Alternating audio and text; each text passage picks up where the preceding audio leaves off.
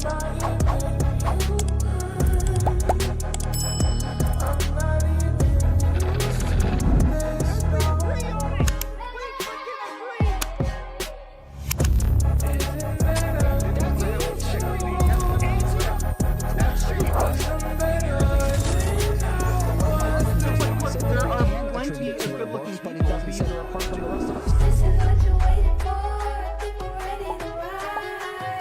me a break. You can't say the color black without walking on eggshells.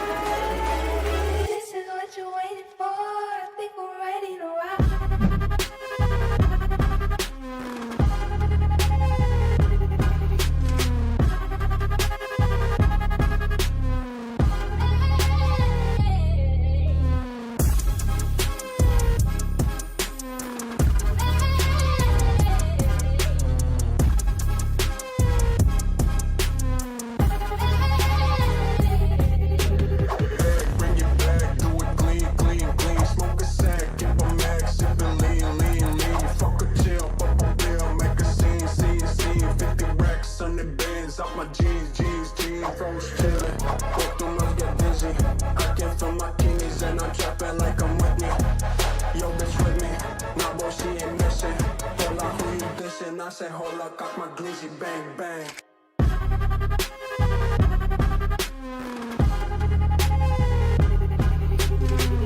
I said, hold up, got my glizzy, bang, bang.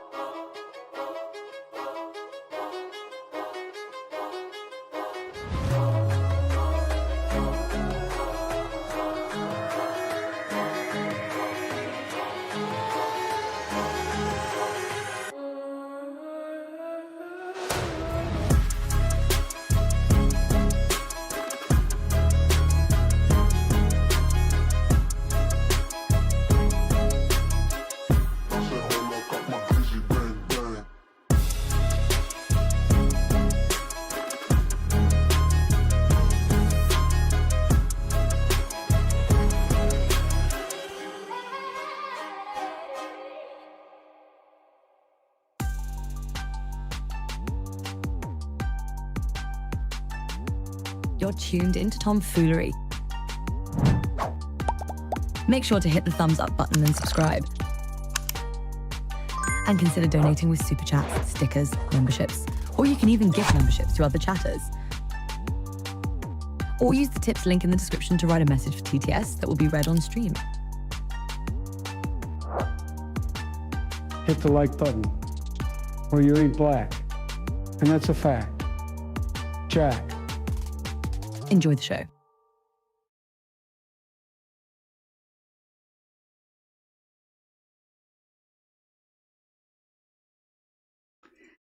Hey, yo, what up, fools?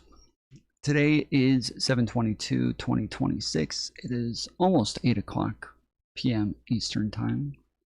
How's everybody doing? Appreciate the heart from Jen, even though you for some reason think Destiny's good at Factorio. He sucks at Factorio. He's only playing because I'm playing. Every fucking time that motherfucker copies everything that I do.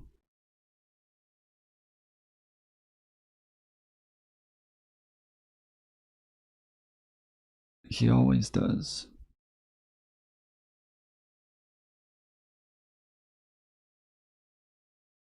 Where were you yesterday? Sleeping. Sleeping all day.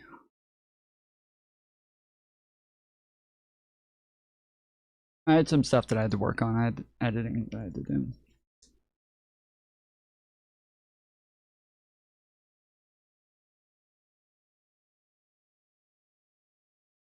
All right, guys, we are now joined in studio by Representative Adam Smith. He is a Democrat. He is from Washington. He is the top Democrat, in fact, on the House Armed Services Committee. And your team actually reached out saying you wanted to have a conversation about the future of the Democratic Party and your ideas therein. So very excited to have that convo. Welcome. Yeah, good to be on. Thank you for the chance.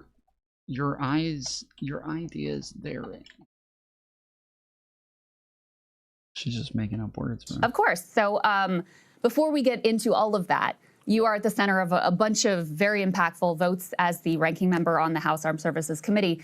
So if you don't mind, I wanted to start by talking to you a little bit about the NDAA, that's the National Defense Authorization Act.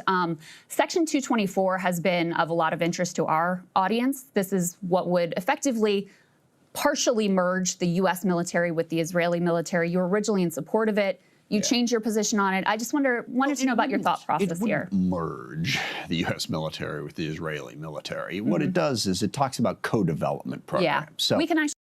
Wait, is that what she said? Did she just say that we merged the U.S. military with the Israeli military? Actually put element. Is that what she said? That's the National Defense Authorization Act. Section 224 has been of a lot of interest to our audience. This is what would effectively partially merge the U.S. military with the Israeli military. You were originally in support of it. You changed your position on it. I just wanted to know about your thought process here. It wouldn't merge the U.S. military with the Israeli military. What it does is it talks about co-development programs. Yeah, so we can actually put element 1 up on the screen while he's discussing because it has some of the specific the Pentagon. Destiny uses a bus. Yeah, I'm not using a bus. I don't use like 90% of the fucking shit on here. I don't use logistics whatsoever. I don't use any of the I forget what they're called.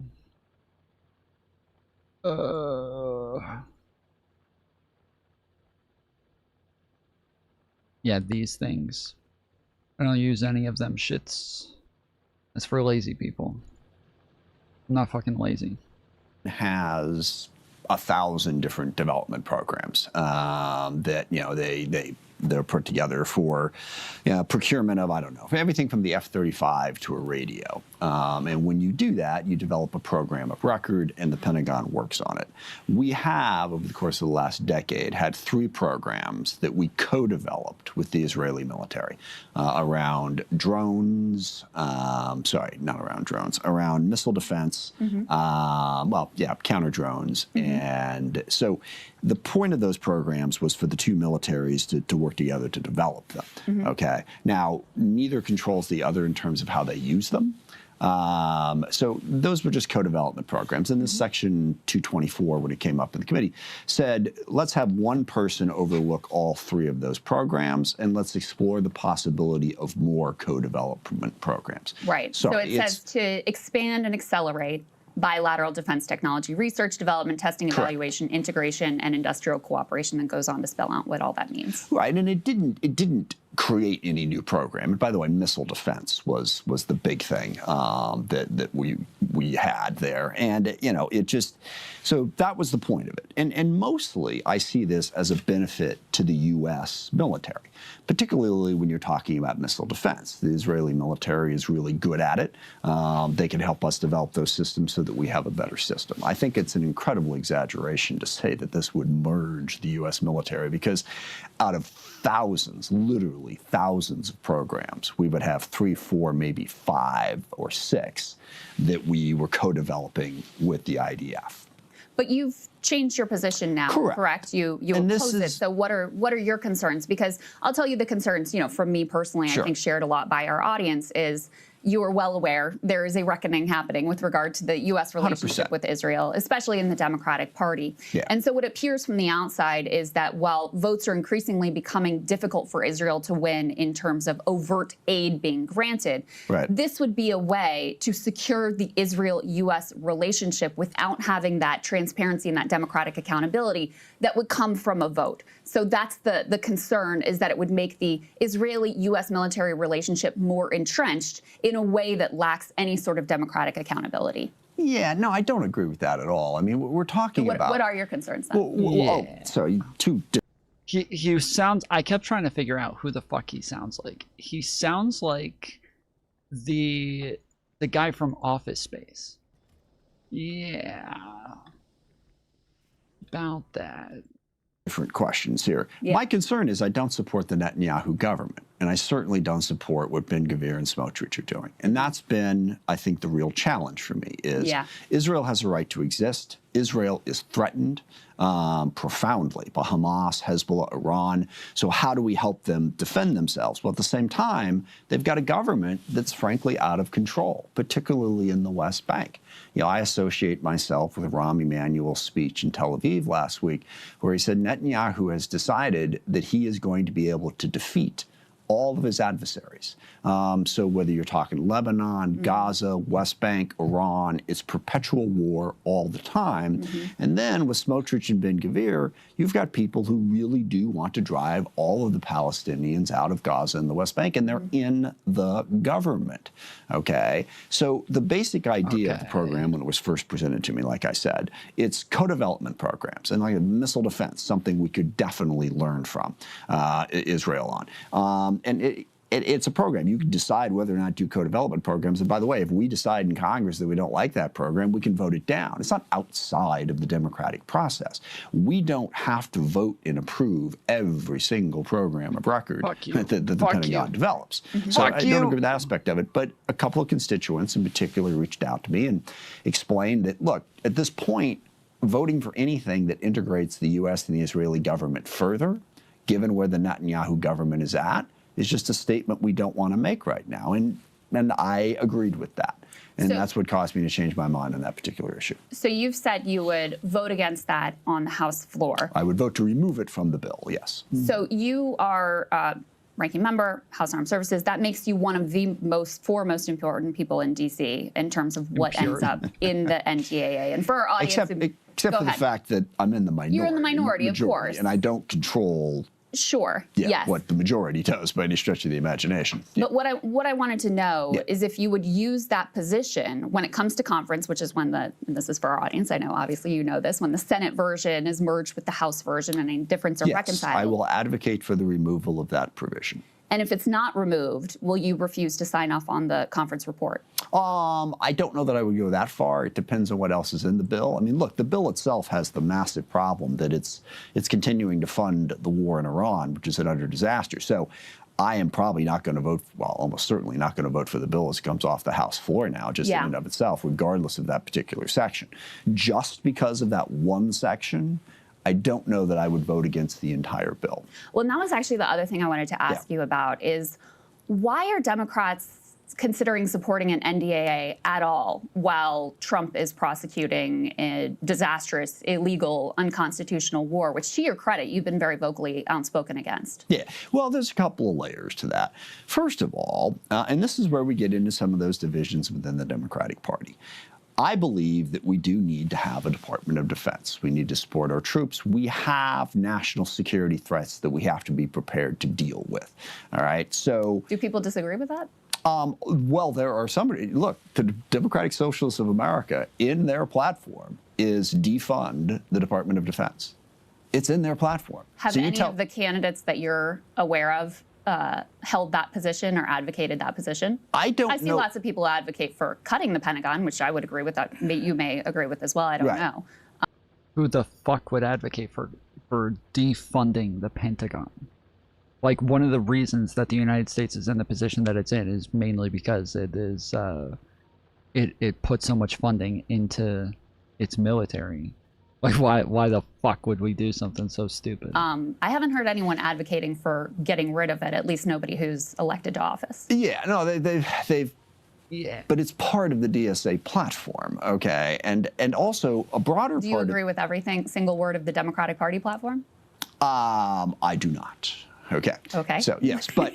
Should you be held to, whatever views are theoretically in some policy position paper, or should we deal with the reality of what your positions are? Why would they put it in there in the first place? But aside from that particular point, there's the larger question of the role the U.S. plays in the world. And this is where I do disagree with the DSA.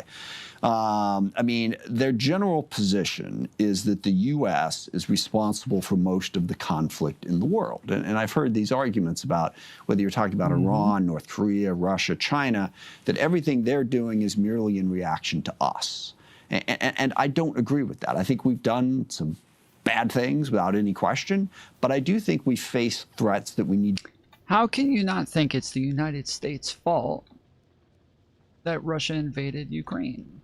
How could you possibly not think that that's our fault? What do you mean? To be in a position to deter. So I'm not, going to say that we shouldn't ever have a National Defense Authorizing Act. The second piece of this and I'm curious, Well, I'm not saying, curious what people think about this. Just to pause on that point for 1 second. The argument I'm making, and I think other people, is not that we should never have a National Defense Authorization Act. It's that in this moment, Democrats, as you know, have precious little leverage that they can use as Republicans control the House, the Senate, and the White House.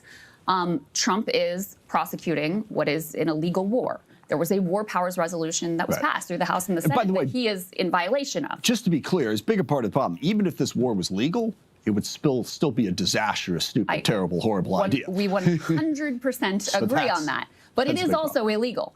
Yeah. So why not use this moment when they would dearly like Democratic votes? I'm not disagreeing with you on that at all. Yeah. So you think so you won't support an NDA and you don't think the rest of the Democratic Party? There will probably be some who will and some who won't. I mean, and again, how do we use that leverage in an effective way? And keep in mind also the National Defense Authorizing Act doesn't actually fund anything. It's not the appropriations bill, it's the authorizing bill, which is the other point I've been trying to get to.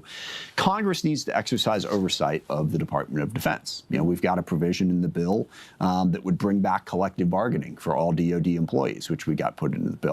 We've got a variety of different things that fence Secretary Hegseth's budgets if he doesn't, begin to turn over more information. It's us exercising our oversight. If we pull back from that and don't do anything, that winds up with the executive branch having all the control and all the authority if we just don't pass anything. So there are some things in this bill that exercise oversight of the Pentagon. We step back from that. Trump just goes and does what he wants to do without any congressional oversight. So that's the balance. Because I think the mistake when you say leverage, the notion is if we say we won't vote for it, the Republicans will therefore give us this, this, this, and this. Well, it'll put some pressure on them. Yeah. I mean, a lot of this, the sure, Iran it war will, is, but they may not. But it may not result in that. So yes. But it may be worth a try. The Iran war is already very unpopular, 100%. and 100%. But Yes. let me ask you about 100%. your vote for the Thomas Massie amendment, which would block aid to Israel. And this is another one where you had told one outlet that you were planning to vote against it, and then you changed your mind and decided to vote for it. You put on a statement saying that you wanted to send a message to Benjamin Netanyahu. I'd love for you. There's actually been a lot of pro-Israel folks who've been attacking you, saying you gave in to pressure tactics, et cetera. I'd love for you to explain in your own words how you came to this place, because I do think your vote and others are quite extraordinary, given where consensus within Washington has been on the relationship with Israel. You had even Nancy Pelosi voting for this amendment yourself, given your position and your track record. You're someone who's been supported by AIPAC. Just take us through This is going to take a minute. This is going to take. That's fine. Take your time. Okay, because the real challenge here is what Israel has historically been. Okay, Israel was historically a democratic state in the middle of no democratic states. They were a very strong ally of the U.S. We partnered with them on a variety of different things, counterterrorism being the biggest thing during the ISIS fight and elsewhere. So you've got that historical relationship. And then you've got the reality of what Israel is living in. And that is that they are the only, well, except for Ukraine, they're the only country in the world, they're the only country in the world that from the day they were founded, people have been trying to eliminate them. I mean, there's no other country in the world that Yemen and Saudi Arabia fought, but the Houthis never said that Saudi Arabia didn't have a right to exist. Okay, very existence wasn't on the line. When Israel came into being, from that very moment, they have been attacked constantly. And yeah, it comes down to a fundamental question. Does Israel have a right to exist? Now, I'll tell you, and this is absolutely the DSA position, is that they don't. Okay? Well, let's pause on that. Sorry, I want to get to the DSA, and I don't want to fight you on all. Why? I feel like this is the question that is constantly avoided, and I understand that there's a lot of people who think that this is just a straw man, right? A lot of people, and I think Cristobal might be one of them, but a lot of people are like, I'm not saying that it shouldn't exist. I'm saying that, I think that they're just a little authoritarian and a little too genocidal to the point that I'm not in favor of funding them. But that doesn't mean I don't think they should exist. That doesn't mean that I don't think that they should have any ability to to run a fucking country or anything. But I don't know which side Crystal ends up on this. But yeah, I am interested to hear what she has to say, because it seems like there is a large portion of people who do just straight up say, yeah, they shouldn't exist. Like, there's definitely a Crystal Ball is a hooker's name. All right. Okay. All of this, No, but I want you to get to I got to your get point through out. this. Yeah. I got to get through this. Okay. So, if you have a situation where Israel is threatened on all sides, and I know it's like, well, no, it's not saying they don't have a right to exist, just they have to let all the Palestinians back in, and then effectively the Jews no longer control Israel. Okay. Well, I'm sorry, but don't you isn't the idea of equal rights for all ethnicities something that you, in theory, support as a Democrat? Well, sure, but the practical result of this is, if you say, yeah, there should be equal rights within Israel, but if Israel allows it, they cease to exist as a country. No, they cease to exist as a Jewish ethno-state. That's very different from ceasing to exist as a country. Oh, come on. Hold on. Stop. Why is No. We got to drill down. An issue for U.S. taxpayers? We got to drill down on that. Okay. All right. They cease to exist as an ethno-state. So basically, Jews would live in Palestine and be governed by the Palestinians, by the Arabs. Okay. And maybe that's just what has to happen in the minds of some people, but understand the consequences of it. Understand why Israel was created in the first place, so that the Jews would have some place to go, okay? Right, and but to just blithely say, well, yeah, it'll go away and it'll be fine. So that's point one. Well, first of all, you're mischaracterizing my position, but well, what is your position? Second of all, what is your position? Second of all, you're ignoring that Israel was not created in a land with no people. No. I know it wasn't. I know it wasn't. No, there were people there. They were displaced. Right. Very few countries ever were. The Nakba. Yeah. There is a dispute over land. Yes. And Israel today, which I think is what you were getting to, is an apartheid ethno-state that, and I don't think you use this language, but that is in the process of committing a genocide. So we can debate the Israel of the past and the various historical interpretations of how we got to this place. But I think you're correct when you say we have to deal with the reality of today. And, I would argue that it's not just the Netanyahu government. We can certainly argue that point. Yeah. But, we have Jake Sullivan, who just came out and said that he regrets the Biden policy of the bear hug. He thinks they should have done more to restrain Israel. And I'm wondering if you have any regrets, because now you're voting in a somewhat different way, both with the NDAA shift in position, with the Massey Amendment saying, hey, we should blockade. I want to send a message to Netanyahu. At the peak of the Gaza onslaught, you had a complete siege. You had entire neighborhoods that were leveled. They created the largest population of child amputees. Do you have any regrets about your votes during that time period? I don't, because everyone forgets about October 7th. Everyone forgets about what Hamas and Hezbollah and Iran have done, and their desire is to wipe out the state of Israel and all the Jews living there. Is that not? I mean, that's in Hamas's charter, and Hamas is still extant. They're still doing that. I don't like the way Israel decided to defend themselves, but the solution being proposed is, and this is the consequence of what you're saying is, sorry, we had this idea back in 1948. We were going to give you a state, and that way you could protect yourself against all these attacks. Didn't work out, so go back to Europe, go wherever.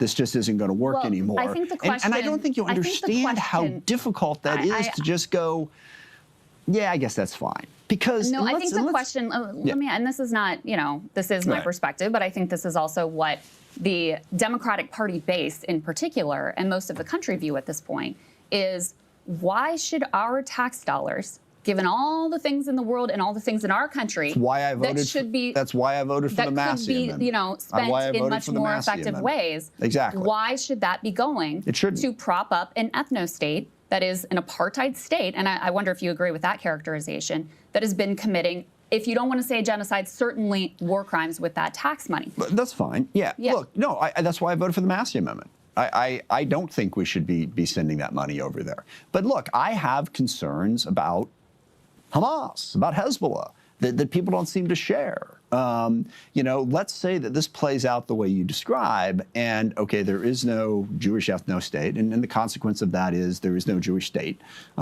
Basically, you have the Palestinians, as they would now be governing that area, and that means Hamas would be governing that area. Do you have any problem with that? Do you have any problem with Hamas suddenly becoming a much more powerful entity and having the country, from the river to the sea, if you will now be a Hamas-run state on the Mediterranean? Are you okay with that? First of all, I'm not convinced that that would be the reality. Well, but how second would it, of all, how would it not be I the don't reality? know how you can get away from how illiberal it is to not support equal rights for people regardless of if they're Jewish, Arab, Muslim, Christian, totally et cetera. with you. Look, and then the other piece is, but I mean, Hamas, listen, she knows what she's doing. She knows that she's like jumping a bunch of steps that like obviously if Hamas and these people weren't doing the things that they were doing, the text on the YouTube chat looks a lot fucking bigger. This is actually nice. Is that the case for anybody else? At least on the phone? This is dope looking. It feels like everything's like much more vibrant and colorful. We know it's stupid. I like it. It looks nice. Yes, they are it bigger. Okay, good. Yeah, it looks nice. Looks good. Yeah, she's jumping a bunch of steps here. Like, seems like purposefully skipping steps. Doesn't support equal rights either. But do you support a two-state solution? Is that your idea? Look, yes. So how do we get there? No, how do we get there? No, but this no, is, stop. Hold on. I can answer this How for do we you. get there at a time? No, hold when on. you have settlements that have made it effectively impossible. There's something I have to explain before all of this makes sense. In order to create a Palestinian state. Yeah, obviously she knows that. It's blatantly obvious that she knows that he's got like that nobody's going to say that, and that they're going to talk about the fact that like Palestinians having power in Israel, you have to come to a conclusion on whether or not that would make it to where like Israel just couldn't exist anymore. You would have to have that conversation. Even if you don't think that that's the case, like you would have to have that conversation. And she seems to like really purposefully be avoiding that. Look, let's go back to what you said. I support a two-state solution. I am also aware of the fact that it's probably no longer possible. You didn't let me get that part out. Okay. Okay, which is really kind of important to this whole conversation. I would agree, yes. And it's very disappointing. I mean, and there's a lot of blame to go around for why we got there. Yes, I would like to see a two-state solution. I am not naive, as you just described, to know that it's simply not on the table at this point. And that creates a massive, massive problem. But the idea, again, that the easy solution is, okay, we get rid of the Jewish ethno-state, and the details of how Israel is currently running, their country, there are Arabs in the parliament, but there are parts of it that aren't. Okay, so we get rid of that. Okay. So what's your idea for what replaces that? You say you're not convinced that it would be a Hamas-run thing. Well, I've offered that. Listen, I really honestly think that this is something for Palestinians and Israelis to decide. I don't know why it is the American taxpayer. It's such a weird thing to say, though. Like, when we're talking about the fact that Russians and, first off, Palestinians and Israelis are currently deciding this. Like, they are currently deciding this right now. That's why they're fighting a war. Like, they have been deciding it the entire time. So I don't know why she would say that. Well, I think it's for them to decide. Yeah, they are deciding it. That's what they're doing. That's why they're fighting. This is what they decided. They've decided to continuously fight each other. But on top of that, this is it's kind of fucking stupid that she's gonna keep like avoiding whether or not they can get along and avoiding like whether or not this is even possible. She's just it really does. It seems like she knows that this is this is an indefensible position, and she's choosing not to defend it. Here's an important business to fund this. And again, that's why I voted for the Massey Amendment. But what is actually your idea? Here's an incredibly. If you're saying, you don't support a one-state solution. You don't support a two-state solution. There is no good solution. That's where you are. That is the reality of where we are now. Right. And I'm no good no good Yeah, solution. and I'm open to ideas, but let's understand the history of this. There's a great book called Palestine 1936 that described what was going on there. So you were coming to the end of the British mandate. And you had, the Jews had been coming in since the 19th century. They'd been there a long, long time ago. And they were looking for, a place to be. The Palestinians were looking to drive out the British. And the Palestinians and the Arabs reached a conclusion in the mid-1930s and said, okay, Jews, you can stay, but you're not going to run anything. Okay? Jews said, no, we can't stay. So they started a civil war. Okay? And they fought. And then, of course, 1948, they got the country created. Another war was started. A war, and I know people say, well, this is a war to drive the Palestinians out. It was also a war to eliminate Israel, to basically kill Israel in the crib in 1948. And they fought, and they fought, and they fought, and they fought. And at no point was there ever anything carved out for the Jews. And so the Jews have been fighting an existential fight.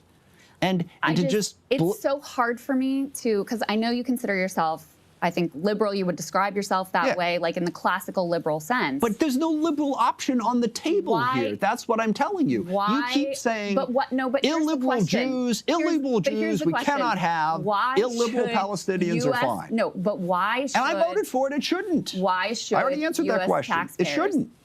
I mean, that is a bad argument from him, where he's saying, oh, but illiberal Palestinians, that's fine. That's kind of a stupid thing. We're not funding Palestine, like, not remotely the same. Okay, so and is that your answer for this particular amendment, or will that continue to be your position moving forward? That's where we're at. So you're done with the U.S. funding Israel? I think working out themselves. Yeah, I'm not 100%. I got to say. I mean, look, if tomorrow there's a peace agreement, okay, and they actually go forward with something where they create a reasonable alternative for the Palestinians in Gaza, if they actually stop what they're doing in the West Bank and get to peace in Lebanon, that may change. I don't see that happening, which is why I gave you the answer I gave. But again, this notion that somehow there's a liberal option on the table, and how could we possibly support the illiberal state of Israel? What's going to come in there? Okay, that's going to be liberal. Well, now, I'm with you on the taxpayer dollar piece. You mentioned Rahm Emanuel's speech. You said you associate yourself. If memory serves, he supports banking sanctions on Israel. We sanctioned our ally at the time, South Africa. You support that? I am one of the original co-sponsors of the, it's the West Bank Violence Prevention Act, which sanctions Israel for what they're doing in the West Bank. Yes, absolutely. It's wrong. It shouldn't be done. Yes, we should sanction them, and we should specifically sanction Smotrich and Ben-Gvir, who are advocating so much of this. Yes. Okay. All right. Let's move on to some of these broader disagreements. And I guess a good transition into that is, how much do you think the question of the relationship with Israel-Palestine is serving as a litmus test in Democratic primaries? From my perspective, it's been very important because it served as a proxy for kind of a host of other issues and concerns that the Democratic base has with the Democratic Party at this point. But I'm curious your perspective on how important that has become and the reason why you think it has become an important issue. It's becoming more important. It's not the most important issue. The most important issue, it's not even close to the most important issue in these primaries. The most important issue that is driving the anti-establishment feelings in the primaries is two things. Number one, the belief that we have not effectively fought Trump. Okay, when you look at what really drives these people, yes, Israel's part of it, but it's also going after, you were part of the establishment, how come you didn't beat Trump? Now, I have a complaint here, and that is that a lot of the policies of the DSA and the left, open borders, defund the police, the idea that you can't possibly spend enough government money, identity politics, a lot of those things are what gave Trump his power. And part of the reason those of us in the establishment struggled to beat Donald Trump is we were having to defend policies like open borders.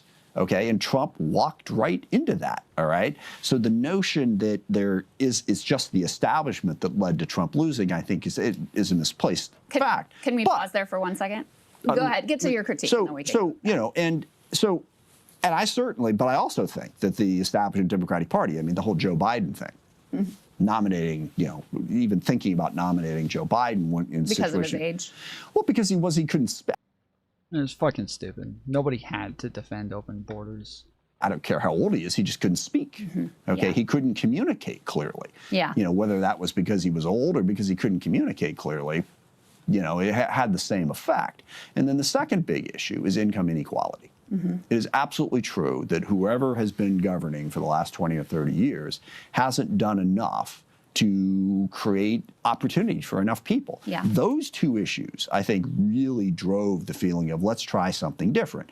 Now, the question is whether or not the DSA agenda of, you know, is actually going to achieve either of those objectives. Is that what's going to help us defeat Trump and MAGA? Is that what is going to build a more broad-based economic thing? But this is where I am very sympathetic with the DSA. I'm an economic populist.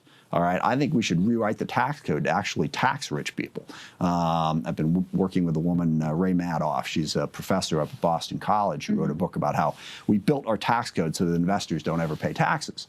Let's change that, okay? I'm very pro-union. Stock buybacks. Why do we have stock buybacks? They didn't exist prior to 1982. Yep. So obviously corporations can exist without them. On that agenda, I'm there. You know, part of the problem I have with the broader agenda is you can't have free stuff for everybody all the time, A. And another message that the left gave us in the last 10 years was that deficits and debts don't matter. Are you familiar with modern monetary theory? Of course. Yeah. It's absurd. The idea that we just spend as much money as possible is not a problem. Now, Well, I want to tax people. I want a better social welfare Yeah. state. Is But that to argue that absurd? we can have a better social welfare state because the debt doesn't matter I think with undermines the I credibility think of with that the argument. decline of the U.S. dollar and potential risking of the U.S. dollar as a reserve currency, it's something we have to think more about now. But here's so let me That's drill. the understatement let of me the drill- morning, by the way. But Let yes. me drill down Right. a little bit on a few things Sure. you've said. So you've argued both from a most of your argument against the DSA thus far, I think you could characterize as an electability argument. You think No. It's bad policy.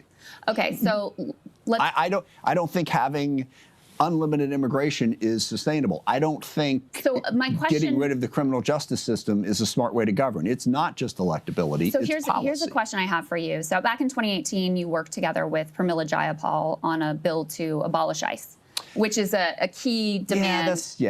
I worked with her on a. Here's what the bill did. Okay, it's a slogan. We have an article here from the Seattle Times, Right. your local paper. U.S. Reps Pramila Jayapal and Adam Smith aim to abolish ICE, restructure immigration enforcement. Exactly. You were one of the Democrats actually who was in Right, but office when you voted for Can I DHS tell you what this and actually does, creation of so ICE. we can have an intelligent Sure, of conversation? course. Yeah. Well, number one, Okay, do you then. still support this? Yeah. Let me tell you what it does. Okay, because but you still support it. that doesn't help anything. Because what is this? Can I? Yeah, of course. Can I? But first, do you still support it? And you can explain more in detail what it is. Let me tell you what it is. Okay. Okay. Yes. When we created the Department of Homeland Security, we took immigration enforcement away from the Justice Department and we put it into DHS and created ICE. Correct. What this does is it puts immigration enforcement back at the Justice Department. And gets rid of ICE. Right. Well, it gets rid of. Yes. Yeah, no, but That's it my doesn't. position too. But here's. We're on the same page here. Yes, but it doesn't get rid of immigration enforcement.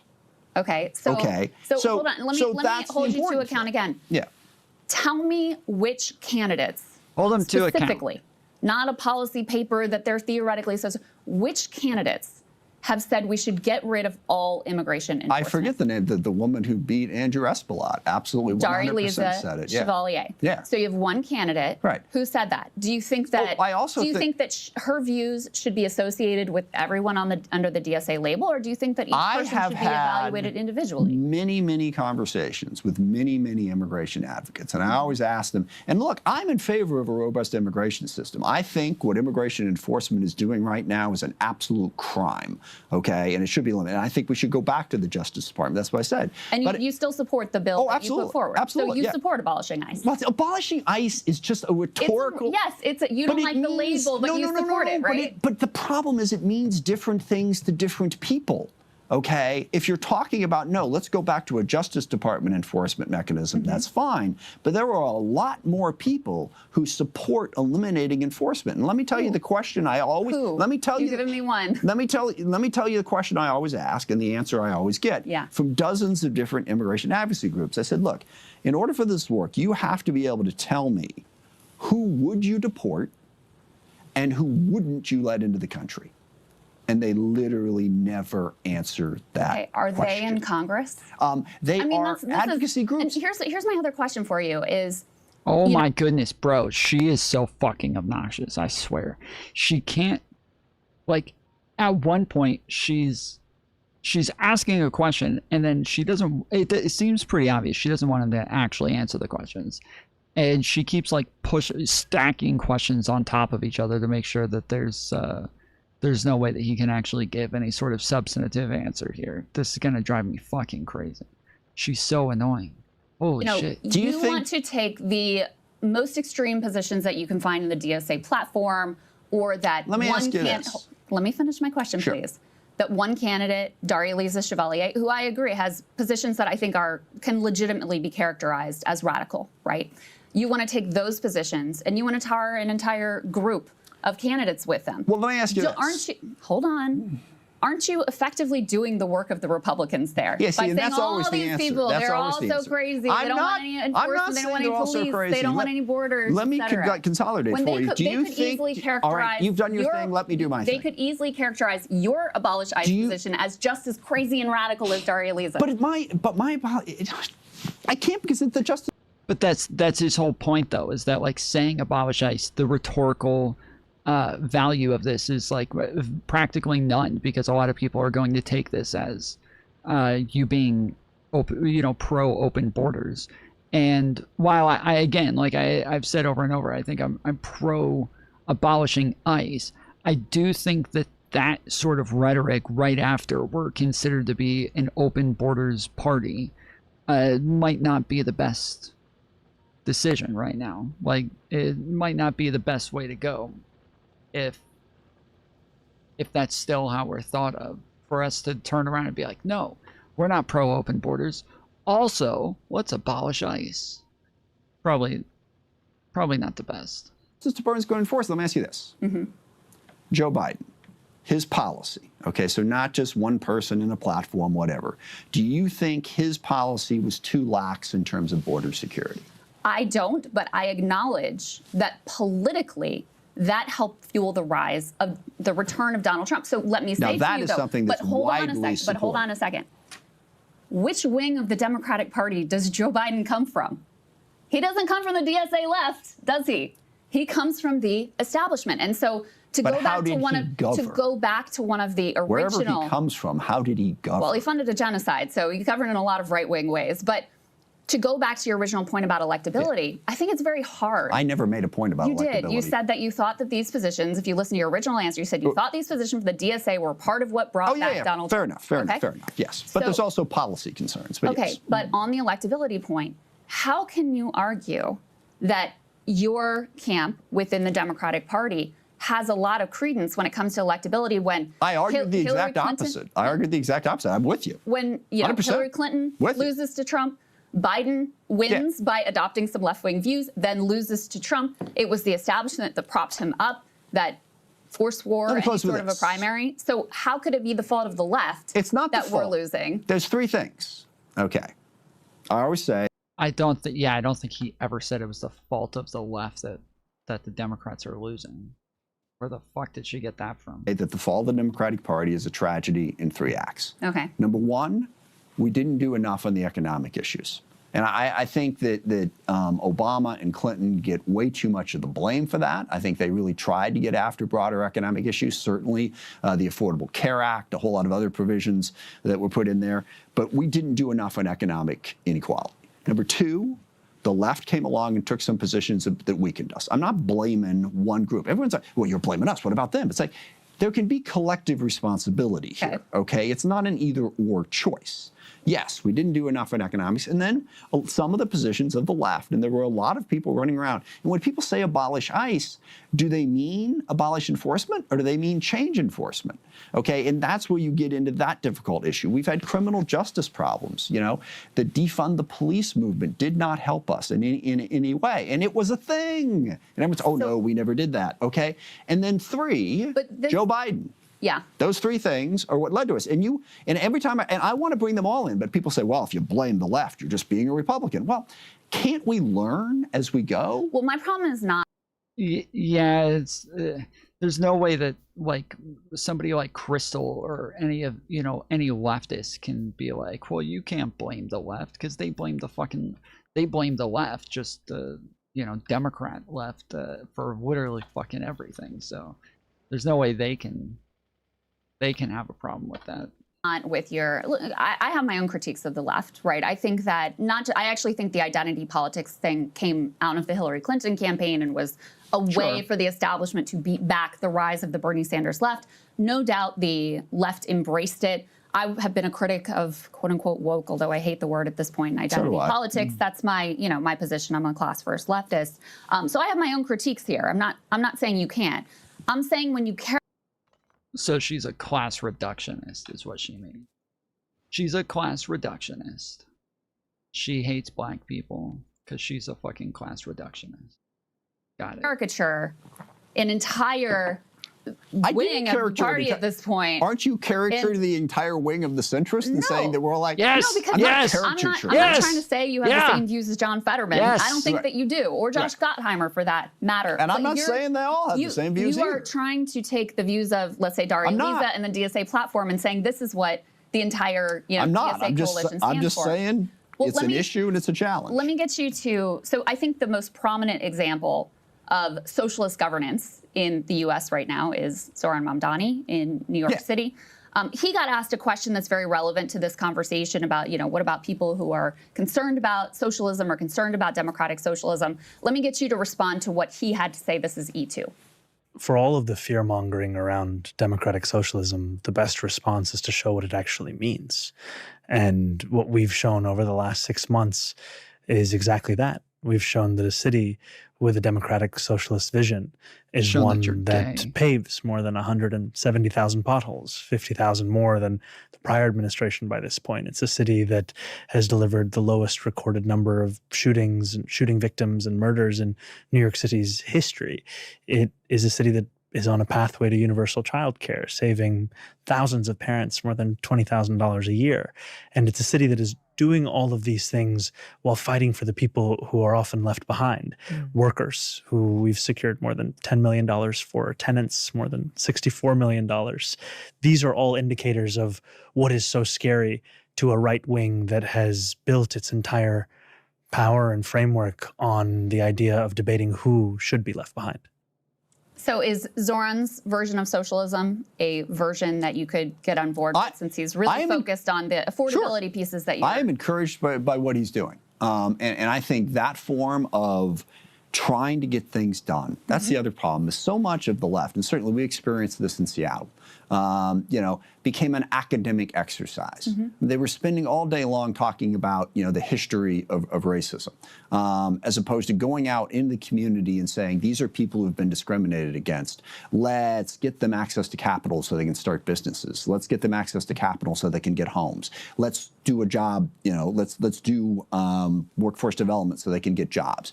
It became an academic exercise about the history of the U.S. and about, are we, just an irreversibly bigoted racist, and that's all interesting.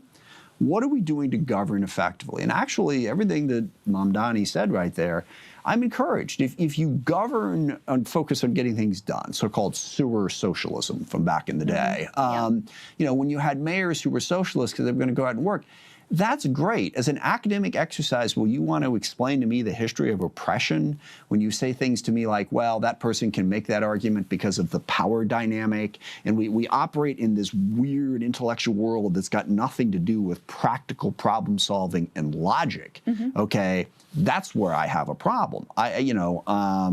Michelle Wu up in Boston, also on the left, governing really well. There are other folks who haven't governed so well because they got trapped in this sort of ideological thing where the whole focus was on oppressed and oppression as opposed to actually governing well. So yes, I am encouraged by what I've seen in the last, 6-7 months in Mamdani's term. I'm a working class blue collar kid. I'm in favor of economic populism. And if socialism can work on that level. Now, I think you also have to recognize that private industry has to be part of it. Okay, we have to have businesses that grow. But yeah, I heard someone, I was up in New York month or so ago, and someone said, the problem is we took the guardrails off capitalism. And over the course of the last 50 years, that's what we did. We took the guardrails off capitalism. So let's put those guardrails back on. And if you want to call it socialism, whatever you want to call it, I don't care. But let's govern more effectively. So let me ask you then, Josh Gottheimer said, if you're a socialist, you're not a Democrat. It sounds like you don't agree with that. No, I mean, but again, the problem with this is the whole abolish ICE thing. You throw a term out that means 15 different things to 15 different. I would say that Democrats are the party of the liberals, and that you can't be a liberal and a socialist at the same time. You can't be a liberal and a communist at the same time. You can't be a liberal and a Marxist at the same time. Just the same as you can't be a liberal and a fascist, or any other anti-liberal ideologies that are literally exist to combat liberalism.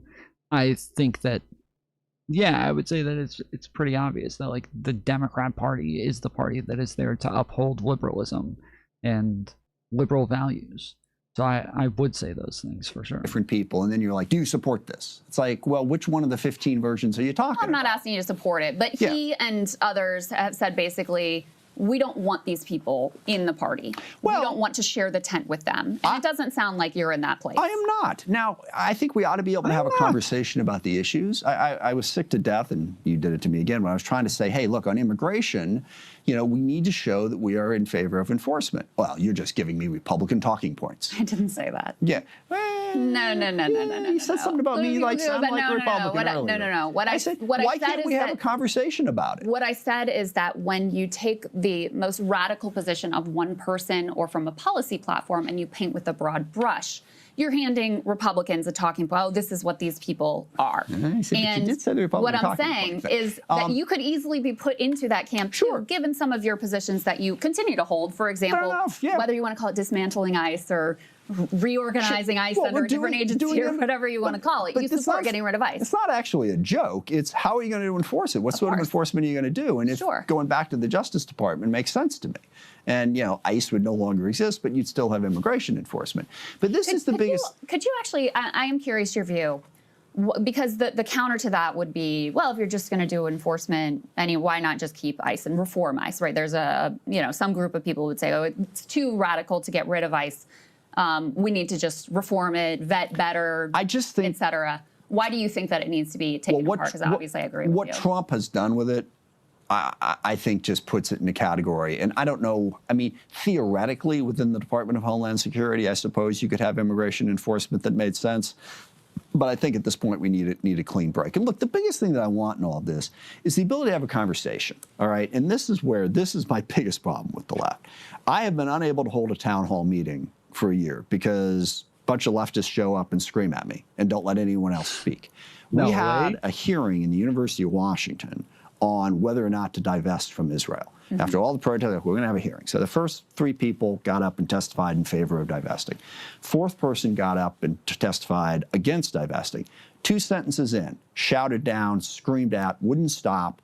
The meeting, you talk about illiberal, okay? Having people stand out in front of my house, screaming death threats at me and threatening my wife.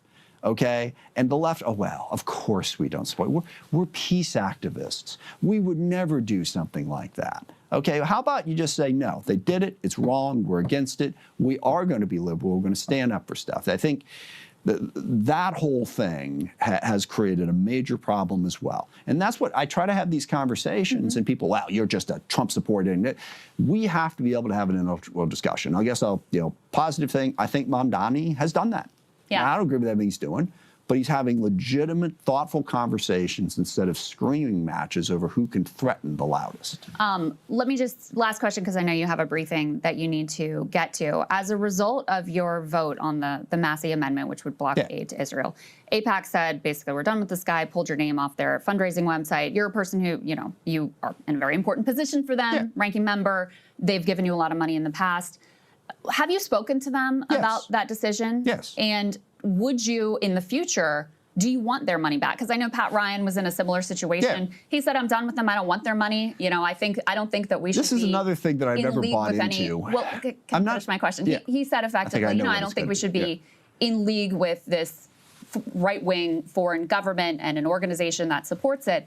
Do you share that view, or you would be open to taking their money again? I'd be open. I mean, given my position, I don't think that's going to happen. It's always been my position. I vote, take positions, and people decide whether or not to donate. And that's another thing that I don't think the left should take no money from corporations. Corporations are evil, they're awful, they're terrible. I don't think that's in keeping with how the country's going to run. We need businesses. And look, I've had many donors. I mean, AIPAC's not a business, but well, no, but it goes beyond AIPAC. You know, we're not supposed to take any money from any people. How can you put? Well, I think that position divides us, and not necessarily. As far as AIPAC is concerned, you understand that they count anyone who's ever. No, I haven't watched the Reckless Ben video yet. I'll pull that up next. Donated to AIPAC. I have a lot of friends that supporters going back decades who give money to AIPAC and give money to me. Okay, I'm not going to. But you have taken AIPAC contributions. Oh, yeah, that's not a mischaracterization. No, absolutely, absolutely. But the whole broad thing of, well, they make it in fairness, because I think it's a very difficult thing to track. They intentionally, they create other groups. Puff. Yeah, and they try to hide some of this money now that it's become a toxic name. But real last question for you. Abdul El-Sayed running in Michigan against Representative Haley Stevens. AIPAC and affiliated groups have spent $30 million in that race to support Haley Stevens.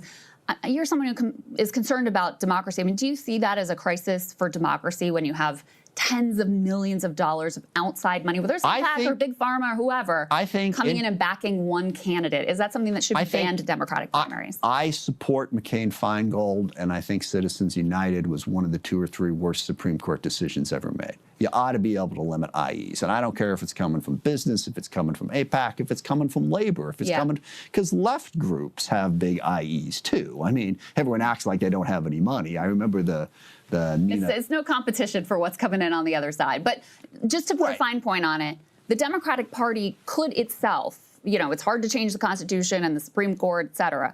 The Democratic Party itself could ban that type of spending they can't. In primaries. They can. They can set their own. Of course they can. Hold on. The DNC can set their own rules for how their own primaries are run. They can't block an IE. Yes, they can. No, they can't. What are you talking about? They can set their own rules for what type of money can be spent in these campaigns. Is that something you would support? Rules, sure. I would, but okay, you would support it, but you don't believe that it's possible. No, the IEs are independent. They can do what they want to do. The Democratic Party can't come. You think the Democratic Party could just come in and tell AIPAC not to spend money? Yeah, I think they could run their own primaries the way they want to run their primaries and set the rules for that. They absolutely could. That's something that was part of the debate for the last DNC chair. I'll have to look into it. Take a look at it. Even if the DNC but you would support, says that, in theory, you would support it. I would support anything that.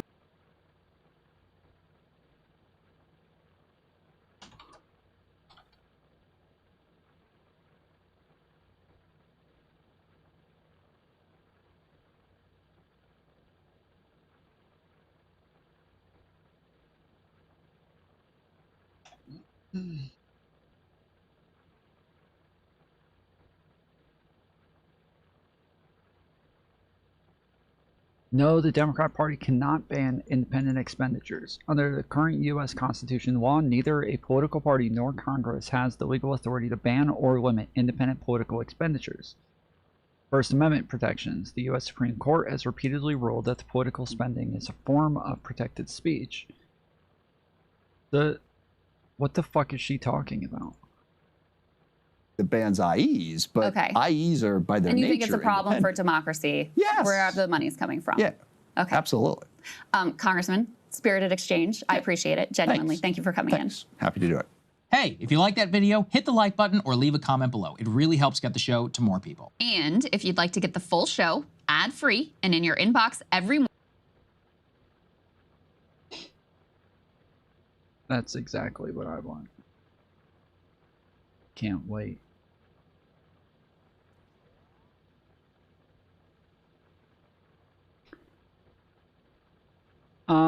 Okay. So, yeah, I guess this probably isn't a new video. It might be an update video. I think it's only about like 30 minutes long.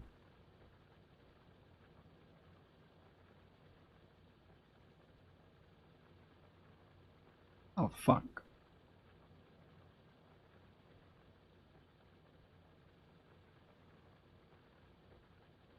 How the fuck did that happen?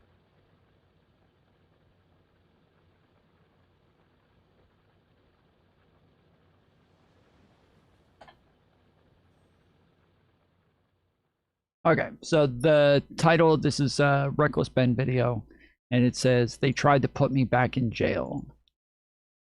And the thumbnail is just,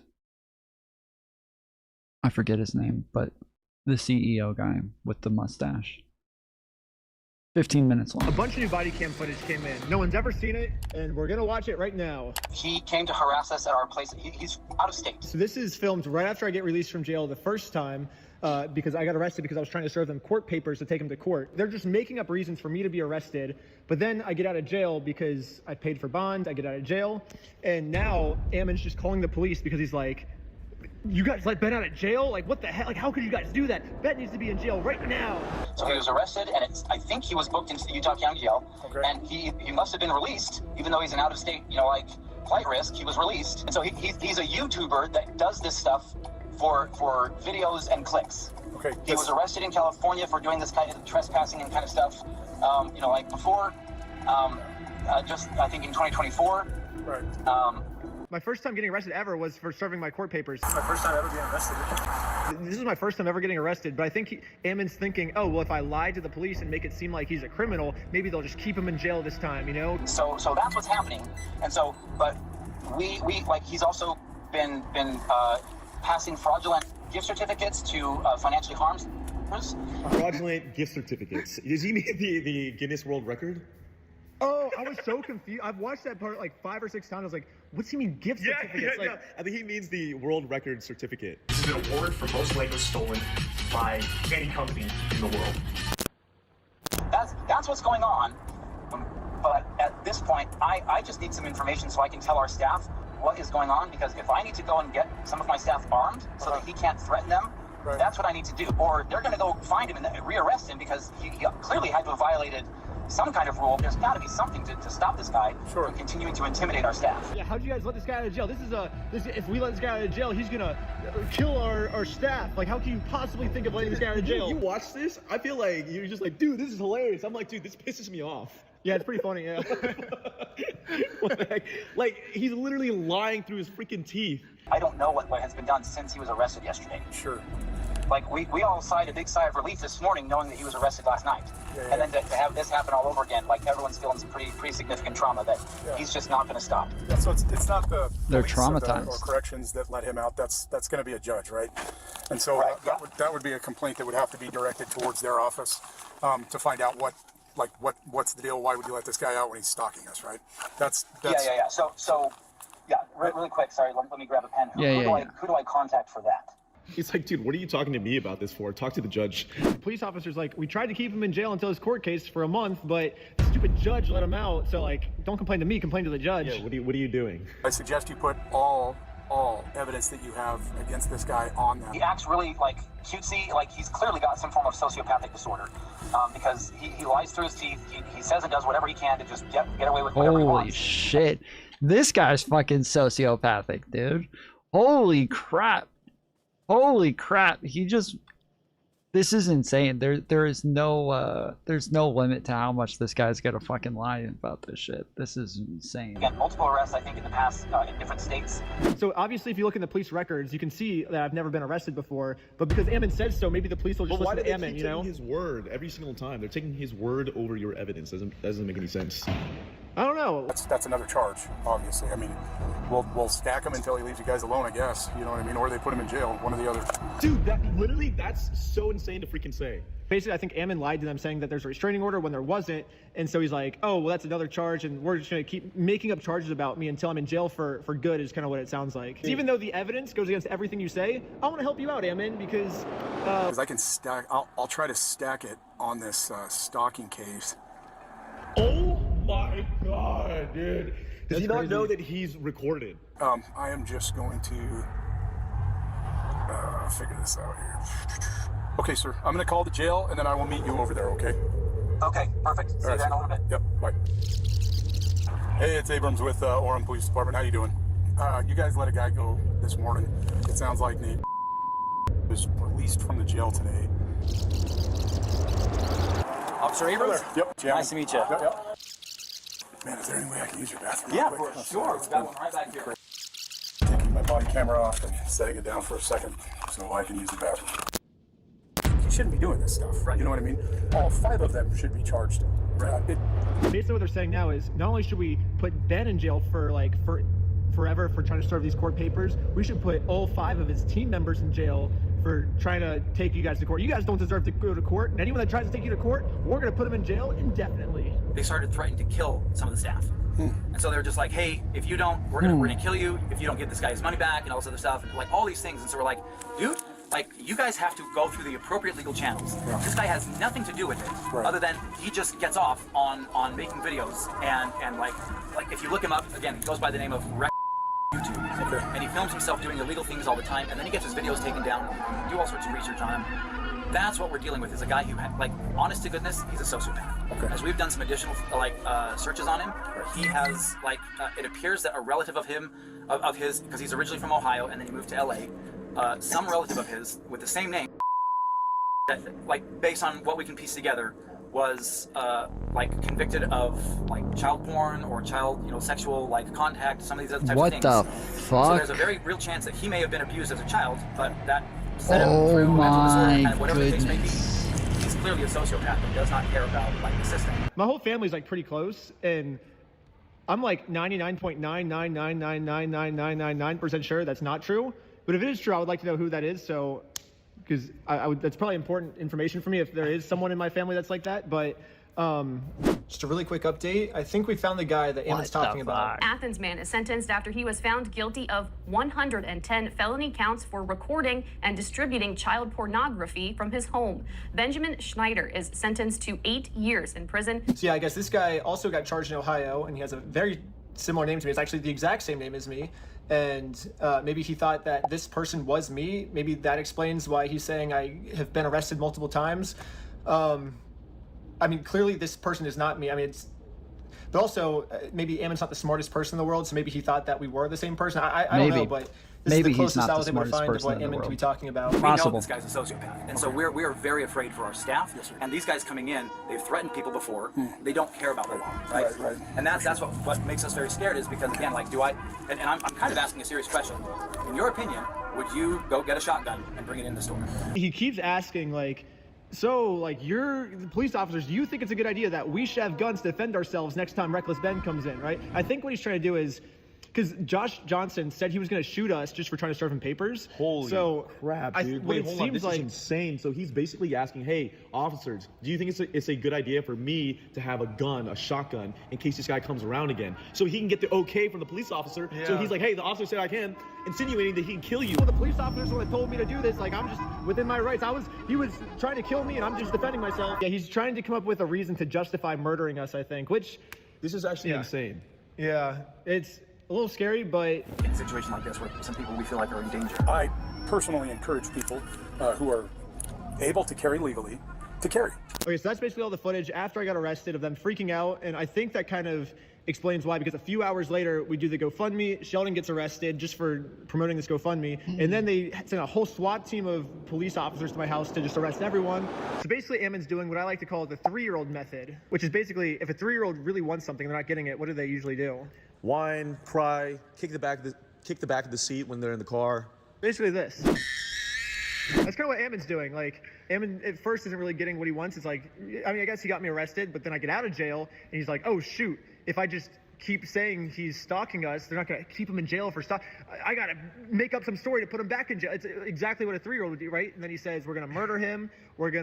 He's like, we're threatening him. And he's not getting what he wants, so he just keeps whining and crying. He's like, they're doing this. And we can't threatening.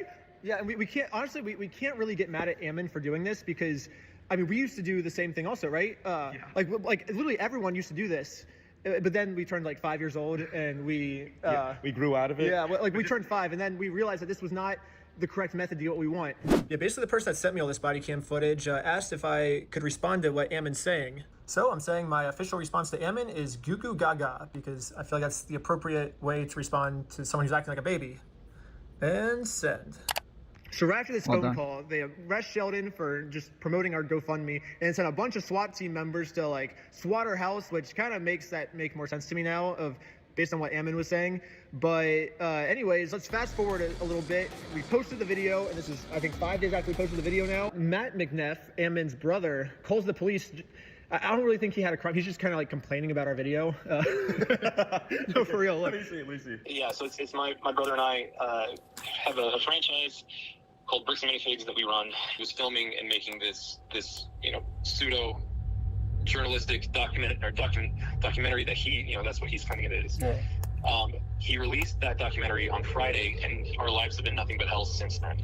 Once this YouTuber released this video, our franchisees are getting targeted harassment, review bombs. They are destroying people's lives and making it has been a nightmare. He's not even reporting a crime to the police. He's just like complaining about how much he dislikes the video. Aren't you supposed to call the cops when there's an emergency? The cops basically just being the dude's therapist at this point. Oh, yeah. Okay. It's been rough.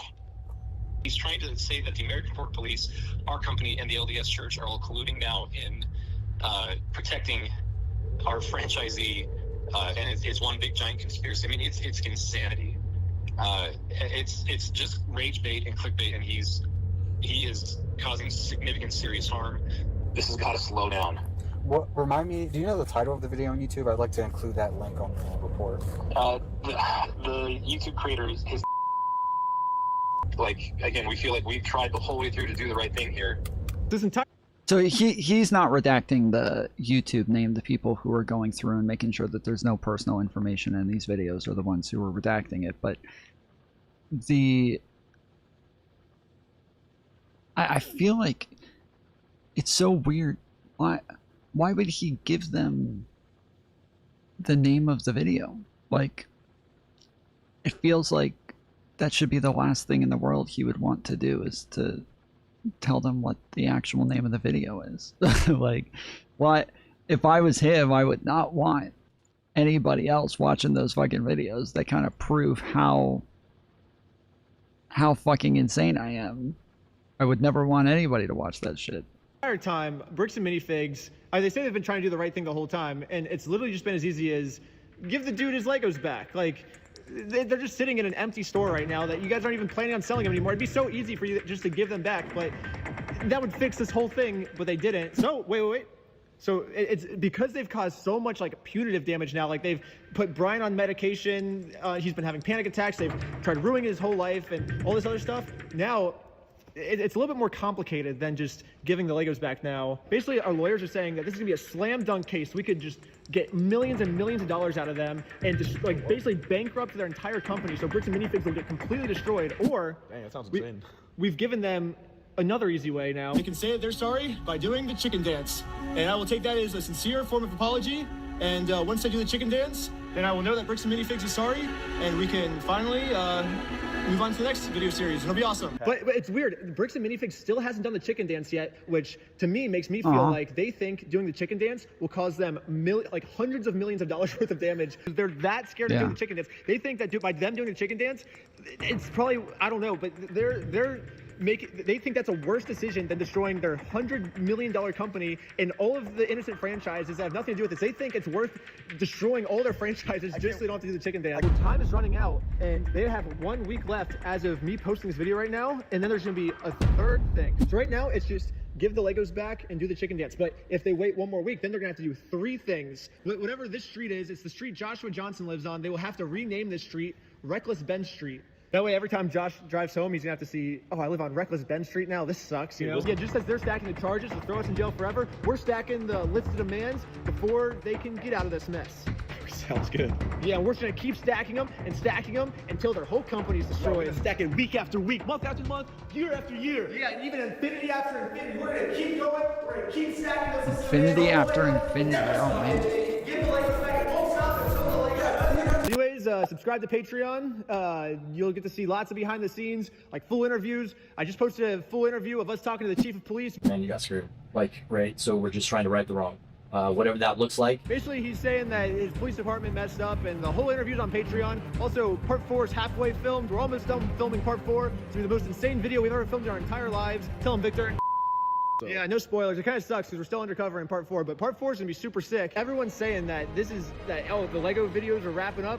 I think the Lego series is actually just started. Well, it do be like that.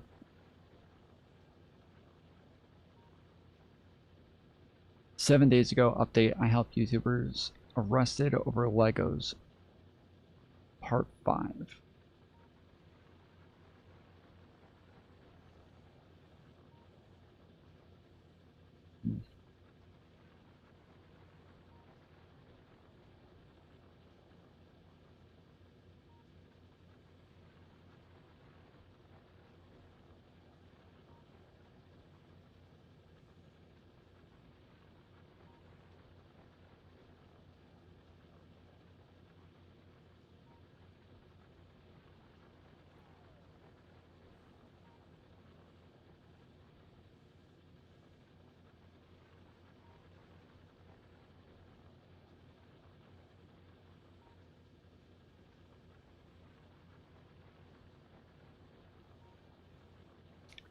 Did the video with Pac-Man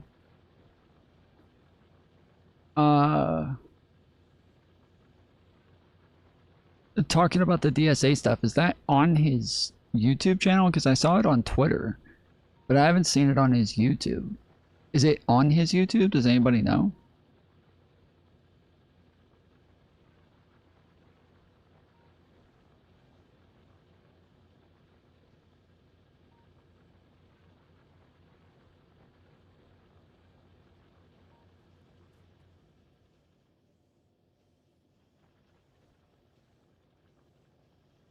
Okay, I'll just play the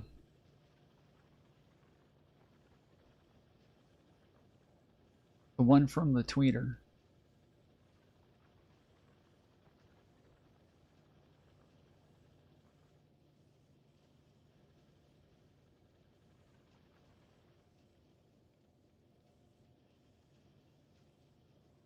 The Democratic Party is showing the early signs of the same disease that destroyed the Republican Party. I've got so many friends on the left texting me and saying, David, we're not going to allow the same thing to happen on the left that Trump did to MAGA, that Trump and MAGA did to Republicans, are we? Republicans, back in 2010, their leader. Is literally what I've kept comparing it to, with the DSA like gaining more traction right now. And again, it is true. A lot of people, every time they're like, you know, well, they only have like 5 congressmen and a couple mayors. Like, why is this such a big deal? Why are people acting like they're taking over?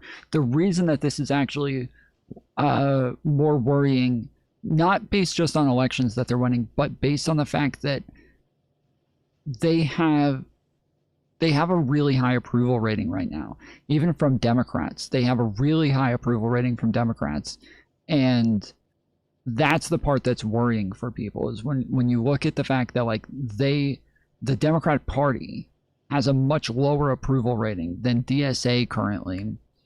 It seems like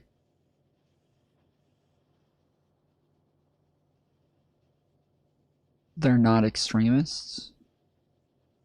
Wait, who? The good work on that debate against Ryan? Thank you. Hear from Pisco. Oh, did Pisco watch it?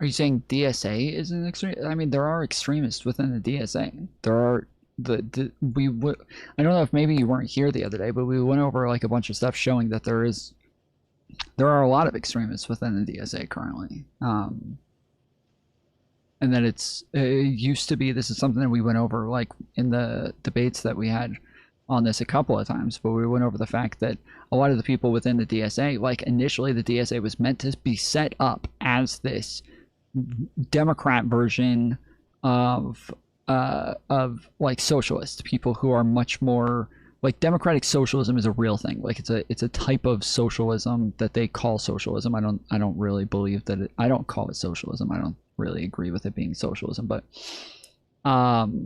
he watched some. He said you did good. Nice. But yeah, I think that there's obviously a lot of people. I like people like AOC. I like people like Mom Donnie.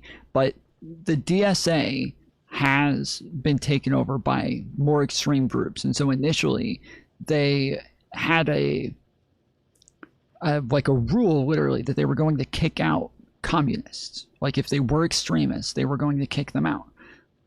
And they literally voted to get rid of that rule about 5 years ago. And over the past 5 years, the more of like communist and anarcho-communist groups have grown exponentially. And so when you say like they're not extremists, the platform may not be super extremist in and of itself. It is in some areas when they're talking about getting rid of the presidency. Like the DSA platform literally talks about like removing the presidency, removing the funding for the Pentagon, removing the like making everything just go through the Senate instead. There are a lot of like, there are some things that I would say are extreme positions, but I wouldn't say the DSA in and of itself is extremist. But I also don't think the Tea Party was extremist in and of itself. It had extremists within the Tea Party, but it was not all extremists. The DSA is decentralized. Well, then they shouldn't be. They shouldn't have a platform then. But they do. They have a platform. So it doesn't.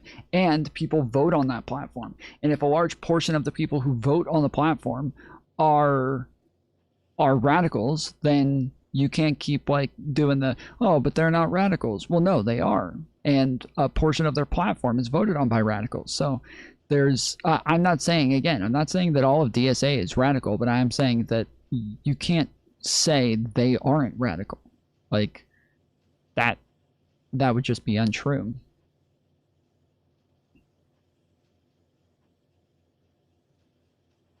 What does shouldn't have in platform mean? It means that on the website, on the DSA website, they have a platform for the positions that they advocate for the types of things that they want to get done as a party, just the same as the Democrats have a platform, the Republicans have a platform. That's what makes it centralized. And when you're saying, well, it's decentralized, okay, if it's decentralized, then, and you're saying, well, so what if there's extremists in there? Like it doesn't, they don't necessarily have any control. Well, then they shouldn't have a fucking platform. But they have a platform where they literally, you're doing composition fallacy. Oh my goodness, you're gonna break my brain. You're gonna fucking kill me, dude. Oh my goodness. Then claiming that it doesn't apply to the Tea Party. It didn't say it doesn't apply to the Tea Party. I never said that. Never mind. Laughed at the Tea Party. Conspiracy theorists, they're far-right internet trolls, they're not going to do anything. And then the Tea Party took... Where's your consistency? I don't know. You're making up shit that I never said and then arguing with me for it. I never said that shit, so I don't know what the fuck you're talking about. You can't say it's decentralized if they have a platform. That's it. That's my position.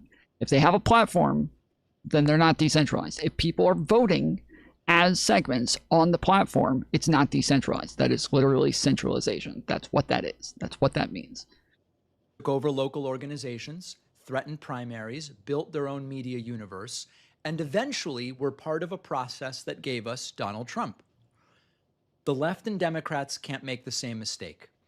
There is a small group of far-left extremists gaining influence inside youth groups and party organizations because they spend all day online organizing and enforcing ideological purity and attacking anyone who disagrees. Now, let me be very clear.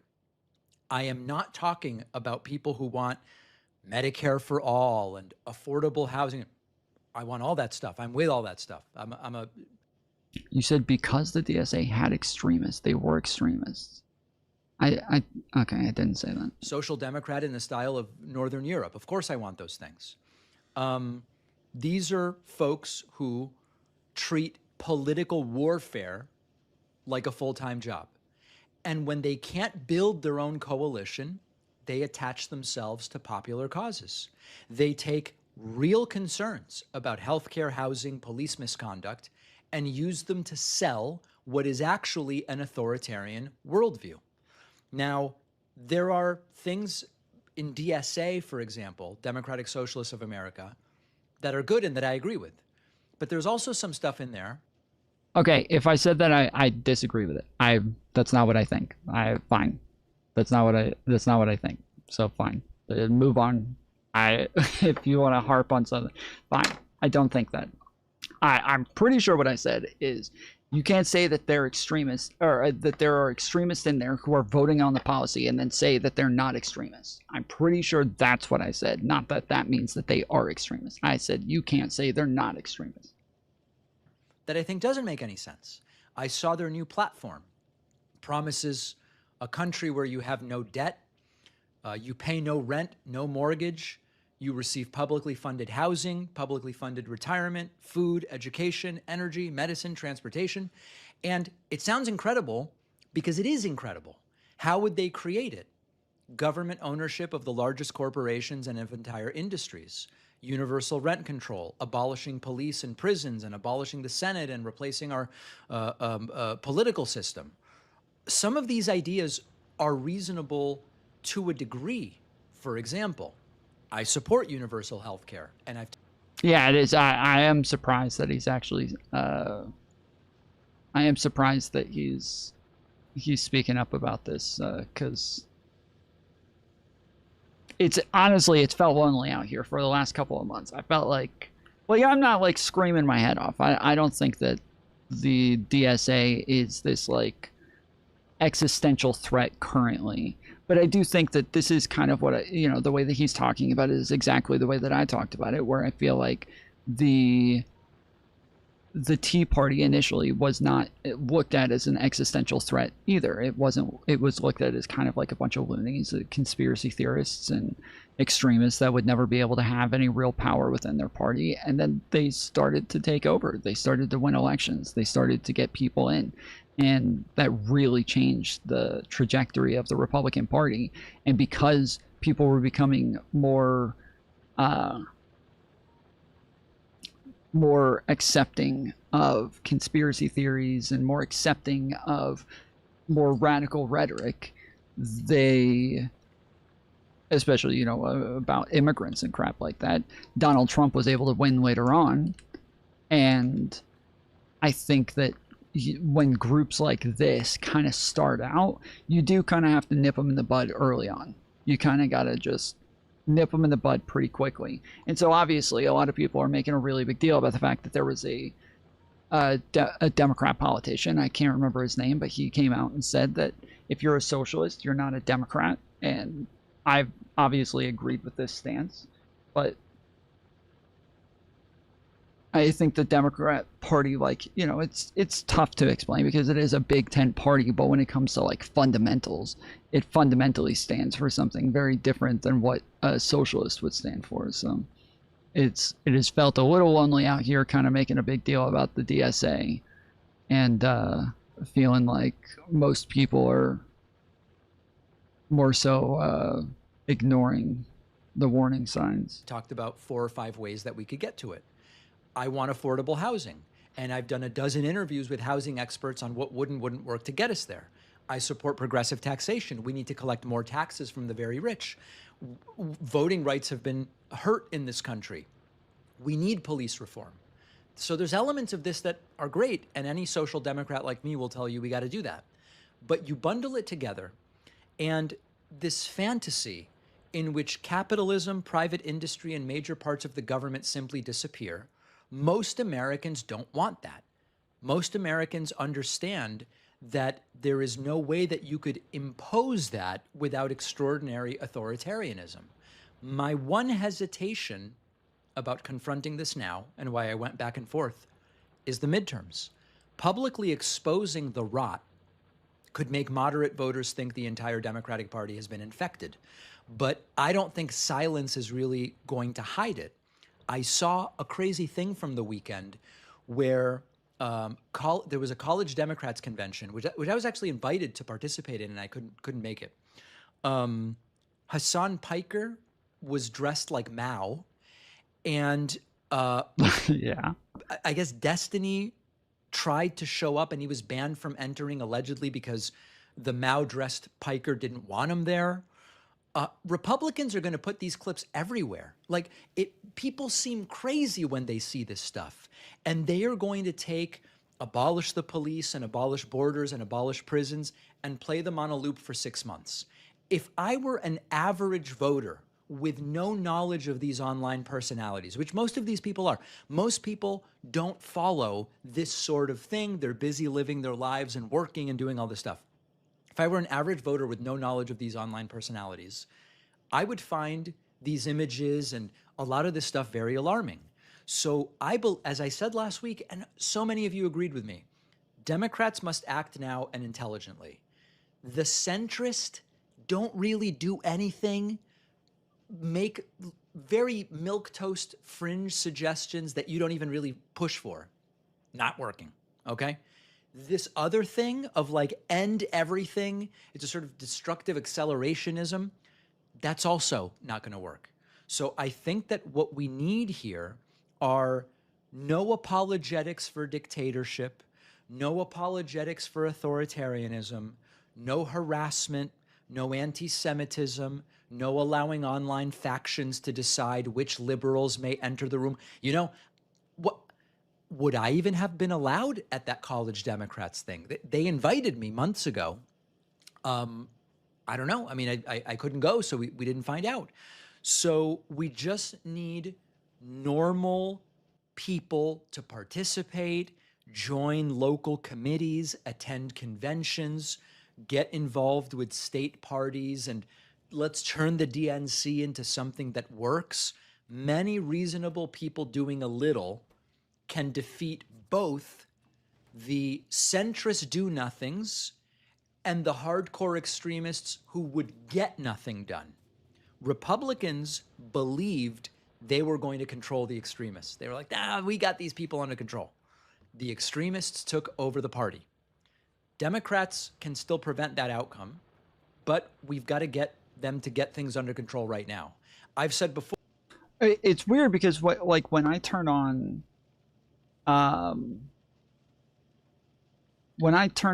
like TikTok and I watch a lot of people, again, who call themselves liberals. These people call themselves liberals, and then they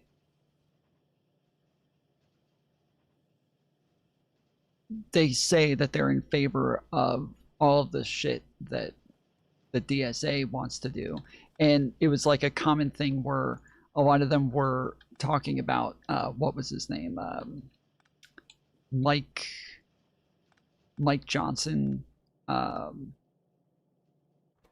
where he was giving some sort of speech and talking about the fact that he was going over the DSA's platform and what it is that they want to do and all of the things that they want to get done.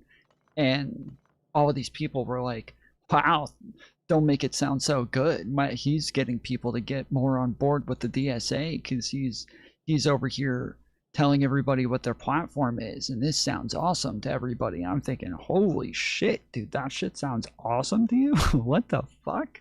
You call yourself a liberal and that sounds awesome? It was all over TikTok too. Like I saw the same types of videos just over and over and over and over and over from all of these people showing Mike Johnson, reading off what the DSA platform was, and all of them being like, ooh, he's doing an advertisement for them. This sounds great. I've never been a Democrat. I don't care about the Democratic Party beyond who offers the better candidates, and usually it's Democrats over Republicans. But we've got to make sure that we don't allow that party, if it is the vessel, at least for now, to something better than what Republicans are offering, to be hijacked. This is about let's include, but not allow any extreme faction to take over. And that is what I think makes the most sense. Can it be done reasonably and without self-inflicted damage between now and the midterms? I don't know. I hope so. Yeah, this is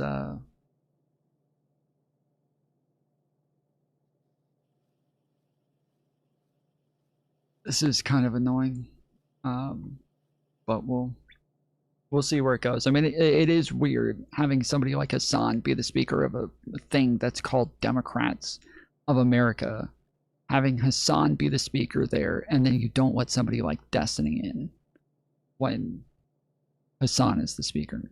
Somebody who, like, Hassan is, you know, overtly against the Democrats. Seems insane.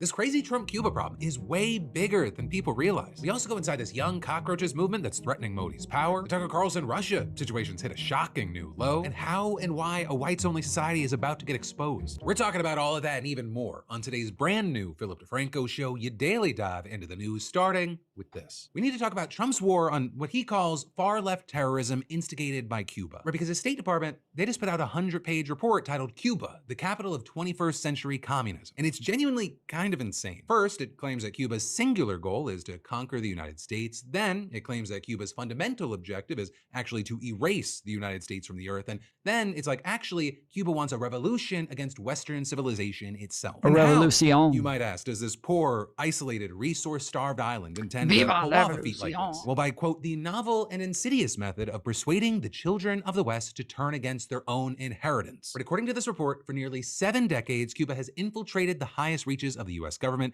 and carried out one of the most durable and damaging foreign intelligence penetrations in American history. It is a conspiracy that encompasses universities, nonprofits, activists, media outlets, politicians, and even the internet's Hassan Piker. And apparently what ties them all together is a new and distinct kind of Marxism focused not on class struggle, but on racial and civilizational conflict. In fact, according to this report, you have everything from the BLM protests to the rise of Antifa to pro-Palestinian student activism being linked in some way, shape, or form to Cuban influence. And you've got this report naming dozens of examples of what it calls front groups and fellow travelers, basically the people it claims are somehow a part of this Cuban network. And yes, it includes people like New York Mayor Zoran Mamdani, Los Angeles Mayor Karen Bass, Congress.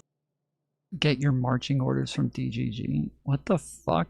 Well, there's no way that's what you took from what I just said. There's no way you took from what I just said that like I'm pro Destiny or that like it has anything to do with Destiny versus Hassan. There's no fucking way, dude. There's absolutely no fucking way that that's what you heard. There's zero shot, dude. There's no fucking way that's what you heard. Woman Maxine Waters and Ayanna Pressley, but also former British Labour leader Jeremy Corbyn, Ilhan Omar's daughter, and even the co-founder of Ben & Jerry's ice cream. There are then also media outlets like Mother Jones and Democracy Now!, as well as activist groups like Code Pink, the People's Forum, and the National Lawyers Guild. And just to round things out, you've got the Amazon Labor Union and its founder, Chris Smalls, plus Antifa, Black Lives Matter, the NAACP, and just a whole host of other orgs. Now, as far as how these various people and groups are linked to the Cuban regime, the ties, we'll say, are a bit flimsy. Some of them have just simply made comments supportive of Assata Shakur, a Black Power activist who was convicted of murder after a shootout with police in the 70s and then escaped and took refuge in Cuba. Meanwhile, you have others being called out for their work with the Venceremos Brigade, which is a group that organizes trips to Cuba and advocates against the U.S. embargo. And you then have even more being targeted because they participated in the recent Nuestra America convoy to Cuba, which is how you have creators including Hassan Piker being among those. But one of the more interesting names in the report is the Democratic Socialists of America, which, quote, represents a significant advance for the Cuban influence operation. Right, because while you have this report admitting that, quote, DSA was not shaped by the direct or tangible influence of the Cuban government, it still insists that the group is part of this so-called network because it freely adopted the ideology. Which, if to you, that sounds like, hey, isn't that kind of like the criminalization of free speech? you wouldn't be alone in having that thought. This is a gross violation of the First Amendment. This is a not so subtle way of bringing McCarthyism back to the United States of America. And the targets are, ironically enough, also identical. History doesn't often repeat, but it rhymes, is what they say, right? It's a cliche. Well, right now, history isn't even rhyming. It's just repeating. And he's by no means the only one drawing a comparison to the Red Scare. In fact, even the report itself credits blacklists, McCarthy-era investigations and prosecutions, and a slate of anti-communist laws for weakening the American Communist Party in the 1950s. And you also have our Secretary of State, Marco Rubio, ringing all the old bells last week during a summit on political terrorism, right? The paranoia, the guilt by association, the fear-mongering about an organized transnational conspiracy. These are not distinct and isolated cells. They are interconnected networks. They do not recognize our borders. They do not believe, in fact, in the nation state itself. They coordinate, they communicate, they travel, they train, and they act together, sharing the same infrastructure, sharing the same enemies, sharing the same mission. Yet if you're wondering, with all that, who they is, Rubio wasn't exactly very clear. Right? Most of the examples both he and his department's report gave you, it came from the 1960s and 70s. Groups like the Simeonese Liberation Party, the Weather Underground, or the Black Panthers. And then you have him just seemingly transitioning from there was left-wing terrorism to there is left-wing terrorism, and a sleight of hand that's kind of easy to miss if you're not listening for it. Between 1970 and 1980, 93% of terrorist attacks in the West came from the far extremist left.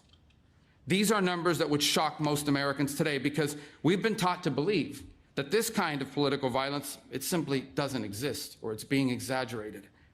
But it does exist, and we're actually underestimating it. And you had him just citing isolated cases today, like the assassination of Charlie Kirk or the attempts on Donald Trump's life, and then asserting that they're all somehow connected, and Cuba, it's the key. But then also, like, a very key thing with this is that, the report and the summit, they're not just empty propaganda, right? Because you have this Trump White House making very clear that its paranoid delusions, they're going to be translated into real policy, saying that the, quote, far left extremism will be treated with the same seriousness and ferocity the world has long reserved for jihadist terrorism. And that's as you had Treasury Secretary Scott Bessent explaining that includes literally using the same tools meant to disrupt funding to foreign terrorist groups for what it deems domestic left-wing ones. Violence requires money, and now we are mobilizing some of the same tools that we have deployed against terrorists abroad to confront this emerging threat here at home. At President Trump's direction, Treasury is expanding its efforts to identify organizations that abuse charitable and nonprofit structures as vehicles for illicit finance. We are examining where tax-exempt status has been exploited. And so you have the Trump administration's critics right now putting all this together and going, oh shit, there is a clear plan here. First, you have Trump and the White House establishing some kind of link, however flimsy, between its political enemies and the island of Cuba. Then it claims those enemies are, in Bessent's words, financial conduits for foreign influence activity. And then finally, it takes legal action against them, whether that means revoking their legal status, freezing their funds, or arresting their leaders. And you had Stephen Miller seemingly like preempting the criticisms, and he gave this kind of what felt like a evil movie villain speech at the summit with Rubio. When the leftist, who does not believe in freedom, who does not believe in civil rights, who does not believe in any ordered notion of justice, protest that we are violating his rights, understand that he is lying to try to persuade people who are not closely following the political scene that some injustice has been perpetrated against him. We must stay the course and be completely unflinching in the pursuit of justice against these enemies of civilization. Right, and that's as his supposed enemies of civilization often seem to just be people calling out the administration for their abuses of power. And while you're gonna have to wait to see how all this develops on just a number of fronts, we then also need to talk about these protests in India. Because there, you got this fake political party that started as a joke just a couple of months ago that's now behind one of the largest anti-government movements in years. And it's actually all thanks to this controversial exam that's been linked to dozens of suicides. And you got the people who are a part of this movement now being tear gassed and beaten in the street.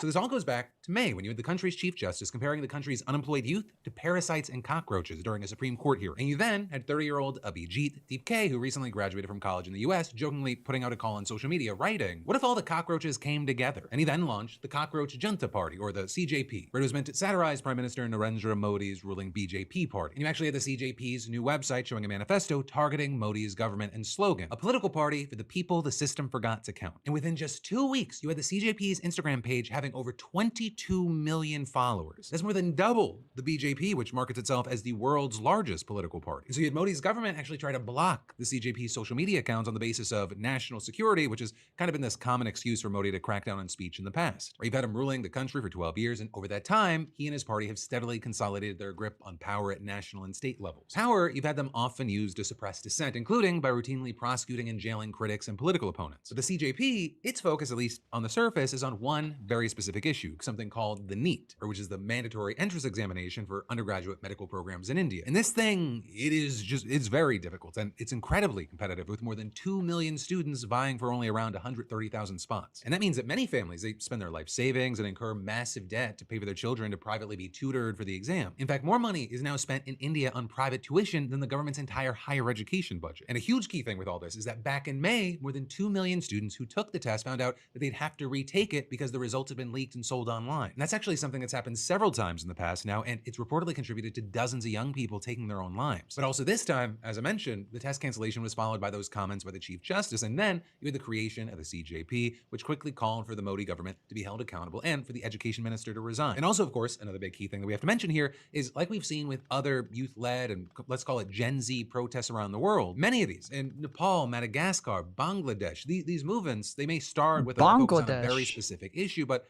they're really also about more. And in India's case, the exam controversy is just one reason that you've got people fed up with the education system. And those concerns, they're also tied to frustrations within the job market. Just last year, the unemployment rate for people between the ages of 15 and 29, who make up more than a quarter of the country's population, it was roughly 10% compared to around 3% overall. And according to one recent study, you have that number going up to almost 40% for graduates under the age of 25. So with all this in mind, you had the CJP's first in-person protest taking place in Delhi in early June. And then later that month, you had CJP supporters holding their second major demonstration less than a mile from Parliament, where some vowed not to move from until the education minister resigned. And a big thing here was that you had a prominent education activist who was arrested and detained under anti-terrorism laws last year, announcing that he would start a hunger strike in solidarity with the students. And as far as the Modi government, they also labeled CJP protesters as terrorists and refused to speak with them, which then brought us to Sunday, 20 days into the activist hunger strike, and you had police taking him to a government hospital against his will. And they said they did this to protect his health, but also his wife slammed it as an illegal detention. Right? And so then it sparked one of the biggest anti-government protests the country's seen in years, with thousands flocking into the streets of Delhi early Monday morning. And this time, as far as the government, they banned public gatherings and sealed off roads across the city. They shut down the internet, and they funneled protesters into an area about a mile away from Parliament. But then people, they just kept showing up, and by early afternoon, more than 20,000 people were estimated to have gathered. And you had attempts by some to move towards the Parliament building. They were met with tear gas and beaten with batons, with at least 60 arrested, according to the lawyers that were representing them. And that's as you had Indian media reporting that at least 100 people had been brought to 2 hospitals in Delhi, with security forces claiming that over 100 of their members were injured as well. And while the Modi government did also finally agree to meet with the CJP, the two sides reportedly chatted for only about 10 minutes. And you had the CJP saying that they presented their demands and that no commitments were made. And you then later had the group claiming that the protests would continue, at least until the education minister stepped down, or with several hundred remaining camped out at the protest site into today. And they also weren't alone. You had an opposition lawmaker and several lawmakers from his party also staging a sit-in protest outside of Modi's home and calling on him to step down. And while very notable, I will say it is not clear right now if this movement, it poses an existential threat to Modi's power. But also with that, I'll say that that's kind of the situation with any spark or sparks. If and how and when they catch fire, that can be a hard thing to predict. But the fact that this has gotten so much attention, you have people jumping on board, at least online, it just becomes a question of, will we see more of it flood into the streets? And if so, what does that look like? And then I've got more for you to dive into in just a minute. But first, let me thank a sponsor and say, if whatever's closest has become your meal plan, some Doritos are doing way too much of the work, today's sponsor, Factor, it's for you. Factor delivers fully prepared meals straight to the goodness.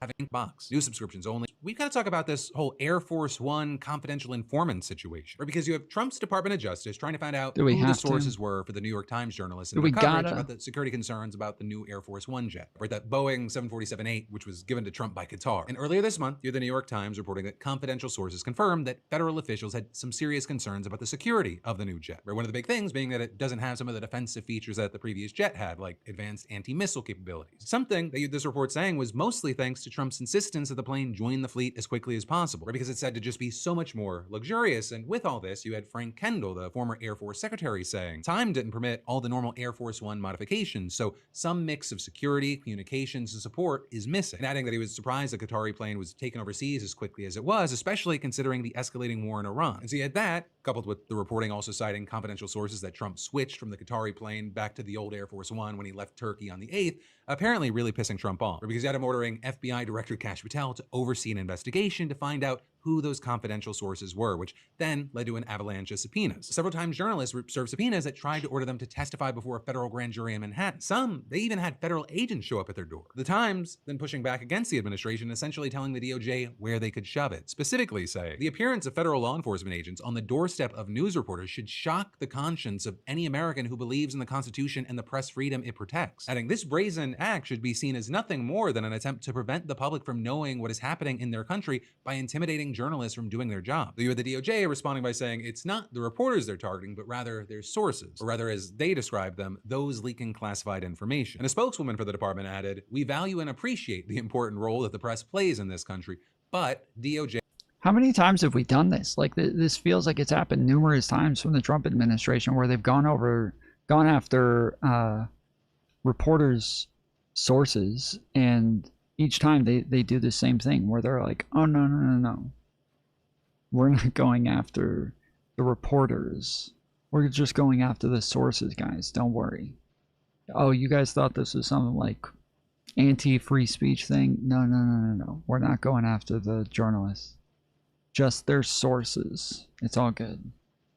DOJ also plays an important role to make sure that the people entrusted with our nation's secrets do what they're supposed to do with that information. And in fact, now, as I'm recording this, we've just learned that the DOJ took things to a whole new level by getting subpoenas seeking several journalists' phone and text messaging records. And actually, not just from the journalists themselves, but also from their family members, including two of the journalists' spouses and even another one's mother. And so with this, you have the Times filing to squash the new subpoenas over the weekend with a motion getting unsealed yesterday, and that is on top of their other motion filed last week to squash the grand jury subpoenas. And also a thing we've seen in the most recent filing is that the Times argued that the DOJ violated its own guidelines for media subpoenas because it waited a week to notify them about the phone record requests. We're saying that this whole thing, it's nothing more than, quote, a bad faith effort to intimidate the journalists and chill their ability to report on the administration, especially considering that two of the phone record subpoenas date back to way before the incident the administration claims that it's investigating. You have the Times saying that the DOJ is requesting phone records all the way back to January 1st. That's months and months before the Air Force One reporting was even kind of a twinkle in anyone's eye. So you have the motion reading, that time frame strongly suggests that the department is using this investigation not to focus on any purported concerns arising from the July 8th and 9th articles, but instead to forage for information about the journalist source relationships more broadly. Which I'll say, it doesn't feel baseless or like it's even coming out of nowhere. The Trump administration has been waging war on the free press since, he got back in office, especially regarding confidential informants. Back in January, you had the FBI searching a Washington Post reporter's home and seizing all of her electronic devices as part of a leak investigation. And then, of course, there's the whole Pentagon press corps dumpster fire, and that's without mentioning Trump's own lawsuits against the Times and the public threats that he's made against the so-called fake news media or anyone who doesn't report on him favorably. And the examples there, it could just go on and on. But trying to force journalists to reveal their sources using a subpoena, it's definitely rare, even in these days. And so that's why you have so many people that live in this space saying it's an unprecedented escalation, and you have media advocates sounding the alarm. Or you've got people like Frank Cessno, a former CNN White House bureau chief and current public affairs professor at George Washington University, saying they have used the levers of power to intimidate and demonize professional journalists who report stories that are unfavorable to the administration's desired narrative. Don't like a poll? Sue the Des Moines Register. Don't like the way an interview is edited? Sue 60 Minutes. Don't like the coverage of the gifted Air Force One? Order the FBI to investigate and subpoena the journalist for what it is, by the way, a story that is in the public interest. And he added that it's even more concerning that this investigation and subpoenas are coming out of the White House specifically, saying it, quote, graphically illustrates the pressure and influence the White House and president have on law enforcement. Because many have forgotten about this in the day and age of a Trump presidency, but the DOJ is supposed to stay independent of politics and driven only by the facts. But also, while we wait to see what happens here and you have Trump trying to bend traditional news outlets to his will, we should then also talk about how one of the biggest voices in alternative media,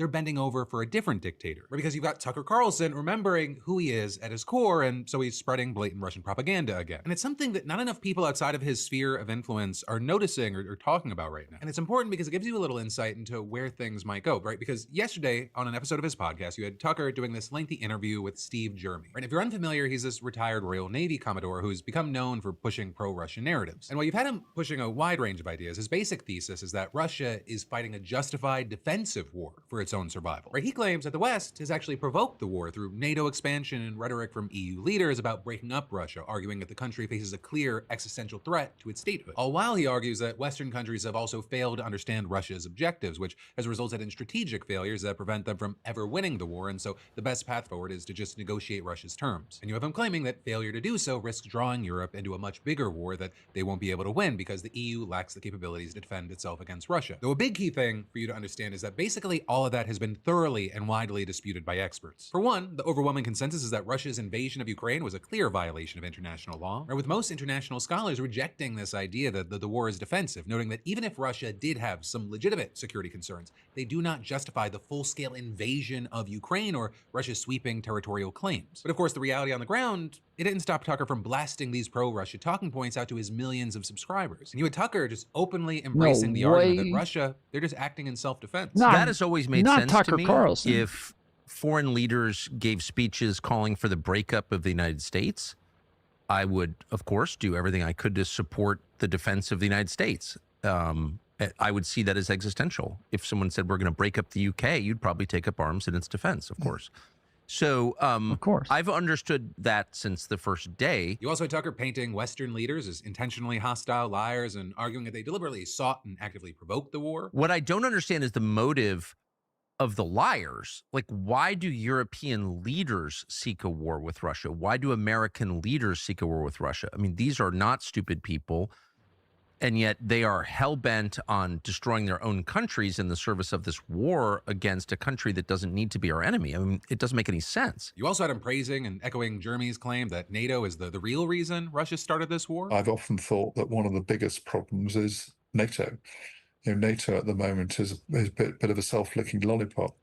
But what I once said, NATO exists to confront a threat which is created by its own existence, yet doesn't have the power to confront the threat that its existence has created. So I think NATO, to my mind, is a key part of the problem here. And what a beautiful formulation that is.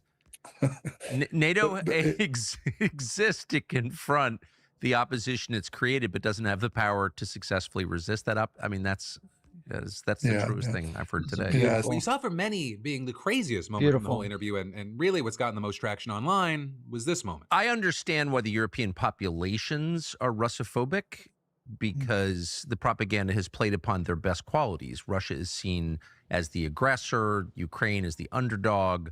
I think Europeans in general root for the underdog. That's a sign of their decency. It's also you're allowed to hate Russians because they're white, so you don't have to feel guilty about painting them as animals. You're not racist when you do that. I understand all of that. And they just don't know any better because Europe is a biosphere in its media. Like, no outside information comes in, right? Of course, same in the United States. And then you had another notable moment when he took a very direct jab at Trump. My sense is that Trump's views are irrelevant. I don't think he was for this war with Iran. He did it anyway. He's utterly controlled. So there's that. J.D. Vance is the only person I'm aware of in American national politics with any power at all, to the extent he has power, who would oppose this. But I don't see anyone other than J.D. Vance.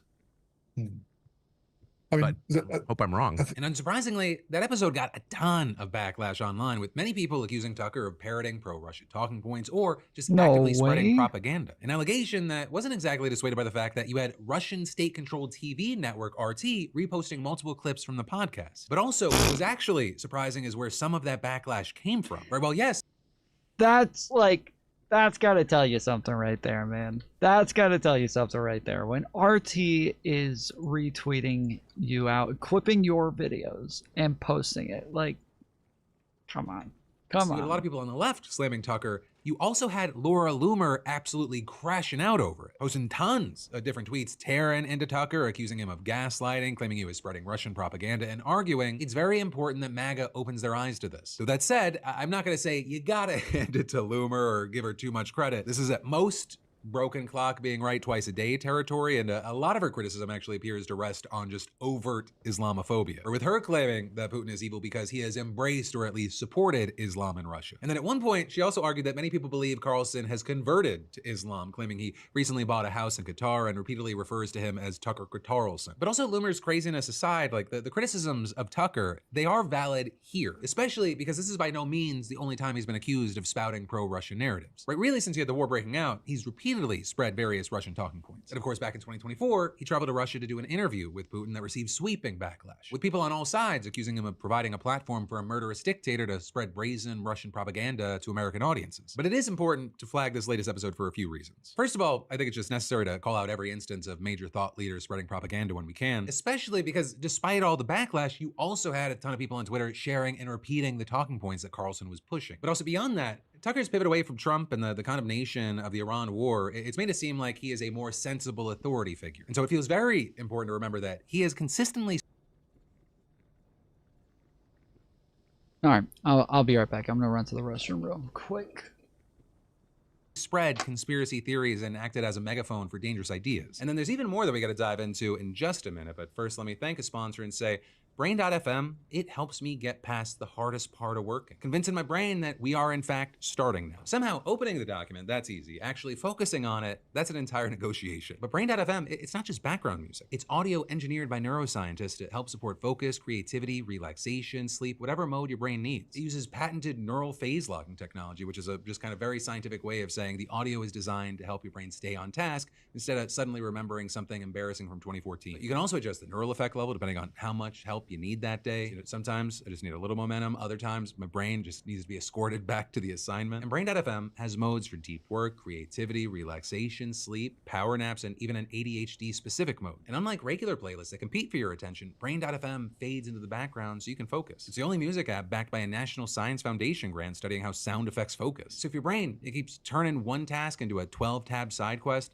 go to brain.fm/DeFranco or scan that QR code on the screen to get 30 days free. That's brain.fm/DeFranco for a free month and a chance to see what happens when your brain finally stops filing appeals. And then for your final block of today's Philip DeFranco show, we've got more news you need to know. We're going to cram in, and it starts with Troy Jackson, right? Because you've got Jackson now set to pick up where Graham Plattner left off in the race for the Senate in Maine. And if you're unfamiliar, Jackson, he's a Bernie-backed Democrat with a working class background that so far has helped him a lot in his career. Or you had him stepping on the scene back in the 90s, but also he's changed a lot since then. He actually started as a pretty socially conservative guy. At one point, I mean, his voting records were getting perfect scores from anti-abortion groups in Maine. You also had him voting against gay marriage in the state back in 2009. But since then, he's voted for pro-abortion bills, saying that abortion is healthcare and that he believes in healthcare for everyone. And so the Troy Jackson, and now his voting records are getting perfect scores from gay rights groups, with him saying, people in LGBTQ circles know that I am one of their strongest advocates. And when it comes to economics, as a fifth-generation logger, he's a populist, but he seems focused on the working class and wants to tax the rich. So overall, he says, this movement is about taking on a system rigged against working people, fighting for Medicare for all, strong unions, higher wages, reproductive freedom, an economy where billionaires and corporations finally pay their fair share. And so you're seeing, for a lot of people, he seems like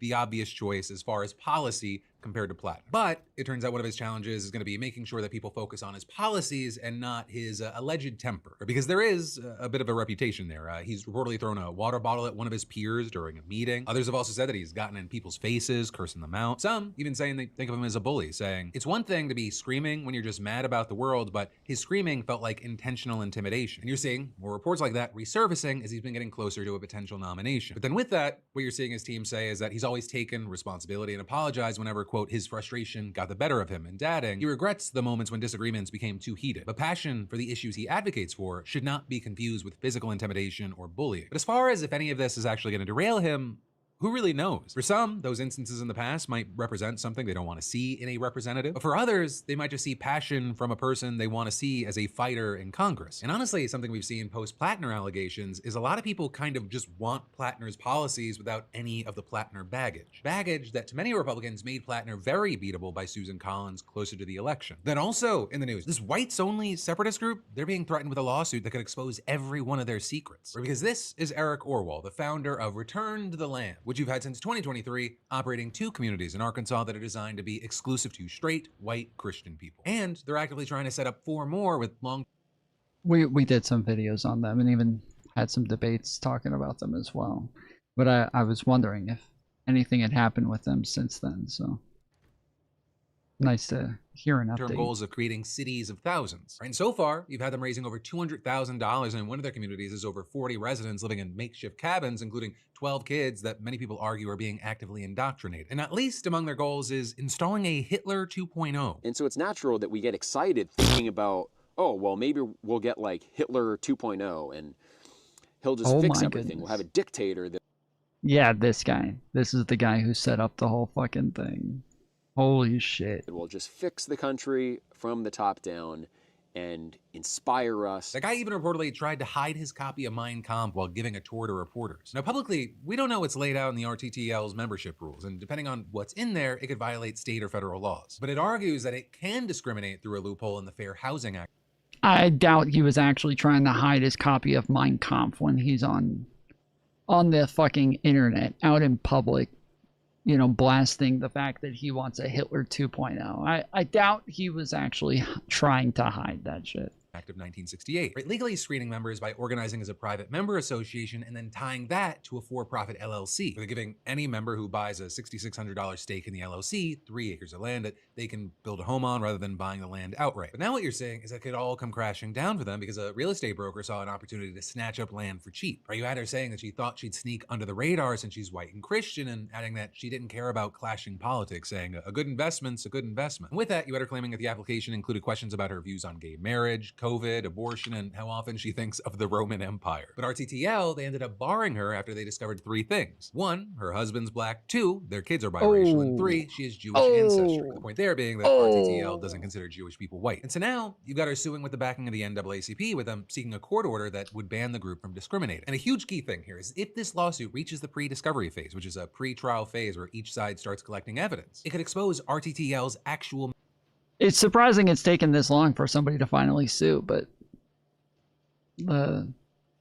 that's I am interested to see where this goes, because it is kind of, if it hits like a gray area where it's a private club, so it's able to discriminate. And this is where, like, you know, we're able to have women's only gyms or things like that, because women want to be able to work out without men. I don't know why, but apparently they do. So they want to have their own thing. Or, you know, for like black community types of events, and there's all sorts of like areas where having a private club instead of it being a public business makes it to where you're able to discriminate in ways that public businesses are not allowed to. But these guys are literally using that carve out to create like their own little ethno state. And yeah, this makes everybody feel a bit weird now about this carve out. And they're like, wait a second, this doesn't feel right. Doesn't seem like that's supposed to happen, but it does meet the law. It does qualify in the way that the law is drawn up. So we'll see. Membership rules, their land agreements, and the active plans that it has for other communities. All details you've had this group fighting to keep private to this point. And then actually for your last story today, let's talk about the Senate race in Texas, right? Because you've got Democrats there worried that James Tallarico could lose the seat to AG Ken Paxton. Because while a Democrat running a statewide race in Texas, it's already been seen as kind of a long shot. The polling has been very positive thus far. So with every vote mattering more than ever, you got some people thinking that it's up to Jasmine Crockett to actually make or break his campaign. Also with that, you're seeing people speculate that she's holding back because of how their primary race turned out. We've all seen the attack ads that have come on behalf of my primary opponent, the ads that are darkening my skin, and this continual kind of, if she wins, we lose. It's not even undertones right now. It is straight up racist. Are you at racial issues coming up there? People wondering if these are the same issues that are keeping her away from his campaign trail. Right, and reportedly, she's not going to be at their Democratic Party convention later this week, so you have some speculating even more. But there, I should note that she actually already endorsed Tallarico after conceding a few months back, and she said that she'd spend time on the road to the midterms trying to support down-ballot candidates. But still right now, you're seeing people worried that Black Texans aren't going to show up for Tallarico at the polls if she is not helping out his campaign to make sure of it. That's why you've seen some. Yeah, we've gone over, there's a guy who, it's a Black dude who does like farm content, and we've gone over some of his videos about this as well, where he was saying the same thing. He's like, I don't feel like Tallarico has done anything to reach out to Black people. And he kept doing this, like, you know, I think it's kind of racist that you guys act like just because your candidate lost, now we have to support them. And it's like, but you say it's racist, but like, or because our candidate lost, now we have to support yours. But it's like, this isn't racist. It's literally the standard for everybody. Like, this is the way that Democrats have been talking about this across the board. That's not something that's just for when a Black candidate loses. It's literally when anybody loses. The blue, no matter who ideal, well, doesn't only apply when it's a racial issue. It literally applies all the fucking time. So if you guys are all of a sudden gonna get mad that people are attacking you for not supporting the candidate, and you think it has something to do with race, you're just fucking kidding yourselves. It has nothing to do with race. It has to do with the fact that you just need to get Democrats in the fucking Senate. That's it.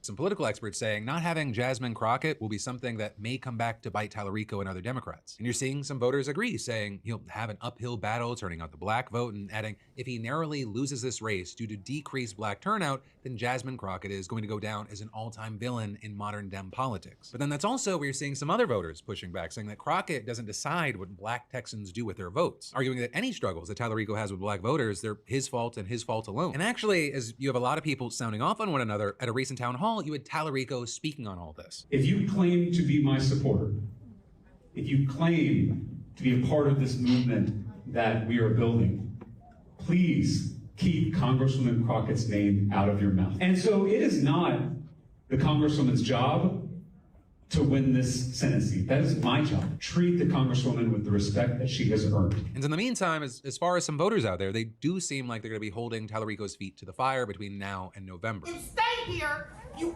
answer our questions, or you suffer the consequences. And I appreciate you traveling in.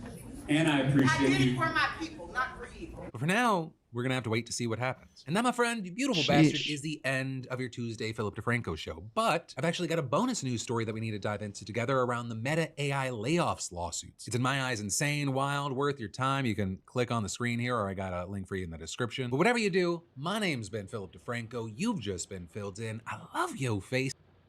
His name used to be Philip DeFranco? What is his name now?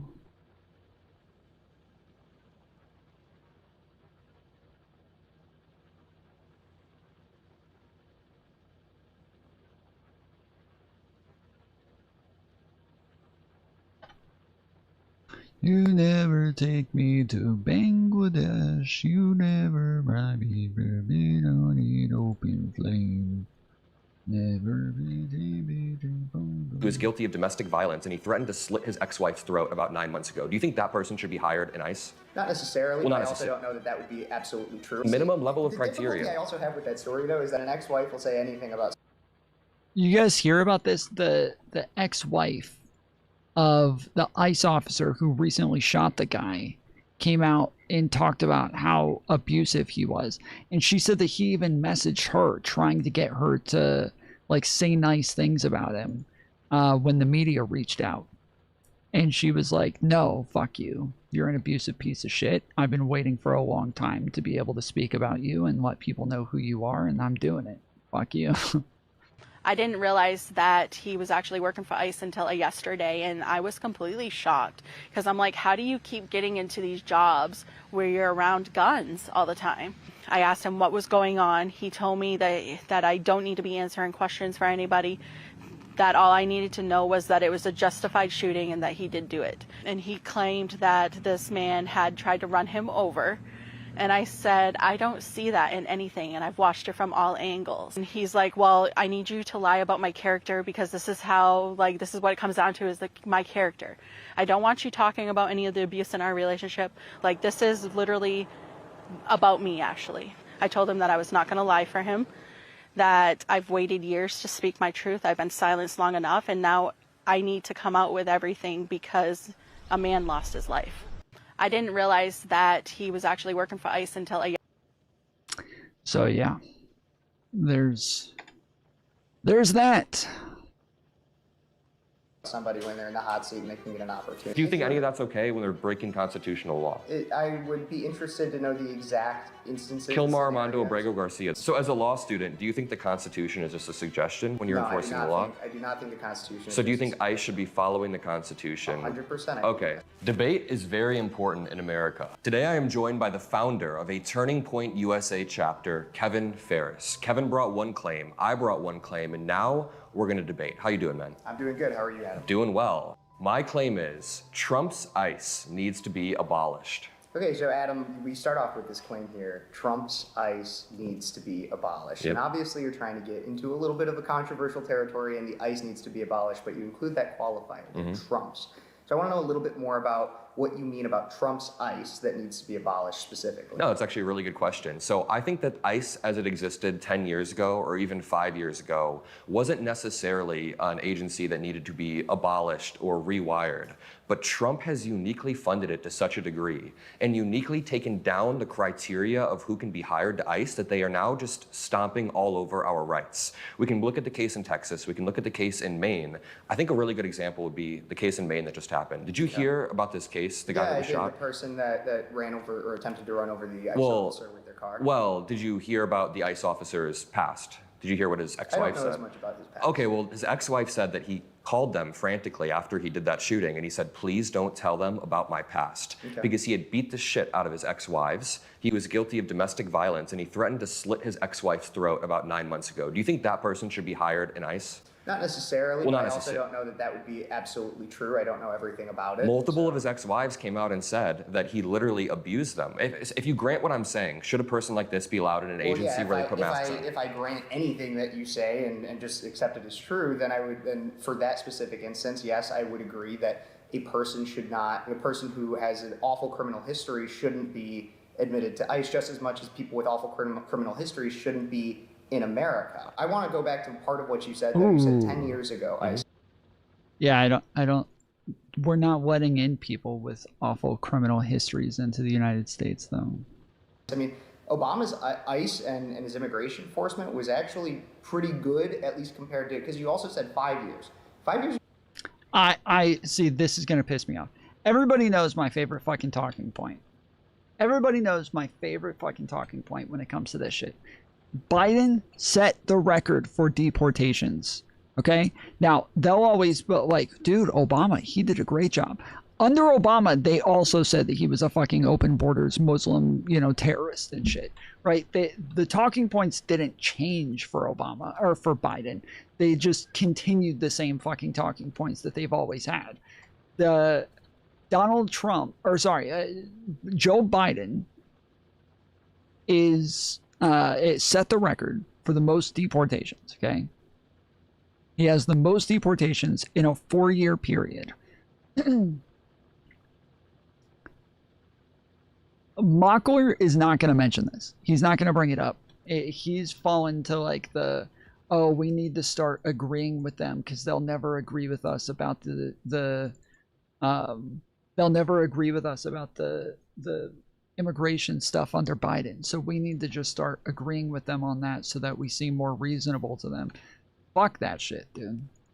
Fuck that. Like, I feel like that stupid logic can apply to just about anything, but that is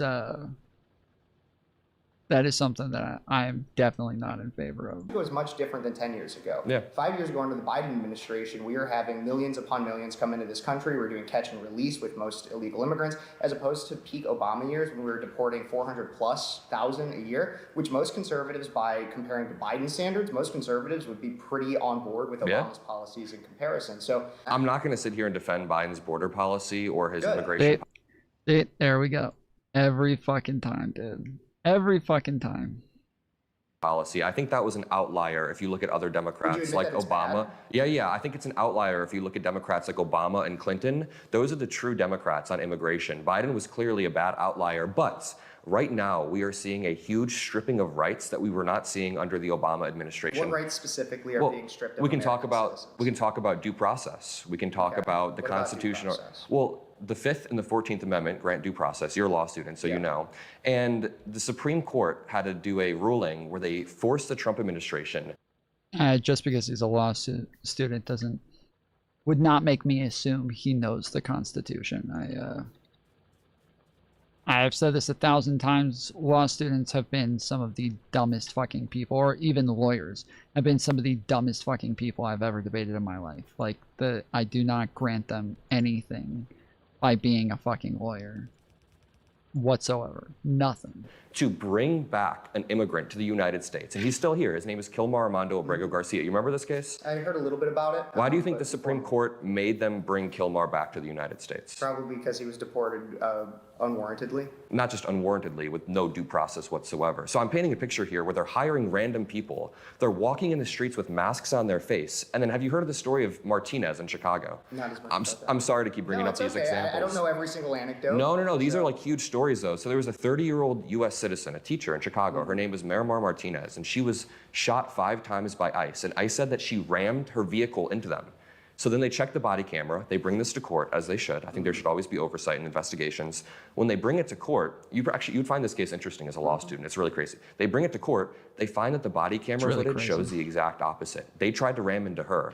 They then checked the texts of the ICE agent, and one of them texted, "I shot her 5 times, and now she has 7 holes." Which is like a despicable. That absolutely sounds like a despicable instance. Absolutely. What do you think the accountability was that he faced? I don't know, but what I'm curious about is nothing. Why was she in the area of ICE? She was protesting. She was protesting. Yeah, it's her First Amendment right to protest. No, it's you just asked me what the. No, I know, but I'm just curious because we have a lot of instigation, especially from certain activists and such, that protesting comes really onto a fine line as to disruption. I mean, there's been fire bombings of ICE facilities. There's been death threats against ICE officers. Firebombing. Just as much as maybe having. So I never heard this term until recently. I think Tim Pool was the first person I ever heard use the term firebombing. And now I hear it all the time. I remember every time he would say firebombing, it's like, what the fuck is firebombing? But even I think it just means like throwing a Molotov cocktail or something like that. But they call it firebombing now. Is this just a normal Factorio run, or are there constraints? Yeah, it's just everything's basic. I haven't played it in years. I think the last time I played was like 2 years ago, over 2 years ago. So just started 2 days ago, I think, getting back into it. Somebody who's a abhorrent wife beater as a part of ICE, we shouldn't have people threatening to firebomb ICE officers who are trying to the vast majority of, I would argue, are trying to do exactly what just enforce the laws that we currently have, which is also what happened under the Obama administration, which is what happened under the Bush administration, which didn't happen as much under the Biden administration. But we've only had ICE here for 20-ish years. Yeah, there was the INS before ICE. Yep. I mean, listen, the Bush administration, or I'm sorry, not the Bush, the Clinton administration was particularly hard on illegal immigration. So do you think that if somebody is disrupting or protesting in a way we don't like, they should be like shot 5 times and then there's just no accountability to the person who shot them? Well, you clearly wouldn't say that, right? No, I absolutely, but there's a huge difference between disrupting and levels of disruption as well as protesting. But protesting how many obviously is covered under the under the First Amendment, but then if you have a disruption in which, like, you have Renee Good, who obviously was trying to ram her car into the officer. I'm not sure I see it that And way. maybe she was panicked, and maybe the intent wasn't there specifically to run over the ICE officer, but he was in front of the car and she accelerated. I just didn't see that in the video. I think he was aside the car. How about this? Alex Preddy. This is a really good case. He had his gun taken off of his holster. You asked me what rights are being violated. I'd say that the Second Amendment right to carry, even if I wouldn't bring a gun to a protest, but that's a really important right.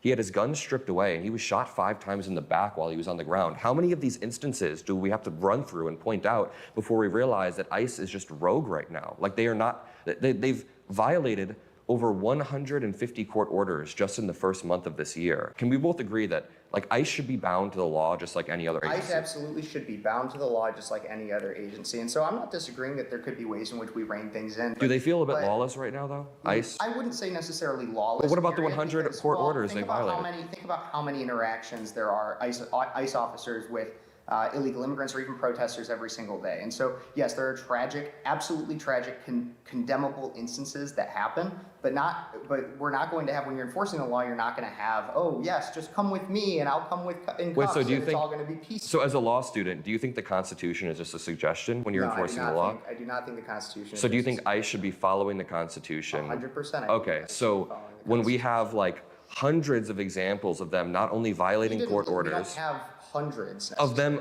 okay, first of all, of them violating court orders we do, but when it's breaking constitutional rights, yeah, we definitely do for even like just the amount of times that they violated the Fourth Amendment is insane. Like just that alone is a fucking ridiculous number. I'd say there's like dozens and dozens and dozens of examples. They walk around with masks and they push people over just for filming them. Isn't it your First Amendment right to film somebody as long as you're not disrupting? It depends on the level. They take people's guns, they shoot people. Have to go through court and be litigated. Well, ICE doesn't even want to go through court, so there's no way to even tell. With Alex Preddy, Renee Good, and the case in Texas and the case in Maine, there are reports that the DOJ and law enforcement officials in the federal government aren't coordinating with local officials. They're not coordinating. So I just want to zoom out here. Well, it's really difficult to coordinate with local officials. Yeah, this is what we got into the other day with Ryan Mullally, where they're all trying to claim that these liberal states or these liberal cities are refusing to help out ICE when they're there. But while there are limitations that they're willing to put up, that I will definitely grant. That a lot of these cities are putting limitations on how much their officers are going to help ICE. Because there's, in conservative cities, the officers are literally going and helping like bust down doors and shit, right? They're not going to let them do that. They're not going to let them go and be part of what it is that ICE is doing, especially when ICE has a track record for violating people's Fourth Amendment rights. Yeah, they're not going to be part of that shit. And I totally agree with that. But they are putting so those limitations exist, but then on top of that, ICE is not even telling the officers. So one of the things that they are willing to do is help with protests. So if there's a bunch of protesters outside, they're willing to help with those protests by having their officers create perimeters, arrest anybody who's being violent, like those sorts of things. But ICE isn't even telling them when they're coming. ICE isn't even saying like, hey, we're coming to your city, blah, blah, we're going to be in this area doing doing some raids or whatever. They don't even tell the fucking city.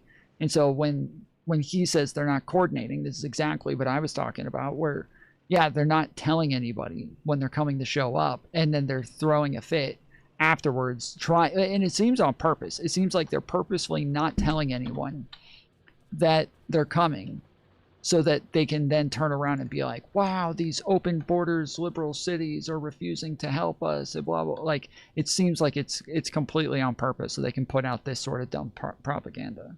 Officials, when you have people like J.B. Pritzker, people in Illinois, and a lot of more Democrat politicians. I don't think that's true. No, I mean, they flat out say, ignore ICE, do not let ICE into our city, and do not comply with them, and here are the ways in which you can try. This has no bearing on a joint investigation. So when you have local and state officials that are flat out just saying, let's ignore what the presidential executive orders are, what the American people have essentially mandated through the enforcement of immigration policy, you then also get a public that has a distrust period. And sure, maybe some distrust is warranted, but it has pushed itself to a point to which we are fighting American citizens to try to enforce immigration law. And yes, not every single instance is going to end cleanly, is going to end happily and merrily we roll along. But overall, I think ICE is operating at a scalable level to what we need to clean up from Biden's policies. He had the all-time record in 2023 of border crossings, 2.5 million to of illegals coming into this.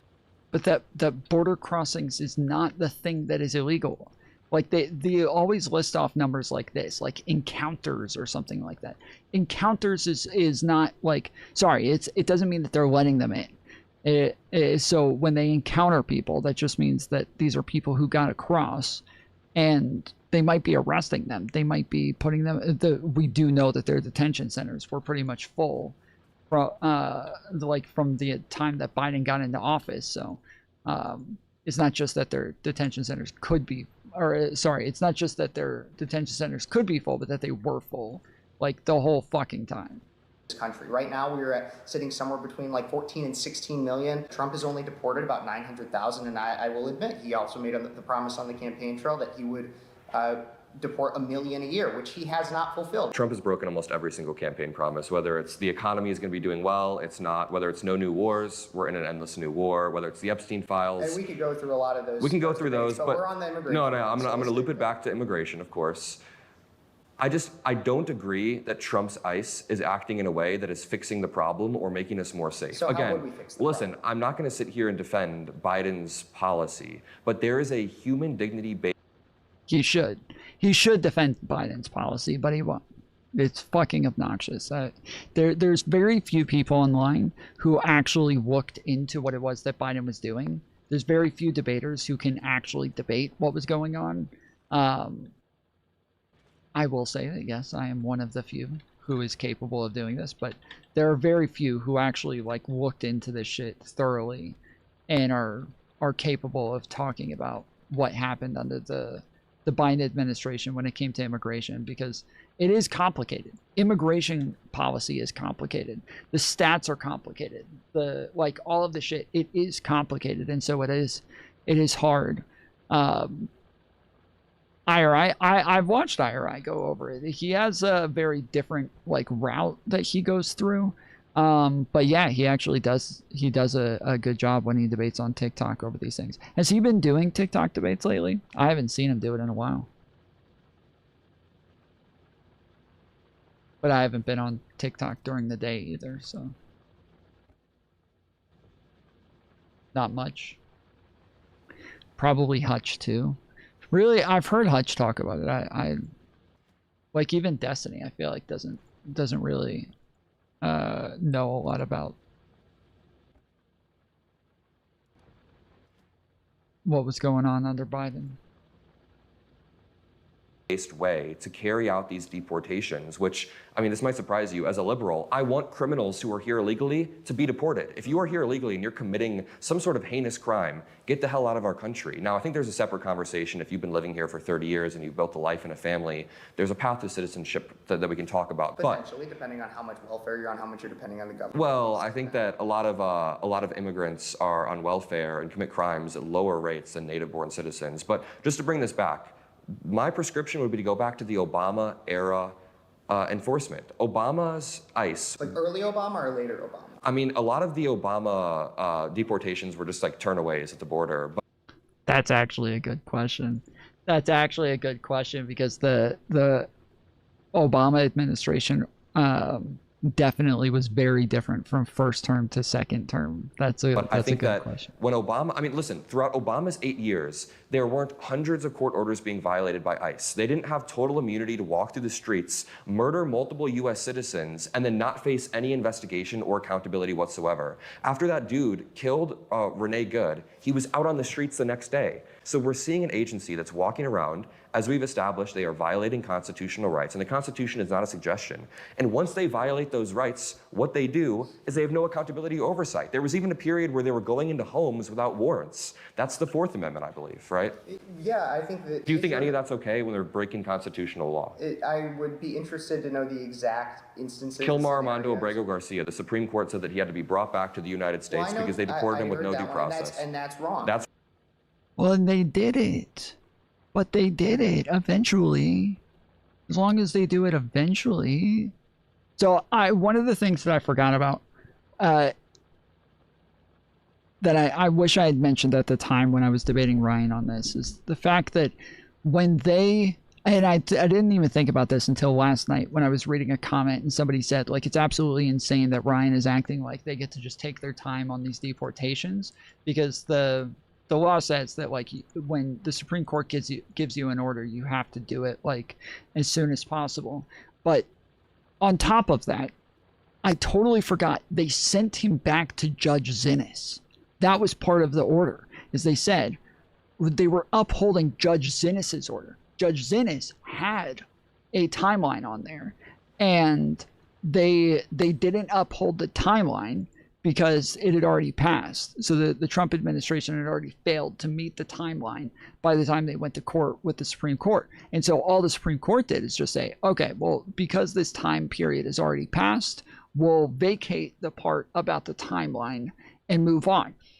And Ryan, I guess, was making it, he took that as, oh yeah, they were saying that they don't get to put a timeline on them. But that's not true, because they sent him back to Judge Zinnes, and Judge Zinnes said, okay, you guys have 1 week to show me evidence that you are working to facilitate Kilmar's return. You have 1 week to show evidence that you are working to facilitate his return. And the Trump administration literally wrote a letter in response saying, no, we're not going to do it. We are refusing to do this. It's not going to happen. They literally wrote a letter in response just saying, no, we're not going to do it. We're not going to facilitate his return. We're not going to show you evidence that we're trying to do this.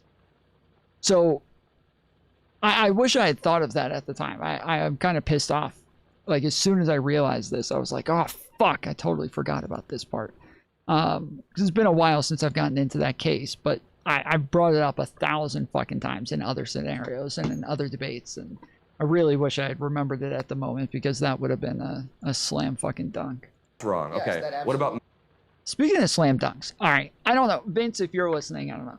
You can't, bro, you can't act like every time somebody asks you a question, you can't, like, head it off being like, oh, you're trying to get a gotcha. You're trying to get a gotcha. Oh, you're trying to dunk on me. You can't do that, bro. Like, somebody asking you a question ahead of time to test your consistency. So what if they ask a gotcha? Like, that's part of the fucking debate. There's not, like, Vince kept acting like it's bad faith to try to get a gotcha on somebody when, like, it's just literally part of a debate. If they're trying to get you to be, like, inconsistent on something, and then you are inconsistent on it, yeah, they got a fucking gotcha. Like, that's how that works. But every time Ryan would ask him something, he'd be like, so if the Trump administration did this, would you think that's tyrannical? And Vince would be like, oh, you're trying to do a gotcha, dude. You're trying to do a gotcha. This is bad faith. You're so bad faith. And I was like, ah, that's not bad faith, dude. That's even, I don't know what you call a gotcha or not a gotcha, but that's just a fucking question. Like, that's just a normal question. You got to answer that shit. Miramar Martinez, if you grant my story as it was, that she was a teacher who was shot 5 times in her car for honking her car, and then they texted, you know, I shot her 5 times and now she has 7 holes. That's wrong. If that is exactly what happened, absolutely. It is exactly, and just in Chicago. But when it comes to the accountability factor, your issue is a lot less with Trump and a lot more with the court system. No. It's with the way that Trump has set up ICE. In a top-down manner, Trump has put this quota of deportations every single day. I think it was Stephen Miller as well. And it's 3,000 detainees and deportations every single day. In order to reach that number, you have to hire people who are way below the criteria for being a law enforcement agent. There was a report that people... So you but how many, so okay, if you were to estimate it, how many individuals that work in ICE do you think are below standard? And Way too many.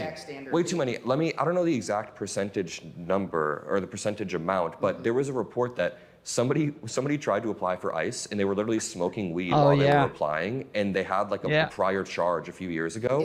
Okay, well, they weren't literally sitting in front of them with a joint in their mouth. When he says they were literally smoking weed while they were applying, he makes it sound like they're sitting in front of the officer that's hiring, just smoking a joint. That's not what they were doing, but they were on weed, I guess. There was weed in their system while they were applying, and they never even got drug tested. If that is to have happened, then It did. And guess what? ICE did not flag them. ICE let them in. They are letting wife beaters in. They're letting all these people in. And with this main case, the guy's wife said that he called her frantically, trying to say, hey, dude, you can't talk to me in the media about how bad of a person I was. And she came out to the media and she said, this guy used to beat the shit out of me, his other ex-wives, like he's not a good person. There should be some minimum level of criteria. The difficulty I also have with that story, though, is that an ex-wife will say anything about somebody when they're in the hot seat and they can get an opportunity. What about a string? Not saying that she's automatically wrong, but if it hasn't been litigated in court and it was all his friends and we only have a hearsay testimony, then I'm not necessarily. All of his friends and family supported it. All of his friends and family backed it up and said that he's a piece of shit and that he was beating people. Yes, you can look this case up. I will show you this article afterwards. I'm not saying you're wrong. I'm just saying like you got to understand that there's a reasonable skepticism of an ex-wife's testimony. ICE is literally running marketing campaigns on Twitter and saying that they'll pay people $50,000 to just join and be trained for, I think, 72 days. The criteria for hiring has been lowered to the ground, to hell. And it's because of the way the Trump administration has set up and rewired ICE. So you asked me what my actual prescription would be. It would be to return to like the Obama era ICE. I think everybody at ICE needs to be fired. I think some people at ICE need to be investigated and at bare minimum prosecuted for their crimes if they're found to have committed some. And I think that we need to rebuild it from the ground up. I think that we do need interior immigration enforcement. I'm not one of those liberals that's like, abolish it all. No. I genuinely think we need we need criminals who are here illegally to be deported. Yeah. It's absolutely true. Absolutely. But I think we can meet in the middle here and also say that it matters how it's done. Constitutional rights matter in the United States, and we can't just have an agency that's incompatible with our Constitution. See, I would agree with that, but I think that there's a difficulty here because what we're trying to do is we're at least what the Trump administration is trying to do and what conservatives generally support, and a lot of Americans, not even just conservatives, moderates, is a mass level of deportation to which the United States has never needed to be able to see because of Biden administration policies that allowed so many people that you even yourself said disagreed with. And so there's become an incredible difficulty in staffing the amount of people that need to be able that are needed to be able to lead to that scale of deportations. And so, yes, I would agree that lowering standards to the level of having convicted criminals actually like awful violent people and people that are smoking weed in the interview, I'd say that's awful. But the American people have an absolutely righteous fear of what goes on with illegal immigration to a general extent when we've seen numerous murders, rapes, violent crimes from people that are not even supposed to be here. And that's not to say we shouldn't work on the issue domestically and when we have people that are legal citizens committing these awful crimes. But when you have people that aren't even supposed to be here in the first place committing that, we're like, okay, let's clean that up first. Let's sweep that out of this country in the first place. But it's not really what ICE is doing. When Trump was running, he said that he was going to deport all of the worst, the criminals, the rapists, the drug dealers. And at least to official reports, that's the vast majority I'm pretty sure. That's all I can go off is official I'm pretty reports, sure. So I can understand skepticism in that. No, I get it. I'm pretty sure about 60 to 70% of the deportations we've seen thus far have not been violent criminals. We see farmers in Iowa calling Trump up directly and saying, "Sir, can you please stop deporting the farmers that work for me?" His personal phone number? No, this happened. He literally tweeted out that the great farmers of Iowa just called me and begged me to stop the mass deportations. This was on his Truth Social. Donald Trump has been deporting, and ICE has been deporting not just the worst of the worst criminals. No one is going to complain about that. I'm not going to complain about that. He's deporting people who are on their way to the courthouse in order to have their day in court. That creates a perverse incentive where people don't want to go and do it the right way when they're being deported for going to the courthouse. Well, then deporting farm workers. What do you propose that we do when we have an illegal immigrant that is coming in for a legal proceeding and they are going to be righteously deported? Likely, let's just, for the sake of the argument, assume that it's all through the due process channels. Would you say that we shouldn't deport them, even though they're a deportable individual that is coming in and goes through the proper channels of due process and going into the courthouse, should we or should we not deport them? I think it depends on the individual case. I can But see I it. thought you just said we were for complete legal immigration and illegal immigration enforcement. I'm for legal immigration, but there is a very serious conversation to have surrounding people who have built lives here, who have been here for 15 years. The same thing would have happened under Obama as well, though, is that you would have had people that are deportable individuals going to their court date, going through due process, and then they get deported because they were at a moment in which apprehension was possible. Under Biden, what we did is we did catch and release, where we just said, hey, hopefully you show up to your next court date, and then they didn't. Under Biden, there was a huge abuse of asylum, and there were a lot of problems that could have been fixed. But I genuinely think that when it comes to people walking to the courthouse and getting deported, it was not happening under Obama like it is now. There's a story of someone that was right about to get their green card. They were literally working through the proper channels, and they got deported. Or the guy in Texas, his name is Lorenzo Araujo. Okay. I'm curious what you think about this guy. He was 52 years old. I mean, the main ones that I would bring up are the guys who were sitting in detention centers waiting to be approved for asylum. Or they had already, so a couple of guys had already been approved for asylum, but then they had suspicious tattoos or whatever, and were sitting in a detention center waiting for them to decide whether or not their tattoos were, allowed in the United States or whatever. So they kept them in these detention centers, and then the Trump administration went, and while they're sitting there, put them in CCOT. They put them in fucking CCOT. Like, we're not talking about, if they had deported him, if they decided, they said, you know what, we don't want to let this guy in because of his tattoos or whatever, fine. Like, I might disagree with you, but fine. Like, that's something that's at least acceptable. You put him in fucking CCOT, though. You put him in a prison for nothing. He didn't commit a crime. He didn't have any crimes on his record. Nothing. There were tons of cases like that. Well, yes, the hairstylist was one of them. But there were numerous people like this where they were just sitting in detention centers waiting to get into the country. And again, if you decide you don't want to let them in, fine, like whatever. There's nothing I can really say about that. That's a choice that you can always make. But they weren't just deciding they weren't going to let them in. They were putting these people in fucking prison. Absolutely asinine. He had been in the United States for 35 years. In my opinion, you should try to go through the process before being here for 35 years. But he had committed 0 crimes. He had 3 kids and a wife. His 3 kids, 2 of them had graduated college. One was going to become a doctor. Like, it was like genuinely, he was building a good life here. Should somebody like this be deported or be allowed a path to citizenship? That singular individual, I believe, should have a pathway to citizenship. I agree. And I think that there's probably some, and maybe even some policy that I'm not even aware of. Damn. Okay, yeah, even that position there is rare. Even that position where somebody says that, like, those people should have a path to citizenship, because that's like, from MAGA, they're pretty ardent that, like, anybody who comes into the country illegally whatsoever should be deported. I would say anybody who skips the border illegally, I would agree those people should probably be deported. Like, that's probably true. But lots of times the majority of people who are in the country illegally came in legally. The majority of them came in legally. The majority of them came in under visas, and then their visas got their visas, what was it? They expired. Their visas expired. They weren't able to get a re-up in time, or they weren't able to get their appeal done in time, or whatever.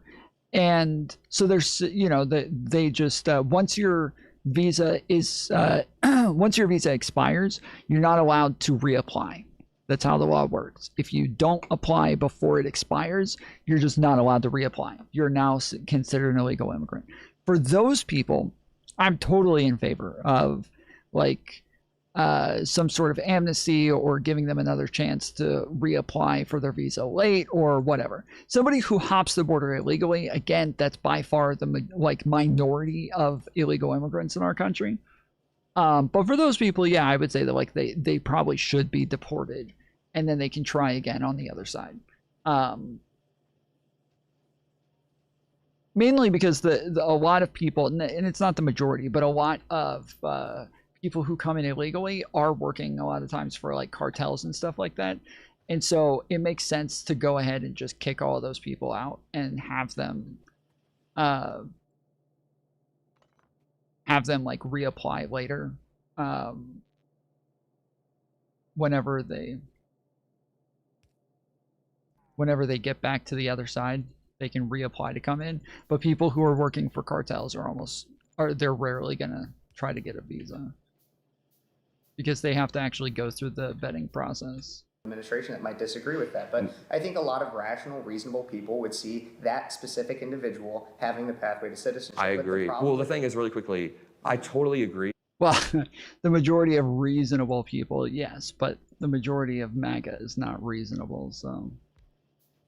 And I love that you said that because, I mean, that's what America is about. People coming here and people building a better life, building to the country. That's what we should want to see. Unfortunately, he was shot and killed by ICE like 2 weeks back for no particular reason. He was driving. They said he rammed the car in, but time and time again, they've made this claim and there was no car rammed in anywhere. Again, I mean, I don't know about that specific instance, and I don't know if that's actually what happened. And like I said, I would have the argument with things like Renee Good about that was an instance in which self-defense was an absolutely valid claim, just as much as for this man. And so it doesn't mean that he didn't lead a good life before, but if you're going to go and disrupt ICE proceedings, there's a possibility that something bad could happen if you in any way instigate and disrupt. Listen, I don't think, protest. to anybody watching, I do not think you should disrupt any ICE proceedings or disrupt ICE at all, but I also don't think it should be a death sentence when some rogue, undertrained, overfunded ICE agent.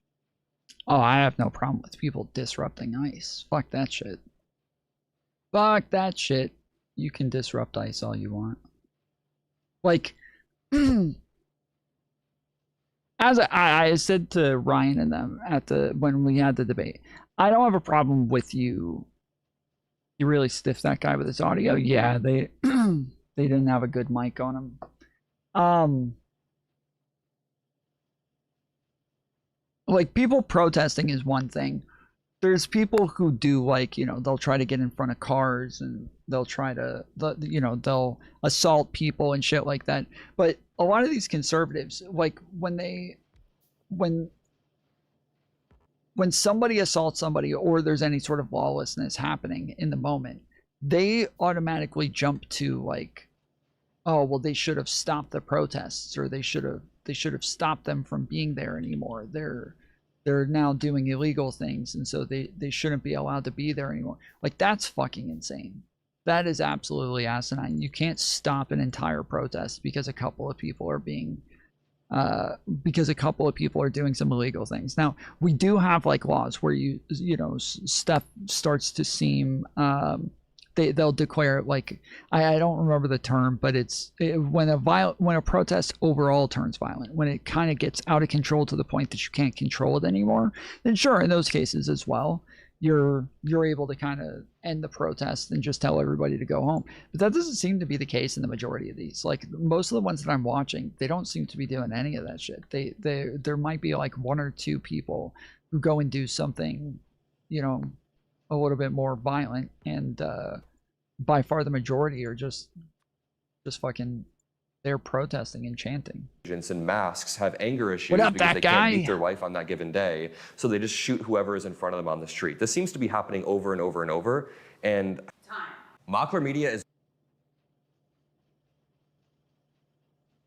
So wait, did they debate both of their takes, or did they only do that guy's? Or they only did... I thought they both were supposed to come with their own takes, but I thought they only debated Mockler's. Am I crazy? Did I totally miss half the debate? It sounded like they only debated Mockler's take.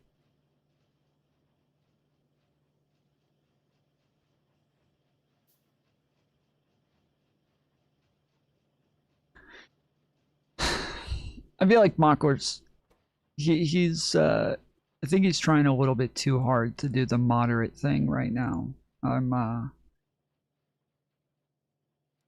I appreciate the thought process. I really do. I'm glad that, you know, he's at least considering these things, but I don't like the way he's going about it.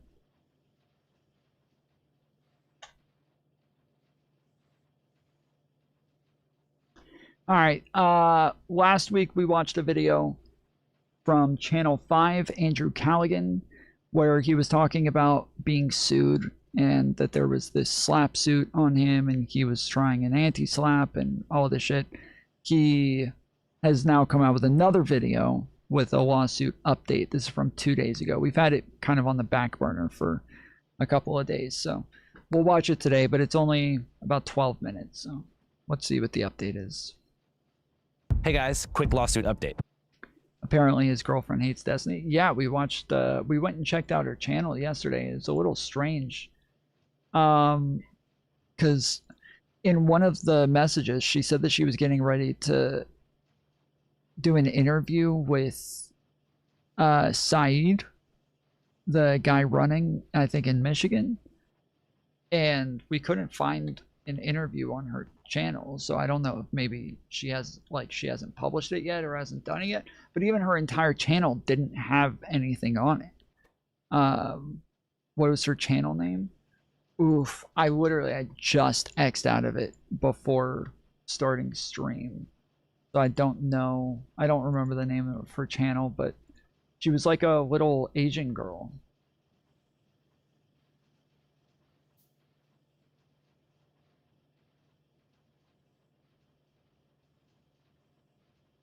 She's a nobody though.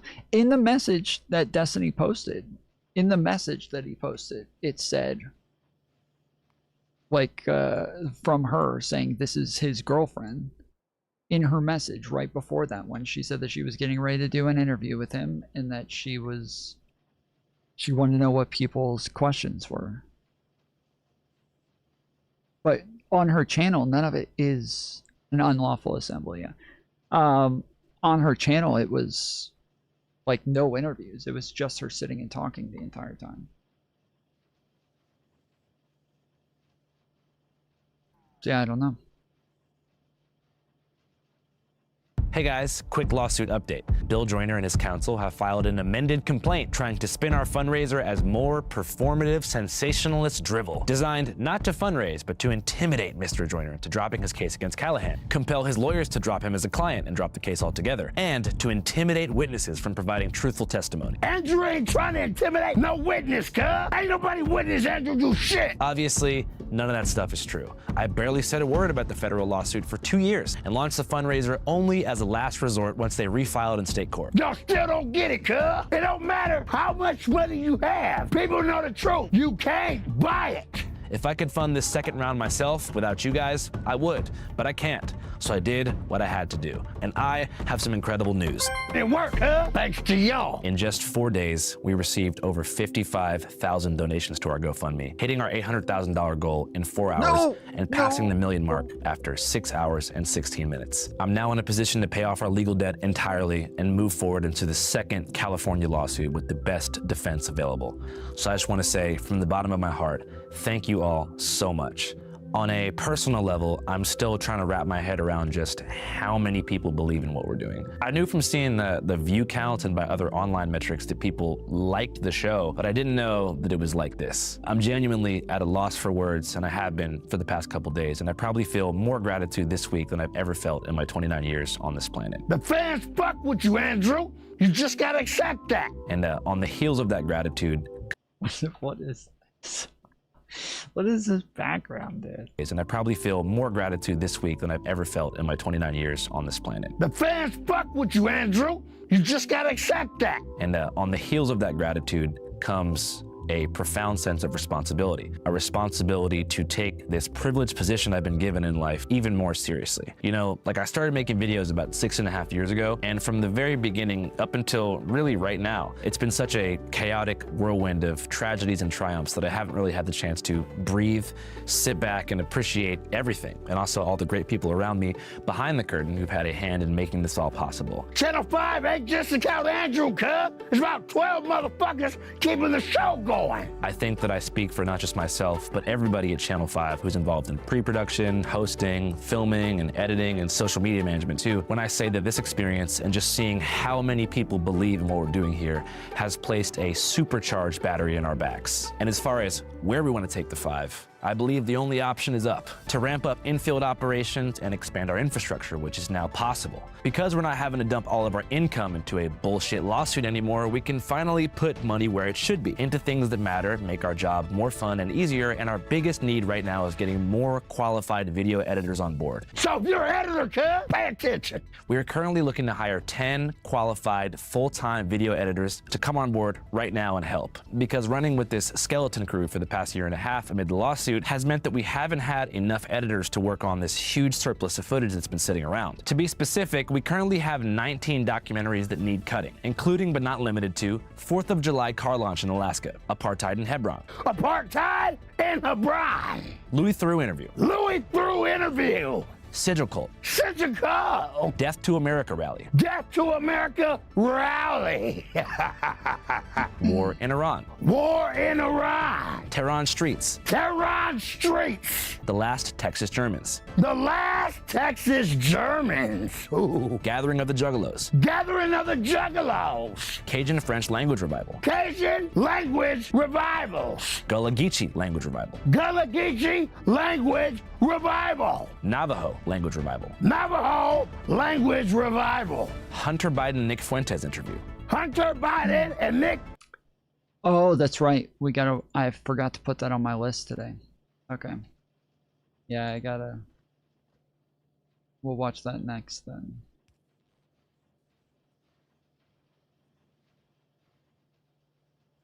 Fuentes interview that Andrew did in a motel in Philly. Somehow TMZ got a hold of the footage, but fuck it. The cat is. This seems what do you call it? Ableist. It's like watching Love on the Spectrum. Out the bag. Bashar's alien cult, Bashar's alien cult. inside the click farms of Vietnam, Inside the clip farms of Vietnam. the fight to stop California's biggest data center, And fuck a data center. how to save the Salton Sea, How to save the Salton Sea. Missouri Mudfest, Missouri Mudfest. and the pilot episode of a scripted native narco drama series that I shot with the homies in Arizona. Shout out by all my natives. So if you want to help us edit this stuff and live in either Los Angeles or Las Vegas, email me right now at submissions You gotta live over there. at channel5.news with your resume and reel. We're also going to now live devote where more the time gay and people energy live. into the development of All Gas No Brakes 2.0.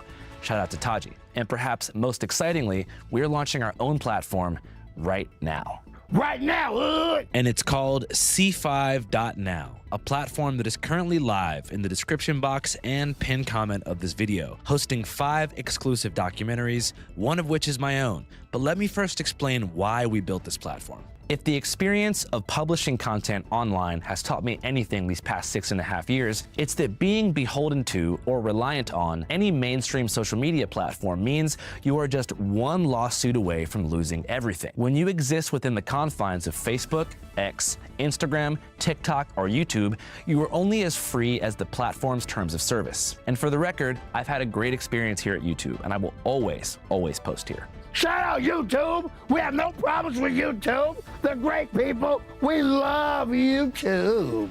I just think that it's smart to create a foothold outside of the controlled web for my own peace of mind, especially.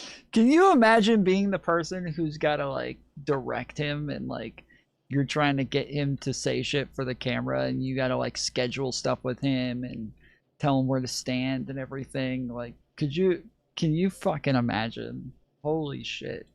As tech oligarchs and data center developers like Larry Ellison are in the process of total media capture, which includes buying large shares in the major social media platforms and modifying their algorithms to advance certain agendas and keep us all stupid, broke, angry, and alone. Fuck Larry Ellison and the whole Paramount merger. We need a diversity of ideas in the news. In this environment, I think it's safe to say there may come a day in which Channel 5 and other platforms like it are wiped from the Big Four entirely, or shadow banned so hard by the algorithm that we effectively cease to exist. But perhaps worse than the social media platforms themselves in terms of censorship is the institution of Hollywood, which I would describe as a sickening, nepotistic, gate-kept world of godless narcissists, bound together only by blackmail and their mutual enjoyment of turning themselves into idols as a way to make the average person feel small, insignificant, and most importantly, uninvited.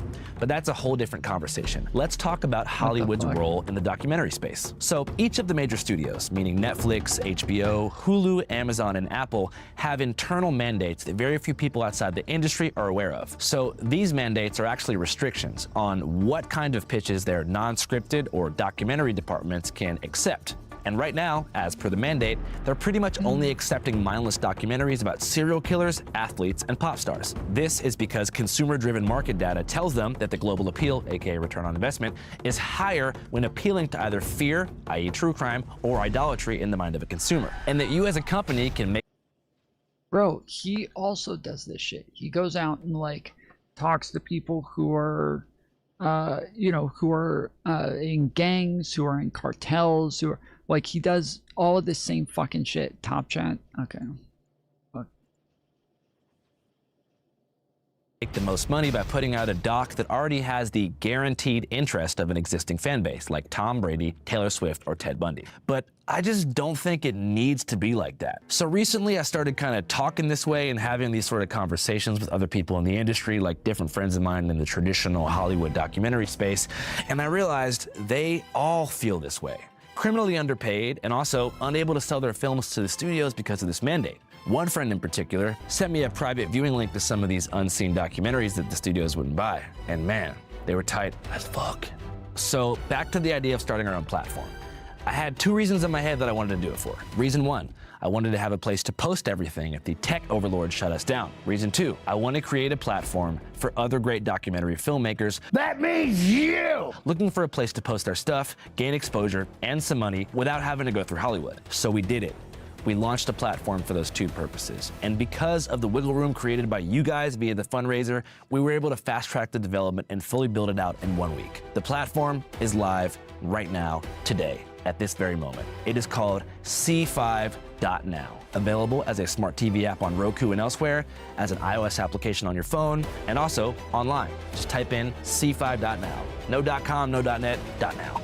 And if you could, go to the App Store after you download it and leave us a nice review. Ain't no other platform like this, hood. Our business model is quite simple. You just go to C5.now, sign up for $5.55, and then you're in. Officially gaining access to a catalog that we've already stocked with 5 of my favorite documentaries that for some reason Hollywood won't buy. The first film in our catalog is called The Art of Protest, which documents various protest-related hijinks and shenanigans, produced by our friends over at Indecline, who we interviewed a few months back. The second film is called Starcash, directed by Haley Garrigus. It's about stock analysts who stare at the planets and use cosmic patterns to predict market trends.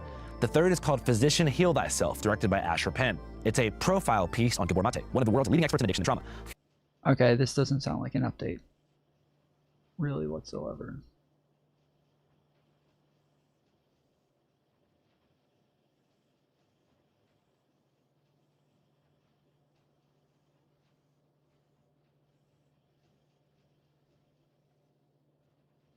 What the fuck? Hey guys, quick lawsuit update. Bill Joyner and Hey his counsel have guys. filed an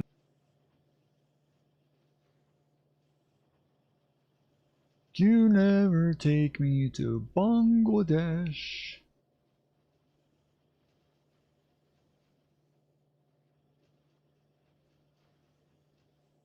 Wait, where's the...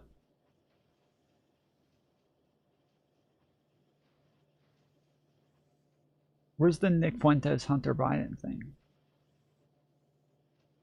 The Gooniversary. Look, have you been... By the way it was handled, Yeet's twin here means the Bikini Bean's decision to post the video of Nautica to their social media platforms in order to identify him, which quickly went viral, scoring tens of millions of views overnight. This was a recurring incident that all the...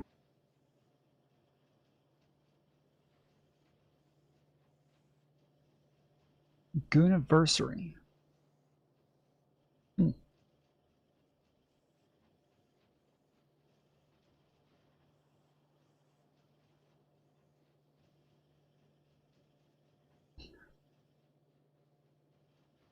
Where the fuck? Why is it back on top chat already, dude? This is so annoying. Where is the thing?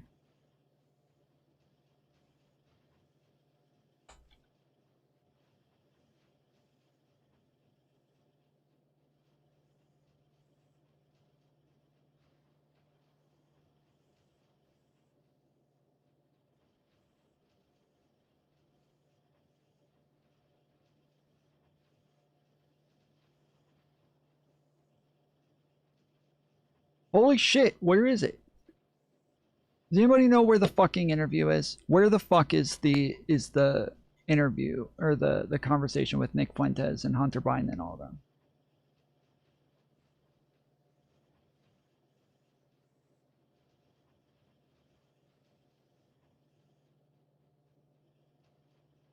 Here, he reviewed it, so it's not out? What do you mean it's not out?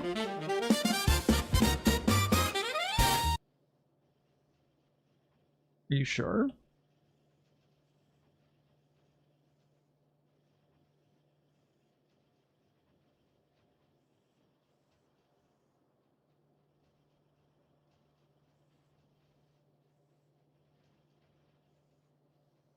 Improved the standards of life, but has not improved the genetics in any way. So I believe we are just boosting people with the Flynn. The Flynn effect, I believe, is essentially a cultural boost that has its ceiling, and in fact, that is counterproductive genetically. So I believe that the more you give nutrition and education for free to people, the more you farm into the population genetics that are meant to be lower IQ. So that's a big problem because you have a measure of the IQ improving in society, but you don't ask yourself, am I worsening the genetic quality of, and down the line, am I getting more stupid? Because it's very easy to boost the education of someone and to make them more acquainted to the task form of an IQ test. But it's another question whether ultimately the 70 IQs of these days, were they more intelligent, more capable, and more independent than a 100 IQ of today? Because let me tell you, when I cross 100 IQs out there, they are effectively helpless retards. Yeah, JF's not in jail. He's got his own fucking Gone Girl situation and apparently got away with it.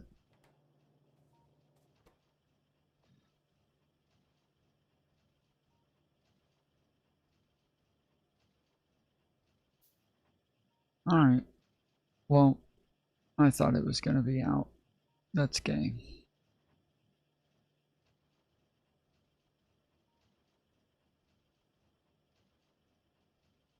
She was having a mastectomy on the table for breast cancer.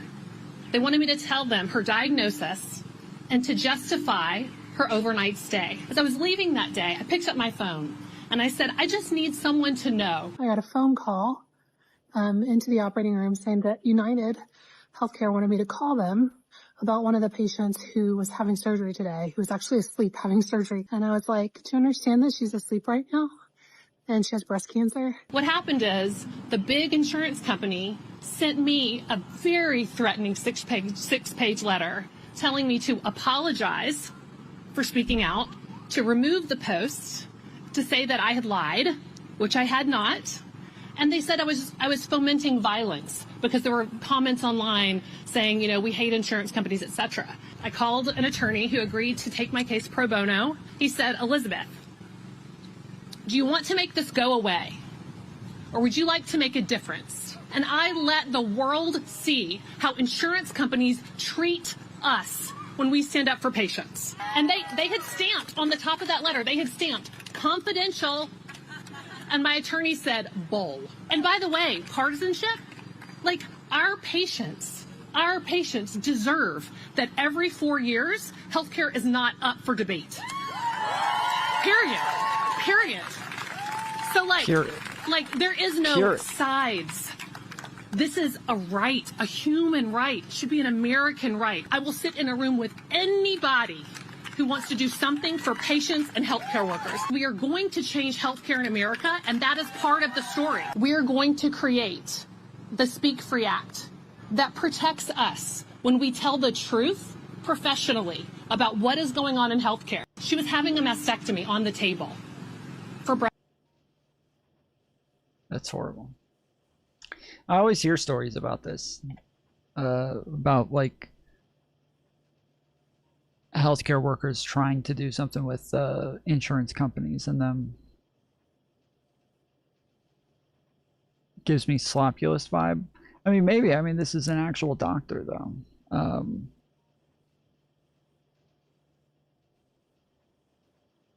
So yeah, I don't know.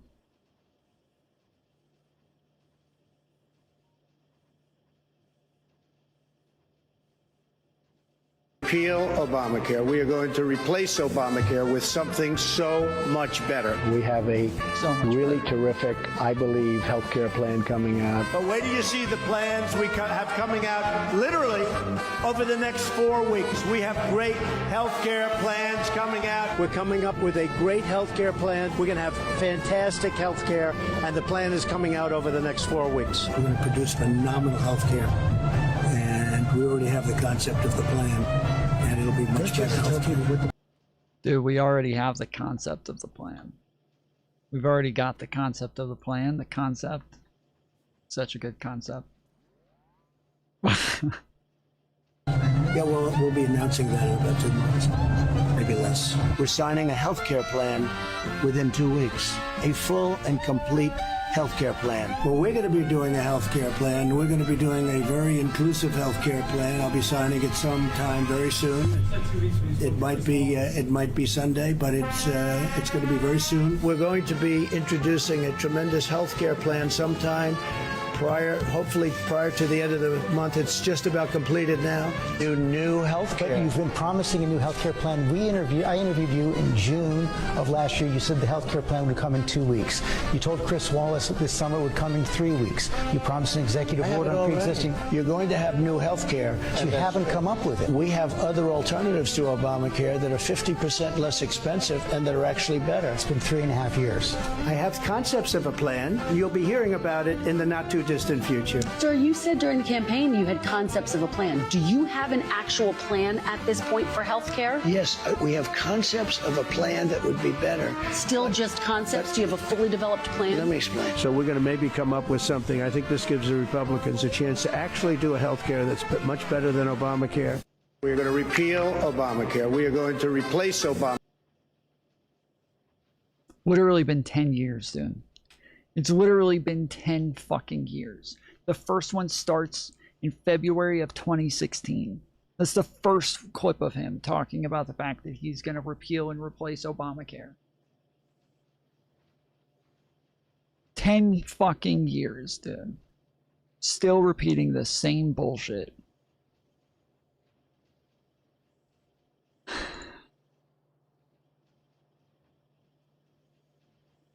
The next mayor of the city of New York, Zohran Mamdani. Zohran. 1 year ago today, kinda. I will be your Democratic nominee for the mayor of New York City.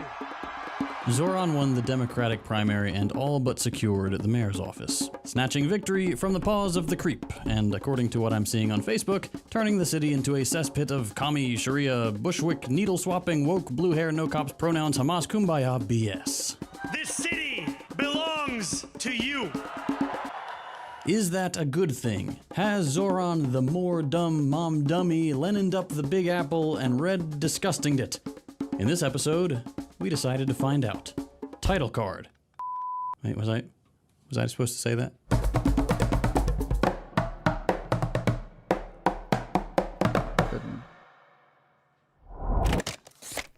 All right, quick plug, and then we'll get back to it.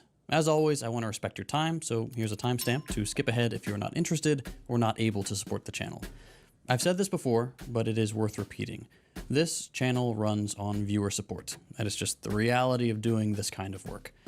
There aren't a lot of companies lining up to fund openly socialist content, and honestly, even when they do, it's not something I want to depend on long term, because at the end of the day, if your funding comes from corporations, there's always going to be pressure there. Sometimes it's subtle, sometimes it's not, but it's never on our terms. So the alternative is pretty straightforward. If we want this kind of content to exist, it has to be supported directly by the people who actually watch it. If you're in a position to help out, Patreon is the easiest way to do that. You get some nice perks too, including early access to ad-free versions of every single video, and access to our patrons-only Discord server, complete with book club. And then there's also Means TV, which I've been really working hard to help build these last couple of years. Means is a worker-owned streaming platform, so no ads, no venture capital nonsense. It's just us normal people trying to build something that actually reflects the politics we talk about here. I've been posting some extra stuff there for a while now, including like 15 or 20 minutes of extra content for every video, and we have some big... It really does mean the world to us. All right, that's it. Back to the video. Let's start with a list. Zohran's achievements in just 6 months in office are incredibly impressive. And at the top, you have to put free universal childcare for thousands of 2-year-olds in New York. Just 8 days into his term, Mamdani secured a $1.2 billion budget to make pre-K free in the city and add thousands of new spots for kids. Finally giving thousands of New York parents an answer to the question, how can I provide the greatest number of infectious diseases to my child at no cost? Let me tell you, I'm a parent myself, and this is a big deal. For everyone, but especially for those working class parents who can't afford to either take work off or send their kids to private pre-K or move neighborhoods to where seats are available. Not everyone can get help from family, and feeling like your kids are already falling behind at just 2 years old is a horrible thing. This plan eradicates that. Not measles, though. You might have also seen that we're taxing the rich now. In the capital of capital, second homes worth more than $5 million and that sit empty most of the year are now going to be taxed. That'll bring in somewhere in the neighborhood of $500 million. You get it? Neighborhood? Which is really good news for a city where rent and property prices just keep going up. There are entire streets filled with empty apartments used by billionaires exclusively as improvised bank deposits. Much in the same way I use my Funkos, we're all just parking our money in a safe investment. At least now there's a public benefit to us doing what we do. Now, as with most of Mamdani's plans, billionaires went to the press to whine. They said, oh, this is a mistake. People are gonna leave. We don't want to kick out millionaires who spend so much in New York, blah, blah, blah, blah, blah, blah, blah. But they know they're not going anywhere. Taxes like these never actually drive out more than a tiny % of ultra-wealthy residents. Yeah, a lot of people keep quoting stats saying that people have left, or millionaires have left, but there are a bunch of millionaires who did leave New York, but the majority of them were during COVID, and they moved to Florida because Florida didn't have like as many restrictions on business and tax reasons and stuff like that. But they have gone up in millionaires in New York City since then, and even while Zohran's been in charge, while he's been mayor, they've gone up in millionaires as well. So a lot of people quote some like bullshit quotes about the fact that they're dropping in millionaires, but they're not really looking at the timeline there. Study. And at the end of the day, New York is New York. These guys can't avoid going there once in a while. If they can afford a $5 million apartment they barely use, they can afford this. They don't actually have any leverage, and boy does that feel good. So the city's getting more money coming in, and it's going to allow the mayor's office to do more of what they've already shown they can do well. Things like handling a historic blizzard, putting the screws to landlords, filling hundreds of thousands of potholes, getting rid of junk fees on hotels and delivery apps, and all this other stuff that this video is just not able to cover because we frankly underestimated how much Mamdani's done when we started this.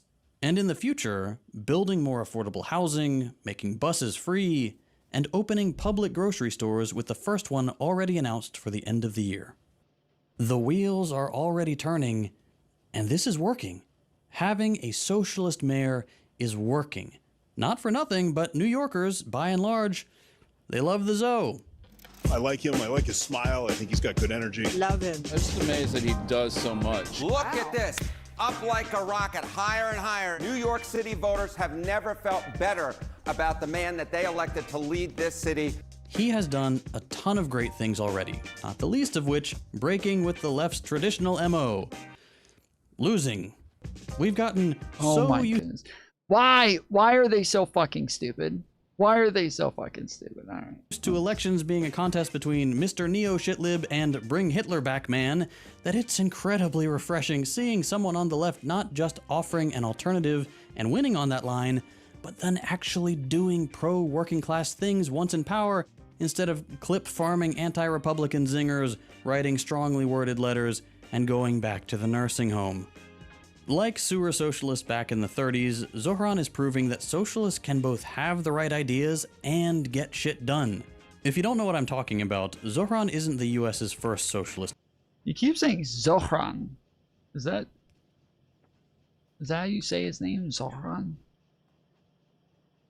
In office. A century ago, cities like Milwaukee elected true-bred Reds to city councils and mayor's offices. And once in power, these sewer socialists delivered things like the first public housing co-op in the country, city-owned power and quarries, and, as the name implies, functional sewage systems. They even, in an echo of what's coming down the pike in New York, secured city-run affordable food and clothing. Once again, socialists in office, good, but sometimes bad too. For all the great things the Mamdani admin is doing, having the DSA sticker of endorsement doesn't give him a free pass. For all the progress made, there are some serious concerns I, and a lot of us on the left, have about how the next few years might go. And let's start with the biggest disappointment so far. The NYPD. We knew this was coming. Early in the election cycle, Mamdani committed to keeping Jessica Tisch on as NYPD commissioner, most recently seen here. You might not know her if you don't live in the city, but Tisch is well known there for both her connections to New York's financial elite, as an heiress of the Lowe's family fortune, and her, let's call it, conservative approach to policing, particularly against pro-Palestine protesters. She is a darling of the New York elite, and as one of the highest-ranking figures in the city, someone appointed directly by the mayor and the commander of 30,000 officers playing with the budget of an army, Tisch is not like any other appointment. Whoever has that role matters a lot. That she is such a diametrically opposed figure politically is one thing, but the more important issue is her track record since she's been in charge. Already, we've seen her commitment to so-called quality of life policing. I mean, this is one of the main things that Zohran's gotten a lot of credit for is the crime rate going down. Like, for you to complain about this of all things seems really fucking stupid. But he did say he's a socialist, so I don't know.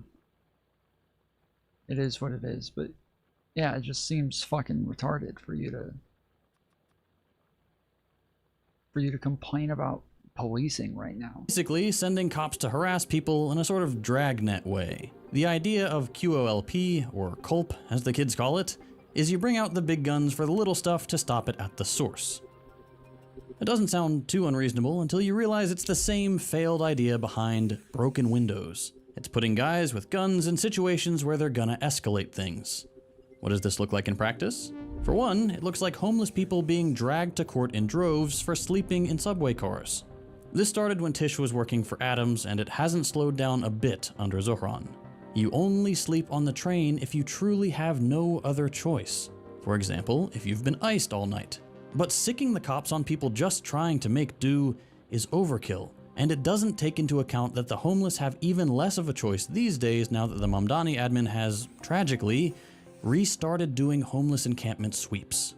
And the criminalization of homelessness is just one particularly cruel fact. Ooh. Ooh. Oh shit. Well, Gavin Newsom not sounding so bad all of a sudden, is he? Facet of this problem. The NYPD's also shown it's a problem in the way they've been collaborating with ICE. Video. Fuck the crime rate. What's her stance on genocide? Yeah, that's what matters when it comes to whether or not you're gonna be our police commissioner. We want to know how you feel about what's going on in Israel. Shows ICE agents dragging a man outside of Wyckoff Heights Medical Center. We're working to find out why ICE took him into custody, but the NYPD says it had no involvement in this operation. You may have heard about this already, but on May 2nd, NYPD arrested and used force against New Yorkers protesting ICE as the agency was arresting an undocumented immigrant in Bushwick. From what we know, ICE and the NYPD didn't coordinate ahead of time, so no laws were broken or anything. But that didn't stop officers on the scene aiding the US Gestapo as they dragged a handcuffed, clearly injured guy out of a hospital and pepper sprayed anybody getting in their way. The NYPD went so far as arresting and shoving protesters and even changing a tire on ICE's car so that they could get away. Facilitating ICE's operations like this is clearly not what should be happening with a socialist in charge, and it seriously undermines Zohran's supposed commitment to keeping New York a sanctuary city. Bottom line, by refusing to rein in the NYPD, Zohran puts a lot of New York's most over-policed and vulnerable communities at risk. This was already a bit of concern when he ran, but the fact that he backtracked on defunding the police and planned to keep Tisch in charge was supposed to be balanced by things like the Department of Community Safety.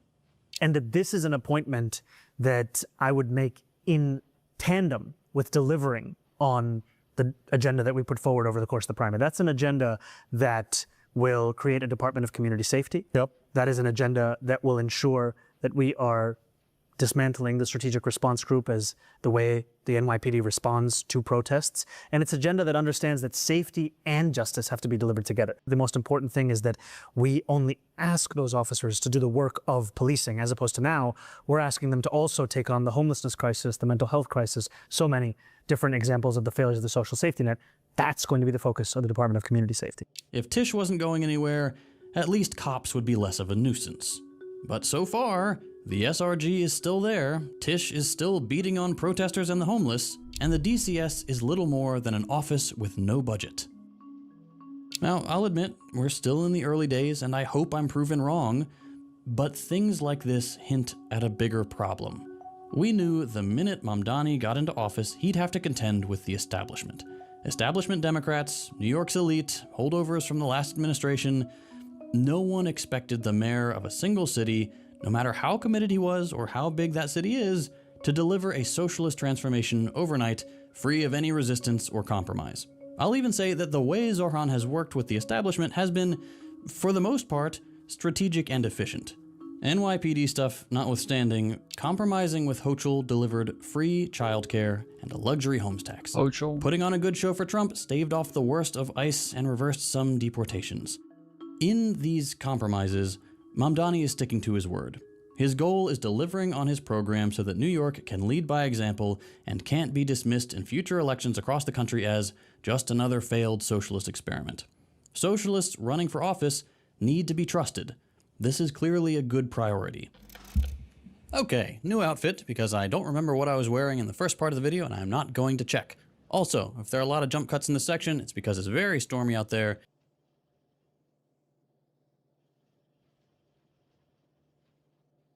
The quips from this guy are so fucking lame. Who is he? His name's Second Thought. Obviously a socialist. He's got 1.91 million subscribers. And there's some thunder, so I'm going to cut around that. Now, this is not where the video was meant to end. To tell you the truth, we had this episode most of the way done, but I wanted to add something last minute after the primaries, which just happened. Now, originally, I was going to get on my high horse and complain that Mamdani was, he was doing well, but slowly drifting away from his base and the DSA. After a few months, the videos from the mayor's office felt like they were wasting his talent for mobilizing. Zohran kept getting wins, that's great, but more and more of them were being diluted thanks to either the budget deficit or his alliances with the establishment. That is concerning. We don't want that becoming the norm, and to avoid that, we know we need more socialists in office and pressure from below. But we were losing the energy of the campaign's 100,000 volunteers. And I know that's normal after any election, but even right after Mamdani won, New York DSA signups flatlined at 2,000, and we were seeing promising socialists in New York either not getting endorsed or getting straight up sidelined. It started to feel like we won one important election, and that was going to be it. The ladder was being pulled up. We weren't building the alternative after all. And everything was going to hang on Mamdani not betraying us. Well, I'm genuinely happy to report that, at least as of right now, that's not what's happening. In the most recent primaries in New York, Mamdani-endorsed candidates won, and in most cases, they won big. I can tell you firsthand that friends in the city had an incredibly easy time knowing who to vote for this year, even down ballot, thanks to Zohran's endorsements. And in the races that Zohran hadn't said anything about, in most cases DSA had a candidate they put forward, and people pretty much knew that was the same thing. Now, I don't know what kind of numbers Mamdani's team's looking at. Maybe we could have gone further and won a few more races, but the results speak for themselves. 9 out of 10 DSA wins ain't bad at all. Especially in those races where Mamdani endorsed candidates further to the left than even the Working Families Party, which is historically about as far left as candidates in New York go. More and more, it's looking like Zohran and DSA are carving out a space in the Democratic Party that's independent enough to win elections and, maybe soon, pass policies without the old capitalist guard. All this good press and electoral success is actively shifting the Overton window our The way he pronounces Zoran is just way too try-hard. way. As just one example, Daria Liza won on a platform of abolishing ICE, ending support to Israel, and saying fuck Kamala Harris. That's great news. It means that electoral politics is at least somewhat catching up to people's growing support for socialism. And the more this keeps working, in elections and in office, the more space we have to push even further left, both in mainstream politics and in our political organizations. Thank goodness. So, I'm happy. For now. We'll see you in 2 weeks.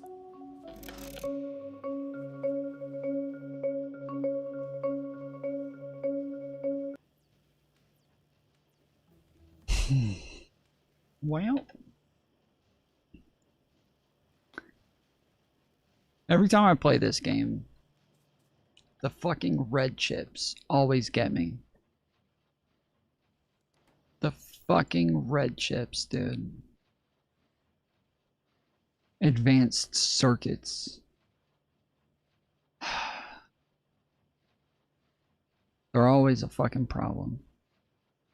Because all the resources that they need are things that tons of other things need, and distributing it in a way that's fast enough to go in all these different directions.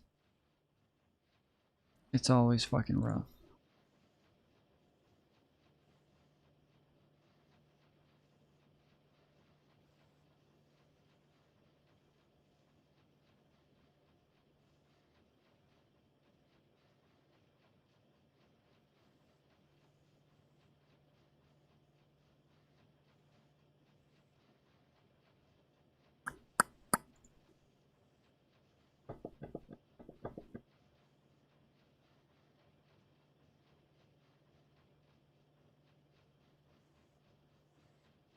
Is this a debate?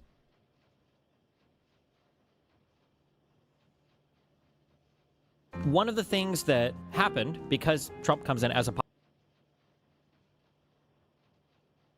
Oh, he's watching a debate. Okay. Fuck that shite.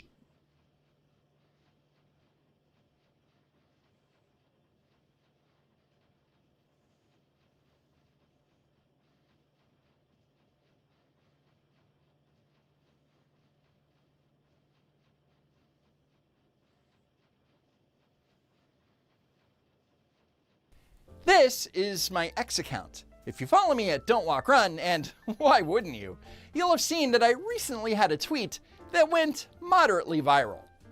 It all started when President Trump was speaking to reporters and was asked about the construction of a new White House helipad. We're building a helipad, beautiful helipad, and it's got the seal of the White House on it, in granite, in carved granite. It's really a beautiful thing. Now, as you may know, when Trump leaves for the airport, he takes Marine One, which lands on the south lawn of the White House. But the new version of Marine One, the Sikorsky VH-92A Patriot, is so powerful that it was lifting the grass off the ground and flinging it all over the place. Well, they're about 2.5 times more powerful than the old ones. And when you land on the grass, it's not that the grass gets discolored, it gets ripped out. Ripped out. And it was all over. They landed it once, and nobody planned for this. This was a little bit of a planning mistake. So they landed the helicopter, and half of the grass was sitting in front of the Oval Office front door. Bro, this lady's face. This lady's face the whole fucking time they're talking is so strange. This was a little bit of a planning mistake. So they landed the helicopter, and half of the grass was sitting in front of the Oval Office front door. So Trump claims that he basically came up with the idea of building a helipad, and since it's Trump's idea, Democrats had to do what they do best: lose their absolute shit and invent a completely fictional crisis. So I haven't even heard about this. I haven't even heard about this, the helipad thing. This is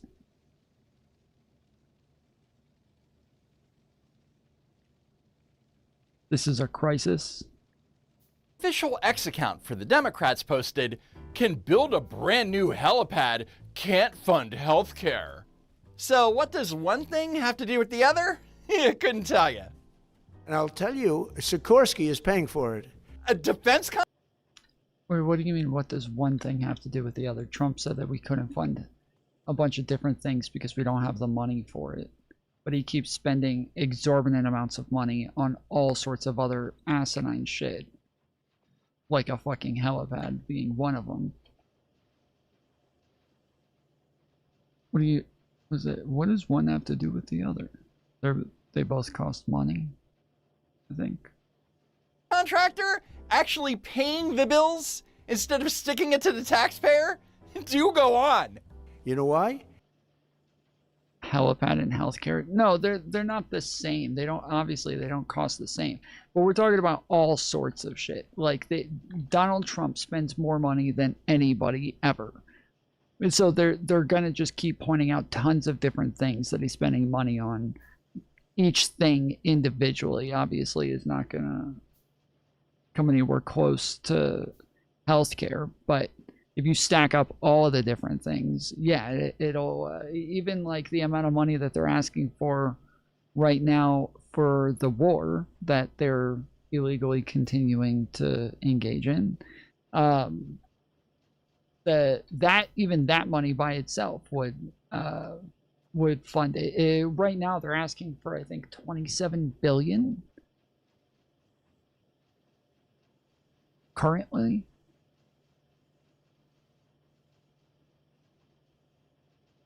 Because they didn't tell us how powerful these helicopters were, and they felt a little bit guilty. They sold us I like power, by the way. I think it's great for a helicopter. And they are paying for the cost of it. It's about $5 or $6 million. They're paying the full cost. So to recap, cost to the American taxpayer? $0. But the DNC social media team was so desperate for a gotcha that they completely admitted that minor detail to tee up a classic piece of emotional manipulation. So I quote posted the Democrats' BS and wrote, "The helipad is being funded entirely by the helicopter company that made the new Marine One. The cost of the helipad would fund healthcare for about 17 seconds. Okay, well there's a whole different issue there then. There's no way that all of these different companies, just out of the generosity, they're just love giving the president stuff. All of these gifts that he's accepting from all of these different companies is a whole other fucking problem. I don't think I would admit this shit as a gotcha to say, ha, you guys were wrong. It's actually more corruption. Now, admittedly, my math was off, because when you break down the cost of Medicare, we spend roughly $31,500 a second. So the cost of a $6 million helipad would fund free healthcare for around 3 minutes. Anyway, the Democrats' post was seen almost 900,000 times and got a whopping 2,500 likes. In comparison, my quote post was seen 686,000 times and received 21,000 likes. Now, I'm no math major, but that's what the kids on the internet call a pretty substantial ratio. Now, my videos on YouTube take time to produce, and as a one-man band, I can only crank out about 2 videos a week. But I am on X daily, constantly pointing out the Democrats' daily struggles with the truth. For example, the Democrats posted this image quoting President Trump as saying, "I want to drive housing prices up." But what Trump actually said, existing housing, people that own their homes, we're going to keep them wealthy. We're going to keep those prices up. We're not going to destroy the value of their homes so that somebody that didn't work very hard can buy a home. We're going to make it easier to buy. We're going to get interest rates down.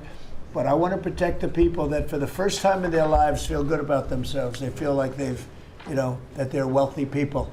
And I want them to understand it. There's so much talk about, we're going to drive housing prices down. I don't want to drive housing prices down. I want to drive housing prices up for people that own their homes. So for clarity, President Trump said, "I want to drive housing prices up for people that own their homes." But the Democrats put a period halfway through the sentence to completely change the context. Because pointing out that Trump wants to protect the equity of current homeowners. That doesn't change the sentence at all.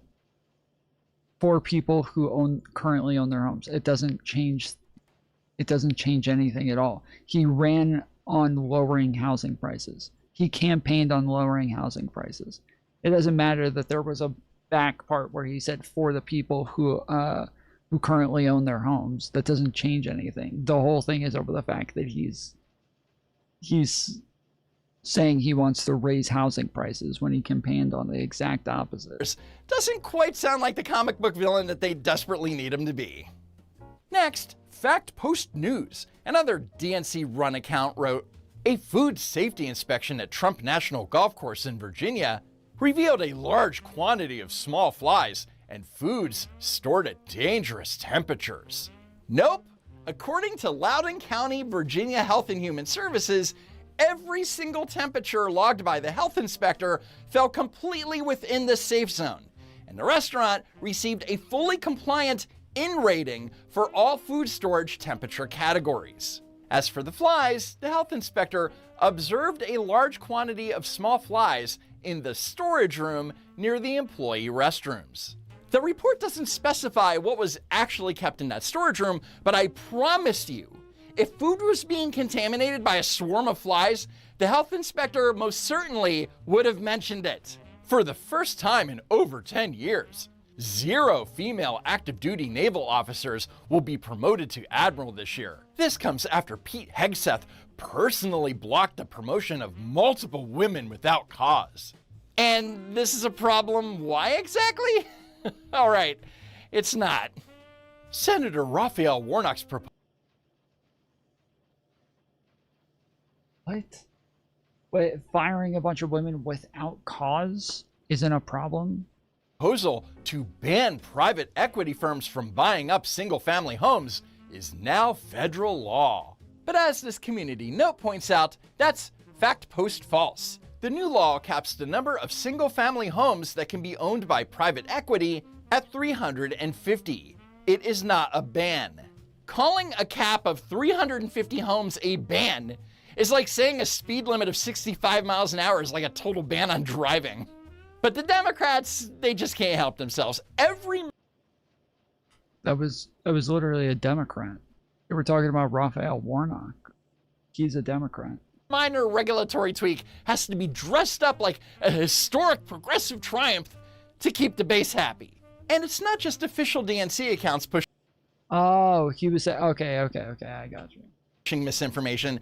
It's self-described journalists like Aaron Rupar, who makes a living by posting incredibly misleading clips on X, like the following.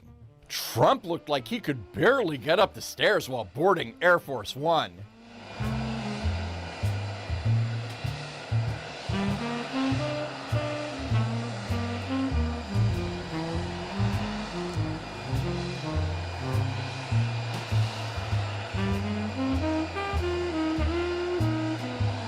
Okay, I can't take this.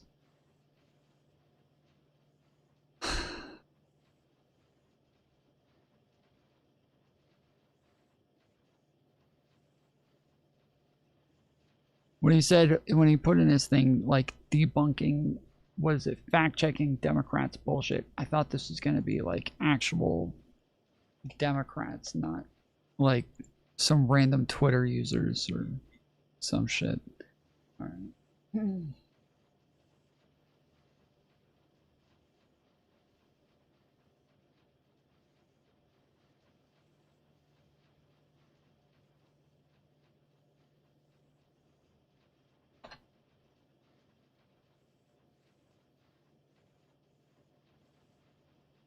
When you think of Iran, you probably think of this. At least 65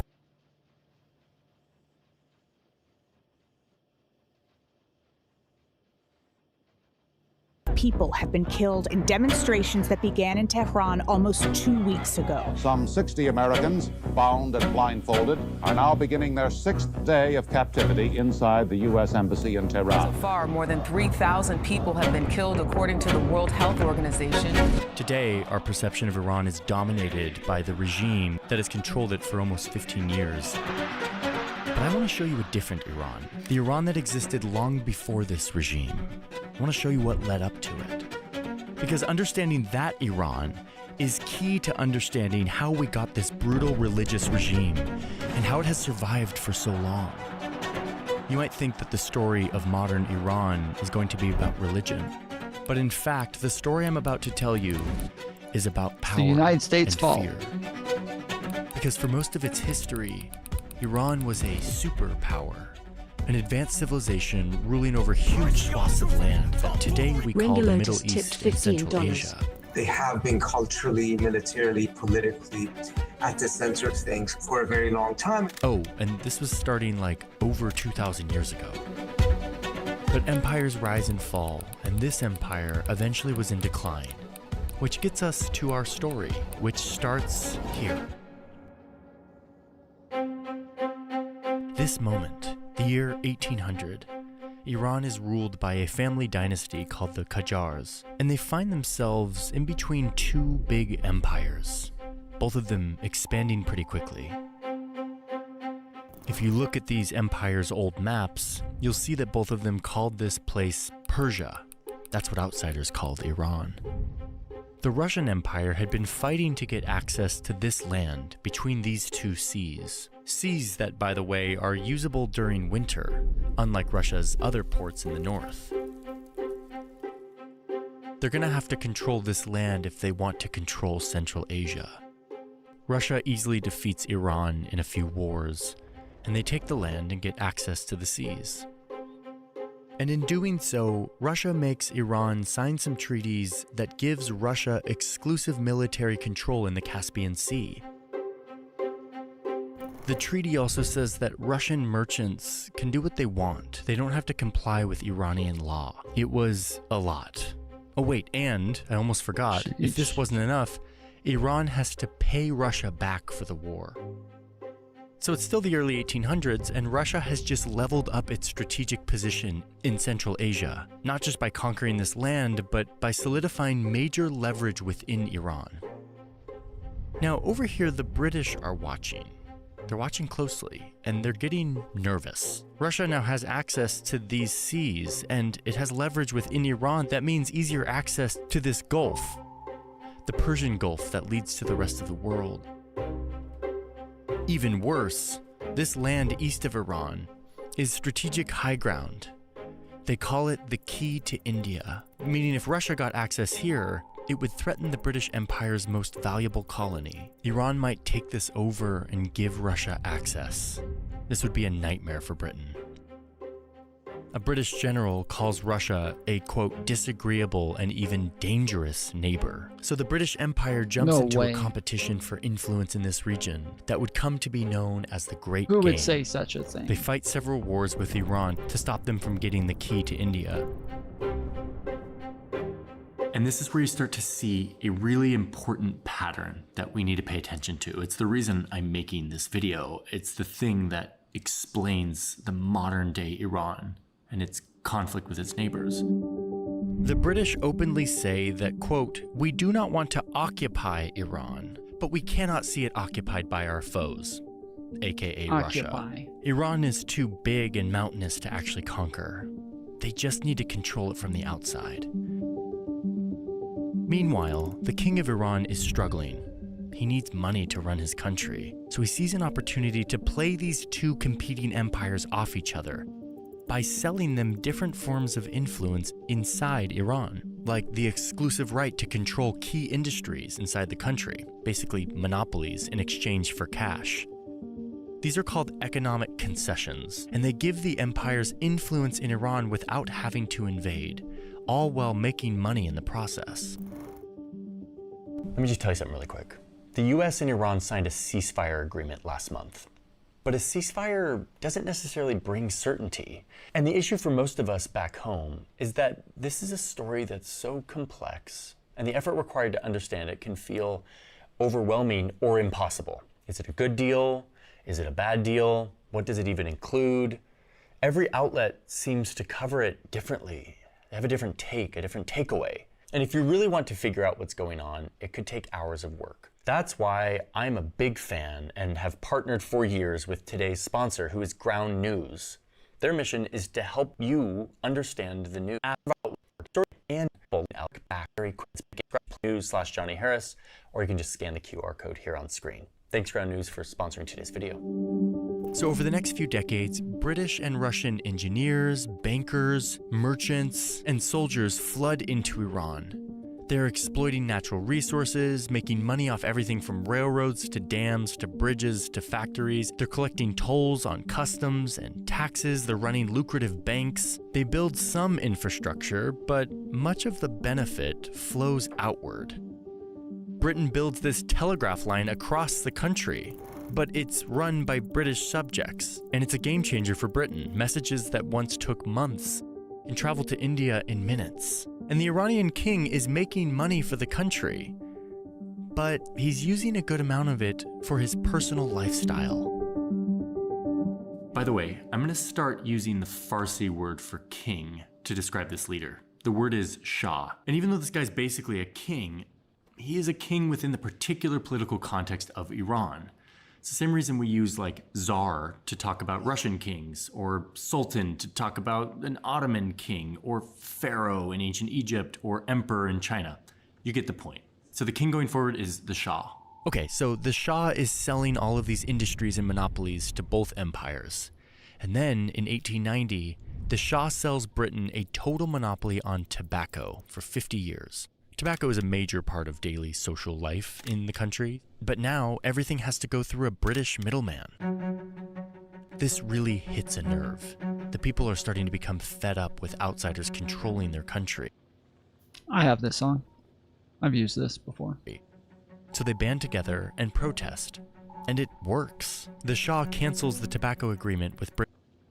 Didn't we learn this? Yeah, kind of. I mean, there's a video that just came out 6 days ago, but we've gone over a lot of this shit in the past with other videos. Iranians are starting to realize that mobilizing together can bring about change. They rise up again in 1905, demanding a constitution. They want to put limits on the king's power. They want to create a parliament. They want to have representation. And they want to limit all these secret deals that the Shah has been making, selling off their country to foreigners. This is among the first constitutional revolutions in the Middle East.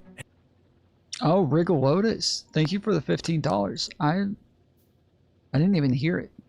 For some reason, the fucking Stream Elements has gotten so quiet over the last week that I literally can't hear it anymore. I wonder...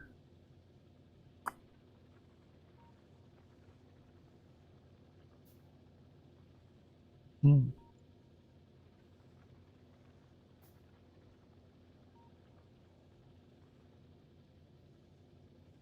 wonder if I can boost it. But thank you, Rick Lotus, for the $15. I totally forgot to start the clock earlier when I started, so I figured we'll do another free stream today. Why not?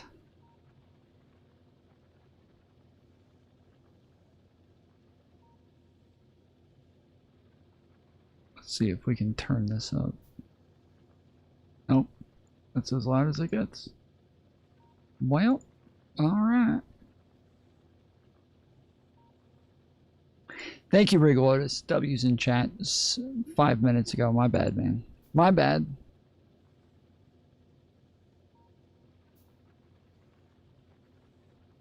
And it's looking like it's working. It's the early 1900s and Iran has a parliament. The Shah is letting this happen, but very soon after, he dies.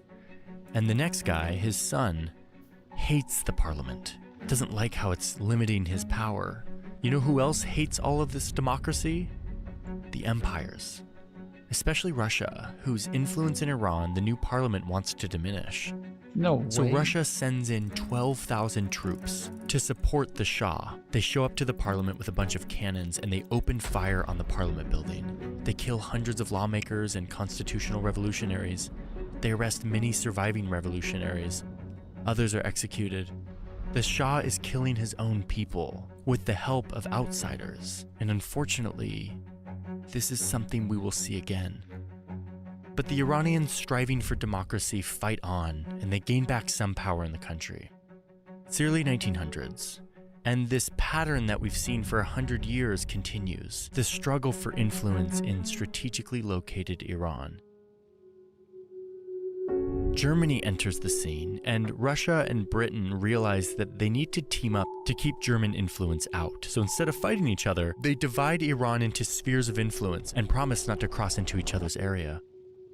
Of course, Iranians had no say over these lines of influence. And then, a year after the empires slice up the country into spheres of influence, there's a discovery that will make Iran even more valuable to control.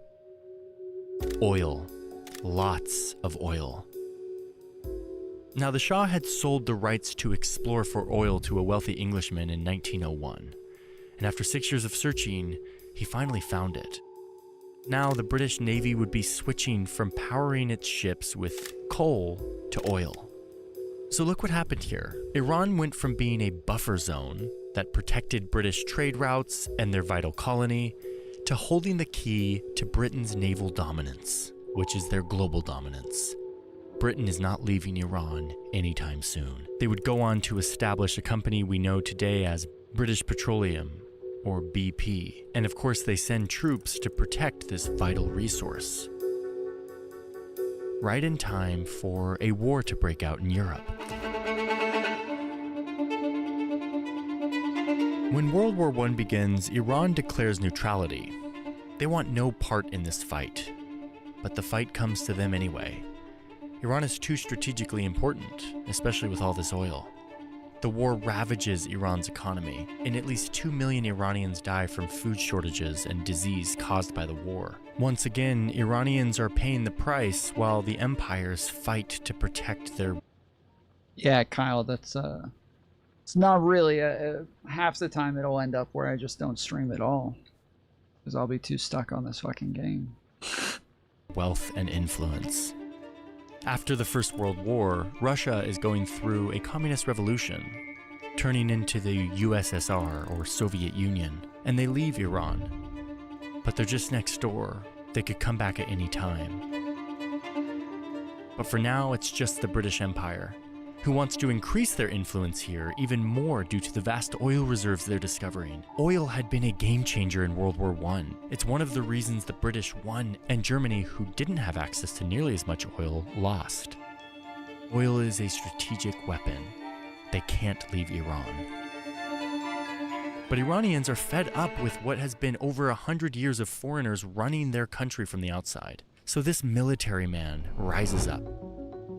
He works with the parliament to throw out the old Shah and promises to make Iran great again, trying to get the people to remember that this was a superpower. They need to restore that greatness. His name was Reza Shah.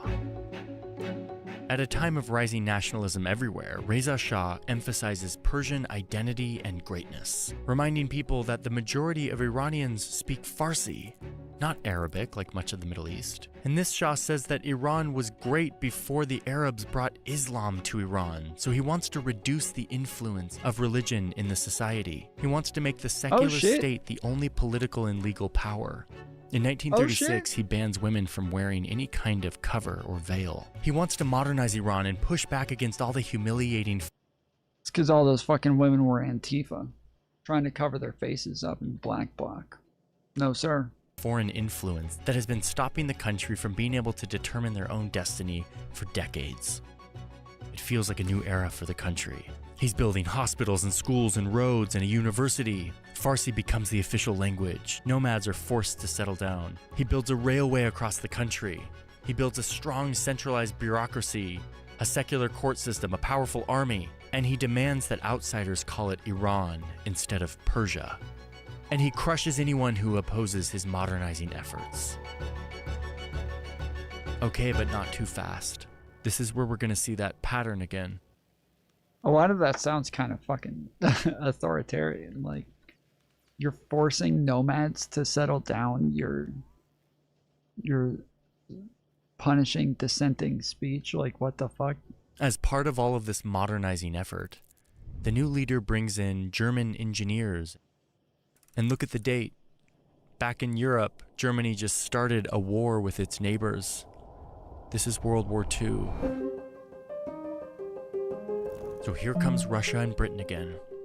They demand that Reza Shah expel the Germans, who could easily sabotage these weapon supply lines that the Soviets need to fight back against Germany in Europe. Or maybe they could sabotage Britain's valuable source of fuel for the war. Reza Shah doesn't want to give in to the big empires. He's done with that. So he stalls, tries to negotiate with them, tries to play these empires off each other, and tries to remain neutral once again. But the British and Soviets are not having it. They pull a familiar act of pressure, this time invading Iran and forcing Reza Shah off the throne and into exile in South Africa. They replace him with his 22-year-old son, who is more willing to do what they want. So much for getting rid of foreign influence. During World War II, Iran is once again too weak to resist and too important to be left alone. A strategic corridor, a buffer zone between empires, a massive oil reserve, and these big powers occupy huge swaths of the country, all a part of their global chessboard. Okay, so World War II is over, and I want you to pay attention to this guy, Mohammad Reza Shah. Remember, he's the new Shah, the one that the Soviets and the British installed right in the run-up to World War II. Yeah, he's a big part of the next chapter of this story, so just keep an eye on him. Oh, and let's update his photo. He's not 21 anymore. World War II's over. The Iranian people come out of World War II with even more motivation to stop this seemingly forever cycle of outsiders controlling and ravaging their country. Their democracy movement is now 4 decades old, and the people are developing a stronger and stronger culture of protest, intellectual discourse, politics, national pride, but it's never been able to take root because it's always disrupted by outsiders meddling in the country. And look, even though the war is over and the British are decolonizing around the world. Is he saying that Russia meddled in their elections and in their politics? No way. World, they're still here, pulling huge amounts of oil from Iranian soil, protecting it with troops, and shipping it around their empire. And the Shah is okay with this. Because remember, the British installed this Shah, their friends. But the people really don't like this Shah. He's Britain's Shah, not Iran's. He's a symbol of more of the same, foreigners controlling the country. But you know who they do like? This guy, Mohammad Mossadegh.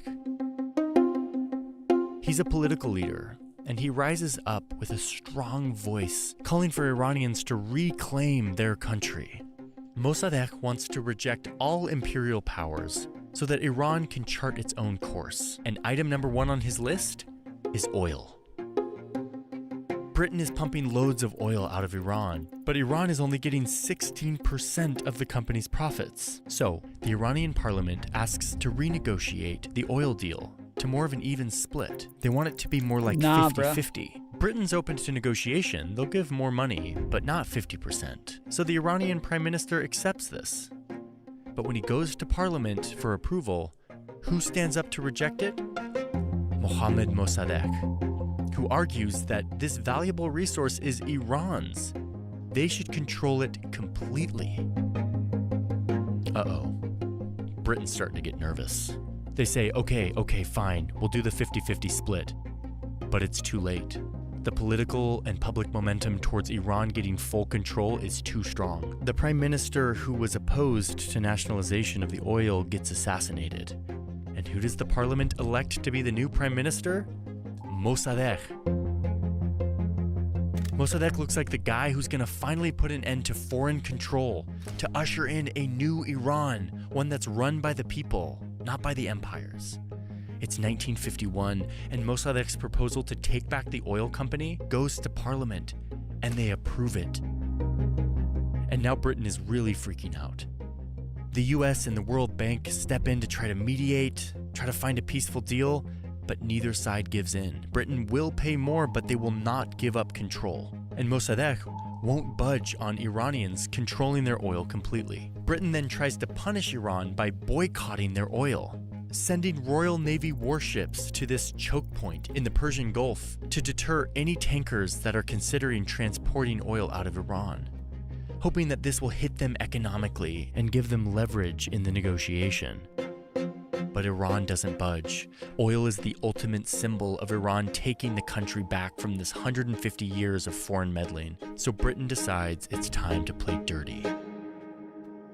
The American CIA is in the middle of the Cold War, trying to counter Soviet influence around the world. And the CIA's Middle East guy is in London. The British intelligence agency gets a meeting with him, and they try to convince him that Mossadegh could be an asset to the communist Soviet Union. Brand new President Eisenhower wants to do anything he can to counter Soviet influence anywhere on Earth. What if Mossadegh is sympathetic to the Soviets and they let them get access to the oil? We can't have that. And they conclude that they need to get rid of Mossadegh. This is basically a rerun of several previous episodes of this story, where the big empires use Iran as a playing field to counter the influence of their geopolitical rival. So the CIA allocates $12 million in today's money to do whatever it takes to get Mossadegh out. They sneak people into the country who start quietly bribing politicians, paying organizers to bring crowds into the street against Mossadegh. They give money to newspapers to attack. Kind of fast tracking. Yeah, this is only a 40-minute video.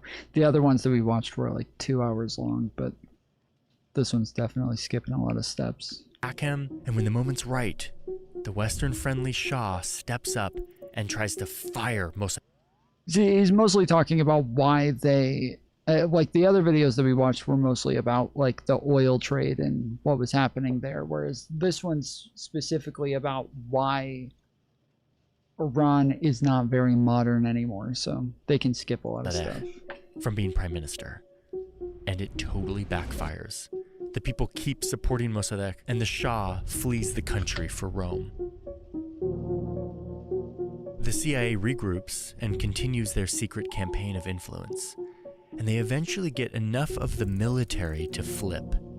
Getting the military on board is usually the defining feature of a coup. And now enough of the Iranian military supports the Shah and not Mossadegh. They go to Mossadegh's house, they arrest him, they run him through a military trial, and charge him for treason because he didn't obey when the Shah tried to fire him. They sentence him to life under house arrest. He is officially silenced. And then the Shah, remember the same Shah that Britain installed in World War II to be their Shah, he flies back into the country and takes total power once again. He remains Britain's guy, but now he's loyal to the Americans who just reinstalled him as the leader by throwing out the person that the democracy had chosen. Britain keeps control of Iran's oil business, but they do start sharing 50% of the profits with Iran. And to avoid future backlash, the British divide their share of oil between other big nations, giving a huge share to the US, who had just spent a lot of money to help them save the oil. Mossadegh almost did it. He almost broke the cycle of outsiders controlling Iran's government, resources, and economy. But once again, he was thwarted by the more powerful empires. And the Shah goes on to do a version of what his dad did to Iran, to modernize the country and the society in a Western direction, trying to reduce the influence of Islam on the society. He allows women to vote, increases rural education, but does all of this with an iron fist, He eliminates his political opposition, he censors the press, and he imposes Western dress and lifestyle on the society. The CIA helps him create a secret police that he uses to capture and torture and spy on anyone who opposes his regime. And the Shah gives Americans in Iran legal immunity, which is a perfect echo of the humiliating treaties that Iran was forced to sign with Russia over 100 years earlier. And the oil keeps flowing. Iran is getting rich, but its tens of millions of people are becoming increasingly resentful that their leader is clearly a Western puppet. And one of the most vocal critics of all of this, Ruhollah Khomeini, a religious leader who abides by a strict conservative interpretation of Shia Islam. He starts giving speeches against the Shah. Now, if you look at Khomeini's speeches, and I have looked at and listened to many, you start to see frustration not just with the Shah, but frustration and anger at this entire story that we've been telling so far. These years and decades and centuries of Iran being sold to outside powerful empires. He says that the empires have, quote, invaded Iran and occupied our country. The property of the people was exposed to danger. The government has sold our independence, committed treason against this country and against Islam. Before it was the British that brought our misfortune, and now it's the Soviets on one hand and the Americans on the other. All of our miseries are caused by those imperialists. He calls on the religious leaders to rise up to avoid, quote, this nation to be slaves of Britain one day and America the next. He says that a number of foreign states carry off our oil after drawing it out of the ground. And the negligible sum that they pay to the regime, they have installed returns to their pockets by other routes. They have reduced the Iranian people to the level lower than an American dog. And all in all, the people must, quote, throw the Shah out of Iran. It's a call for revolution. Now, I told you at the beginning that modern day Iran is not all about religion and religious beliefs, and that's true. And yet, this man, Khomeini, is a religious cleric, an imam, a leader in the Shia Islamic tradition. And in that tradition, there is a particular emphasis on martyrdom. So while Khomeini's rhetoric echoes a lot of the anti-imperial revolutionary language that was happening, by the way, in a lot of parts of the world at this time, Khomeini's revolutionary language is anchored particularly in religious doctrines of the oppressed rising up against the oppressor, divine justice, skepticism of secular governments, and this mix of religious and revolutionary language resonates among the people. Khomeini is arrested and almost executed, but the people rise up in protest. The Shah responds with soldiers and open fire. The Shah's people worry that executing Khomeini will make the uprising worse. So Khomeini is released, but forced to leave the country. He's now in exile, but he continues to spread his message to the Iranian people by smuggling sermons into the country on cassette tapes. Now his speeches about imperialists imposing an unjust order on Iran are echoing through villages and mosques. People are listening to the cry to overthrow the tyrannical and corrupt regime. Meanwhile, thanks to surging oil prices, things are going pretty well for the Shah over the next decade. He's developing the economy, there's new infrastructure, roads, dams, ports, airports. There's a middle class that's emerging. There's schools and universities. Students are going abroad to study. The US even encourages Iran to start a nuclear energy program. The Shah also spends a lot of the oil money on building a huge military. He becomes the #1 buyer of military equipment on Earth, becoming completely reliant on US weapons. And Iran becomes... Trump was probably the person in the US encouraging them to start a nuclear program. A significant military power in the Middle East. The Shah is also spending money on opulent oil-funded palaces, throwing extravagant parties in the middle of the desert, where guests fly in on helicopters, and French chefs serve luxury food. The rest of the country is watching this, and resentment is simmering. Khomeini is continuing to rally people from his exile, and by the late 1970s, people are routinely taking to the streets. Like the tobacco protests in 1890, this is transcending any one group. People from all walks of life are coming together. The shop owners, the working class, the students, the intellectuals, the religious. They don't all agree on what the future of Iran should be, but they all agree on one thing, that the Shah is a foreign puppet who can no longer be tolerated. He's losing control. He tries to crack down by declaring martial law to stop the protesters, but they don't stop coming. Even after the military opens fire, the oil workers then go on strike, which is a huge blow to the government who relies on a constant flow of oil for its revenue. And as a last-ditch effort, the Shah tries to appoint a moderate opposition figure as prime minister, but it's too late. The people have turned against the monarchy. It's January 1979, and the Shah flees the country once again. He claims he's only going on vacation, and that he would be back, but he would never return to Iran. This is Khomeini's moment. He flies back to Tehran, and he's greeted by crowds of millions of people.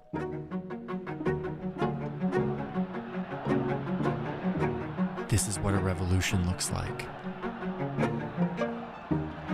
He gets the military to flip, to stop supporting the old government, and he quickly consolidates some control over the chaos. Foreigners flee, especially British and Americans, who are enemy number one. Though the revolutionaries do seize 66 Americans and hold them hostage for over a year, Khomeini dissolves the old government, the monarchy, the parliament, and he replaces it with a new system, one that he developed while in exile.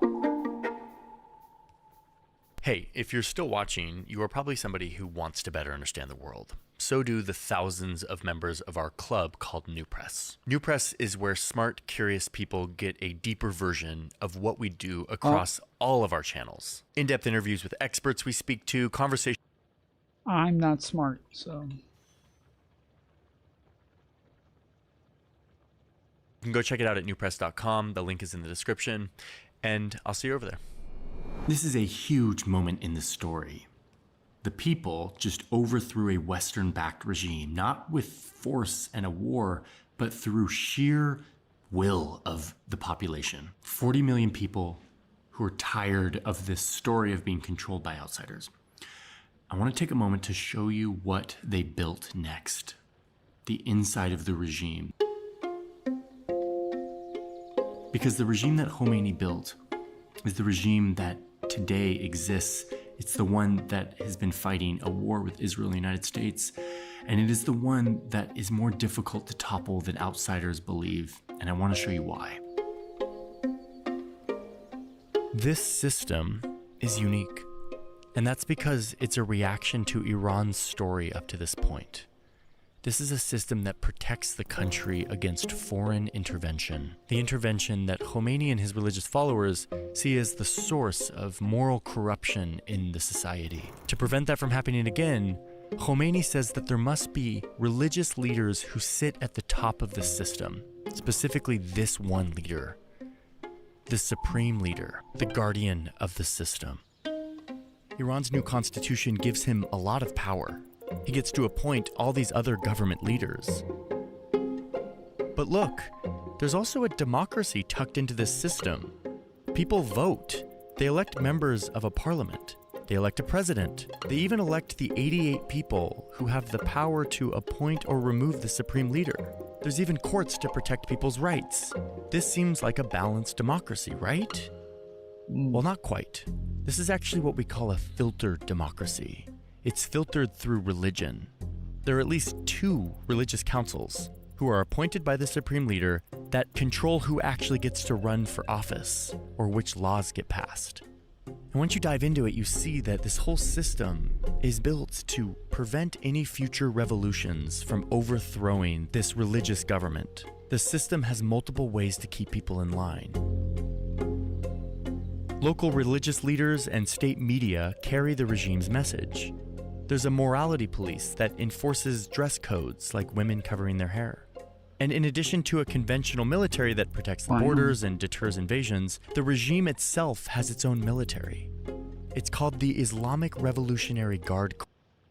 Can't stand seeing women's hair, dude. Drives me fucking crazy. I will say, there's a lot of women who look totally fucking banging with those head covers on. and then they take them off, and all of a sudden I see them totally differently. But when they have the head covers on, they look fucking dope. Corps.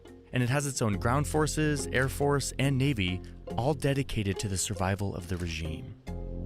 And perhaps most effective, they have this volunteer militia that helps exert control of the regime inside every city, village, town, and neighborhood in Iran. And finally, one last special unit in the Revolutionary Guard Corps is dedicated to spreading Iran's power and influence outside of Iran's borders. All in all, Iran has over 500,000 active military personnel and well over 1 million if you include the voluntary militia networks. And so, since 1979, this system has survived.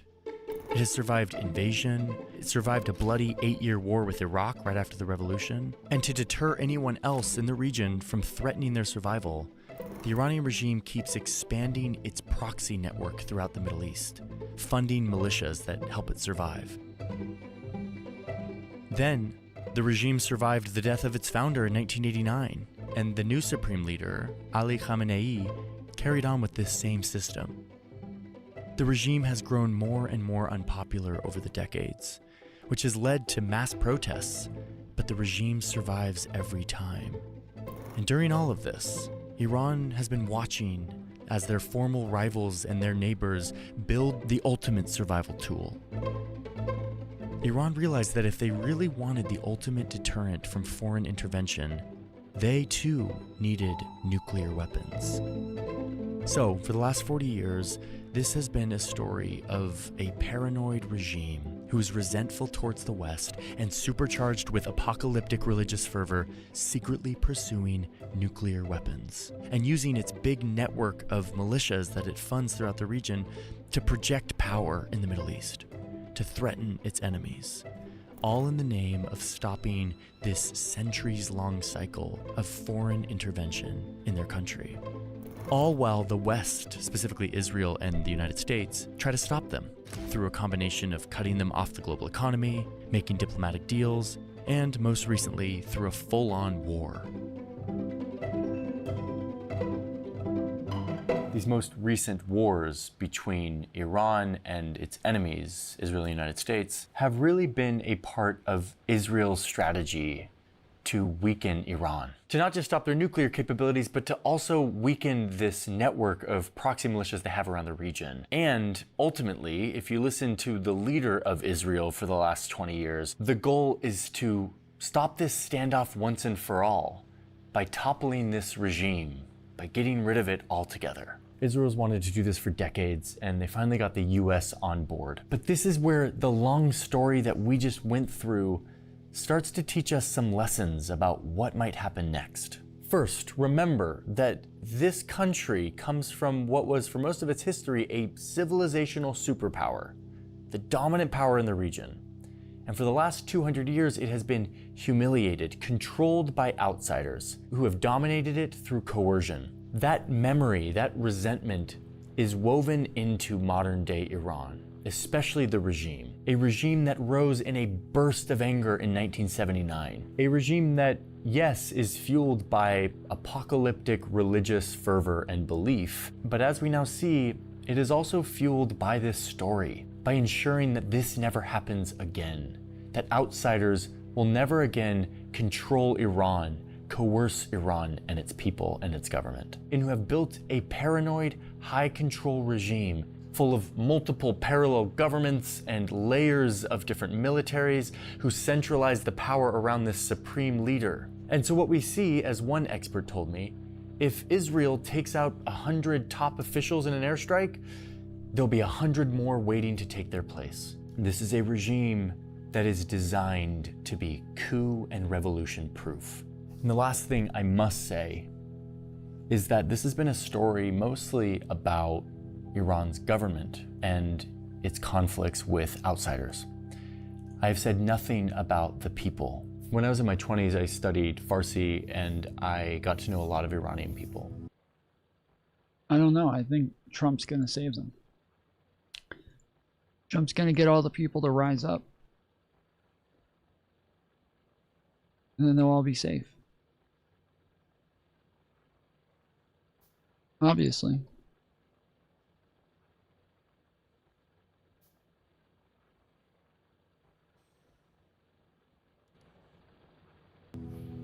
And I learned a lot about the difference between the regime and the people. Iranians are some of the most generous, kind, enthusiastic, brilliant people I've ever met. And I learned that the vast majority of them, 80% according to some polls, do not support this regime. And yet these people continue a centuries-long tradition of Iranian people being stuck between the government and the outside powers that want to control them.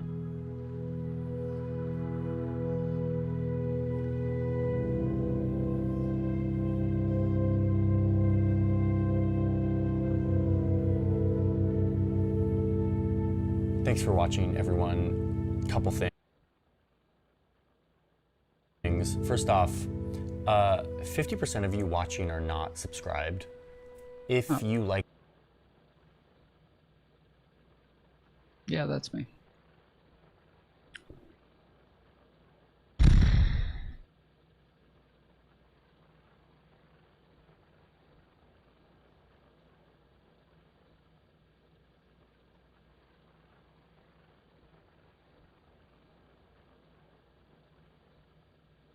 Well, shit.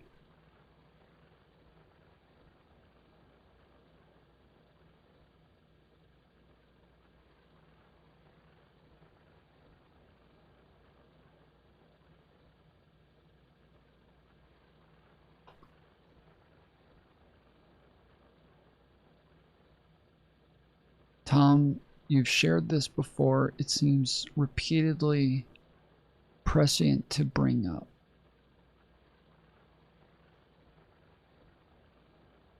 Oh, yeah. We too often talk about trade while using the vocabulary of war. In war, for one side to win, the other must lose. But commerce is not warfare. Trade is an economic alliance that benefits both countries. There are no losers, only winners, and trade helps strengthen the free world. Yet today, protectionism is being used by some American politicians as a cheap form of nationalism, a fig leaf for those unwilling to maintain America's military strength and who lack the resolve to stand up to real enemies, countries that would use violence against us or our allies. Our peaceful trading partners are not our enemies. They are our allies. We should beware of the demagogues who are ready to declare a trade war against our friends, weakening our economy, our national security, and the entire free world, all while cynically waving the American flag. Yep. It do be like that.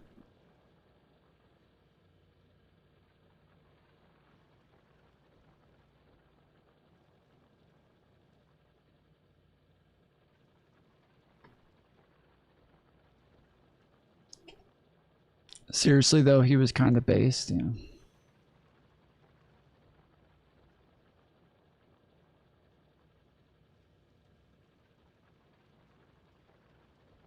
Malali is live doing a deep dive on communism / left. Oh boy. Oh boy. That sounds fun.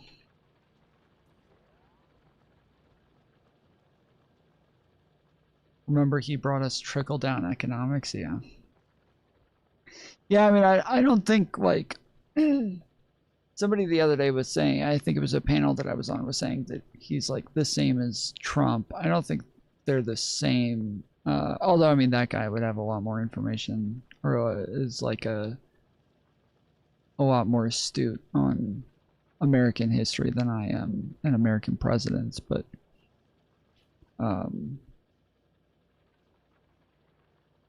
but they do have a lot of crossover.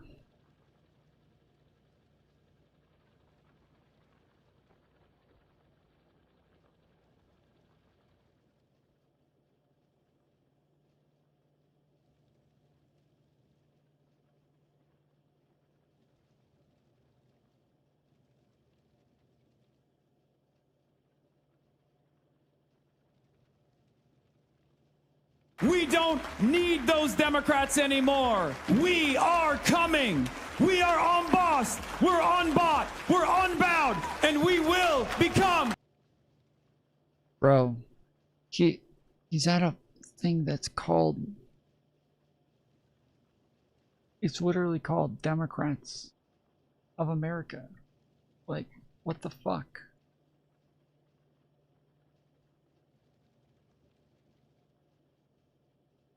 Undeniable! Hassan Piker just pulled a stunt that's so crazy and so insulting, even many progressives are calling him out. Hey guys, welcome back to the channel, your home for independent analysis and commentary on politics, media, the internet, and more.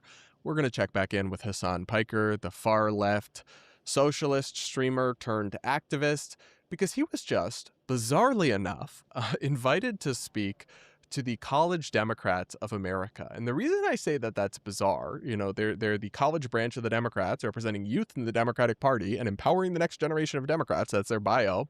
He was just invited to speak to a group of the Democrats. And the reason I call that bizarre is because Hassan is so far left that all he seems to typically do is bash the Democrats.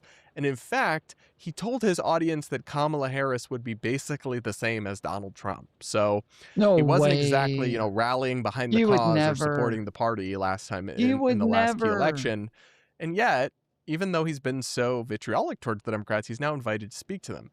And he decided to mostly bash Democrats, and then also, I don't think I'm reaching here, dress up like Chairman Mao. At least that's my read on his outfit. We'll get into that and some of the pushback he's getting even from progressive activists. Anyway, let's watch a clip from his speech. No more to Trumpism, but no more to the Democrats who compromise, who conciliate, and who betray us.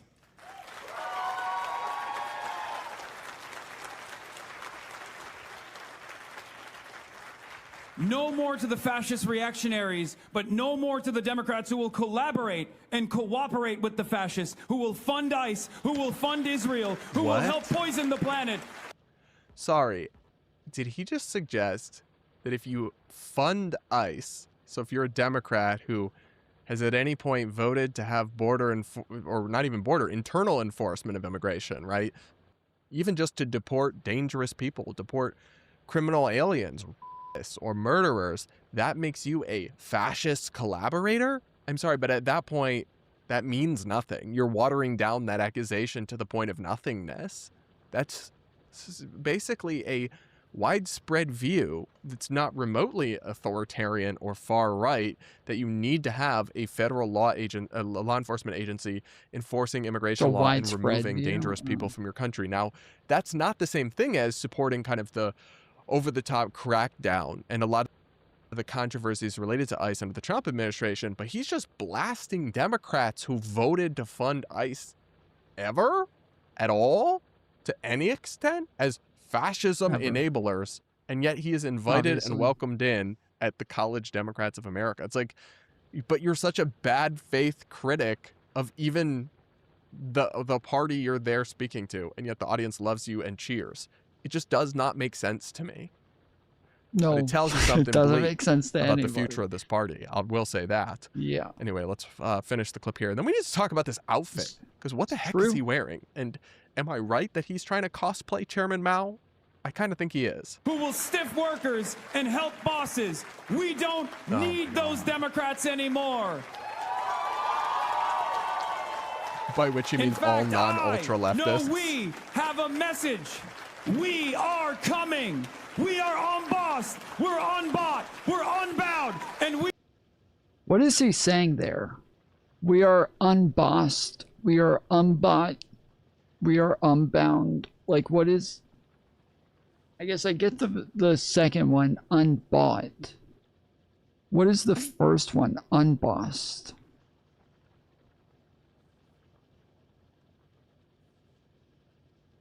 Union busting? Oh, unbust. Oh, okay. We will become undeniable. Thank you.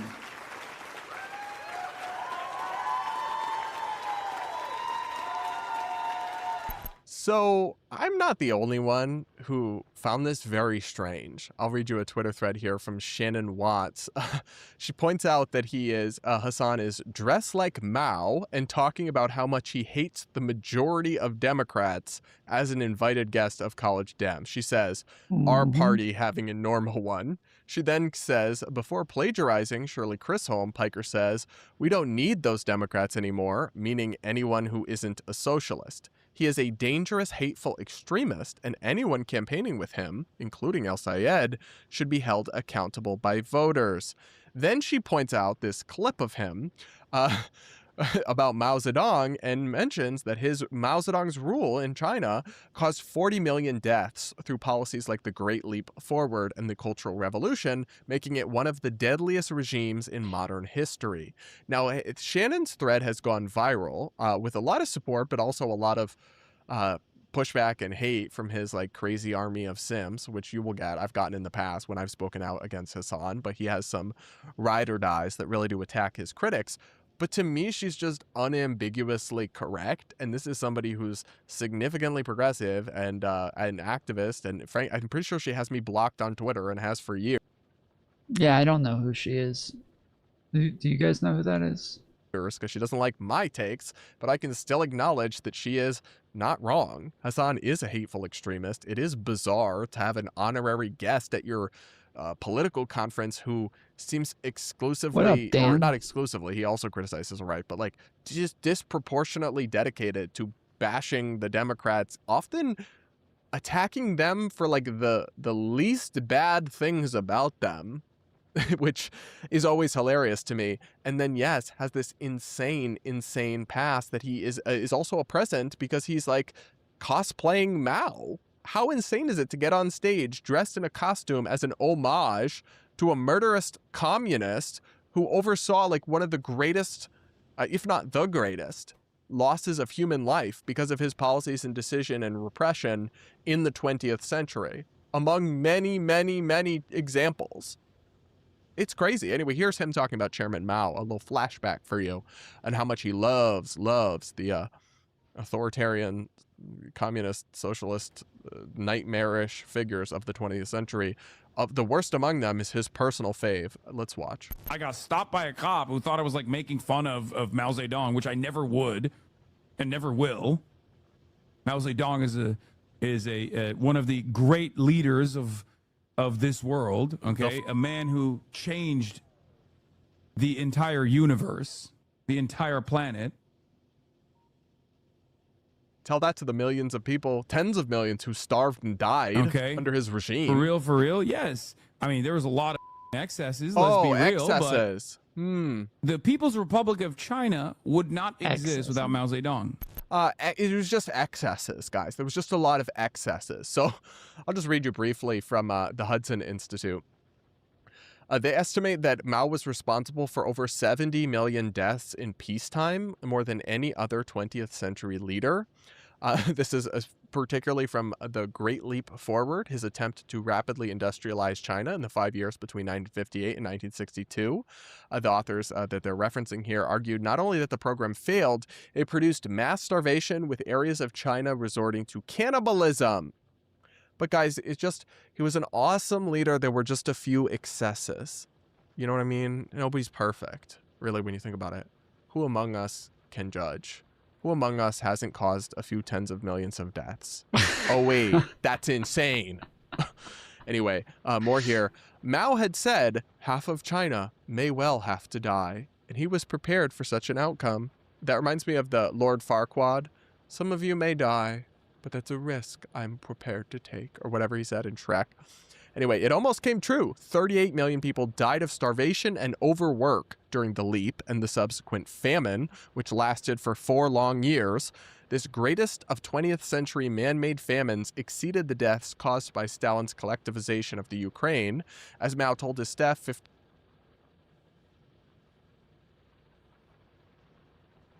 It does. It says man-made famines. Staff, 50 million people might have to die. You can't blame me when people die. But guys, you don't understand. He's like one of the greatest leaders ever, and there were just a few excesses. This guy, Hassan Piker, is like... Yeah, it's like up to 40 million people died in the Great Leap Forward. So insane and radical beyond words, yet he is actually viewed as a rising star and being welcomed into the college Democrats. That's a 5-alarm fire. I mean, that's as if the GOP was welcoming Nick Fuentes to the stage at the Young Republicans Conference. Similarly, odious and radical, extreme, and hateful figures. I think nobody would dispute that that would be an insane thing to do. But because it's Hassan Piker and he's considered culturally chic and mainstream media journalists find him hot, he just gets graded on a totally different scale and just viewed as like, oh, he's just an edgy person. No, he's a radical, insane extremist who supports mass murderers and actively foments violence on his platform all the time. So yeah, it's insane that a party would actually welcome him in. And I honestly, as much as I'm sure she doesn't like me and we disagree on almost nothing or agree on almost nothing, shout out to the Shannon Wattses of the world and the others who are calling out Hassan, because it's like you're witnessing your party go through a hostile takeover by an anti-American extremist organization. It's like, speak out now before it's too late. These people are not known for their commitment to free speech, so once they become the majority, not sure you'll be able to. Yeah. No, Hassan just likes free speech. He likes all the same liberal values as all the Democrats.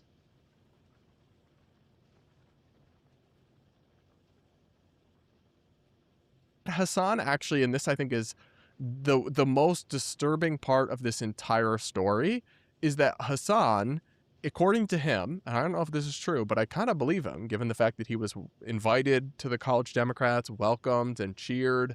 He, oh boy, he claims that that's, most of the young Democrats are Hassanabi heads, aka Hassan Piker fans.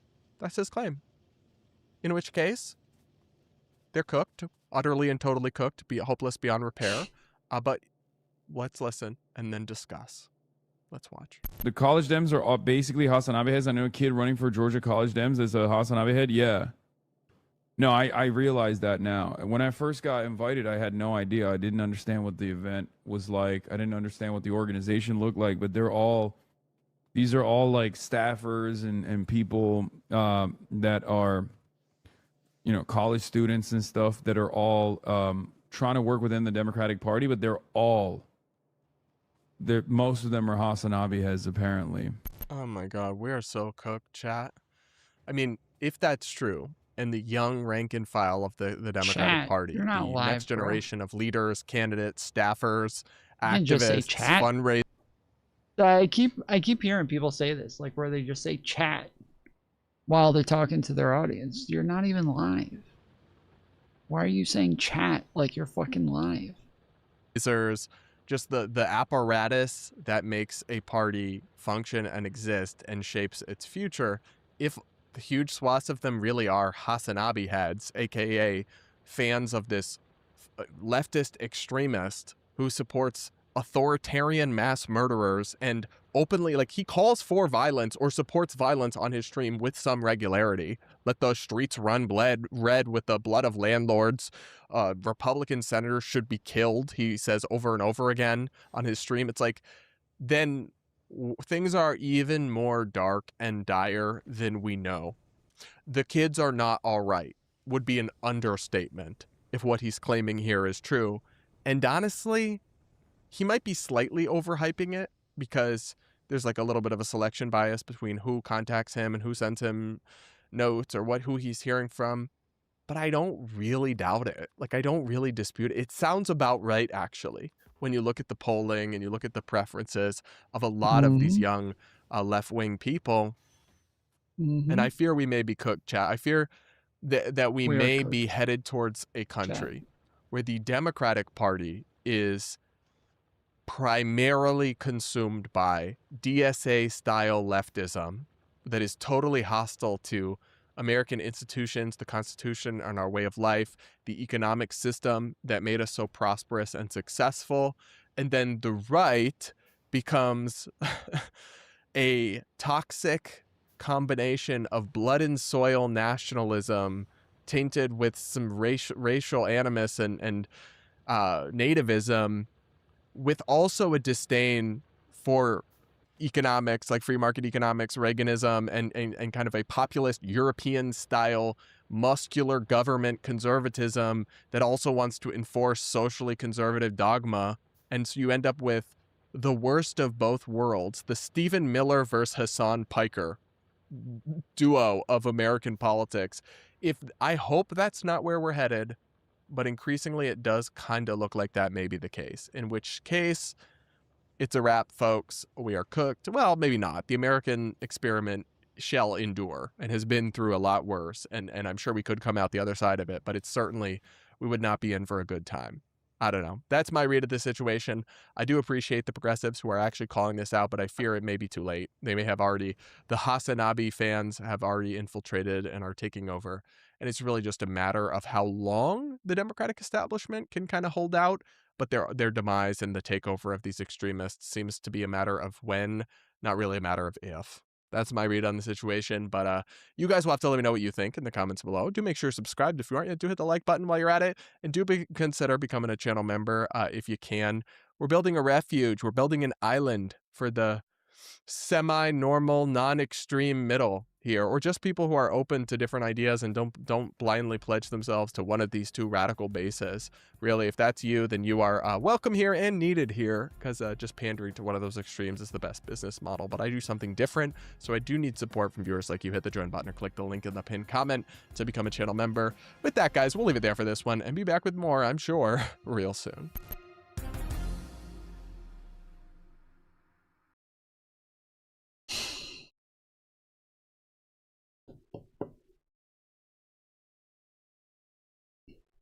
Saying chat is what the kids do now, Tom? Yeah. Yeah. Yes, Mao created shortages by creating an untenable supply chain. They couldn't produce enough and created a whole region of the country that didn't have food. Yeah, so for long periods of time where they were well aware that people were starving and just chose to ignore it and allow people to continue dying.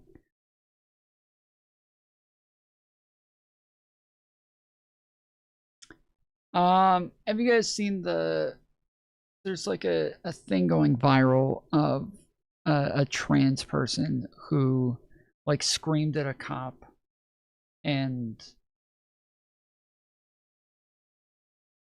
did the whole like "it's ma'am" thing over and over.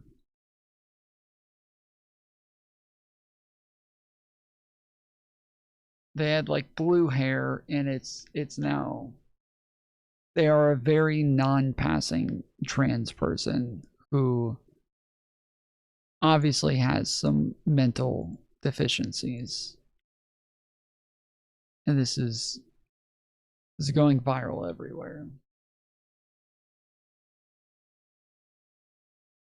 A college student is nearly pepper sprayed during a chaotic confrontation in a campus dorm. No, you're about to get sprayed. No, get down on the ground right now. Leave me alone! I can come in there. Leave me alone, please! And the arrest has since gone viral over what happened next. He is having a breakdown. Say! Just say the right pronoun! This is Inside the Crime, presented by Law and Crime. I'm Elizabeth Milner. Yep, officers say this arrest escalated over the use of pronouns, to the point it led to this student facing 3 charges, one of which was a felony. It's February 5th, 2025. We're in Orlando, Florida, specifically at the downtown campus of the University of Central Florida. It's just after 5 p.m. when officers with the UCF Police Department respond to a reported disturbance at one of the university dorms. What's the problem? Why do you let those kids get away with this? They are not supposed to be here! If you don't lower your voice, I am going to put handcuffs on you, and I'm going to take you to a Baker Act facility. You lower your voice. Try it. Are you threatening me? You're threatening me. Are you threatening me? I'm just Because I'm here right now to deal with a stolen vehicle. I ain't got time to hear you screaming and yelling. I don't have time to constantly be abused. We'll get OPD down here then, because I gotta work this stolen vehicle. What do you mean, OPD? Now, before we go any further, this is what officers wrote in their report. Upon arrival, I came in contact with Jarrett Vick. Vick was yelling and being belligerent with Officer Dan Riley, causing a disruption in the main lobby of Union West when I approached. George Shane, a witness, stated that Vick was behaving in a violent manner, screaming and yelling at security officer with a clenched fist. This behavior was causing people to leave the area. Daniel Baldwin, a witness, stated that Vick was in a verbal confrontation and being belligerent with a group of juveniles before officers arrived on scene. While the report identifies the student as Jarrett Vick with the pronouns he, him, from what we know in the body cam video, Jarrett actually prefers going by Jay Lee and uses the pronouns she, her. And when she was misgendered, well, everything escalated from there. Can we get another unit to deal with Jay Lee here? He is having a breakdown. Say! Just say the right pronoun! What'd you say? 7351. Get down on the ground right now. No! You're about to get sprayed. No, just get down on the ground right now. Leave me alone! I can come in there. Leave me alone, please! Okay, are you gonna calm down? I'm getting my phone out. I have to film this. I'm telling you, are you gonna calm down? This is like, this is obviously somebody having a full-on fucking mental breakdown, dude. The cop reacting this way, like, I get it to an extent, but damn, dude, this is maybe autism, almost definitely autism, almost definitely. I will calm down. I will calm. You know what this is? I will calm down when you get the pepper spray out of my face. Alpha 73. Leave me alone. I have just please. Pepper spray. Please. Just stop pointing the pepper spray at me. I will calm down if you do that. Stop threatening me. Yeah, lower your voice. Leave me alone. Leave me alone. Do you want to get tased? I want you to leave me alone! You have been particularly abusing me! If you come towards me one more time, follow me! You are gonna and sent abuse administrators! Don't you remember? Don't you remember? Jaylee, don't focus on me, okay? Take your show 97. 13. Okay? Get away! You don't tell me where to go. Stop. Cop! Alpha 73 University. Jaylee. I want to be away from No, him. it's too late now. It's too late now. He's gonna be taken away. Shay! Jaylee, you need to stop. Stop. It's taken. I just want to get away from him. I understand that. He needs Shay! Shay! Stop misgendering me! Just say she! Alpha 73? Josh, can you please just tell them to use the right pronouns? Please! You know it's causing me a lot of distress. The campus officers plan to take Jay Lee into custody, but Jay Lee doesn't go willingly. I need you to bring it down here, though, Okay, so I'm gonna ask you very nicely. Put your stuff down, turn around, put your hands behind your back. What does that need Riley over here? Not going to be arrested. Put your stuff down. No. Put your hands behind your back. No. Okay, so I'm only gonna ask you one more time. You can record all you want, but it's already beyond that point. We already tried. You're stressing me out. It doesn't matter. I'm just asking you to please stop stressing. We already tried to help you. So. No, you didn't. Yes. You came in with hostile intent. Put your hands. Be alone. Get on the ground right now. Don't hurt me. Get on the ground right now. Don't hurt me. Get down on the ground right now.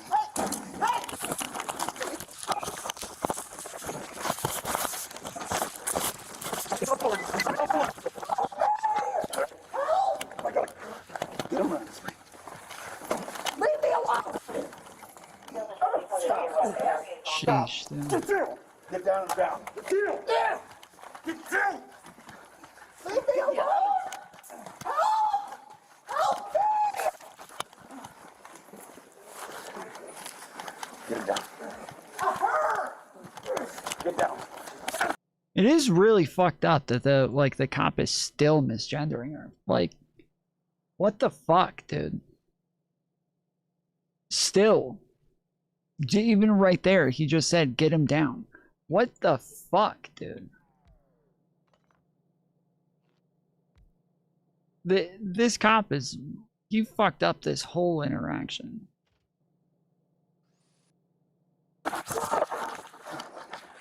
Get down.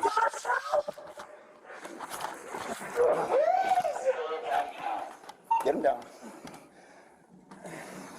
Let go. Put your hand behind your back. Put your hand behind your back. I can't. No. I'm right. I just wanted you to. Come on, stop. Josh, please. Josh. Josh. Oh my goodness. Please, this is all a big misunderstanding.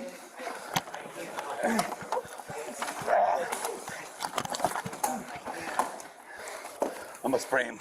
No, please don't spray. Don't say him. Her. Okay, her. I'm gonna spray her. Thank you. Put your hand behind your back. No. Yes. I don't want to spray you. One. Give me your hand. Can I? Is there any way I can? No, give me your hand. Please. Give me your hand. I just. Sorry, Please. Tom.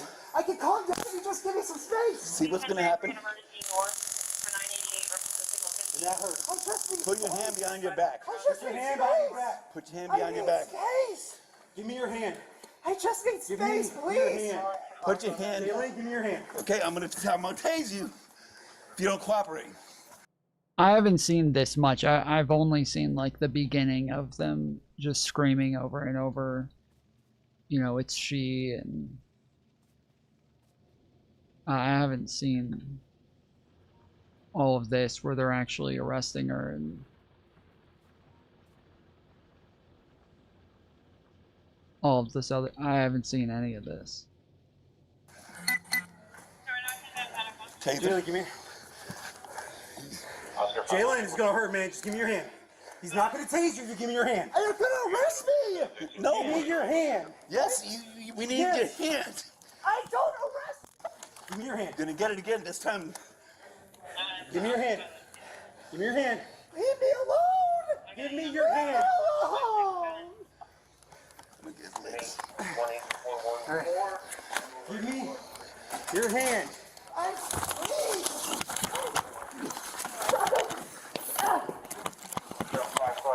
I got his legs. I got his legs. Give me your hand. All right. Give me your hand.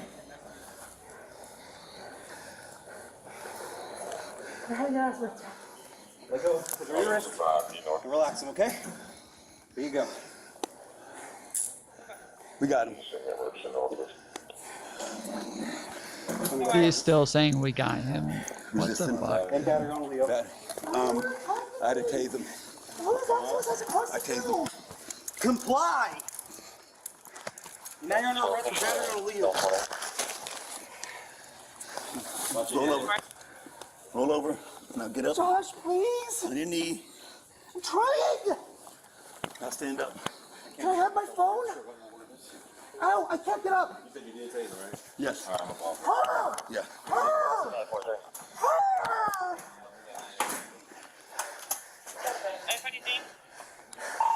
Josh, Stun. Sit down. We're gonna have the fire department take a look at you. Josh, this is a big misunderstanding. You're good? Let's just take it to the car. You're gonna be able to put him in my patrol car. Okay. I'll take it. What? There. Come on. Wait. You're gonna be all right. Come on. Hold on. Thanks, Josh. Can I have my Officers arrested Jaylee and charged her with a misdemeanor of resisting an officer with violence, as well as a felony charge of battery on a law enforcement officer. According to her arrest report, Officer Riley had ordered Vic to place her hands behind her back and ordered her to be handcuffed. I attempted to secure Vic's left arm with hand restraints. At this time, Vic became violent by pulling away from Officer's attempt to control her. Once I placed a cuff on Vic's left arm, she pulled away, attempting to defeat both officers' control. At this time, Vic attempted to strike me with a closed fist. I took a step back with Officer Riley's assistance. We guided her to the wall. While she was pinned on the wall, Vic threw a kick, which struck my left knee. Vic then took another. She read she. He put he.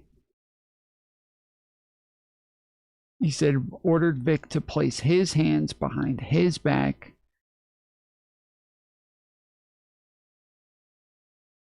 Vic became violent, pulling away from officers. Once I placed cuffs on the arm, he pulled away, attempting, this, she's changing this for the,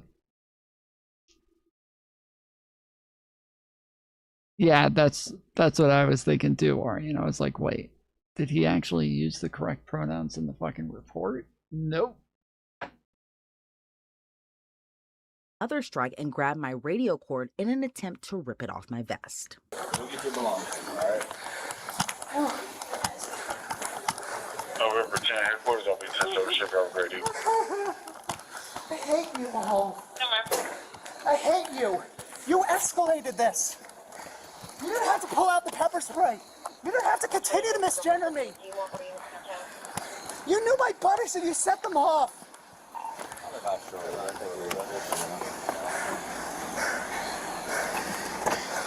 Please step in. Watch your head.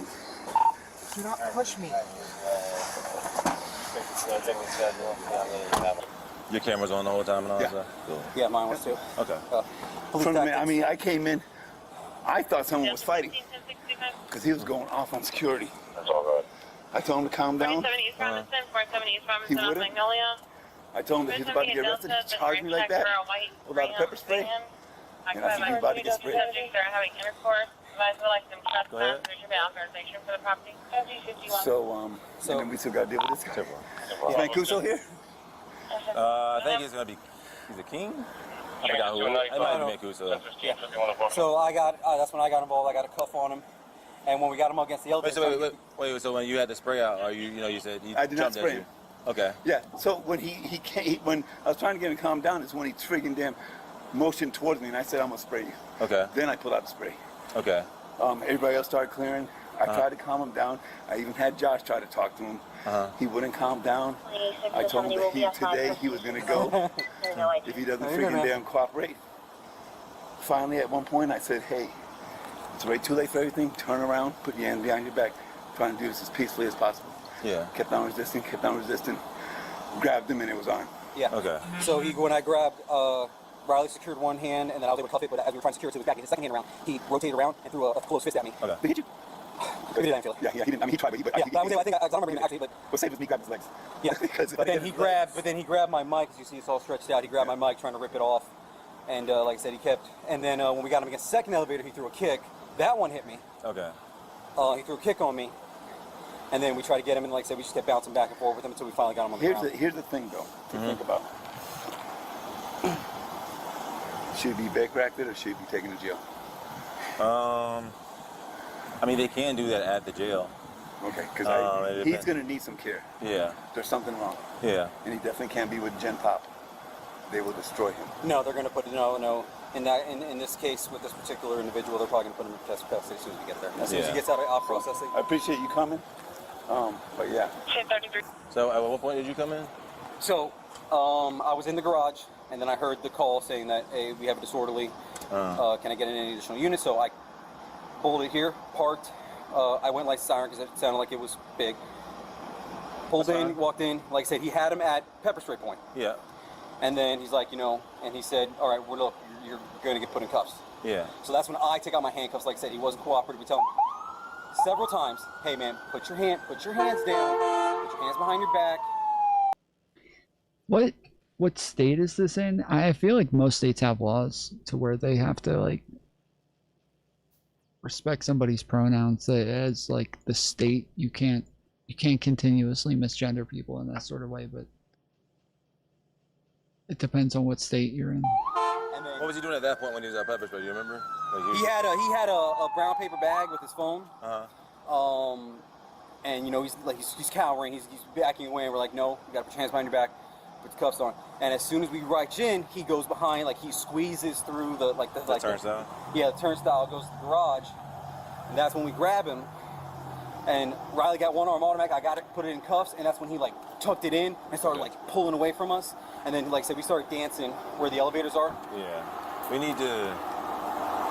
I'm thinking like disorderly too is being indoors, so we need to get statements from people inside. Yeah, I'll talk to them here. Because force was used during the arrest, officers needed to collect witness statements as well.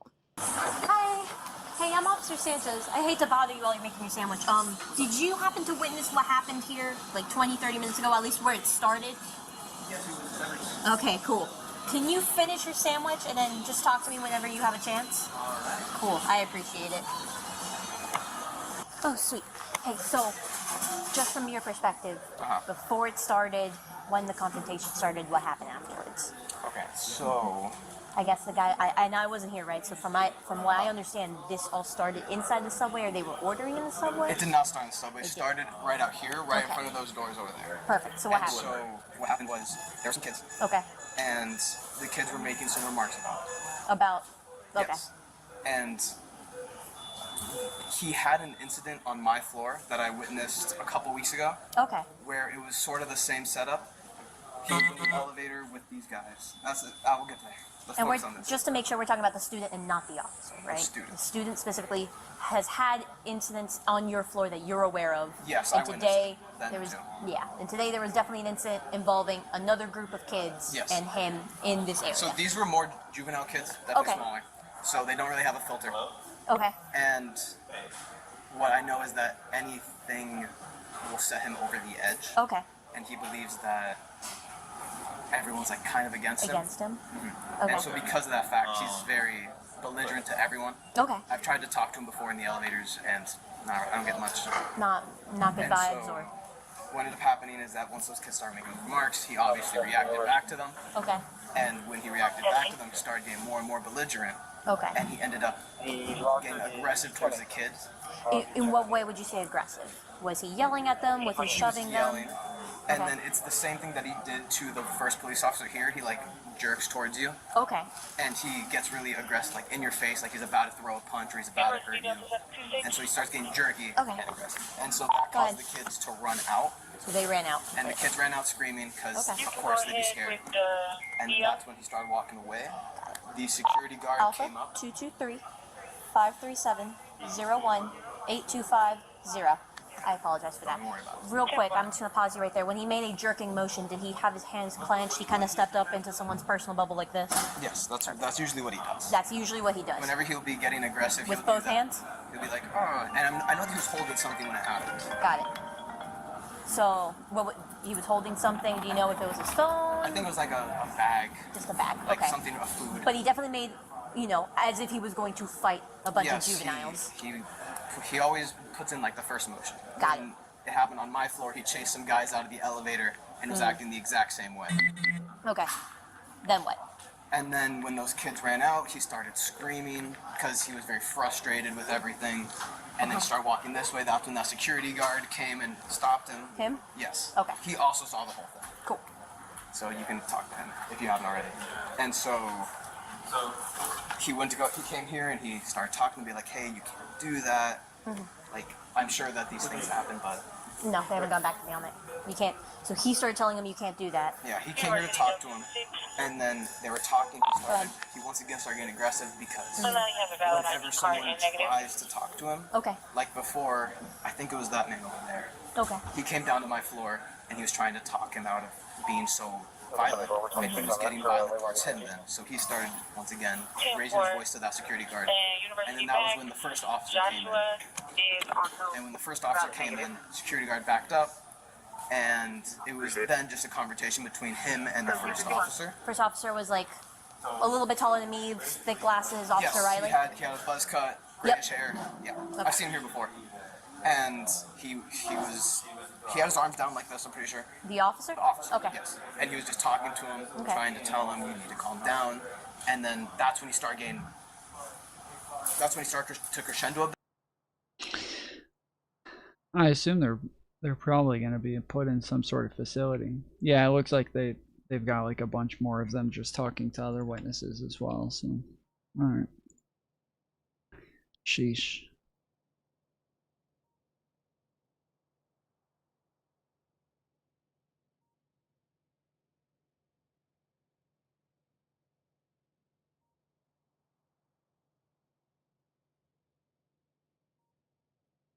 Oh shit! Is this Republicans didn't Axios? decide to become Donald Trump's party. They surrendered to him, little by little. Oh shit! Axios getting in on the fight. Let's fucking go. Year after year, in plain sight. Democrats swear the rise of socialism is different, but there's a lot of reasons to believe they could be wrong.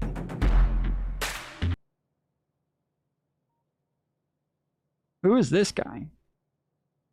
Jim Vandehei?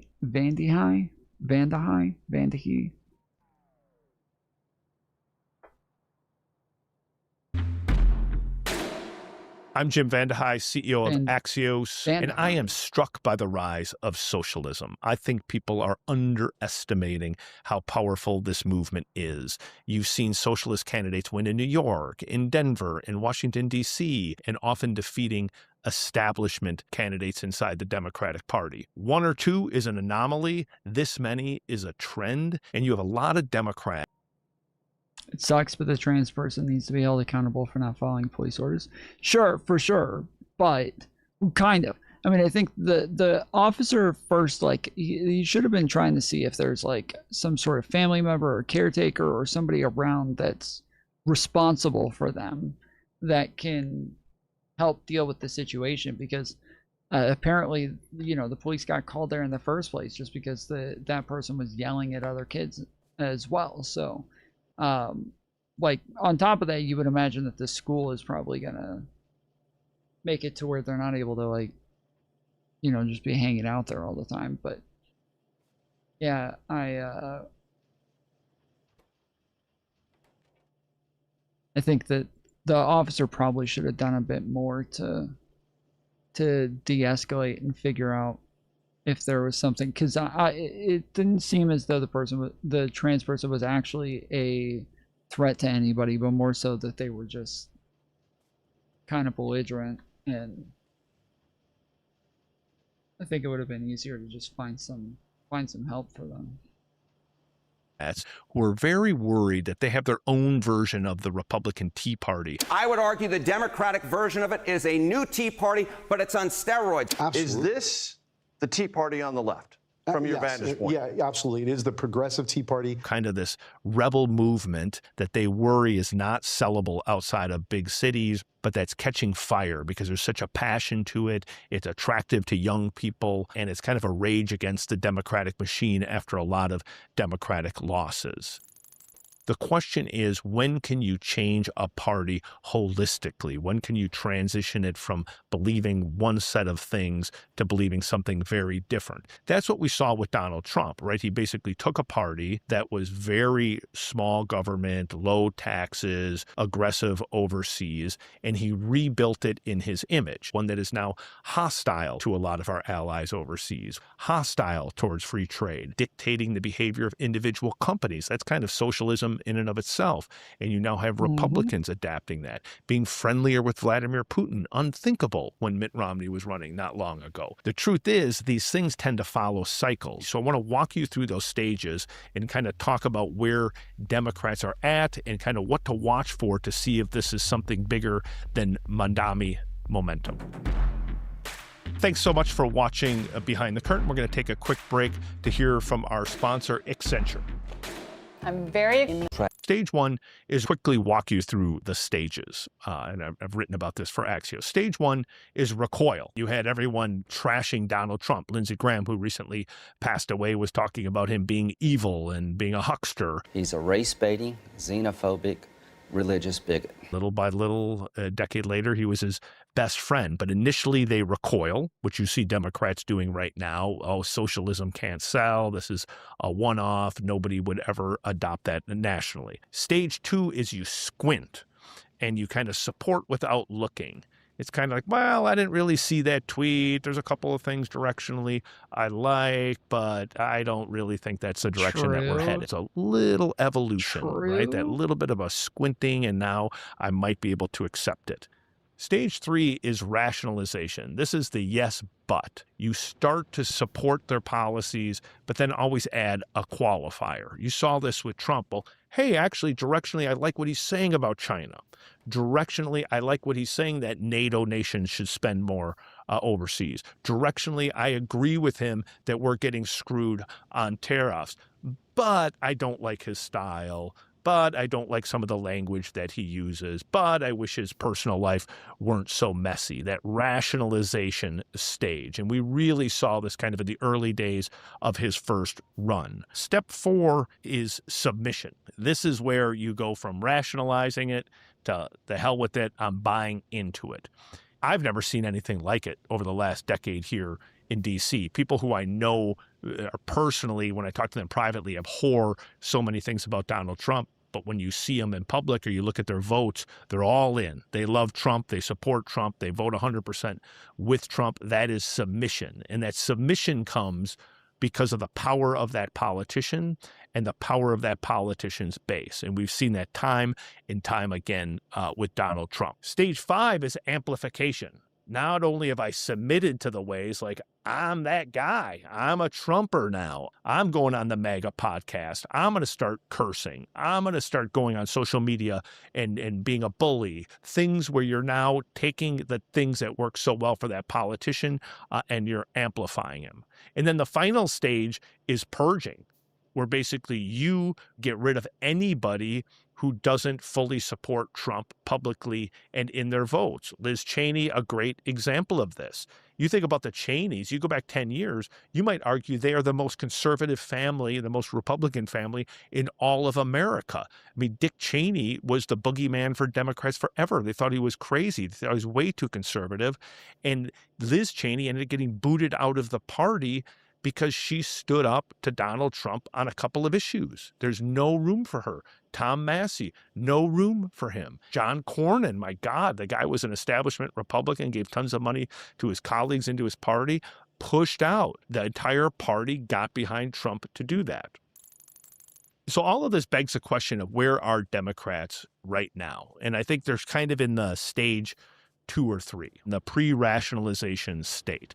You have Democratic leaders who are still saying this stuff is poison, that socialism or anything that smacks of socialism will not sell outside of big cities and outside of very liberal states, and that it would be kryptonite to the vast majority of swing voters. And that probably is true, but certainly that's what people thought about Donald Trump early on. You have most Democratic leaders, Hakeem Jeffries, Chuck Schumer, out there campaigning for the more moderate, the non-socialist candidate in most of these races. And so that's where they stand right now.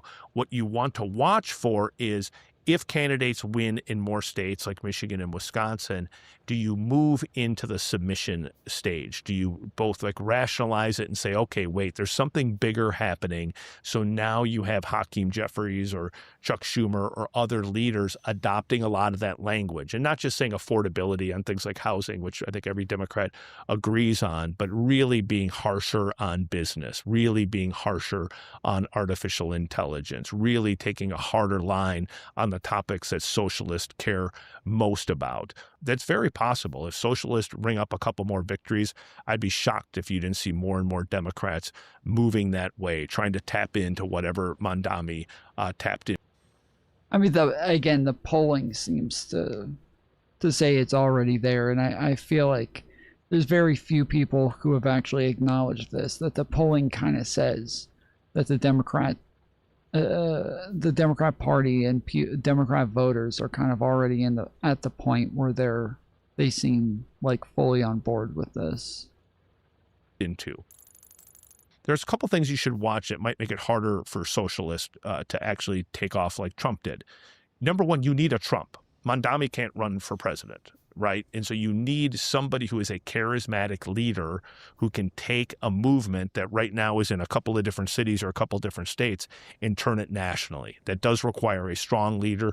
Like him or hate him, Trump was that. He gave voice to a very specific ideology, and he was tireless, and he was charismatic to the people that he needed to be charismatic to. The second part is Democrats operate in a different media ecosystem, right? But Republicans are kind of used to Fox News. They're used to creating this media ecosystem where the coverage very much favors the momentum inside the party. And Trump was able to build not just MAGA as a movement, but MAGA as a media ecosystem and really kind of communicate directly with the people he was trying to reach. That's a little bit harder on the left because the left has big establishment media institutions like MS Now, The Atlantic, The New York Times. Yes, you have some rising kind of socialist or socialist-like personalities on YouTube or doing podcasts or starting their own media companies, but the power of those big institutions is immense, and they tend to be more skeptical of their own party. And they tend to have a lot of establishment-like thinkers on their editorial pages or kind of making their editorial direction. So the thing I would look for is, do you get a charismatic leader who's Trump-like? Does that person emerge? And do you start to see more and more signs that there's a real market for media aimed at the kind of the socialist community, the socialist mentality? If you see those two things happen, it's moving to stage 4, 5, and 6.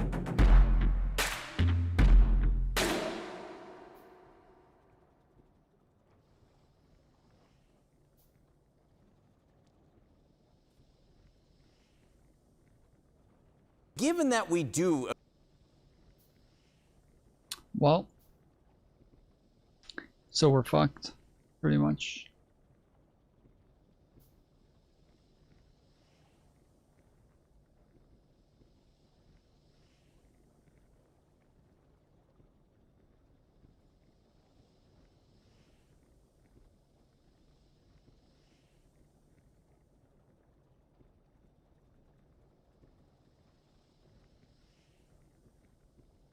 Governors from both parties, senators from both parties, Democrats in the House thanking me for saying what everybody's been saying behind the scenes, which is that this stuff is going too far. In case you didn't know, the Democrats have all gone completely. Oh, shit. I didn't realize that's what I clicked on. Where's his fucking video?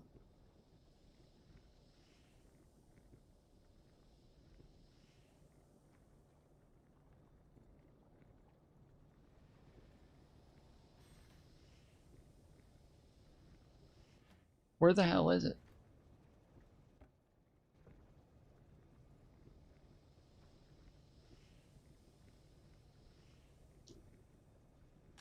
That just dropped your social credit score. What the?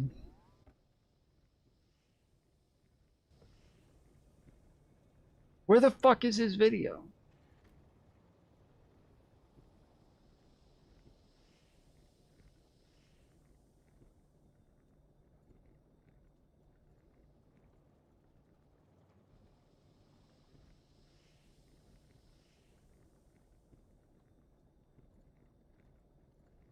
Everybody's talking about this fucking video from Van Jones.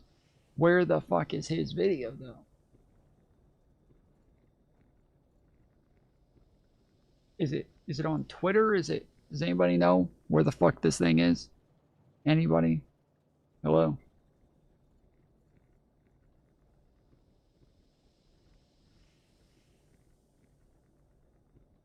It's just on Twitter?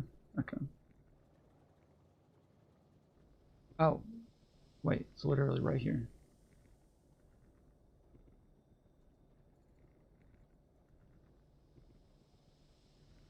I am tired of a set of people on the very far left in the Democratic Party. Ideas that are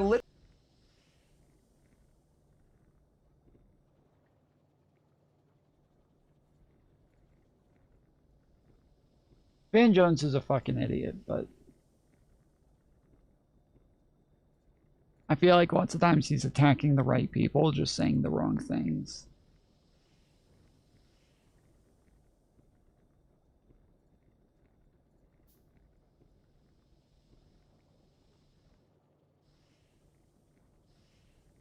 It doesn't seem to be here either. Maybe this is it. Mamdani backed candidates in New York City wiped out the establishment earlier this summer. Yeah, this is a minute-long video. This isn't it either. July 20th? I mean, this is from July 20th, but it's a minute. Mamdani backed candidates in New York City wiped out the establishment earlier this summer, and then recently in Colorado. It's not the first time a young generation has come. You found the 4-minute video? Where is it?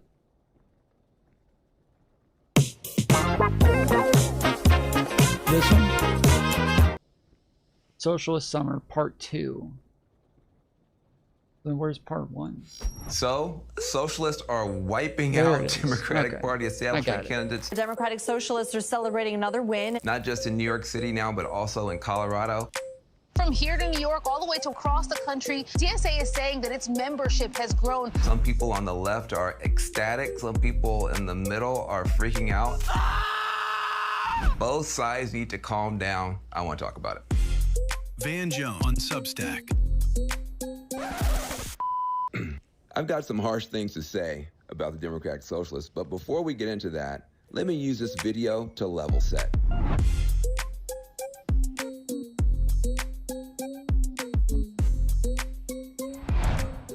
Unless you've been living under a rock, you know that Mamdani-backed candidates in New York City wiped out the establishment earlier this summer, and then recently in Colorado, same thing. And so I think everybody needs to take a little bit of a step back now.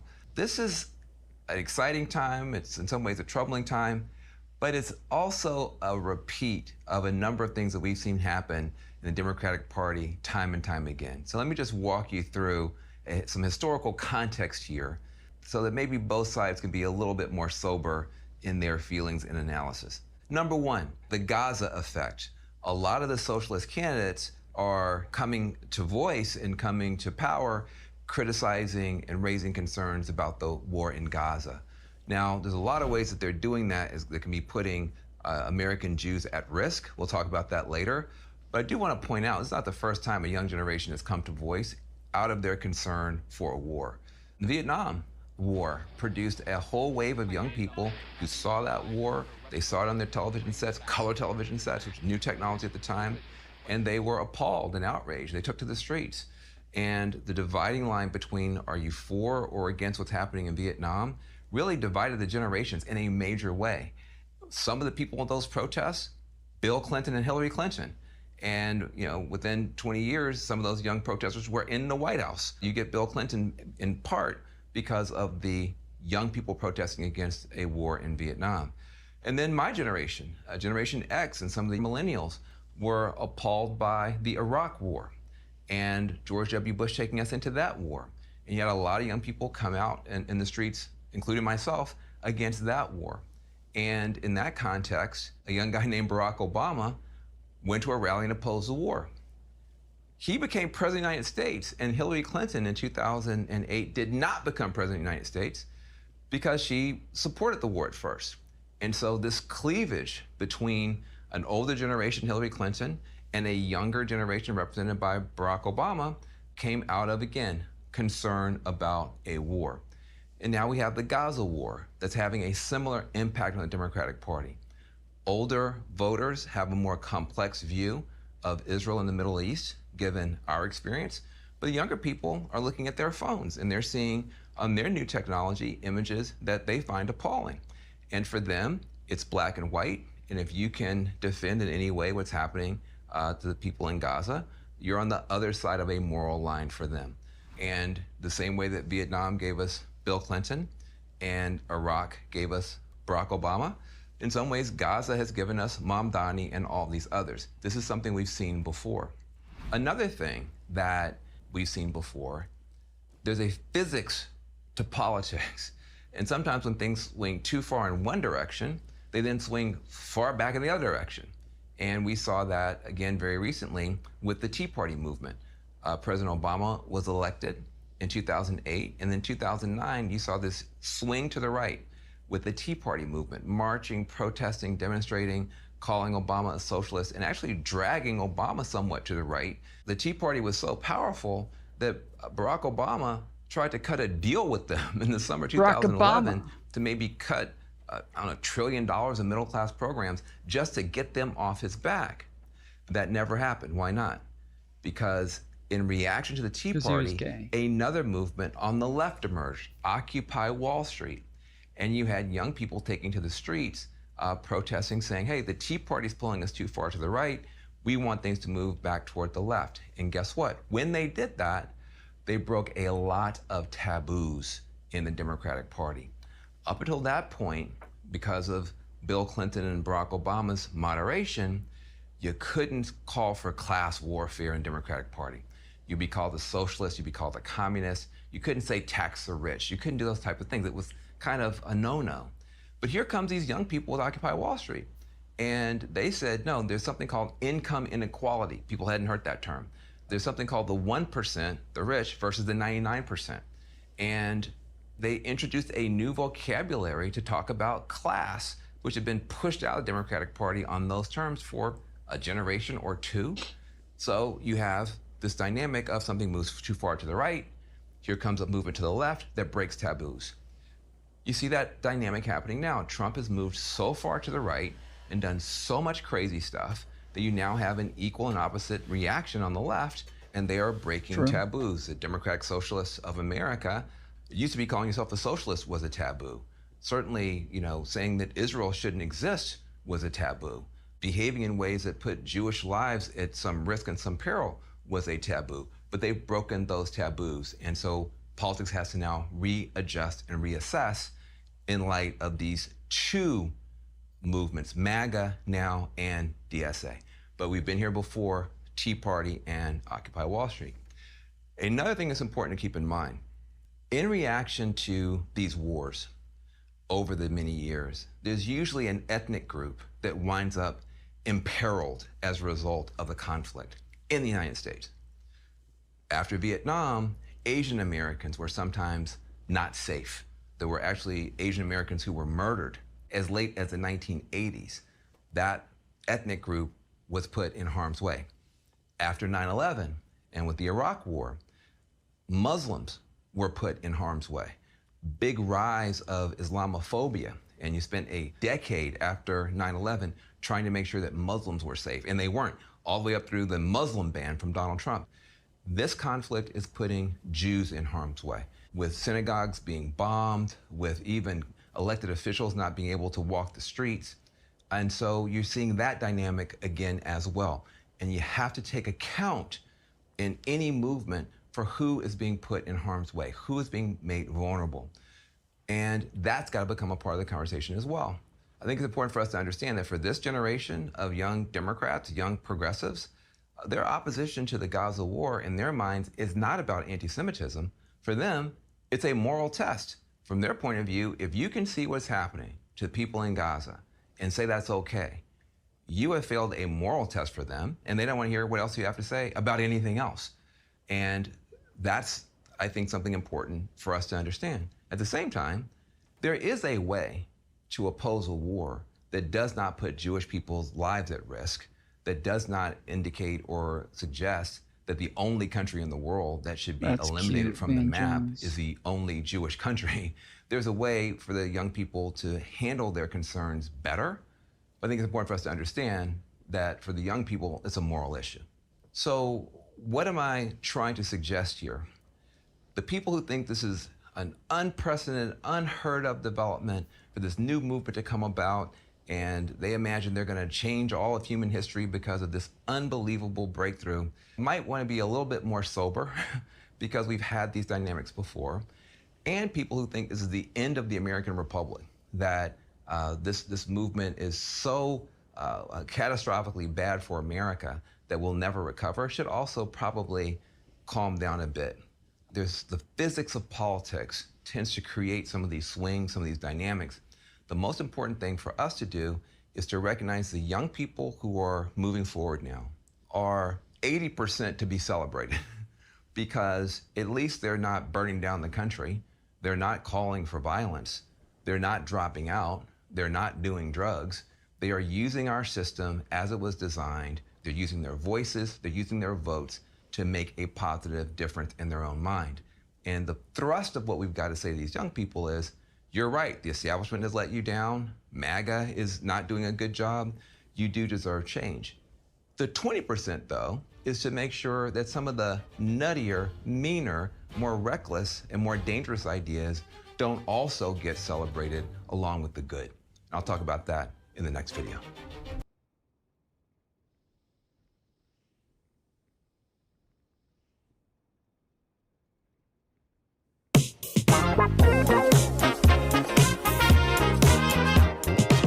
All right, a quick message to my friends on the far left.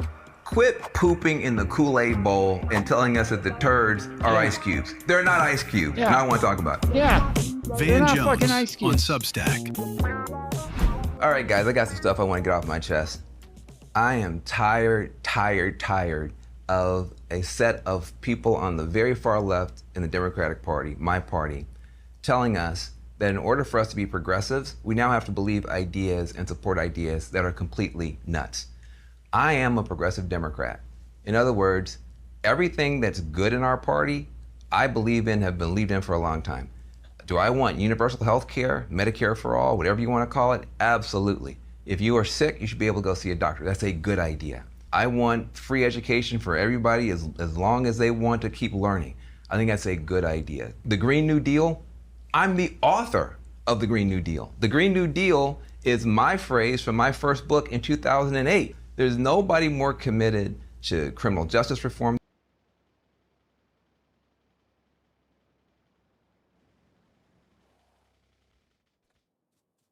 Wait.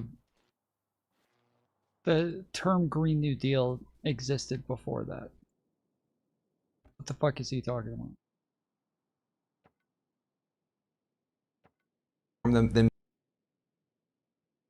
Oh shit.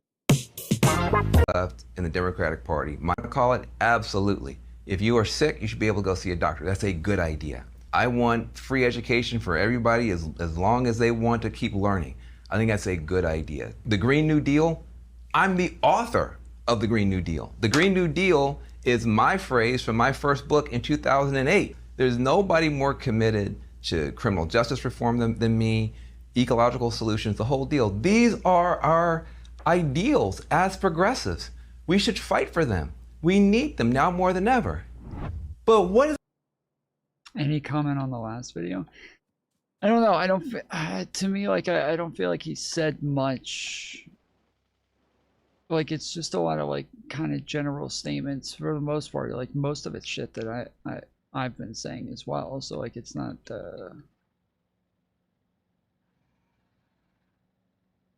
Not anything, I don't know, super insightful or anything, but... What does that have to do with supporting Hamas? What does it have to do with putting up candidates who say we should have no police, no prisons, we can't deport anybody, even if they commit rape or murder, Israel shouldn't exist? These are terrible ideas. These are awful ideas. Where did these ideas even come from? If we want people to join this party, when people come to the party, you want to give them a wonderful punch bowl of wonderful ideas like this. Who is putting the poop in the punch bowl? Bruh. Why are these ideas in our punch bowl? These are regressive ideas. How do you know? Look at the ideas on this side. If you lived in a world where everybody could see a doctor when they got sick, even if they didn't have a penny in their pocket, if everybody could get an education as far as their learning and desire could take them, I agree with him on that. I don't want people pooping in the punch bowl. That's just fucked up. Everybody had clean air and clean water. If you didn't have ice running around hurting people for no reason, would that be a good world or a bad world? It'd be a great world. We need to progress toward that world. That's called progress. That's called progressive. Now, if you lived in a world where there were no police and no prisons, so that in your neighborhood, any gang member, terrorist, pedophile, Klan member could do whatever they wanted to, is that progress or regress?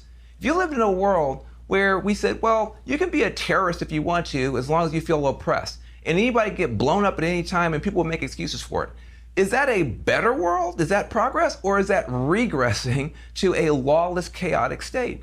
If we lived in a world where people could literally get elected to office with the only qualification being that they went and celebrated a mass murder of Israelis, if all elected officials celebrated mass murders, is that a better world?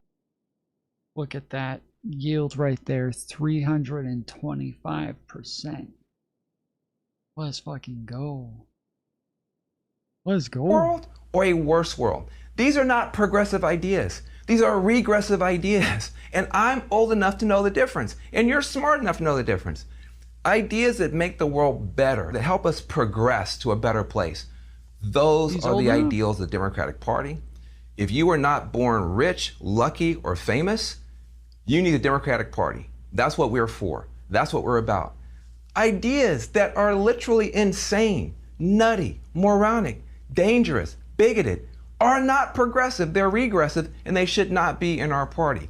The people who are promoting these nutty, crazy, backwards ideas are party poopers. Literally, they're coming to the party and pooping in our punch bowl, and they need to stop. Every party has a pooper, that's why we invited you, party pooper, party pooper. If you're gonna poop the party, maybe you should wear a diaper, party pooper. Van Jones party pooper. on Substack. Well, I've said this before, like, I don't think that a lot of what he's saying is necessarily representative of most Democrats.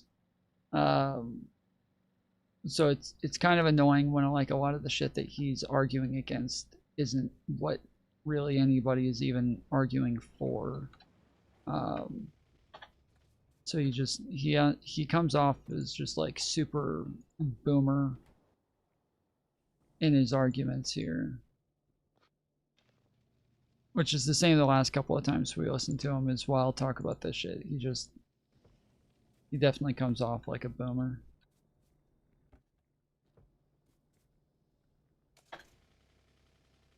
Unsubscribe from Van.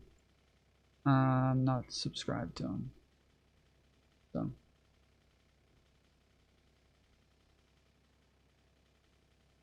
I swear it seems like every time I listen to any stream while making a long drive, topic comes up that I need to weigh in on. Nope. You're a woman. I mean, shut the fuck up. That's that socialist shit where they let women weigh in on politics. Fuck that shit. Not here. Not in my stream.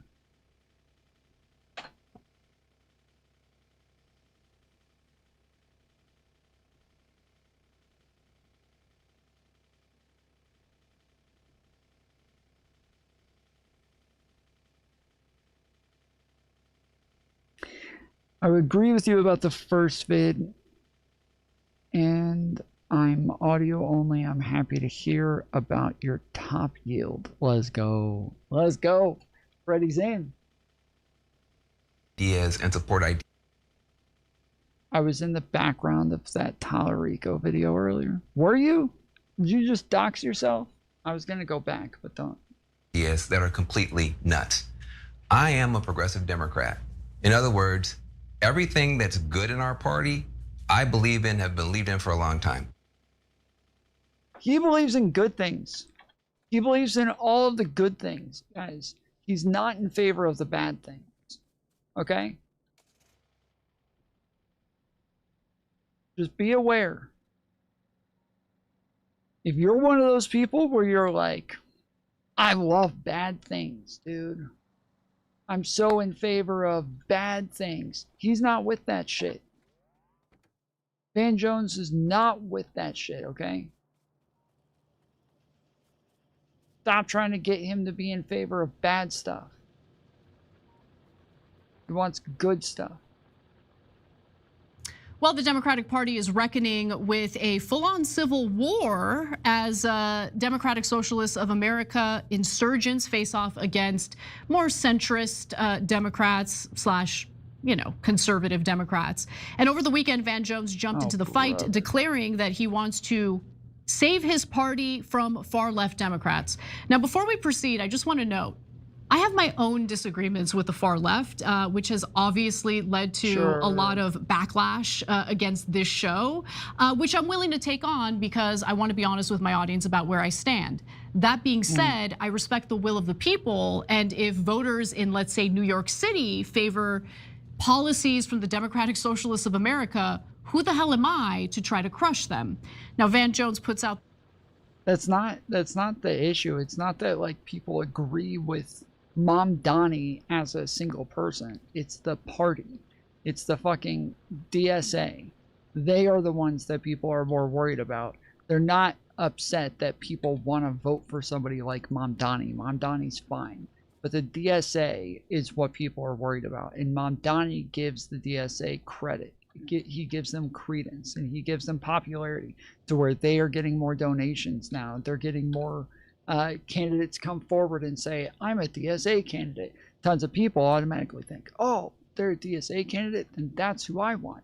This is the problem, is that we don't want them gaining like power and popularity in a way that's going to help them be able to get more of their extreme, the more extreme parts of their platform done. That's the thing that people are worried about, not just that they voted for Mom Donnie. What's your guess of Anna just watching the 1-minute clip rather than the 2-part series video? I mean, I don't know. I would bet she didn't watch any of it.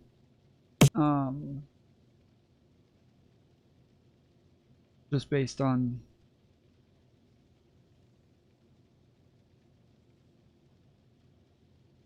this one came out on the 18th.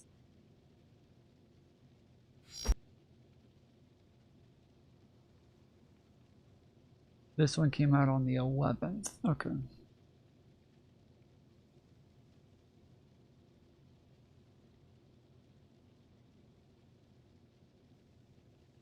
This video, and we should hear more about what Van Jones supports as well as what he does not support.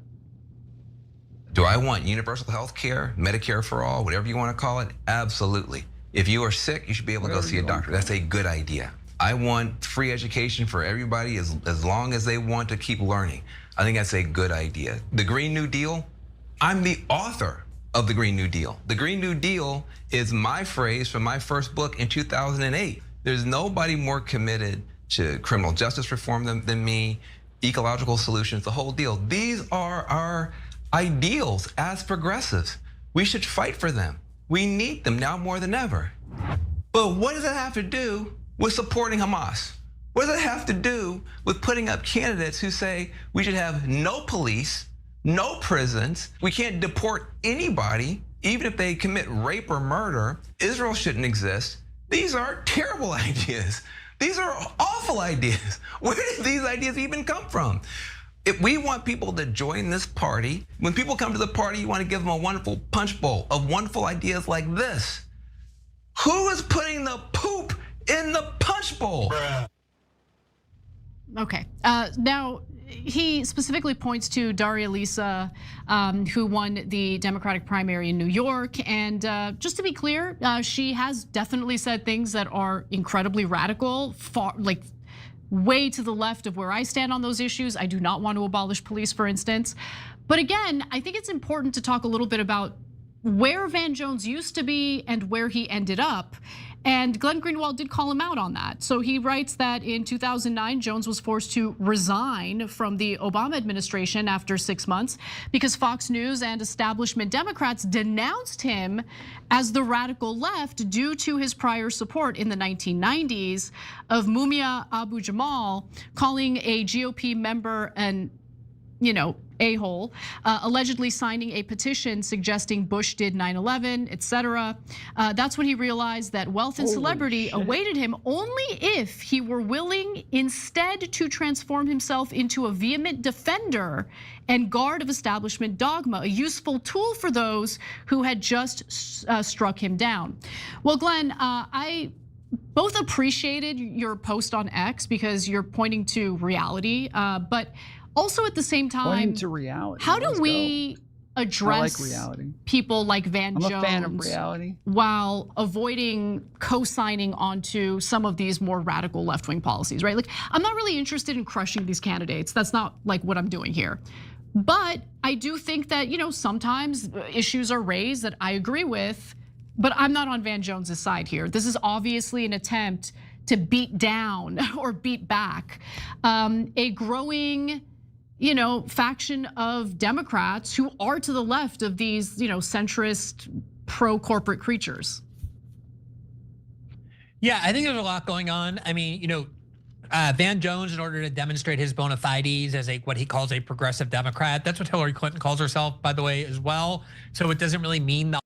Yeah, I thought it was a little weird that he called himself a progressive, but I didn't know that he had been kicked out of the Obama administration for being too extreme. So, I mean, I feel like they're using this against him as though that makes it that makes him like a hypocrite or something. But I feel like that adds credence to what he's saying instead, because yeah, he was saying like I was one of these people. I was somebody who's in favor of this shit. So yeah, I feel like I feel like it helps him if you're saying, hey, yeah, he used to be like the extreme guy, and even he still thinks that this shit's too far gone.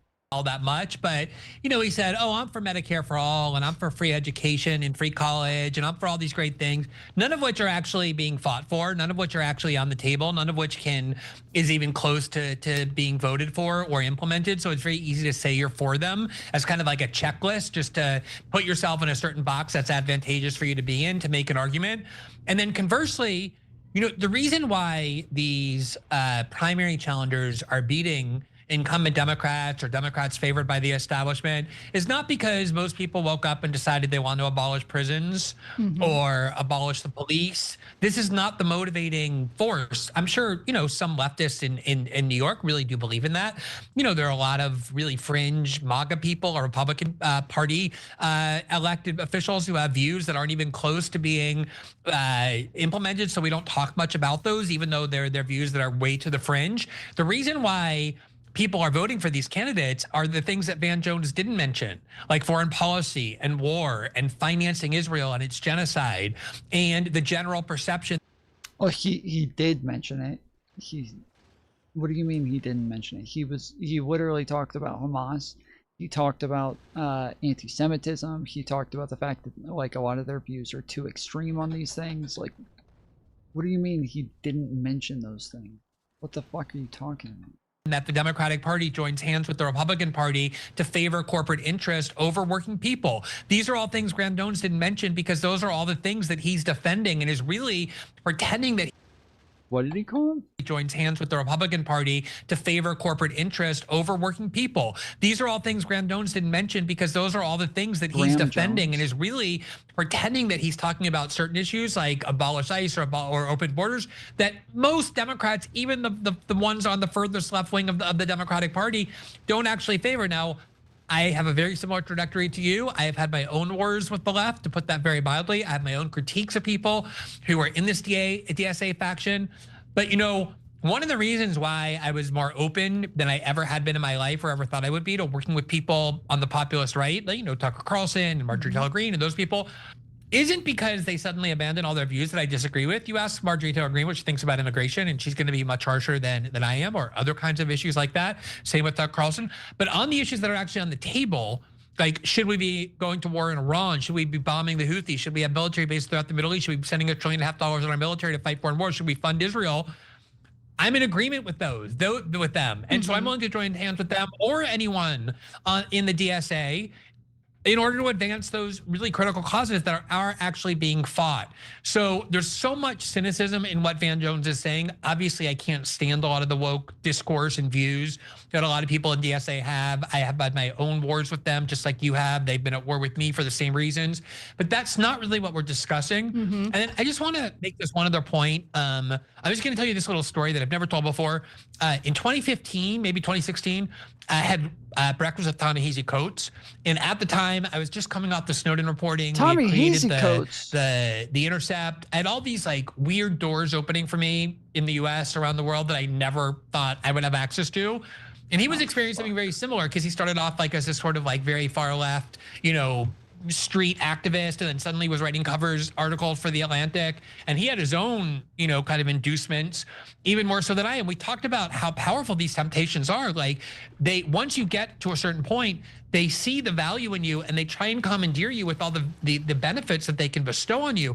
And if you don't fight against that actively, you will immediately capitulate. You're suddenly going to be with them. And that's so obviously what happened to Van Jones. He got this big CNN contract. He was suddenly meeting with top Democratic officials. He got $100 million from Jeff Bezos, big book contracts, all the things that happen to you if you're willing to then become a tool of the establishment and their bipartisan dogma. And he's just one of the most blatant cases of that. The last thing I'll mention is, a lot of these DSA challenges, or just left-wing challenges in general, are removing from Congress and ending the political careers of the people in Washington who have the most influence and power. So people like Van Jones love these people, like AOC ended Joe Crowley's career. That was what made people so angry at her. And Darlisa ran against a very popular Republican Democratic incumbent who was the head of the Hispanic caucus, Democratic caucus. And that Dan Goldman, had his career ended. A lot, Diana DeJet in Colorado. A lot of this is just like rank closing on the part of people who are in the establishment, people who are political immediately, who all know each other, angry that their prerogatives are being taken. Okay. Cool story, bro.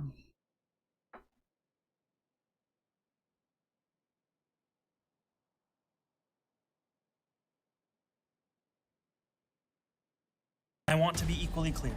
Benjamin Netanyahu is not welcome in New York City. Extraordinarily stupid. He's sitting around trying to be president of the United States. He's mayor. Go pick up trash. Mamdani is simply wrong. We are not a sovereign country. We're talking about Netanyahu. This is about messaging to the world what we represent as Americans. Do we provide cover? Oh no. I didn't realize we're about to fucking watch a video with Anna Kasparian where it relates to Netanyahu and Israel. Hang on.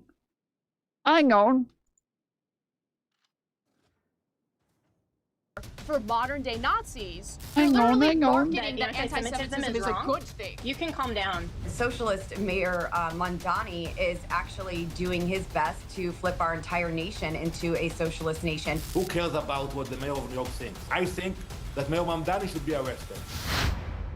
Benjamin Netanyahu is a wanted man. The International Criminal Court has an active warrant for his arrest on suspicion of war crimes and crimes against humanity. A lot has been said to slander the ICC, and a lot is made of the fact that the US has never ratified its membership. But the fact remains that a warrant for the arrest of a world leader is an extreme measure of last resort. It means the Israeli Prime Minister would be arrested on arrival in 125 countries, including the UK, Canada, and Australia.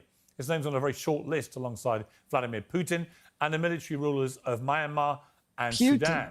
Very few people criticised the ICC until Netanyahu's name was added. It's on that basis that New York City Mayor Zohran Mamdani has spent months doubling down on the campaign pledge to arrest Netanyahu at the UN General Assembly in September. He now accepts that he can't do that. As I've said, I agree with the ICC that Benjamin Netanyahu should be arrested and tried for his crimes, as I do for anyone else charged by the ICC. My administration has reviewed every avenue available under applicable law to determine whether New York City could execute the International Criminal Court's arrest warrant if Benjamin Netanyahu came here. It is clear that we do not have the independent legal authority to enforce this warrant. The federal government, however, does, and I call on them to join the ICC and execute this warrant. And I want to be equally clear. Benjamin Netanyahu is not welcome. It is weird that we're not part of the ICC. I do think that's fucked up. I think the argument that we've made is that like we can just do these things ourselves, but we don't. So in New York City, nor is any other war criminal at large. Well, the US didn't join the ICC despite playing a big part in its formation for very clear reasons. It recognizes the supremacy. We didn't join the ICC because we wanted to keep our war crime options open. Yeah. There's a bill that says if any American is arrested by The Hague, we will invade them immediately. of his own Supreme Court above all others, and with US servicemen uniquely dispersed all across the globe, an international authority exposed them to political risk. On that basis, it probably didn't take a legal scholar, nor the exhausting of all legal avenues, to figure out whether Mayor Mamdani could put Bibi Netanyahu in cuffs. That's why his critics are dismissing it all as a stunt. Senator John Fetterman, who is currently still a Democrat, accused him of clickbait. He's a total clown. I mean, he has the authority to arrest Netanyahu any more than I would have the authority to arrest him in Washington, D.C. if he visited down in Washington, D.C. You're a mayor, dude. You know, pick up trash, fix some potholes, and really fix the homeless problem in your city too. You know, you're way out of your league, and now this is irresponsible. But like I said, he's just a total clown. And it's just for clicks at this point. He knows that he has nothing actionable. It's interesting how so many of Israel's most... What do you mean he knows? That's what he said. He said he has nothing actionable. He literally said he has nothing actionable. What are you talking about? Lincoln supporters claim that every criticism must be for clicks. If for clicks means for popularity, it may be the case that the killing of tens of thousands of civilians in Gaza and Lebanon isn't that popular. Well, President Trump posted that Netanyahu will not be arrested in any way, shape or form. His administration has attempted to sanction the ICC, although in the same post he did call for Iran's leaders to be arrested, presumably under the authority of the ICC.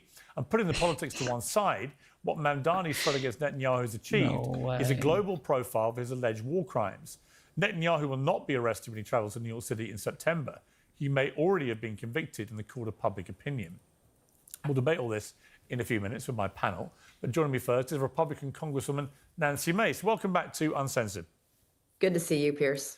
Nancy Mace, just on that issue of Benjamin Netanyahu, it's pretty extraordinary for the mayor of New York City to come out and demand he be arrested and say he wishes he could do that, but actually only the federal government can, and he urged them to do it. What is your reaction?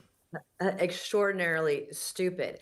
And one of the things that he said in his statement that you just showed, Pierce, is that, you know, anyone affiliated with terrorism would be and should be arrested. Yet just days ago, members of his own staff were trying to meet with the IRGC, with Iranians. So, I mean, and the story is, the rumor is on Drudge Report today that in his office, according to the FBI, he may have been trying to meet with Iranian officials. So it's crazy to me. And the second thing that comes to mind, and the question I think is very valid, is how many Jews vote? Wait, is that true? He tried to meet with Iranians?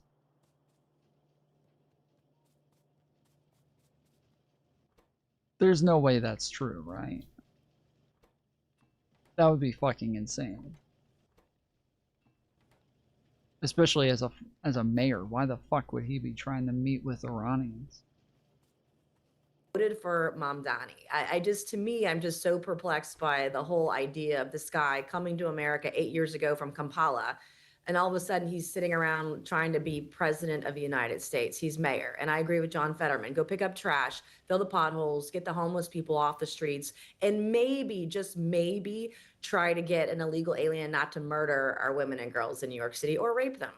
I mean, the interesting thing about the question you raise is that a lot of younger Jewish people did vote for him. That's one of the reasons he won. And, you know, that it may be perplexing to you, but of course there is a rising tide of anti-Israeli sentiment across America. You know, a significant majority of Americans now have a negative view of what Israel's government's been doing and of the country, which is, you know, for people like me that love Israel and the Israeli people, is extremely shocking, a sad state of affairs.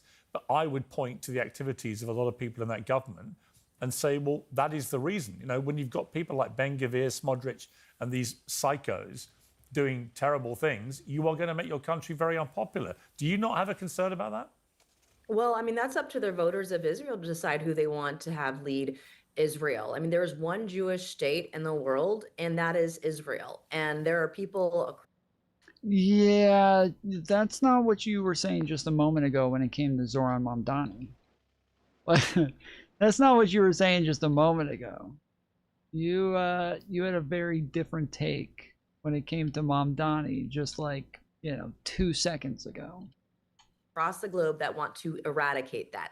Just like in the Middle East, there's one Christian state in the Middle East, and that's Lebanon. And, you know, I have concerns about what's going on in Lebanon as well, but that's up to the Jewish people to decide. And, you know, I sort of look at this as how self-loathing are they that they elected someone, this guy Mamdani, who clearly I think has ulterior motives. I mean, to me, I'm just scratching my head on how the hell we allowed this to happen in our country, of all places. I mean, it's an extraordinary charge to say that any Jewish person who voted for Mamdani is self-loathing, isn't it? I think it is self-loathing. You know, and I have a strong Jewish coalition in my district in Congress, and that's one of the things that we often talk about. And I brought it up to the issue up to people who hate Bibi, want him arrested, Jewish people. It's me. It's perplexing. It's confusing, and I don't know how any Jewish person could vote for a man like Mamdani and what he stands for. Let's talk about somebody else who has also been arrested this week, Andrew Tate and his brother Tristan Tate. It's a kind of fascinating saga, this, because they have both been embraced by large sections of the conservative right in America. And yet here they've just both been arrested on American soil. And the UK has asked for extradition, which the US is apparently going to grant. And the Trump administration has said it won't get involved in trying to stop that happening. In other words, they don't view it as a political arrest. They're facing very serious charges, up to 60 charges in total. What is your view of what's happened here? Well, I think there's this culture of rape, and it's not just one-sided. It's not just Republicans or it's not just Democrats. Look at Graham Plattner in Maine, who was just nominated, and there were the stories about alleged sexual assaults, alleged sexual predatory behavior that were largely ignored by the press until they couldn't ignore it anymore, until Democrat women came forward. And then finally, the mainstream media started paying attention. But we do have this culture. We just saw members of both parties, whether it was Tony Gonzalez out of Texas, Eric Swalwell out of California, removed from Congress, kicked out, forced.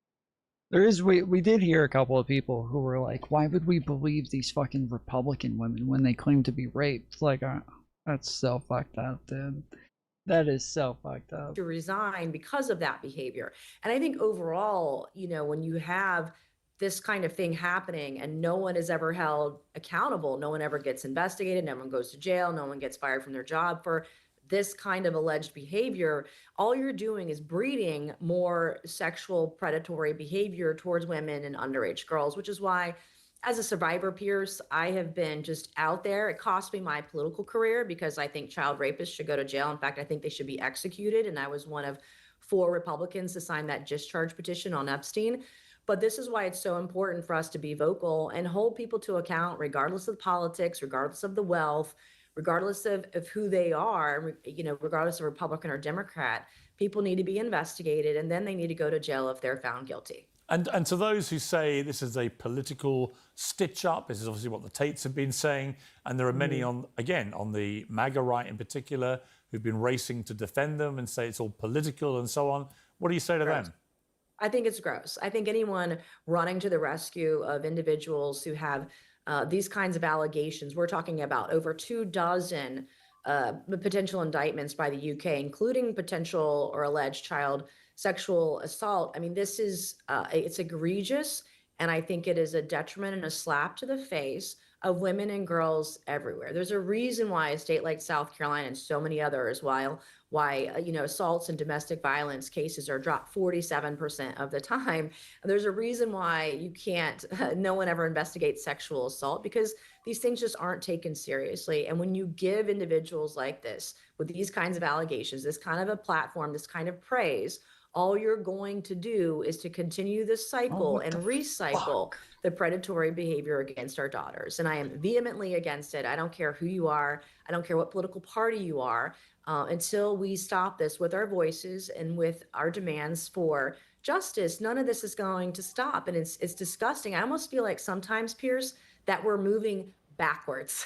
Like it's getting worse and not better. I mean, you just had Mamdani, the mayor of New York, say that the reason that the rape cases are the way they are because they've expanded the definition of rape. Well, look, Mayor Mamdani, rape is rape. Sexual assault is sexual assault. No definition. Oh, no, he is correct. That He's talking about the legal definition. The legal definition has been expanded. Need to be changed to know what that is. We all know what it is and know what it harbors, and this culture is just breeding more assaults towards our women and girls, and it's wrong. It's disgusting. The other thing that we should all know what it is when we see it is what is a woman. And right. you were recently involved Let's with do that extraordinary again. grilling in the House, where you repeatedly pressed the Smithsonian History Museum director, Anthea Hartig, on whether men can be women. Let's take a look. I'm moving on because you I don't know how much money you spent on getting prepped for this hearing. They did a good job because you're filibustering and not answering a single question from a single Republican. Today, do you believe that men can become women? Ma'am, as the director of the museum, that's not relevant in this case. It's very relevant. You've got men dressed up as women and you have them on displays in front of kids. Do you think men can become women, yes or no? So RuPaul's Drag Race, which is the upper... It's a man. RuPaul is a man who dresses like a woman, literally. Correct. What is a woman, Dr. Hartig? As a director and as a historian, it's not my opportunity. You sexualize the American History Museum. So this is a fair question. What is a woman? So at the museum... What is... Holy shit, dude. This is unhinged. Why is Pierce fucking promoting this? This is absolutely fucking unhinged. What the fuck? This is unhinged. She's from the Smithsonian. What does this matter? Is a woman. We strive to represent and not categorize all Americans. Okay. You know, it's like watching an episode of Uncensored that. I mean, it is quite extraordinary to see women who've reached powerful positions in America who, when asked a very simple question about what is a woman, to which the only conceivable answer is a biological female, that is the dictionary definition, it is the scientific definition, why they can't answer, particularly given how this debate... But you don't ask why she would ask the fucking question in the first place. Like, how is that question relevant at all in the first place? This is such fucking grifty bullshit, dude. Have been conducted over the last few years is completely beyond me. It's insanity, and I've asked this question. I'm known for it. It's classic Mace behavior in an oversight hearing. Every Democrat that I have asked, I feel like I've asked dozens of them now over the years, they cannot answer the question. And my favorite was Governor Tim Walz. When I asked him the same question, he said he didn't understand the question. And then just this week, Pierce, we had a physician from a prestigious medical university who trains the United States premier doctors couldn't answer whether or not only women could give birth to babies. I mean, this is, I feel like everything is upside down. These are lunatics in charge of medicine in the United States, in charge of a government-funded American History Museum that has been sexualized. And that's what these people are doing. And I consider it indoctrination of our children, that this is grooming, again, putting our underage kids and our girls and our daughters in a very vulnerable position by this kind of behavior. It's nonsense. Yeah, completely agree. Just finally, yesterday, an Indianapolis woman was... What do you mean you completely agree? Just because they had fucking RuPaul? You completely agree? Sentenced to 27 months in federal prison after pleading guilty to threatening to kill you in a series of violent messages. You posted on X, not one but two people in two different cases in two different states were sentenced today for death threats against me, and you expressed gratitude to law enforcement and prosecutors. You know, the significance of this, one got 27 months, one got 5 years in prison. But these messages that they sent you included, come outside, bitch, we'll kill you, we will kill you. Yeah, like, I feel like if I was asked that question, I would say, like, well, the dictionary has numerous definitions. One of them is that it's an adult human female, if that's what you're asking. Like, I would just put it that way. Like, I feel like it is easy, like...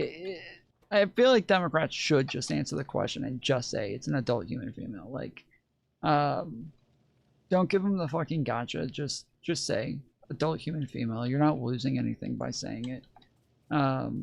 Nobody disagrees that that is one of the definitions, so you can just say, like, don't fucking run away from it. Just say adult human female and move on. And blow that whole building up, bitch. Come outside. Shut up, ho. I'll kill you. I hope you got mace because you're going to need it. Tread lightly. The other one said, I'm going to assassinate Representative Nancy Mace with a gun and I'm being 100% dead ass. Now, this is against the backdrop of the third British member of parliament in just over 10 years to be murdered in the UK for, we assume, although this case hasn't been tried yet, for politically motivated reasons. Anne Widdecombe was, a woman nearly 80 years old. I knew her well. Somebody travelled 300 miles to beat her to death with a hammer and has now been charged with her murder. So we can't, for legal reasons here, go into speculation about what motivated that person. Right. However, the reality is that's 3 politicians murdered in the UK in just over 10 years. These are serious, these threats against elected officials, aren't they? They're very serious. And we've had multiple individuals on both sides of the aisle, Democrat and Republican, murdered or attempted to be murdered for their political viewpoints. And so there is no tolerance for any sort of violence anywhere. I am deeply grateful to law enforcement for stepping in. And there's no tolerance for any sort of violence anywhere. Doesn't sound like it. For the prosecutors, I get over 1,300 death threats a year, Pierce, and I'm criticized for talking about it. And we have blue states with prosecutors who refuse to prosecute many of these people because of their death threats, because of my own political views. A lot of the death threats I get are from transgender individuals, and one of the 2 people yesterday was transgender who was sentenced. And I believe, Pierce, this is sort of historic. I don't know of another member of Congress that had 2 people sentenced on the same day. Incredible. For the death threats against them. And it's egregious. I don't get a security detail. I don't get like Secret Service, anything like that. I have to pay for, for security services out of the office. And even when I'm personally going to the grocery store, I have to tell you, Pierce, I have a wig just to go to the grocery stores that I'm not recognized to buy groceries so that my children aren't harmed when I'm. She doesn't want the groceries to recognize her. Smart. Those groceries, dude, they'll get you. Oof. Around, I tend to really attract aggressive behavior when my kids are with me. And we've had to modify our entire lifestyle. And one of the things I'm looking forward to, I'm going to miss Congress, but I will not miss the death threats that are on my life, what I've had to deal with, how I've had to change my entire lifestyle from where I live to how I go out when I'm with my children. Our entire lives have been changed, and I'm looking forward to hopefully some of that simmering down. But probably, if I keep shit posting, it's probably going to never go away. Well, you should be allowed to post what you like. It's a free country, but it's terrible. I think these threats against elected officials are terrible, whoever they're directed at. Nancy Mace, thank you very much indeed for joining me. Thank you, Pierce. Well, for more, let's bring in today's panel, host and executive producer of The Young Turks, Anna Kasparian, former Trump attorney and radio broadcaster Jenna Now Ellis, let's get to some smart Trump people. press aide Caroline Sunshine. Welcome to all of you. Anna Kasparian. Like Anna Kasparian. Mamdani's taken a lot of flack, including just from Nancy Mace, about this call for Netanyahu to be arrested. But what is your view of what he said? Well, despite the fact that he doesn't have the jurisdiction to be able to arrest Benjamin Netanyahu, I think what he is messaging to the country is something that's actually deeply popular. In fact, if you look at the public opinion polling in Israel, the view of Netanyahu is a very negative one. But Mamdani's the one who actually has a moral stance on this issue, given the crimes against humanity that have been carried out by Netanyahu and his government. Shit, I'm out of and ammo. the fact that we have members of Congress who continue to defend Netanyahu despite the slaughter of children, despite all of the war crimes that we've seen in multiple countries in the region, I just think it's just shameful. It's shameful that we have politicians who are providing cover for that. We're supposed to be the good guys, and we're defending the bad guys. Jenna Ellis, your response to what Anna said?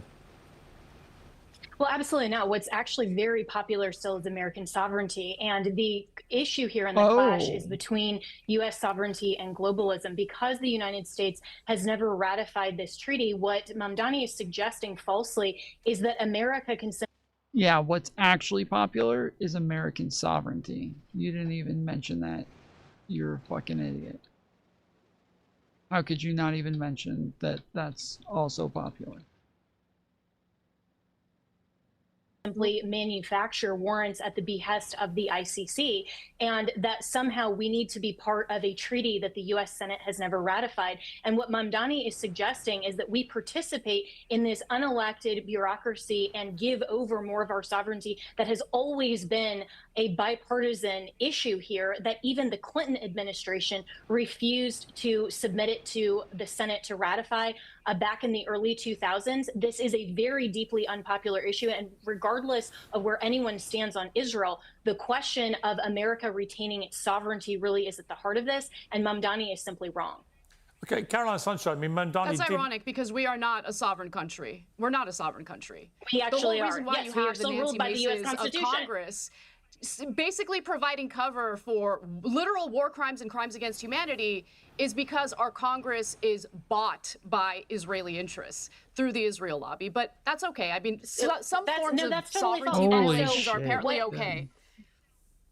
No, it's not about sovereignty violations because Palestine is not a recognized state. The ICC recognized them for purposes of being able to ratify the ICC and claim jurisdiction, but even that is debated within the ICC. So Israel, if it believes under their own law that Netanyahu personally is responsible, needs to be held accountable for war crimes, let them prosecute him, not have the U.S. be part and parcel to a criminal court that we don't recognize, nor should we, because we don't want our U.S. American soldiers or our presidents to have to submit to that type of jurisdiction that has never been a part of the U.S. Constitution. It's never been ratified by the U.S. Senate and absolutely would undermine American sovereignty. But listen, this is exactly where Mamdani wants to go because they have tried President Trump in state court, federal court, in the U.S. Senate. There's nowhere else to go but the International Criminal Court, and that's why he's pushing this. This isn't actually about Israel. Ultimately, it's about we're not talking about American Trump. We're talking sovereignty. about Netanyahu.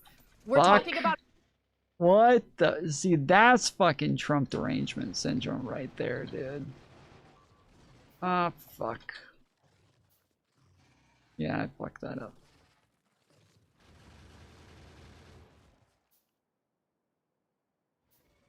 But eventually we will be. Who is guilty of crimes against humanity. This is not about Trump. I saw the little cute trick that's you tried an to play assumption. there.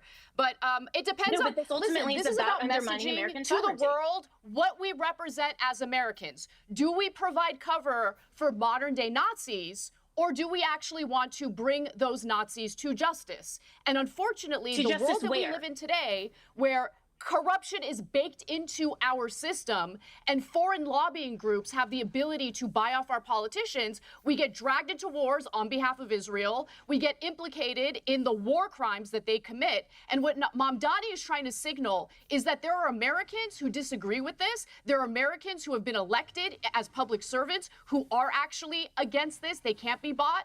And I really appreciate that, despite the fact that he doesn't have the jurisdiction to unilaterally arrest Netanyahu. It's about messaging and basically messaging what our values are as Americans. Okay, let me bring in. neither does our federal government hang on, have the Jenna. I want to bring in Caroline. She's Hang on. Donald Trump said on Monday Netanyahu will not be arrested. He wrote, Benjamin Netanyahu will not be arrested in any way, shape, or form while in the United States of America. He's fighting against the Islamic Republic of Iran, which recently killed 52,000 innocent protesters and has spent the last 47 years killing American soldiers and others. The only ones who should be arrested are the people that led Iran into this unprecedented spiral of death and destruction, something that should have been dealt with years ago by previous presidents. So what is your view of this? Well, hey, great to see you. Great to see everybody. I envy Israel because I think Netanyahu does one hell of a job of putting Israel first and getting larger, more powerful countries to subjugate their own interests to align with his interests. And I wish I had people in my country that were doing the same thing, because maybe then we wouldn't be in the most unpopular war in our country's history that the president refuses to call a war. As of yesterday, he called it the Iran military conflict. Is Netanyahu a war criminal? Maybe, maybe not. I still believe everybody in my system is innocent until proven guilty. So that would mean that he would have to go to trial and he would have to go to the International Criminal Court. Let's play it out, right? Let's say he gets a trial. Let's say but he's not going to do convicted. that, is the point, isn't it? He doesn't recognise it either. He thinks it's a load of trumped-up charges for political reasons. So he's saying, I want nothing to do with the ICC. America doesn't recognise the ICC. So it's very hard to see how, given those two situations and those two positions, he would ever face a trial by the ICC. I mean, he'll just refuse. Yeah, and what I worry is that it'll just create a political martyrdom effect, where I think the better solution here is what I want is peace and justice in the Middle East. And I think the best way to get that is to withdraw U.S. military aid to Israel. Israel cannot wage war, and it cannot commit war crimes without the aid of the U.S. military. And right now, Netanyahu's not very popular inside Israel, is my understanding. Not too popular of a guy. The interesting thing actually about his poll numbers is personally not very popular, but his military actions against Iran, against Hezbollah in Lebanon, and so on, they are very popular internally. So there's a slight disconnect, and it may explain why he is so aggressively pursuing such an aggressive military strategy. It's that gets him the polling numbers rather than anything he's doing domestically. Yeah, and that's where I say I worry that if there was ever to be any prosecution of Netanyahu, you would create a martyrdom effect within Israel, where you would just essentially get a younger version of him at some point, which is what we've seen in Iran, right? When we took out the Ayatollah, they've had a rally around the flag effect. Martyrdom effects are very real. But I think it would send an important message. I'd like to see how popular the military action is once the U.S. military aid is withdrawn as a result of overstepping boundaries. I'd like to see how those poll numbers do. But I think right now, yeah, sorry. To the point of sovereignty, yeah, just to finish though, you know, we might not have control, to your point, over what goes on in the International Criminal Court. But what we do have control over is a bill that's in the U.S. Congress right now up for a vote, suggesting that the United States military and the Israeli military merge. And I don't see any reason for that to happen. I see that only benefiting, again, Israeli interests, not American interests. And Benjamin Netanyahu, war criminal or not, is very good at getting a much larger, more powerful country to subjugate its own interest to his. And that should not continue. Well, he certainly is Anna Kasparian from one big country, and it happens to be the biggest country in the world, which is the United States. And, you know, look, the thing with Netanyahu, he's even avoiding a trial involving personal alleged criminal conduct by using the warfare he's engaged in as a constant reason to postpone the trial. So this is a very seasoned, skillful, ruthless and cunning political operator at work here. But where do we go from here? I mean, it's all very well Mamdani saying all this. Trump has now said it's never going to happen federally on his watch. So where does that accountability come? It's not going to come, I don't think, internally in Israel, unless potentially he takes a huge beating in the election, which is not by any means certain. The poll numbers are quite close there at the moment for a number of candidates, and he's still right in the mix, so could easily win again. But where does the accountability come if he simply says, you know, 2 fingers to the ICC, I don't care? Look, this is going to sound a little woo-woo for some people, and that's fine. But I've already accepted that we do not live in a just world, and it's very likely that he wouldn't suffer any consequences in this lifetime. But if you take a look at his recent appearances, that's woo-woo?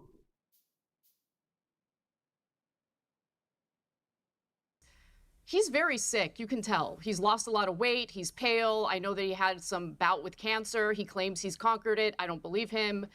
And I think that behaving as an evil person who devalues human lives, who uses acts of war in order to skirt responsibility for corruption charges, that type of evil eats away at you from the inside. And I think that's what we're seeing with his public appearances lately. I mean, he has a raspier voice every time I hear him speak. And so I've kind of made peace with the fact that maybe it's not going to be real justice in the tangible world that we live in. Maybe the justice is actually going to be carried out on a much... Oh, I was going to say, why would she not believe him on whether or not he beat cancer? But it's because she doesn't want that to be the case. That's as always the great journalism from Anna Kasparian. It's not true because I don't want it to be true. Deeper level. But I will say this, I totally agree with what Caroline just said. I think the best thing that we can do as Americans is really consider what we want our values to be, what we want to project out into the world, and what kind of alliances we want to forge. I think questioning our alliance with Israel is a very important thing to do at this moment, especially considering the fact that we are currently losing American service members fighting a war on Israel's behalf. And Israel's finance minister, Bezalel Smotrich, was just on tape basically bragging about the fact that they've got us exactly where they want us. We are fighting their war for them. They're not dealing with strikes from Iran. They're not dealing with IDF soldiers getting killed. They're not paying for this war, bankrolling it like the American taxpayers are. And so he's happy to see this happen. This is what the Israelis wanted. They got what they wanted. And I think it's important for Americans to be honest to themselves about what's actually going on here. Because we're being taken for a ride, we're being taken advantage of. Right, how significant is Rahm Emanuel's position in this? Because here you've got one of the leading candidates potentially to run for president as a Democrat, who has come out and said that the funding from the United States should stop for Israel. That's a big call by him. And he's got a powerful family. Ari Emanuel's brother, obviously one of the most powerful people in Hollywood. That's a very deliberate play he's making, I think. Could that be successful? I mean, it's just the way the party's going. There's been reporting about Rahm Emanuel's family and their ties to the Irgun terrorists in Israel, which, by the way, terrorized my own maternal family members who fled the Armenian genocide for safety to Haifa. But putting that aside, I don't trust Rahm Emanuel. I think that he thinks he's pulling a fast one on us. Some people are buying it. I'm not buying it. He's a huge Zionist, huge supporter of Israel. He knows that, you know, making these statements might help him with his 2028 presidential bid. He knows that it's not actually going to happen. We're not going to cut funding to Israel. So it's an easy trick, an easy way to market himself as something that he is not. He is not a peacenik. He is definitely a pro-Israel operative, and he will prove to be such if he's ever elected into public service ever again. Okay, Jenna, the US Defense Secretary, or he's the Secretary of War now, Pete Hegseth, told the Senate on Tuesday that the US-Israel war in Iran so far cost $37.5 billion. That's from February 28th to July 22nd. Now, per day, that is $260.4 million a day. Per hour, $10.8 million per hour. Per minute, $180,000 per minute, and $3,000 per second. So even as I say the words, Caroline Sunshine, what is your reaction to that? I've probably incurred another $10,000 in American public costs for a war that the American public do not want to be happening. They didn't to start with. They definitely don't now. I still am scratching my head about how a president who, in his campaign to be re-elected, said that he didn't want to get involved in any more pointless Middle Eastern wars. He wanted America first, get the cost of living down, and so on. How does any of this make sense? Yeah, it doesn't. And my first reaction is that's a lot of money just to close the Strait of Hormuz and enter into what is now, according to recent polling from The Economist, America's most unpopular war in our history. That's including Vietnam. So what's interesting is if you look at the president's Truth Social post from yesterday, he too also has an awareness of how unpopular this war is.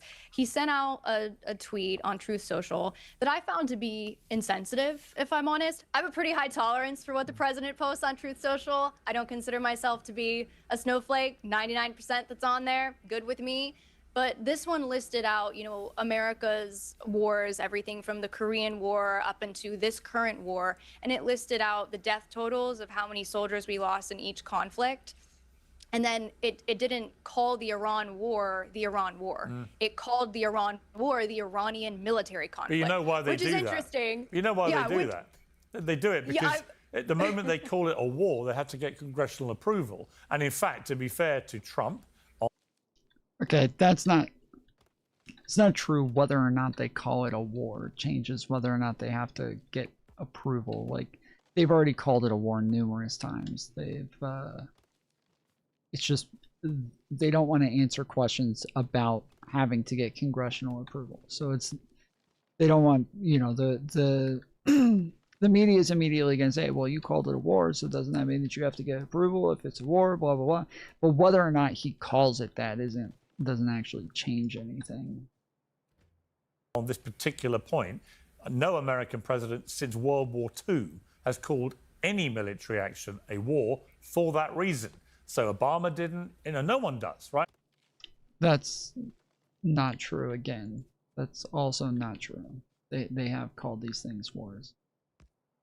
Clinton didn't. They don't do it because that way they can avoid having to seek prior congressional approval.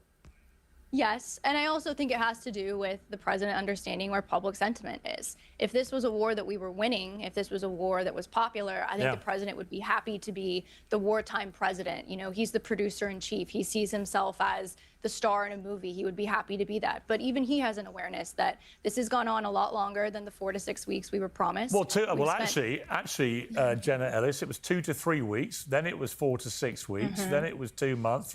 It's all been completely different to how it was sold to the American people and indeed to the world. Pete Hegseth argued that the Pentagon was now running low on cash. That's Jenna Ellis? This is a different Jenna Ellis, right? It's not that Jenna Ellis. Right? To keep this war going. He's asked the Senate Appropriations Committee for nearly $67 billion more to continue the effort. Let's take a look at a clip. Mr. Hegseth, you're requesting roughly $68 billion for the department through this supplemental, correct? 67, yes. You said on day 14, Iran's military had been, quote, destroyed and, quote, made combat ineffective. Yes or no? Was that an accurate statement?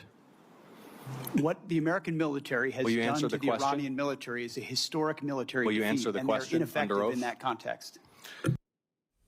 I mean, you know, they tangle themselves up in this because of all the false promises and pledges that simply haven't been met by reality and continue to be not met by reality. But honestly, Jenna, this idea that the American people, you know, after 4 months of this war that's supposed to last just a couple of weeks, may be in the hook for, what, $100 billion? Wait, but is it that Jenna Ellis?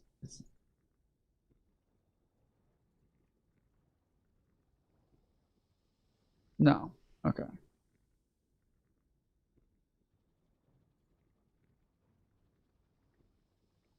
I was wondering, when the fuck did she get pretty?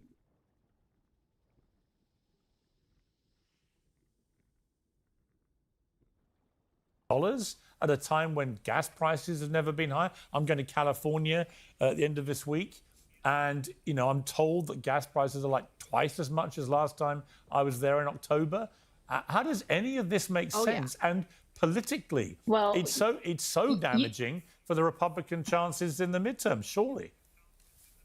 Well, you can blame Gavin Newsom for that. I live in Florida where our gas prices are actually okay, thanks to Governor DeSantis. But I would much rather the Senate appropriate money to go to keeping Iran away from nuclear capabilities than funding Arab Sesame Street. I mean, this is exactly why Doge was so deeply popular. What evidence do you have that first retook office? Hold on, let me finish. That's a bold claim. What evidence do you have of that? Let me What evidence do you have? I would rather has have nuclear capabilities that they're pursuing. What's the evidence of that? The point of this mission overall, from the beginning, that was deeply popular, was to prevent Iran from getting nuclear capabilities, and that comes directly from the Department of War. And so, while Jenna, we can debate what is the ongoing, hang on 1 second. What is the ongoing? Hang on 1 second. How does that square with the President of the United States a year ago, at the end of the 12-day war, announcing to the world that the Iranian nuclear program had been put back, his words, decades?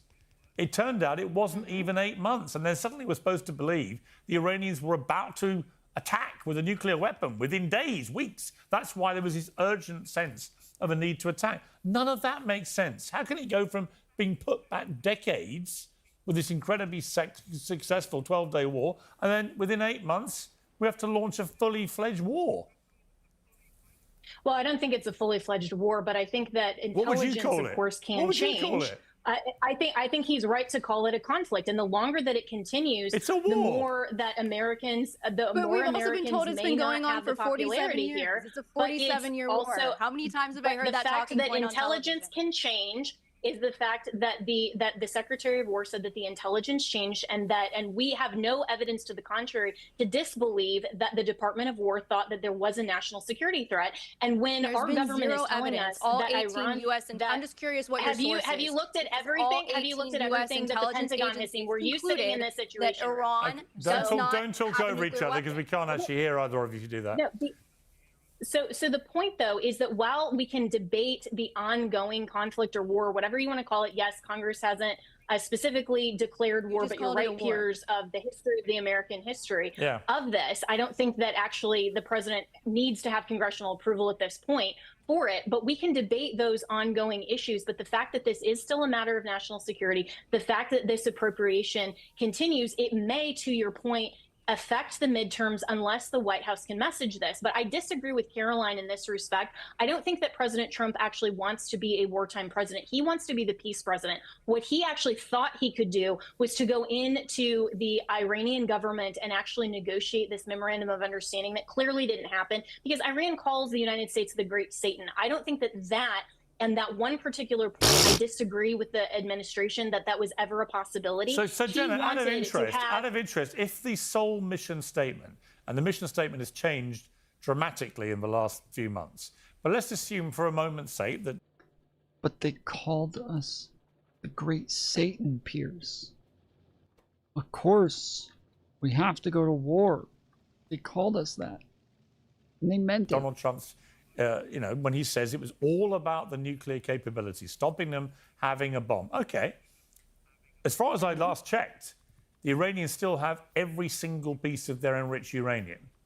All of it. None of it's been secured. So what does victory look like to you? If they maintain the enriched uranium, they keep it. If they maintain control of the Strait of Hormuz, if the Ayatollah who was killed has been replaced by his son, who's even more hardline, if the IRGC remain in a tight grip on their country, which is why no one's been rising up to protest, if all those things are still in place when the United States pulls out of this, would you say that the conflict, whatever you want to call it, has been a spectacular failure? Because I'll play this tape back to you when that moment happens. Right. And so, and I have long been an advocate of saying that the initial conflict and going in to ensure that Iran does not have nuclear capabilities is a matter of national security. And again, if we can continue to debate whether the ongoing conflict is appropriate, and I'm not sure that it is. I have been asking that same question on my daily radio program. What is the objective? Right, but if it ends with the Iranians keeping all their enriched uranium and their regime in place, and the Ayatollah simply replaced by his more hardline son, and there are no protests, and they have control of the Strait of Hormuz, would you accept as being a terrible failure? Hormuz. I would not say that would be the appropriate conclusion, which is probably why we are still engaged in this conflict to ensure that we don't leave Iran in that situation. But the entire point here of there's been an assumption on this panel going back to Netanyahu that he is actually guilty of war crimes and that he needs to face justice and accountability for what? For defending his national sovereignty? Well, there's one way. Yes, you know the reason. You know the reason I think he might be. Mad he's defending just a little hunch Your I have. anti-Semitism is disgusting. So anti-Semitism is disgusting, yeah. Right. But criticizing No, Netanyahu. she called me an anti-Semite, by the way. Well, criticizing Netanyahu's government. You think I'm an anti-Semite, Pierce? No, I don't, no. Oh, because I'm criticizing someone who's responsible for the mass slaughter of innocents. You're I'm an assuming anti-Semite. I don't know if you really want to. I don't know if you want to that he has perpetuate that message. That's not a great message. You're literally marketing that anti-Semitism is a good thing. You know the one way to resolve No, this? when you the one way that you're an anti-Semite for criticizing calm someone down. who's carrying out mass slaughter. Yeah, you're making I think the whole. I think the whole. Honestly, Jenna, the whole shtick No, of I'm not accusing. assuming. I'm just hang not a on, moron like you hang are. on. The whole shtick, honestly, of accusing people who criticise Netanyahu's government of doing bad things. If you do, you're anti-Semitic. Is bullshit, and I'm kind of done with that. But what I'm also done with is that Netanyahu is still preventing any members of the foreign media, international press from going into Gaza, despite this supposed ceasefire now being in place for many months. There is no reason other, to me, than he doesn't want the world to see what they've done in Gaza. Did Pierce ever advocate for Trump to get the Nobel Peace Prize? I don't think so. Not that I know of. I have no idea.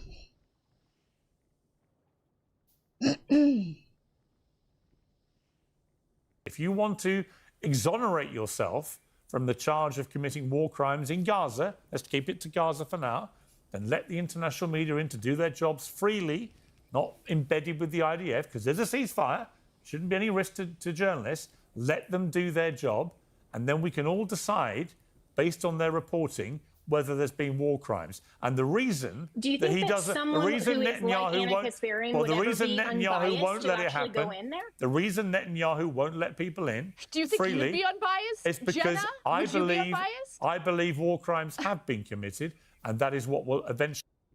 Oh, wait. Oh, this one in the middle is Jenna Ellis.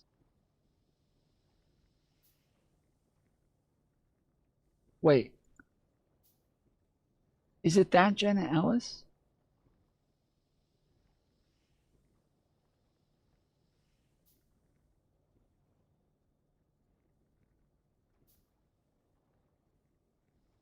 I thought they were calling the chick all the way to the right Jenna Ellis.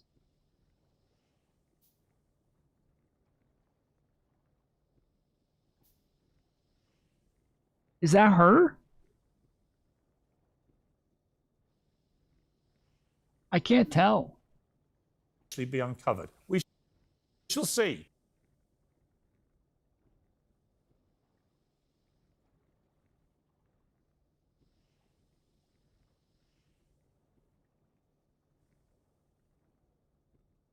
But what other reason could there possibly be for not letting the media in? But the assumption, because they are biased, and the assumption they're that biased. somehow All of Israel them. is situated differently than any other country across All the world who of the can defend media themselves. is Even all of us biased. sitting here saying America first is actually a good thing, like what Caroline Sunshine said. Well, what about Israel defending its own sovereignty? And that's why I say it is anti-Semitic to somehow suggest Which it that does Israel very is the only successfully. nation. It's very the only successful at nation that subjugating can't the actually United defend Okay, its listen, own we've run out of time. Final word to Caroline on that point. Well, Israel has an absolute right to defend itself, but if those goals don't align with the goals of the American people and the American government, the American people are not obligated to subsidize those goals. Okay. Israel absolutely has a right to defend itself. We are not obligated With its own because of money. that right to defend it. Exactly. Okay, we've got to leave it there. Thank you all very much indeed. I appreciate That's it. why elections matter. Thanks. They certainly do, and some big ones coming up. But thank you all very much. Well, someone who will have a say on whether Pete Hegseth's plea for more money for the war is successful or not is Republican Congresswoman for Colorado, Lauren Boebert. Welcome back to Uncensored. Pierce, thanks so much for having me again. Pete Hegseth wants $67 billion more to add to the $37 billion so far spent on this 67 non-war in Iran. Your reaction to that? Yes, well, actually, the number is much greater than that. Pete Hegseth doesn't just want $67 billion. He wants $350 billion as soon as possible, and a total of $1.5 trillion. So this is actually a much larger price tag, but this is overall for our military capabilities to remain the largest military power in the world, so we can have peace through strength. I'm not one of the members who is propping up the war that is going on in Iran. I also can trust our military leaders, and our president to do the right thing over there. But I certainly am of the mind that I want this to come to an end. I did not vote for new wars, more wars, never-ending wars, and I want this resolved as quickly as possible. I was proud of what happened in Venezuela, or even earlier last year in Iran with Operation Midnight Hammer, and I was hoping we could just solve things with quick in and out combative measures like that, rather than weeks and months of actual war. But right now we are coming up on the vote for the National Defense Authorization Act, and this is something that may not even have the votes to pass. We did have a procedural vote on the rule that allowed the NDAA and other bills to come to the floor last night. We offered amendments to the NDAA, and there are still members who have issues. I have an issue with Section 219, and this is the very controversial issue of merging, or what is being perceived as merging our military with Israel's military. This is something that I believe the Senate has already removed from the NDAA, so it's not a vote that we should even be taking here in the House. And now leadership is promising that this Section 219 will be removed when the bill is conferenced between the House and the Senate before it is sent to the President. I noticed that you repeatedly said that you've had months of war, but of course the president and the administration do not categorize what's been going on as war. They call it conflict, because if it was a war, they'd have to get congressional approval, which they don't have. So are you now telling us that it is a war? I believe that this is a war. I believe that it has been categorized as a war. I was also Yeah, Piers is totally incorrect that they haven't called it a war. They've called it a war numerous times. That it's now a new war. Well, hang on. No, I understand. Yeah, but Lauren, if it was a war, it doesn't. If they say the word war, it doesn't make it to where they have to get congressional approval. This is why, like, the War Powers Act is kind of necessary, is because there isn't a way to distinguish these terms currently. As long as they call it one thing versus the other, there isn't really anything to stop them. War, and they're very careful not to call it one, which is why it's interesting that you have, they would need congressional approval, which they don't have. So there is a 60-day grace period, and so I'm under the impression that the president has... Yeah, I was going to say the only other thing is the 60-day difference, but they just keep changing what conflict it is every 60 days so that they don't have to do that. Classified this as a new war, and he has another 60 days before that grace period ends. So certainly there is a conflict. I don't believe that it is everyday war. I do believe that there are negotiations that are happening, but I would like to see an ultimate end. I know that our people have done tremendous jobs at working with Iran and Israel to bring this to an end. Even Vice President J.D. Vance has been out talking about the negotiations that he was involved in, expressing his frustrations. It's all been a complete disaster, hasn't it? Let's be honest. I don't disagree. I don't love it. I am here for the America First agenda. I'm not being critical of the president, but I am being critical of sending troops to another. Why wouldn't you be critical of the president? It was his idea. He ordered the troops in. He ordered the strikes. I mean, why wouldn't you criticize I'm not okay it? with that. But also, I'm going to allow the president, who likely has more information than I do on this issue, to do what he's doing. I do not want to see more of our service members harmed or killed. And they're going to be. Disgrace to lose their lives. And I would love for this to come to an end. Again, we're voting on the NDAA this week, and hopefully that brings some sort of a resolve and not just funds more of this conflict or war. Let's switch gears. Let's talk about the New York Mayor Zohran Mamdani's call for Benjamin Netanyahu to be arrested for war crimes. What is your view of that? Well, the mayor of New York City needs to work on New York City. Socialist Mayor Mamdani is actually doing his best to flip our entire nation into a socialist nation. You have Democrat socialists who are now winning congressional elections. 3 who won in New York, as you know, 1 who took out a 30-year incumbent in Denver, Colorado, and is coming in to usher in this. Well, what's this that got to socialist do with agenda. Netanyahu? Well, I'm saying that this is his ultimate agenda, and him talking about Benjamin Netanyahu, someone he's clearly not a fan of. He made that clear on the campaign trail. He's going to say other things to make a splash and distract from his failing policies in the city of New York. While New York is soon to go bankrupt, I can almost guarantee you that with his policies. And it is interesting. I am wondering if they are going to go bankrupt soon. And the crime, of course, that is there. But he needs to focus on New York and not other countries and other leaders. Again, I'm not here to give praise to Benjamin Netanyahu or any of the conflicts that are going on. I was critical of Zelensky in Ukraine over the years, and still am. And you know, these aren't my leaders. These aren't the people that I voted for. And I would love to get to a place of putting our country first. Just finally, the Tate brothers, Andrew and Tristan Tate, were arrested in the United States in the last few days, and the UK has asked for them to be extradited back to the UK to face a number of very serious charges involving all sorts of sexual crime. There's been a debate raging on the conservative right in America as to whether they should be extradited or whether the Trump administration should intervene because people on the right believe this may be politically motivated. What is your view? Well, I'm not versed on the extradition laws there. I have heard the Tate brothers case. I know that they have been raided multiple times. I know that they have been released, and I don't know the details. I don't follow them that closely. However, I will say that I have been one of the few members of Congress who has been loud and vocal and actually took action to expose those who are guilty of sex crimes. I was one of 4 Republicans.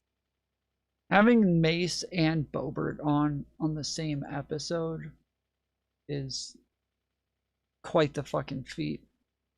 To force the release of the Epstein files. There are congressional slush funds that I voted numerous times to release to the public so the American people can see these sexual deviance and the sexual inappropriateness that goes on within the halls of Congress and elsewhere that has been covered up.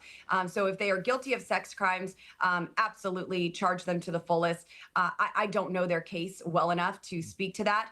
I'm not here to be the bedroom police. I was here to get more water storage in Colorado, protect our farmers and ranchers, and develop more of our good, clean, reliable energy from the Rocky Mountains. And now here we are talking about all the creeps in America and elsewhere. And I would really love to get back to a place of actually legislating and serving the people that elected me to do so.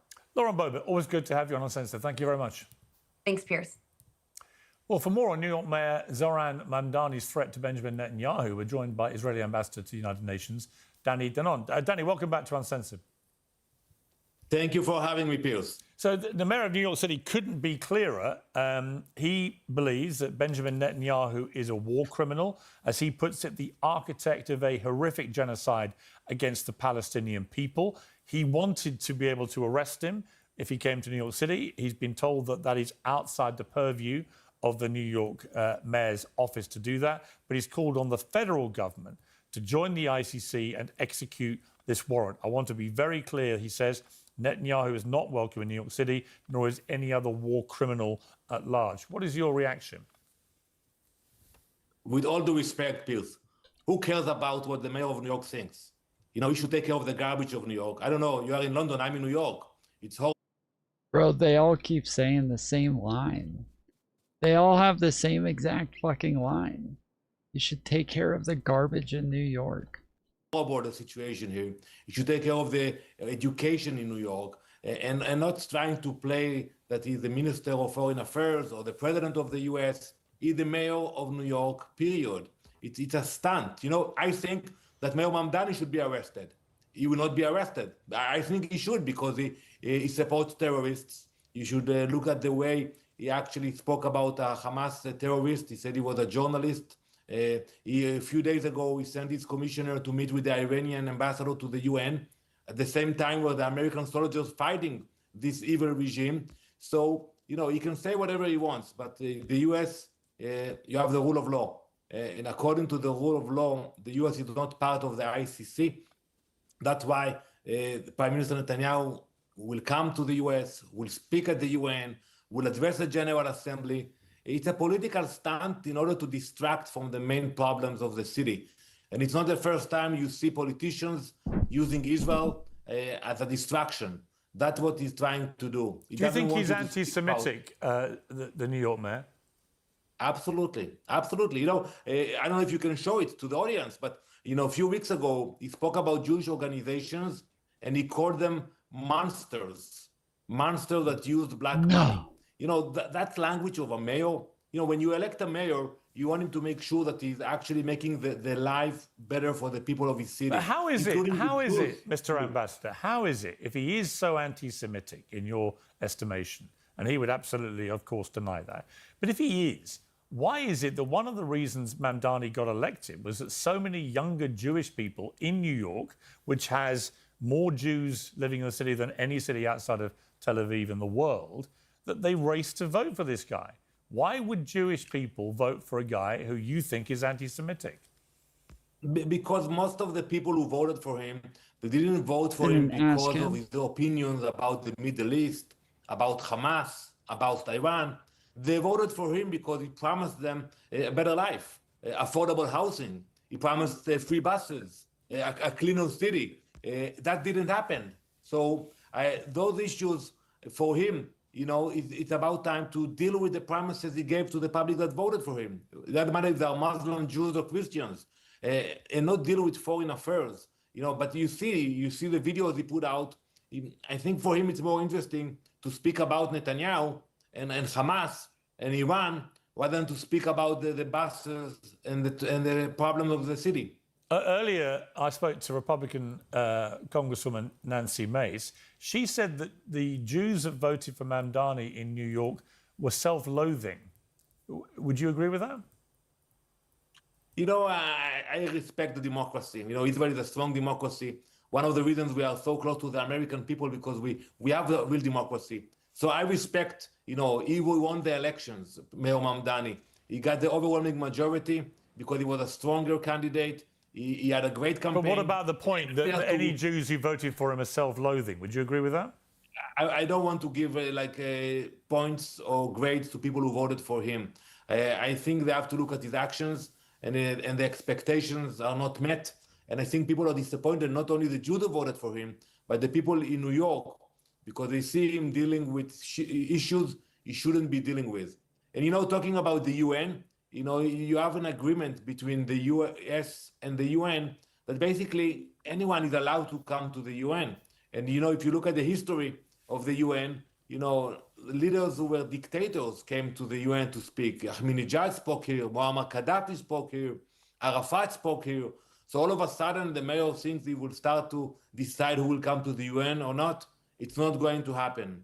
You know, he knows it, but I'm sure I can tell you for sure that he will continue to speak about Netanyahu until he will live back to Israel after his speech. Because which, out of interest, which, given the abuse which has come the UN's way from many Israelis and members of the government and from American administrators and politicians, and given the same to the ICC, which international jurisdiction in terms of law does Israel respect and would listen to? I mean, who do you listen to other than yourselves? Anyone? Absolutely. You know, we are a member of the UN, and it's not only Israel that is not respecting the ICC, also the US and other countries.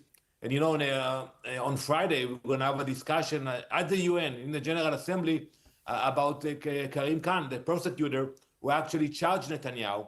And, you know, we're not going to speak about what he said about Israel or the IDF or Netanyahu. We will speak about sexual allegations of the... When you speak like that, bro, You just automatically take the L on all of this. This same prosecutor. So it's not a real court. It is a show. They care about publicity. We will continue to work with the UN. We will participate in the debates in the UN. But like the US, we are not taking part in a court which is a theater. Okay, are you 100% certain that Benjamin Netanyahu has ordered no war crimes? Absolutely. I can tell you that because I was there. I was there in Israel. I was a member of the parliament. I participated in many meetings. And I can tell you that no one can blame Israel for committing war crimes. On the contrary, we lost the lives of hundreds of young Israelis because we tried to minimize civilian casualties. The war took us for so long. You know, you look at the pace of the war because we wanted to minimize civilian casualties. So the last thing somebody can blame us is for committing war crimes. But you know, that's part of the anti-Semitism. You know, it's legitimate to criticize Israel, but you have to apply the same standards when you criticize Israel and you criticize other countries. But when if I can remind you, I mean, Israel lost 1,200 people on October the 7th in an absolutely horrific terror attack. But it's believed that Israel's response has been to kill 73,000 Palestinians and to kill nearly 4,000 people in Lebanon now as well. No one can quite tell us exactly what the split of terrorist/combatant to civilian is, but a huge number of civilians are known to have been killed in this. And what people say is that, yeah, Israel keeps saying we don't target civilians, but by targeting your alleged terrorists, people you believe who've committed acts of terror against you or want to, you are killing a vast amount of civilians. And that is one of the reasons why Mamdani said what he said and why Israel's popularity has been plummeting. Well, you know, I think we had this debate in the past, you know, about the numbers. You know, we don't think we can actually agree about the numbers, but you can agree about the intentions. And the intention of the Israeli government and the Israeli military was not and will never be to arm civilians. We take precautions. We ask the population to move to another area. We send them text messages. We give them weeks to move to safer places where they can meet humanitarian aid. So if someone is doing all of those actions, it's not about committing a war crime. It's about defeating terror. And if you've done nothing wrong in Gaza, why is there still a ban on international media going in there freely to do their job, given there is a supposed ceasefire? Well, first, you know, reporters do go into Gaza, not freely. They don't operate freely. They go in with the IDF embedded, so it's controlled. So there is an ongoing ban on all international media operating freely in Gaza. Why? Well, we discussed that in the past. I told you that we care about the safety of the journalists. I know you will tell me now, you know, you shouldn't care. We take their own responsibility, but well, they do. You know what? It's not your job to worry about their security. And also, you've managed to kill over 200 Palestinian journalists. I don't think the welfare of journalists has been uppermost in the minds of this Israeli government, with all due respect. Well, I beg to differ with you. I don't think that most of those people were journalists. Well, how many were journalists and how many were not journalists? Many of them were supporters of Hamas. How many out of the 200? I think it's 220 odd. How many of those were actual journalists and how many were terrorists in your eyes? No, we did it in the past. We cannot go into the numbers, but I give Would you know examples. the answer or no? Oh my goodness. Mayor Mamdani a few weeks ago spoke about one of them, and he said that he mourned the death of a journalist. No, but how many of the 220 or so? Fact, and we found out how many of the 220 or so journalists have been killed? No, a record number of journalists. Of Hamas. Yeah, but and we showed the picture Mr. of the guy. Ambassador, with respect, a record number of journalists have been killed in Gaza by your forces. How many do you believe of the 220 plus who've been killed were actual journalists, and how many were terrorists? I believe that most of them were active Hamas members, participated. Some of them actually entered Israel on October 7th. So, you know, when I see the picture of someone entering our communities on October 7th to take pictures on a motorcycle with a Hamas terrorist, I don't consider them a journalist. He's a terrorist first. So why don't you let the media in and they can find out the truth about all of these stories? Well, as I told you, we allow media in, but we coordinate that. And I think, today when you look, there is no limit of information. You have people in Gaza taking pictures, and actually, but I'm why willing to don't you speak just with let the about journalists Gaza. in, like you would in any other case where there's a ceasefire? Why wouldn't you? What are you hiding? Because it is not safe, and at the end of the day, Israel will be blamed if something will happen to those journalists. Well, Israel will be blamed if it turns out they've committed war crimes, and the only way to find that out. Yeah, Israel's being blamed already for killing journalists, so. Actually, is if it's investigated properly by the media in a free way. But at the moment, you refuse to let them do that.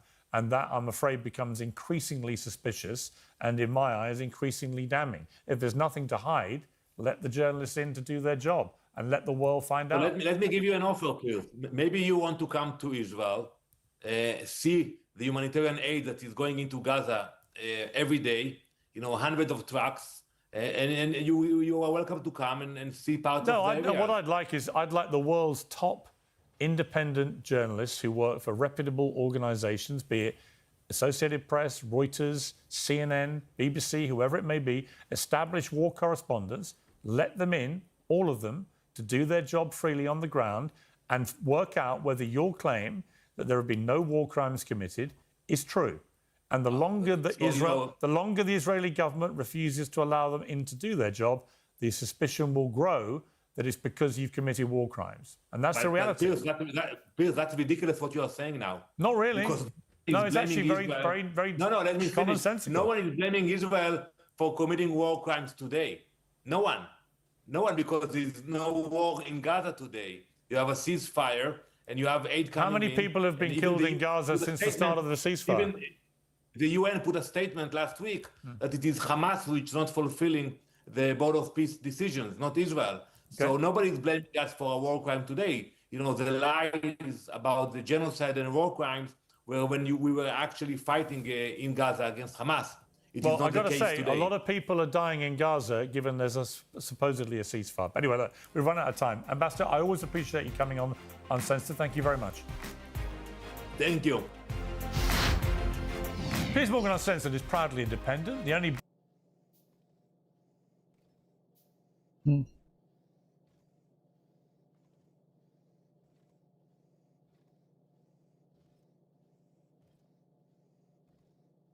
It's been a long time coming. He's wanted me on his show. I wanted him on my show, and finally I got him, which means I'm in danger because I owe him a guest appearance myself.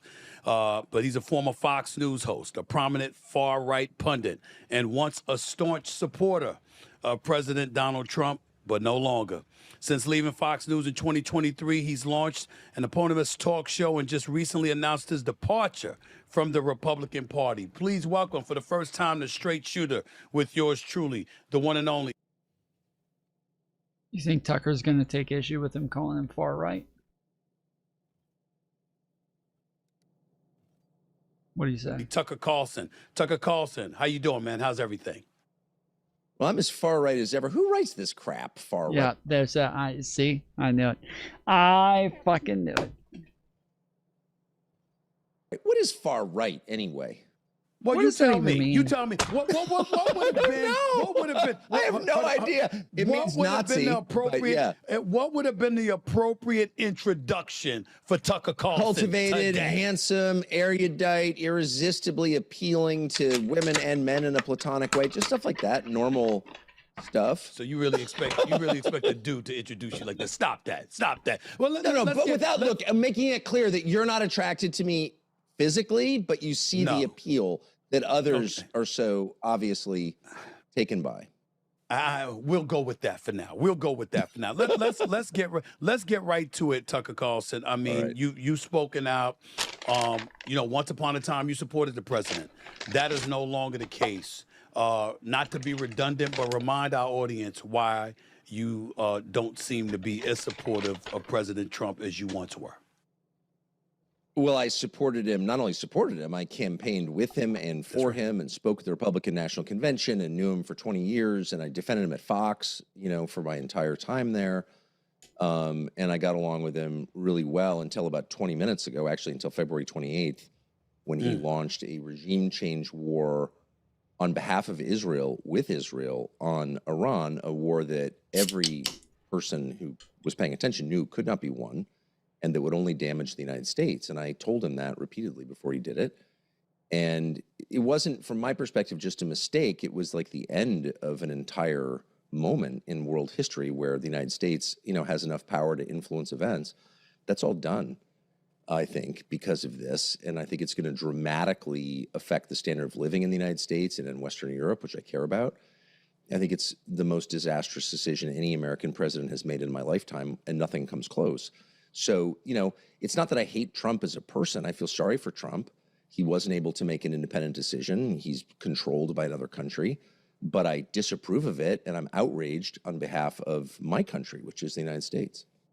Well, Tucker, why does it have to be that he's controlled by another country? Why can't it doesn't have to be that way. It shouldn't be that way. Let me explain. No president should ever be controlled by another country. Just let me ask the question. Yeah. Why does it have to be that, as opposed to he genuinely feels this way, and this is the decision that he made, and it's just something that you don't agree with, as opposed to him being controlled by another country?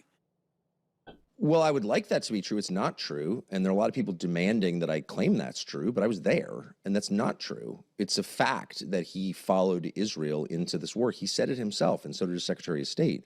And there's this frantic effort by agents of Israel to rewrite history and make us forget what just happened in February, which was the United States following the lead of Israel into a war that gravely harms the United States. That's what happened. Trump was not for this. I talked to him a lot about it. He made no case to the American public demonstrating that he was for it. He said, well, I don't want Iran to have a nuclear program. Okay, that's fair, I guess. I don't really care, but he cared. And then in last June, he said he eliminated the nuclear program. And then 6 months later, he's like, we have to go to war. And we have to kill the leader of Shia Islam because of the nuclear. It didn't make any sense. He followed Israel into this. He did this under pressure from Israel. They chose when it started. They chose the parameters of the war. And critically, they were our partner in the war. Like, literally, we went into this war with Israel. I'm not saying that because I'm a bigot or an anti-Semite or a Nazi. I'm saying this because that's what the U.S. government told us. Thank you for So there's clarifying. been this effort to lie about what just happened. And I've seen this a lot. I saw it with 9/11. I saw it with the Iraq War. And I'm just not going to play along again because I was there. I know what happened. So my question would be this. He's the leader of the free world. Why does he need to follow anybody? Why is another country leading us as opposed to it being the other way around? Well, how do you explain that? Dude, you tell me.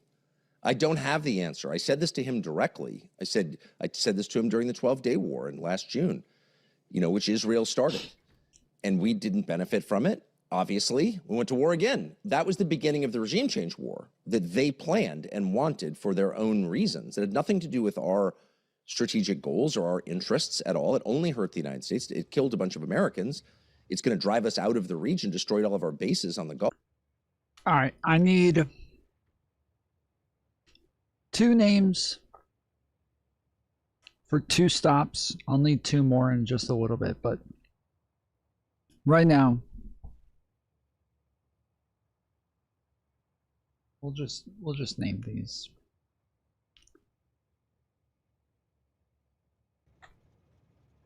I got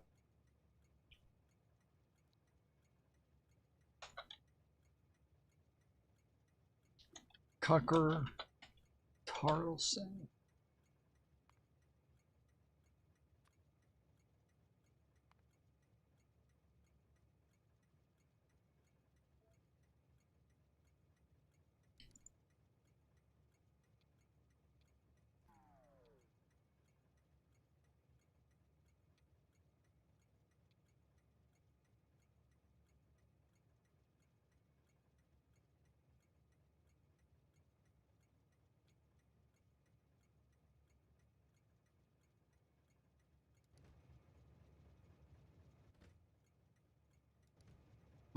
Gulf, it's a disaster. So I told him at the time, you're being led around by the nose by Netanyahu, and everyone can see it. And, he didn't like to hear that, but it was a fact. And it remains What a did he fact. say to you And when you told him? Why is that? When you said that to him, when you said those words that you just said, what did he say to you? What did you say to him? What did he say to you in response? I think you know Trump, so you can picture the scene. Yes. Trump hates confrontation. direct confrontation. Hates it, can't deal with it at all. He likes everyone to get along. He likes to tell jokes. And I like this about him. I'm not criticizing it at all. He said, oh, no, it's going to be totally fine. That's not true. And it's fine. It's going to be great. It's going to be great. And then he had someone else call and say that he was offended by it, which I understand. You know, I shouldn't have said that. I snapped. I was so frustrated. This is embarrassing. I'm an American. Whatever you think of this country, which has treated me very well, and, you know, my family's been here forever. I like America. I live here. My kids live here. This hurts America. And I don't like to see the United States humiliated because it's my country. And that's humiliating. Why are you taking orders from a country of 9 million people with no resources? And I'm not even attacking Israel. I'm attacking our leaders who today, they don't even have in the US Congress, resources right now, bro. as we're talking, are voting to merge the US military with the IDF, the Israeli Defense Force, the group committing genocide in the Middle East. Like, and why would we be doing that? Why would we be merging with the IDF? What would be the reason? It's totally bonkers. I'll tell you why we're not doing it is because, like, the overwhelming majority of Americans want it. They don't. Who would want that? What's the upside for us? We're doing it because Israel wants it, and Israel controls our politics through campaign donations, at least, and maybe there are other ways that it controls our politics. But there's no debate about it now. This is not an anti-Semitic conspiracy theory. My whole life, I've watched this. My whole life, I've said nothing about it. And in a lot of ways, I was intimidated by the claim that anyone who notices is an anti-Semite. Well, I'm not an anti-Semite. I'm never going to be an anti-Semite. I abhor anti-Semitism. You can't make him an anti-Semite. No matter what they say. I'm not for it. So that's not my motive. My motive is it's true.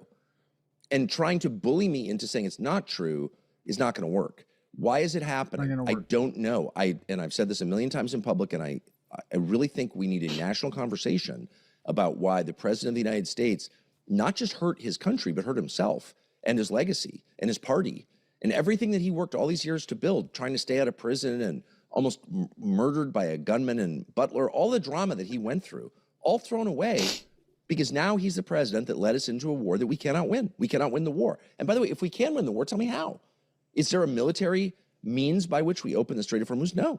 And if there was, what about the notion that you're keeping Iran from capturing a nuclear weapon? That would be their argument. That's what they would say. That's what he's been saying. That's what his supporters have been saying. Iran, remember, he told us, you're absolutely right. Initially, they bombed them last June, and they talked about we've obliterated them, we're good. And then a few months later, he bombs them again because supposedly they're a month away from having a nuclear weapon, and we have to stop that at all costs. Even now, they'll say you don't want Iran to capture a nuclear weapon. There's plenty of conservatives walking around throughout the country that don't know things nearly as intimately as you do, and that's the excuse that they use. Well, we've got to keep Iran from capturing a nuclear weapon. That's why Trump is doing what he's doing. What do you say to that? I mean, it's sad and insulting, and no one who thinks about it for more than 3 minutes believes it. If there was ever a time when Iran has to get a nuclear weapon, it's now, because we've just proved what happens when you don't have a nuclear weapon. True. When you have a nuclear weapon and you're North Korea, a Stalinist slave state, we leave you alone. No one's arguing for an invasion of North Korea on the basis of human rights. You know, they're mean to their people. They throw them in concentration camps. They don't have free speech. They don't have democracy. We need to invade. No one's saying that because North Korea, unlike Iran, has nuclear weapons. So you can't be messed with when you have nuclear weapons. So what's the incentive for every nation on the freaking planet is to get nuclear weapons as soon as possible or else get regime change by the United States. Nuclear weapons means other countries have to respect you. Therefore, we have just set in motion an irresistible incentive to get nuclear weapons, and Iran will have them at some point. They'll buy them from Pakistan, which is what North Korea did, or they'll create them on their own. They have the technological know-how, obviously. But once you kill the 87-year-old religious leader of their religion, once you murder the Shiite Pope, which we... The religious leader of their religion? Whoa. That's double the religion. Did. You ensure that there is a generational conflict that our grandkids are going to have to deal with. We haven't had a lot of terror attacks in the United States, despite what the liars tell you. We haven't. We're separated by an ocean. We've done a pretty good job of not having those. We're going to have them now. And they are a result of what the Trump administration just did at the behest of Israel. So this doesn't make us safer. And anyone who thinks it does, I feel sorry for. You've lost your capacity for thinking independently. But any normal person of any party is like, wait, how does this make us safer? No, this imperils us. It impoverishes us. It diminishes our power, makes us more vulnerable, obviously. And I said this to Trump, and he didn't disagree, but he did it anyway. He didn't disagree, but he did it anyway. You know, Yes, I'm going to that's get back to correct. that. I'm going to get back to the Islamic contingent about it, but I want to go back to the Jewish contingent in this regard. I want to, because you made it a point to point out you don't engage in anti-Semitism. You don't support it. You don't believe it. You don't believe you're a part of it, et cetera, et cetera. When people talk about some of the things that you said, I wanted some controversial comments that you've made in regards to the Gaza war. Right. You called Israel's actions genocide, ethnic cleansing, murder of thousands of children, and a land grab. You described it as losing morality, treating Arabs, quote, like animals or subhumans, end quote, and incompatible with Western civilization values. You visited Gaza refugees and highlighted child casualties. There's absolutely nothing wrong with that, by the way. But I would ask you... No, that sounds like Nazi behavior, like worrying about children who are injured. I mean, this is, exactly. First of all, That's why, everything that's you why people just say that. I say, what are y'all listed- talking about? I'm sorry, go ahead. Go ahead, No, I but apologize. Go ahead. It's a slander. Look, if you're committing genocide, which Israel currently is in Gaza, and genocide is, you know, we have an international definition of it, which everyone signed on to up until about 20 minutes, until Israel started committing it. And it is the systematic effort by a government to eliminate a people. And I don't have to guess about this because Israeli cabinet ministers and the prime minister of Israel repeatedly have said that's their goal. They describe the Palestinians as Amalek. I'll refer you to the Old Testament or Hebrew scriptures, whatever you want to call it, our Bible and theirs, in which Amalek is the Amalekites. And that's the group that God tells the ancient Hebrews to kill, all of them, including their children, their babies, and their livestock. And the prime minister, Benjamin Netanyahu, has used this phrase multiple times, not just randomly once, again and again and again in speeches. And so have his cabinet ministers, the finance minister, the defense minister. They've all said the point is we have to kill all these people and drive them out. Well, that is the definition of genocide. Don't take my word for it. Israeli human rights groups are calling it genocide. The rest of the world is calling it genocide. The prime minister has been indicted in international court for genocide. There's no debate about whether it's genocide. The debate is, why are we going along with this and allowing people who are committing genocide to give us moral lectures? Like, I'm not the criminal for noticing what you're doing. And I'm not going to take a moral lecture from Adolf Eichmann. Why would I? This is crazy. And by the way, future generations will realize that it's crazy. So crazy, it's going to be hard to believe it happened.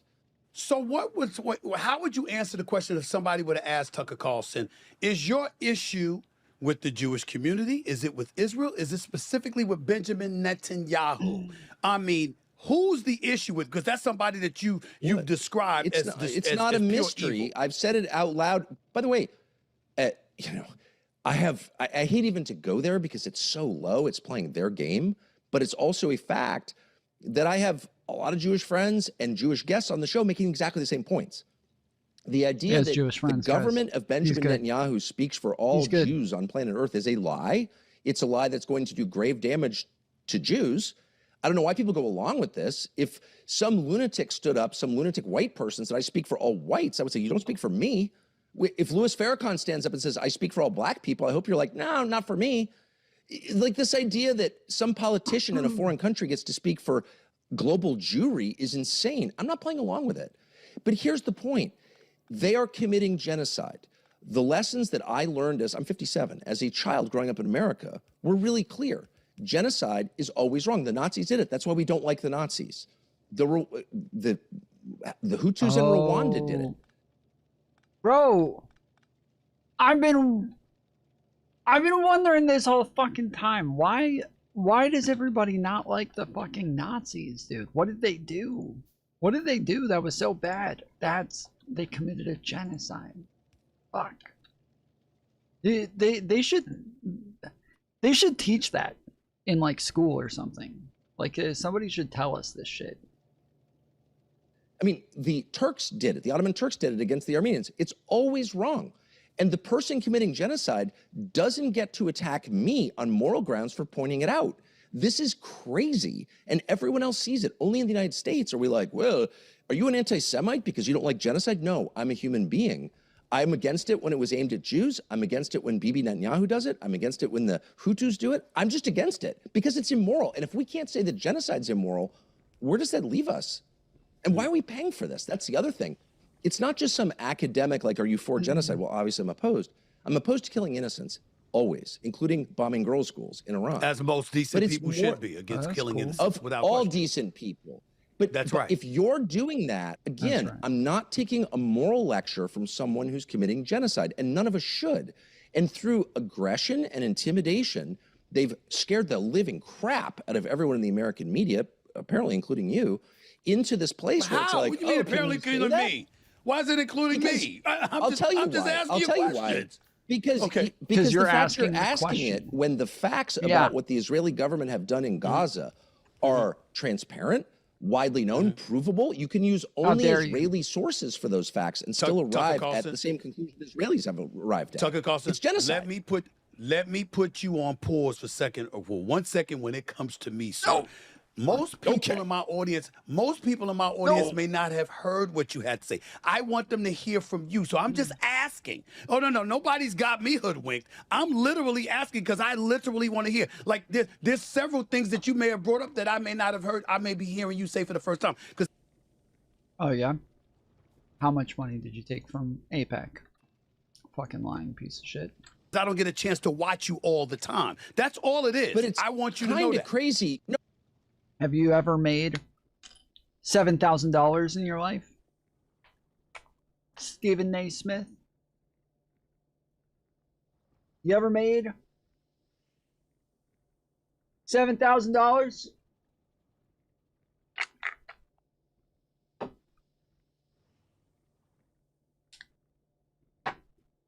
No, but it's not just me. I mean, by the way, I should say, I spent like 35 years never saying anything about Israel, okay? So it's not like I'm some courageous voice who's bringing this to the world's attention.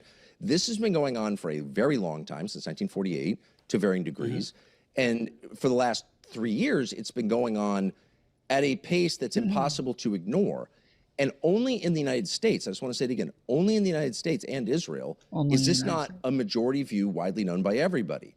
They've killed tens of thousands of children. They have killed scores of journalists, over 100 journalists. They bombed churches and hospitals. They bombed and destroyed all civilian infrastructure, and they're driving people out, and they're saying it. They're saying it out loud. What? And because of YouTube, we can actually watch this now. And it's like, oh, there's an Israeli official saying we're going to put them in concentration camps. And it's like, all right, what are we gonna name this one?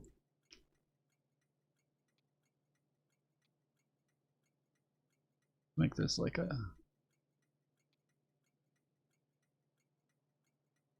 peach color.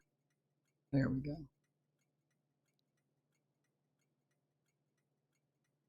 APAC. APAC. Jack.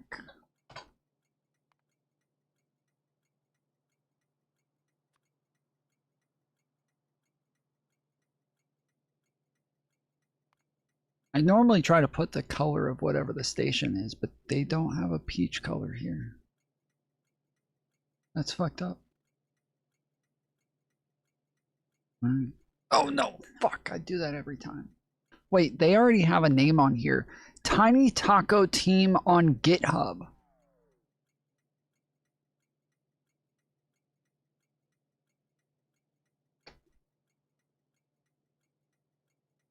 Tiny Taco Team on GitHub. The Tiny Taco Team, also referenced this Tiny Taco Team, is a group of open source developers best known for creating Zazu, an extensible open source application launcher. Bro, that is a fucking dope ad there. You know what? I think I might leave that. We'll name a different one, APAC. Tiny Taco Team GitHub. All right, I just need to add the logo at the end. The little pill popping animal, syrup sipping ninja. No, fuck, I did it again. I hate this. I do this every fucking time. I go and I edit the name, and then every time I do, I click off of it. You have to hit enter in order for it to actually go in. Holy shnikes.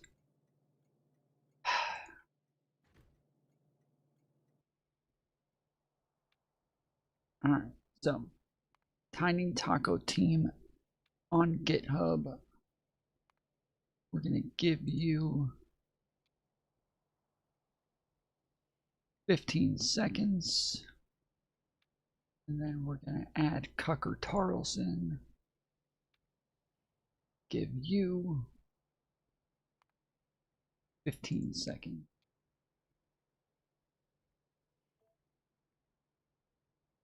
I'm a peel popping animal. Syrup, no. Syrup.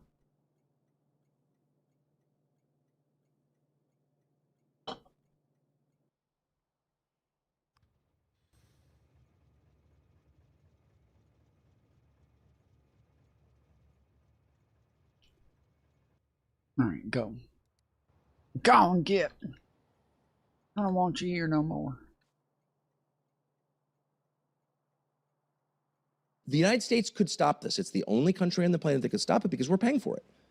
And I'm not even mad at the Israelis. I think they've gone insane. I think they will be punished for what they're doing in the same way the Germans were punished for what they did. In exactly the same way. Because are you talking about the government or are you talking about the people? Are you talking about the government or are you talking about the people? I'm talking about, I'll be specific. I'm talking about the government minister. Why is it, that's not, what do you mean? What the fuck? He's talking about the fucking government. What do you mean? Like, obviously the people are going to be punished as a consequence for the government being punished, which is, you know, how that generally works out. But ministers who ordered this, I'm talking about the people who carried it out, the good Israelis who are committing genocide, and in some sense they're victims as well. And I feel sorry for all of them because you can't lie your way out of 75,000 dead bodies. Okay, you just can't. There's no getting around that. You did it, everyone saw you do it. So they're going to be punished. I'm outraged at American officials for paying for this and for attacking anybody who says, wait a second, why are we paying for genocide? I thought we were against genocide. We have got a Holocaust museum in my town that says genocide is bad.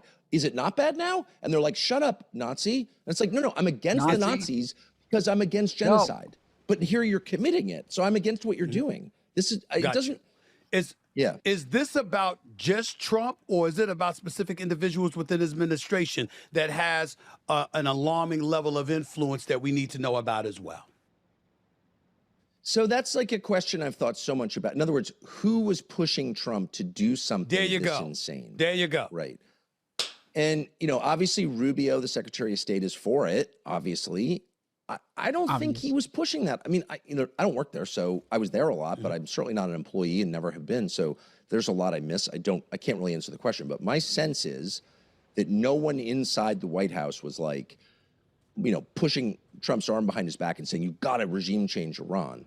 I think it came from the outside. I think it came from outside advisors and donors. Miriam Adelson, the widow of Sheldon Adelson, the gambling magnate. I think it came from Rupert Murdoch, the owner of Fox and the Wall Street Journal and New York Post, who called all the time demanding this. I think it was people outside. That's what I think. And I think there might also be other reasons that he did this. Joe Kent, who ran the National Counterterrorism Center, said out loud when he resigned, and he would know, that he believed the Butler shooting was connected to Trump's move against Iran. Now, look, I can't prove that, but here's one of our top intel officials making that claim. Where's the New York Times following up on that? Not one American news organization has made any attempt to find out what the hell this was because they all support it. They all support it. They support this war. And that's why there has been no mass movement against it. People are like, oh, I'm against the war. Really? Well, where are the protests? That's fucking stupid. That's fucking stupid. There have been the mainstream media has obviously been very critical of the war. They've obviously been very critical of Israel. That's just absolutely fucking retarded to say this shit. But this is like what everybody does. I mean, they all of the like hardcore anti-Israel people, they all act like the establishment is just establishment media or, you know, mainstream media, that they all just have ignored this entire thing, or that they all defend it, which just hasn't been the case, like, whatsoever. I remember the Iraq War. I was there, both in Washington and Iraq. There were massive protests. Now, at the time, I was shilling for the for the Bush administration, be like, no, it's a good idea to invade Iraq. I was completely wrong. and I've been humiliated ever since. But I did notice that the other side had demonstrations. Where are those demonstrations now? There are none because both parties are in favor of this. That's why. Do you believe that this has been an impeachable offense by the President of the United States? And if so, what do you believe should happen to him in regards to these actions that he has taken in concert I think this with is the one thing that Trump has done that he will never be impeached for because Democrats support it. Both parties supported regime change in Iran because both parties have the same paymasters and the same donors who are demanding loyalty to a foreign country. The same AIPAC donations that I think like 90% of the entire Congress takes money from a foreign lobby, unregistered foreign lobby. That's bonkers. If this were Liechtenstein or Congo bribing 90% of our lawmakers to toe the Liechtenstein or Congo line, I'd be totally opposed to it. It doesn't make me anti-Congolese or anti-Liechtensteinian. I'm not a racist for thinking that. I'm an American who wants my lawmakers to vote on behalf of my country. Like, it's that simple. It's literally that simple, and everybody sees it, except the American media, which lies because it's controlled, and American lawmakers, politicians, who are paid to lie. But like, now the consequences of it are getting so crazy. We're running out of oil. Trump said that last month. We're weeks away from draining the SPR. We have no cushion on oil. And so at some point, they're manipulating markets now. Obviously, the markets are totally manipulated, but at some point, supply and demand does become real. And if you don't have enough oil, the price goes up. And when the price goes up, so does the price of everything. And you get inflation, and people get really poor. And that's gonna happen. Tucker Carlson right here with Stephen A. Straight shooter with yours truly. I'm wondering right now, your life. I mean, you've stated, correct me if I'm wrong, that you voted Republican pretty much all your life. That you've disassociated, disconnected from the Republican Party, but it's not like you're about to vote for the Democrats either. I'm wondering how you feel right now as somebody who's confessed to being so wrong about the president, and more specifically, what I'm really wondering about with what Trump is doing. That's not something Obama did. It's not something that George W. Bush did. I'm wondering, this president decided to take this action. Where are you now in terms of viewing him compared to the Democrats, in light of the fact this is not something that they've done, but yet it's something that he has done? Well, it's something to some extent all American presidents have done since John F. Kennedy was murdered, which is follow the lead of a foreign country, Israel. So George W. Bush did do it. He took us into a regime change war against Iraq at the urging of Benjamin Netanyahu. I was there. So that's why we did that. That's true. Joe Biden funded the genocide of Gaza. And George W. Bush was not a fucking Democrat. Why did Stephen A. Smith just say, oh, yeah, okay, that's true? Why did he just say that? George Bush was not a Democrat. What do you mean? That's not a good point. By the way, there, to his credit, there were a lot of people in the Democratic Party who were very mad about that and attacked Biden for that. Good for them. I didn't say a word. I was kind of not even aware it was happening, but that was happening, and they deserve credit for being honest and decent enough to oppose genocide. So every president has been bossed around by this tiny country. Bill Clinton got blackmailed by Israel over Monica Lewinsky. They had a tape of him having phone sex on Air Force One with Monica Lewinsky, and they told him they had it and said they were going to release it unless he took their side in the Wye River. Wait, is that true? I didn't know about this. Is that true? Okay, Google. Did Israel blackmail Bill Clinton over the Monica Lewinsky tapes? Sorry, I don't understand. Interesting. Wow, Israel's got fucking Google paid off. Bought and paid for. Google, you fucking pieces of shit. You genocidal fucking negotiation. So like, this has been going on a long time, but Trump just did something that's like quantum levels crazier and more destructive to the US, which is this war. How do you get out of this war? I don't see, and no one I know, including people who work at the White House and at the Pentagon, if you ask that question, like, how do we get out of this? They have no idea.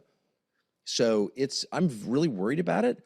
I know I'm hated and called a Nazi for being against it, but it's bad enough that it's worth it to say it, I think.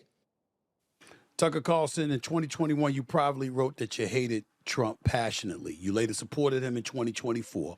So here's Yeah. the question. Why should listeners see this latest break as principle rather than another pivot on your side, on your part? How do you answer that?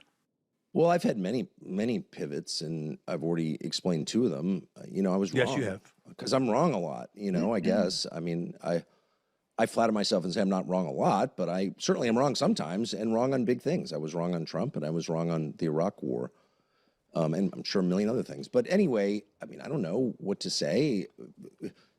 People can judge whether I'm sincere or not. I don't really know what I'm getting out of this, actually. I've gotten really nothing out of any of it. And I'm not going to whine and say I've lost a lot, but some, including friendships. So I don't really know what my motive would be, but if I can't convince people, I can't. But I'm just telling you, I happened to be there and pretty close and saw a lot of stuff that is like so bad for this country. It's such a total betrayal. Now, I would just say quickly that, yeah, I got mad at Trump in a private text message, which Fox stole from me and sent to the New York Times. Like, that's a whole nother story, kind of crazy. But I wrote that to one of my producers because Trump had made me mad in 2001, right after the election. Okay, I've been mad at people I love. But I decided that Trump was the option to the Republican leadership and the Democratic leadership. He wasn't a Republican. He was a challenge to the Republicans. He came from outside the system. This was how I thought of it. And as they tried to put him in jail and shoot him and all this stuff, I was like, see, it's totally real. It's not a fake thing. I mean, they're trying to put him in jail. That's what I thought, and I still kind of think that. But somewhere along the line, after that Butler shooting in Pennsylvania in July of 2024, he changed like 180 degrees and started doing things that he ran against doing. And so, like, you tell me what that is. I don't know. I don't think Trump's a great actor. I don't think he was lying before. I think something changed him. Something changed for him after the Butler shooting. You just think it's just so. that simple.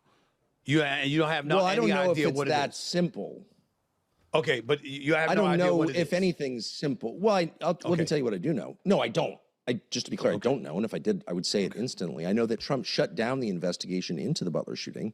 It doesn't make any sense. There's a lot of material that the FBI gathered into Thomas Crooks, who he was talking to on his burner phone, who he was talking to online, who he trained with at the range. They have These people with the fucking Butler shooting, dude. What is up with this? What is up with these motherfuckers, dude? They're so weird. Why are they all like this?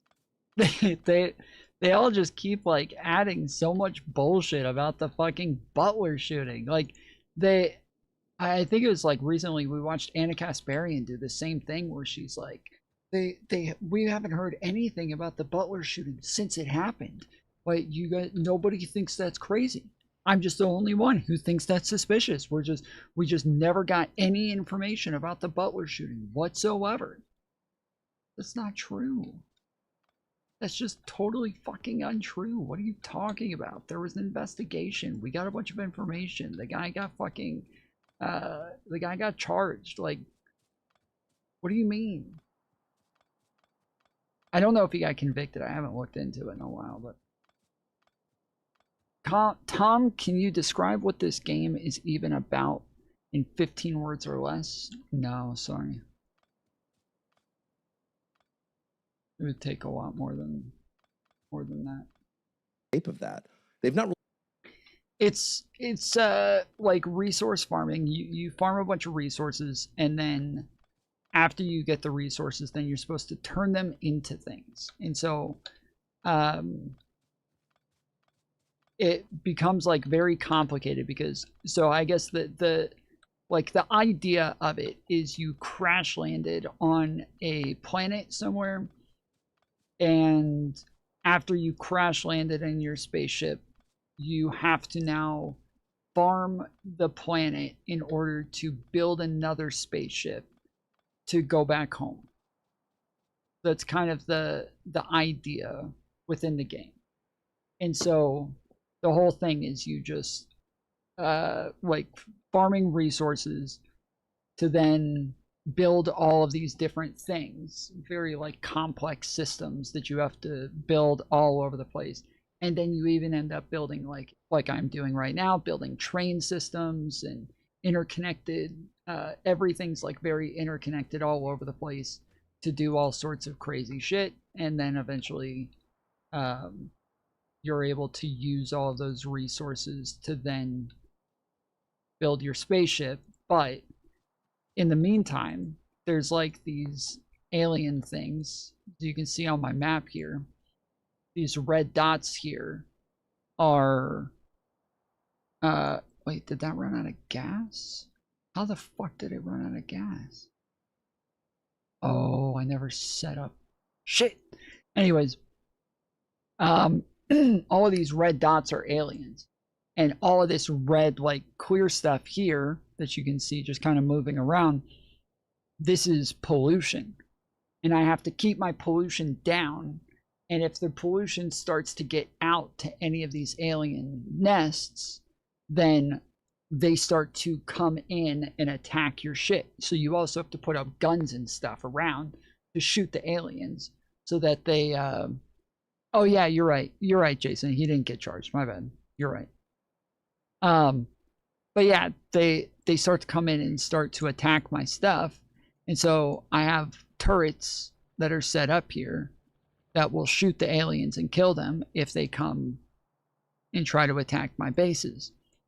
But yes, these are like very complex factories that you set up that are all building things, and like this will create something, and then you put it on the belt to go to another thing, to create a different thing, to go to another belt, to create a different thing, and it just, over time, you unlock more and more things that you can build. So it's all very complex, and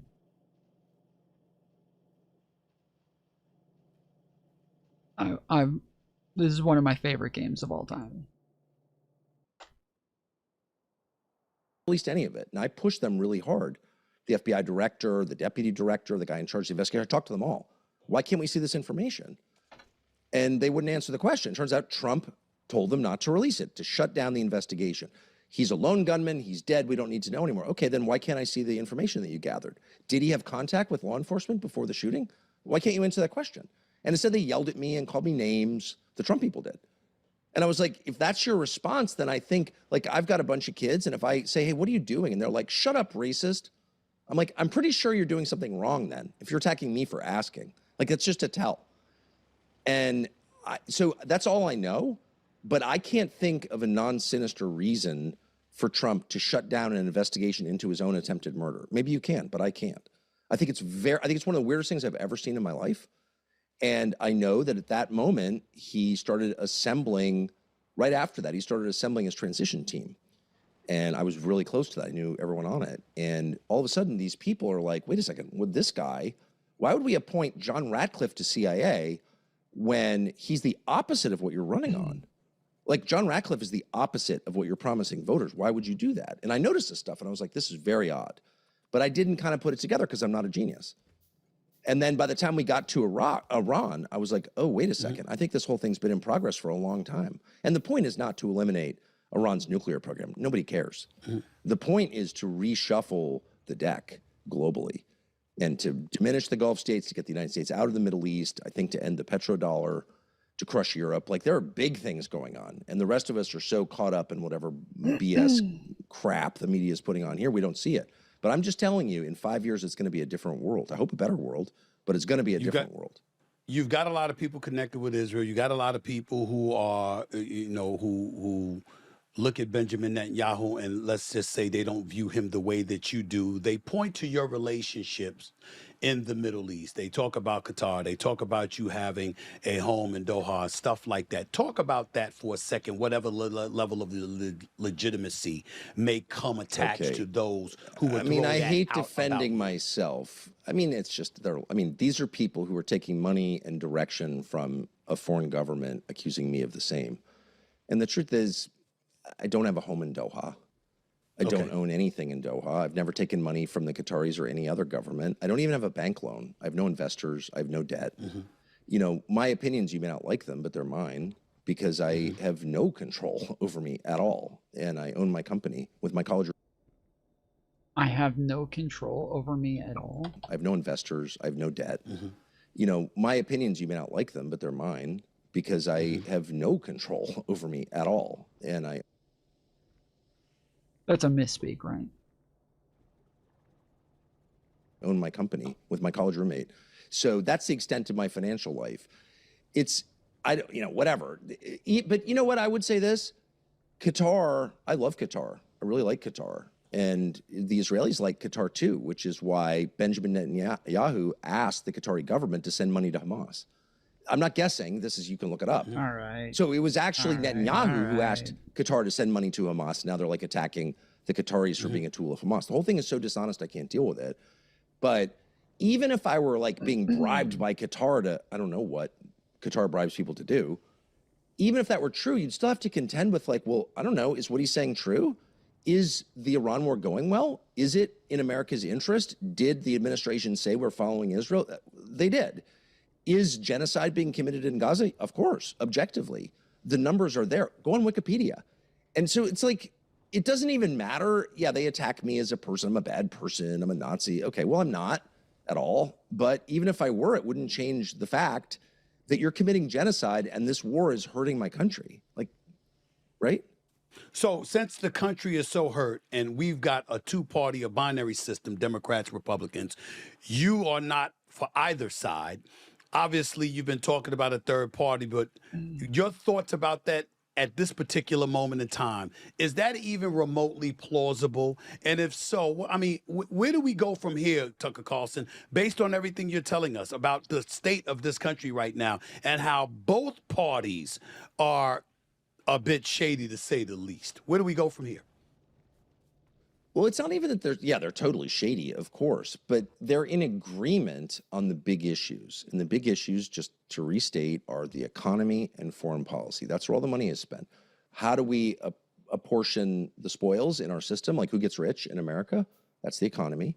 And foreign policy is, who do we bomb? Where do we send money? We have a military that consumes like 80% of our discretionary budget. Okay, it's $1.5 trillion a year in funding. So what we do with the military really, really matters. The trans stuff, I think it's meaningful. It's crazy, but that's not the pressing issue. The parties disagree on trans. Ooh, I'm for trans, you're against trans. Okay, great.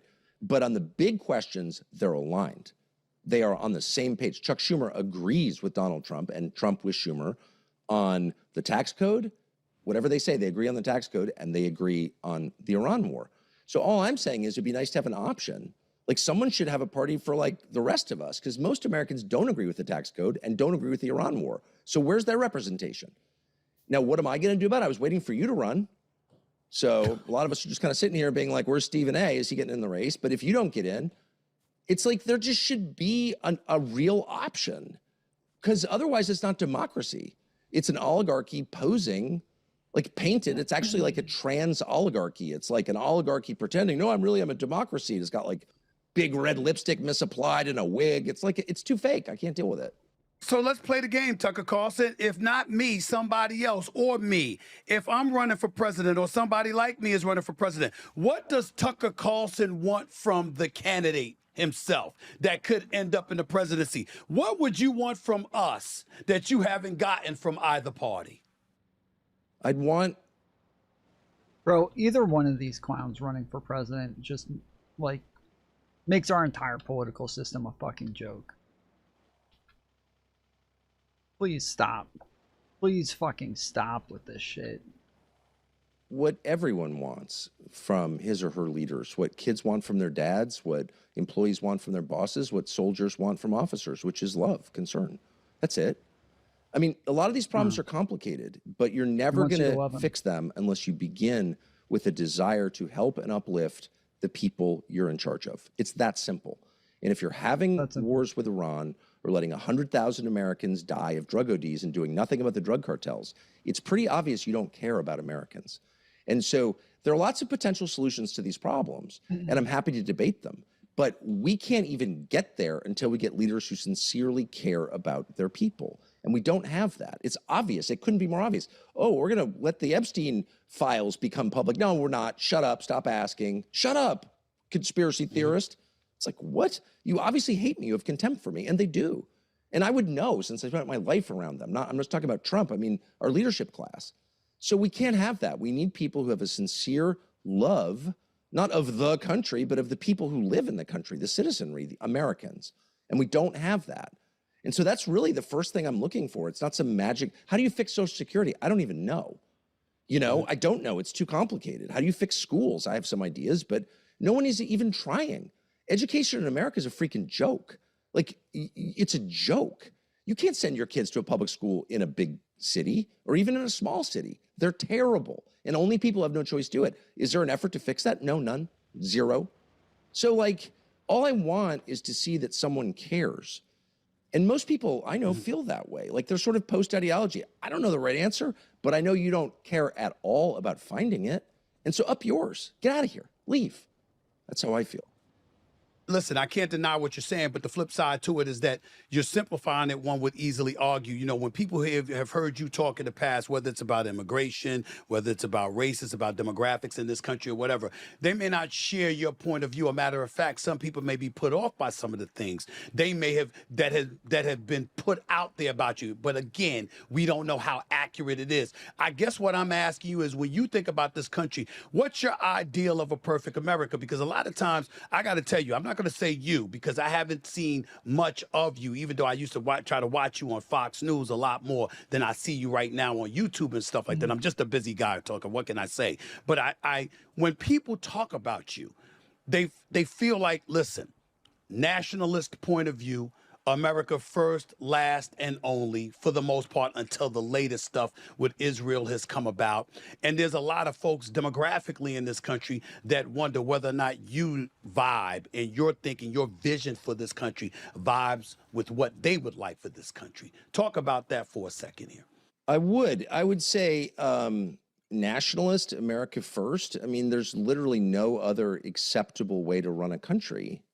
So if I've got kids and I'm like, I like the neighbor's kids more than my own, I'm a bad father, okay? So the only justifiable position in a democracy is put the country first. Like, what's the point? Who owns the country? Well, its citizens own the country. Therefore, this whole enterprise, this whole thing is being done on their behalf. So if I don't put my own country first or put another country first, by definition, I'm committing treason, which they are. So it's not about Israel. It can't, once again, it could be Uruguay. It doesn't matter. You have to protect your people. Nobody disagrees with that, by the way. As for the race stuff, there has been this concerted effort to convince non-whites that whites are the problem. Whites are bad. Whiteness is bad. We hate whites. And to foment hatred between the races. Now, why have they tried to do that? Why would you ever do that? Which they have definitely done at, you know, kind of scale for 60 years. Well, because when you're busy hating your neighbor on the basis of his race, they're busy looting your country, which they have done. So it's a diversion tactic. And the truth is, if you say what I just said to the majority of Americans of any color, they're like, well, of course that's right. Like, what's the purpose of having a government if it's not there to help you? Like, what? Then why do we have it? It's to help Bibi? Like, what are you even talking about? Of course you're a nationalist. Of course you're an America first and only. Doesn't mean you hate other countries. Like, I'm not for bombing other countries most of the time, unless they're bombing us. So, like, I'm not against other countries. And by the way, I've been to almost every country on the planet, and I like them all. So it's not that. It's like, why do you have a government? It's to. So I got one of these stations is called Dearborn. The other one's called Michigan. One's called Foghorn's Leghorn. Another one's called Divest from Your Mom. And then this one's called APAC Jack, which is pretty good right after Divest from Your Mom to have APAC Jack next. That works. Works out. Look out for you and your interests. That's why you pay taxes. This whole conversation is like bonkers, but the race stuff is the most upsetting.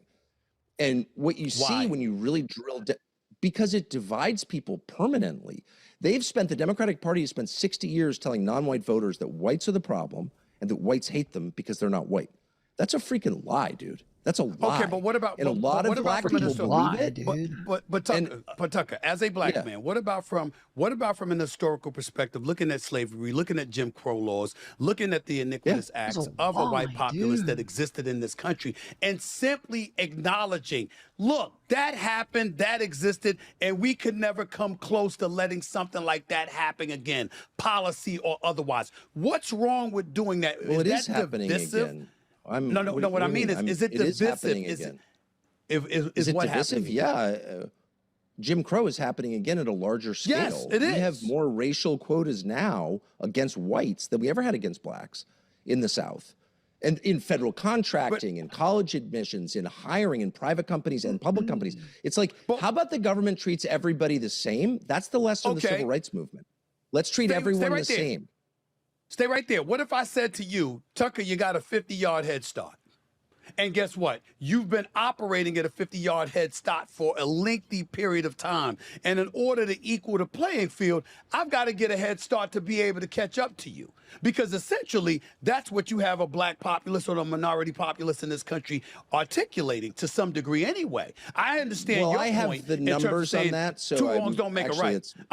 Right, okay. I'm saying two wrongs don't make a right. I get that part. But if you're talking about, see, there's a lot of folks within this country that are of that mindset, and I respectfully disagree. But the key word is respectfully, because I understand where you're coming from. I'm just simply saying, if you've been operating as a society, as a community, with a head start for a lengthy period of time, how is the playing field ever supposed to be equaled if we were never given a come up? I mean, at some point in time, that premise has to be addressed, does it not? Right.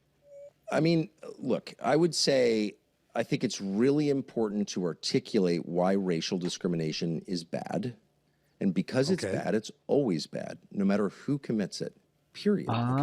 Period. It's inherently bad to judge people and to punish people on the basis of their skin color. Do you agree with that? I agree with that. I agree with that. Oh, you do agree. What I'm saying. All right. Well, I totally agree. Well, then we're done. I'm not disagreeing. I'm simply pointing out that, again, if the objective is to have a fair and equitable society for all, how is that supposed to be accomplished if folks are operating from... We gotta get that. All right, okay.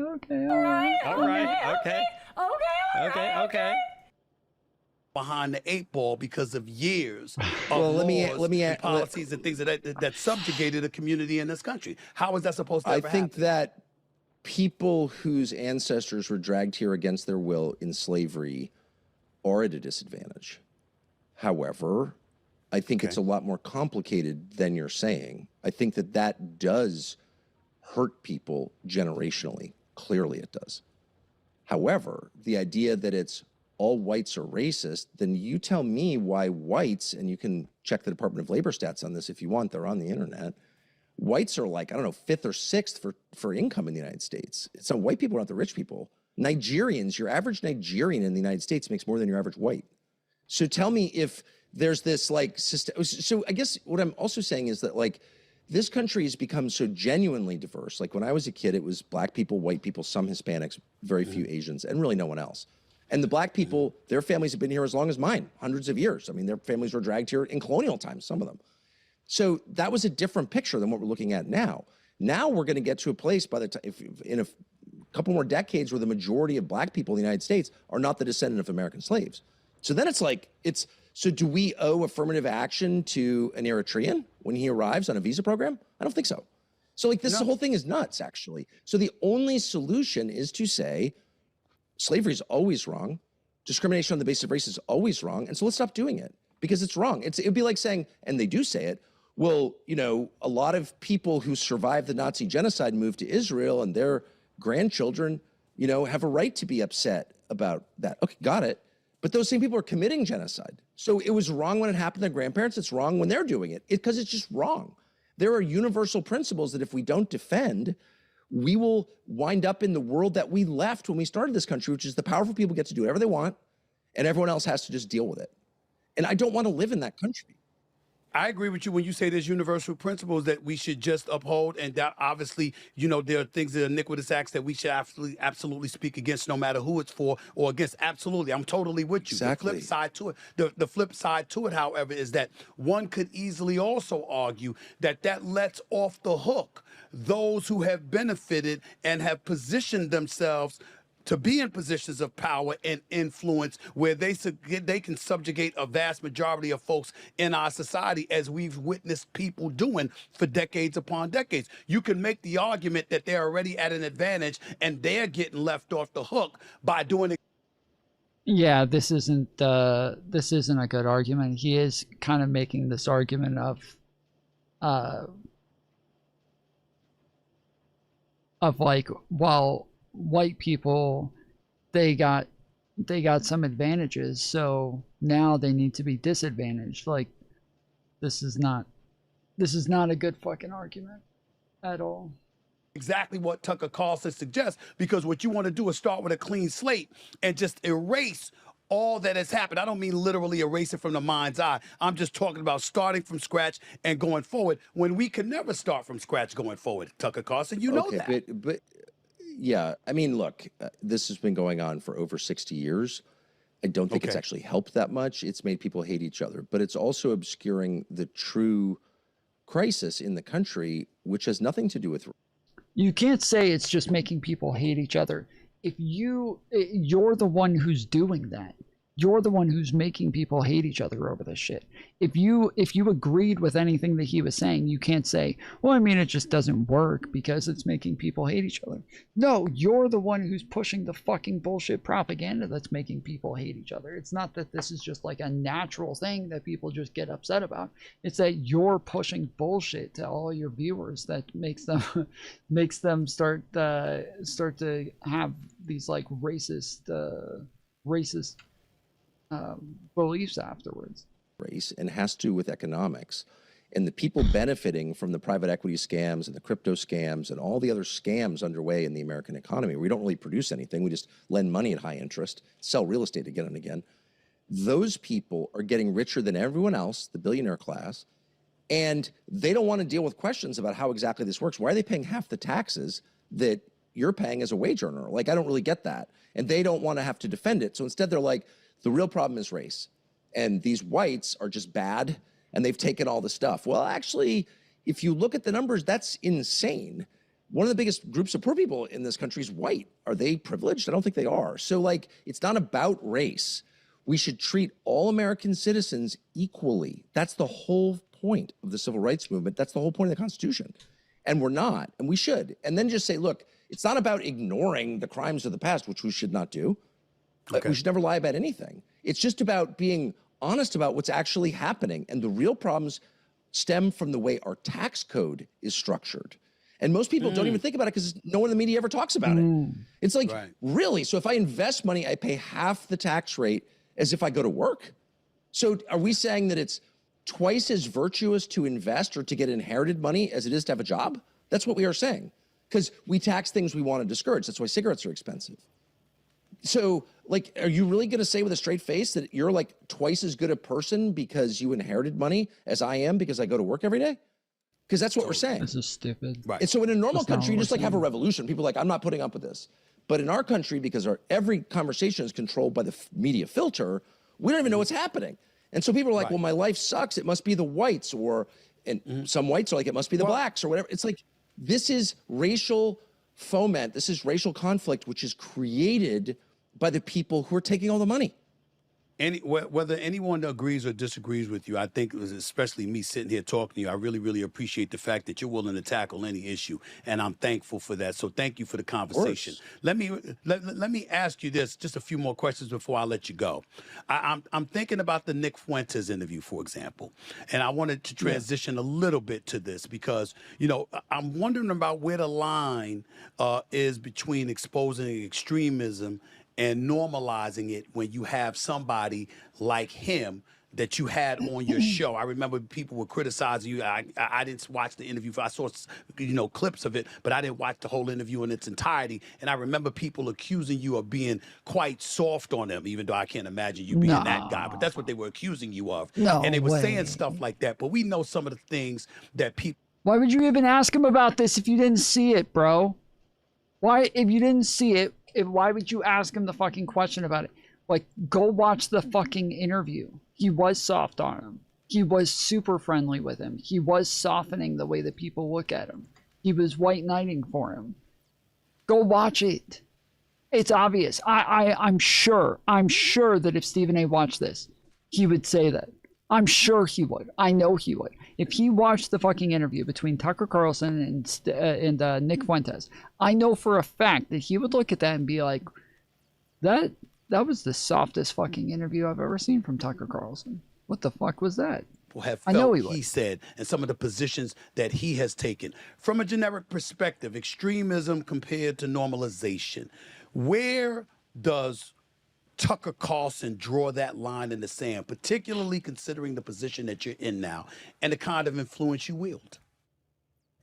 I think it's really important not to normalize extremism and to call it out by name and to say, Cool story. to just frame this correctly. Like, a really what you're cool saying story. is crazy I love that and extreme. story. I think it's super important to say that because otherwise it's like, oh no, this is normal. Super important. And I think one of the most extreme human beings I've ever met in my entire life was Lindsey Graham. And I would say maybe the second most extreme I've Here ever we met is go. Ted Cruz. Both U.S. Here we senators. go. Lindsey Graham unfortunately passed away recently. Ted Cruz still represents Texas. These are people who have called for murdering innocents at scale, bombing people who did nothing wrong, killing kids, and have done that for like decades, who have openly called for the U.S. government and American citizens to be more loyal to a foreign country than to their own, who have called for banning Americans' right to criticize a foreign country, eliminating free speech on behalf of a foreign nation. You can criticize your own country, totally fine. You're not allowed to criticize a foreign country. That's so crazy that I can hardly believe it's happening, and nobody says it.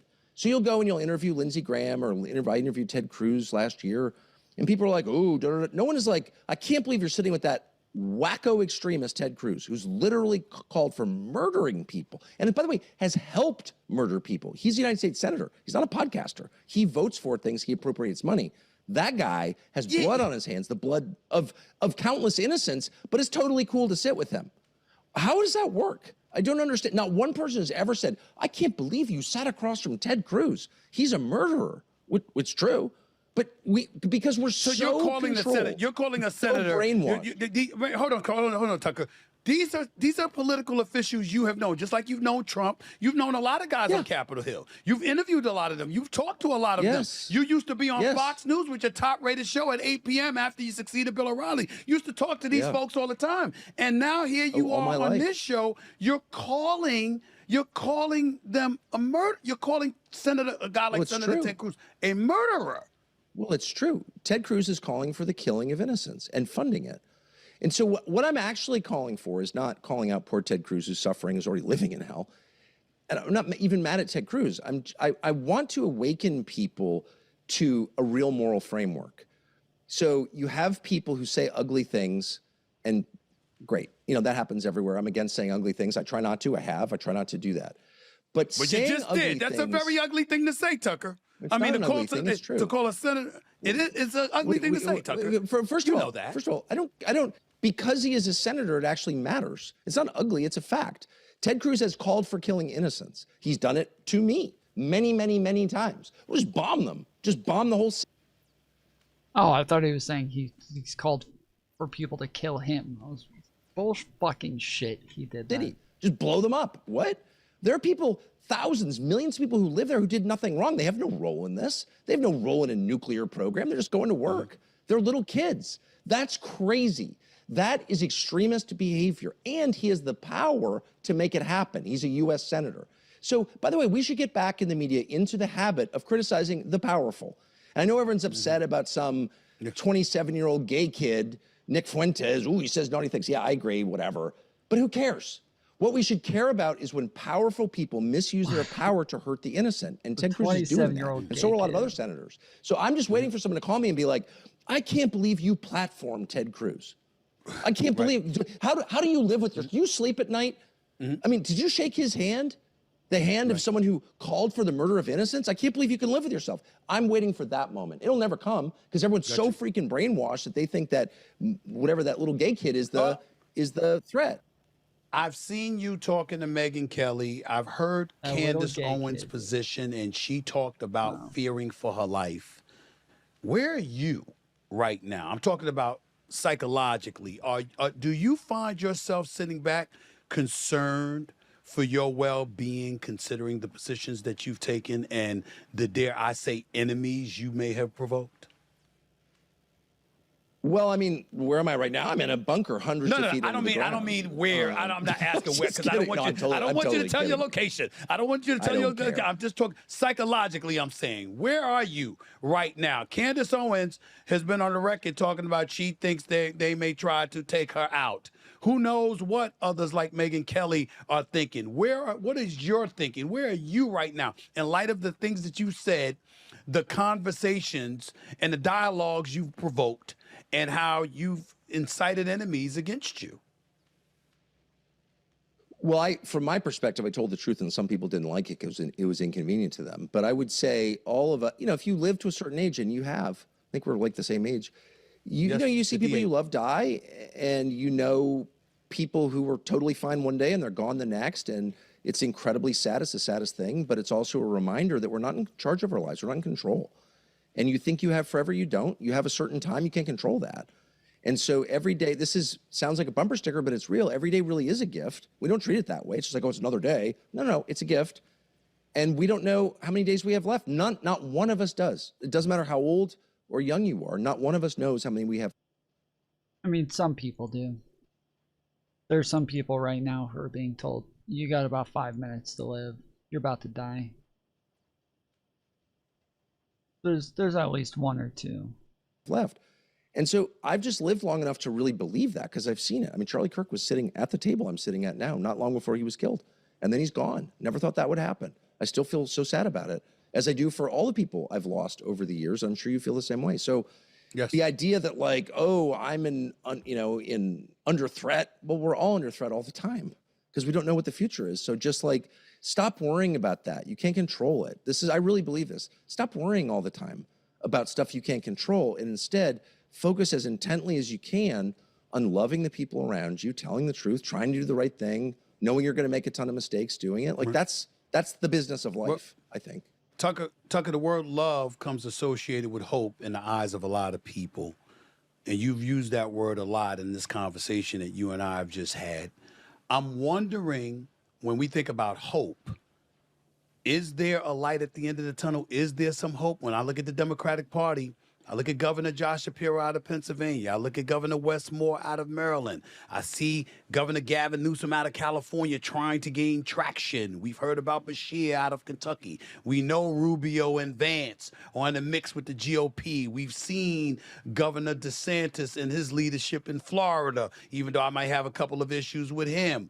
Where are you in terms of candidates that exist on either side of the aisle? Is there a ray of hope anywhere that you see it based on what you've observed over the last 18 months or so?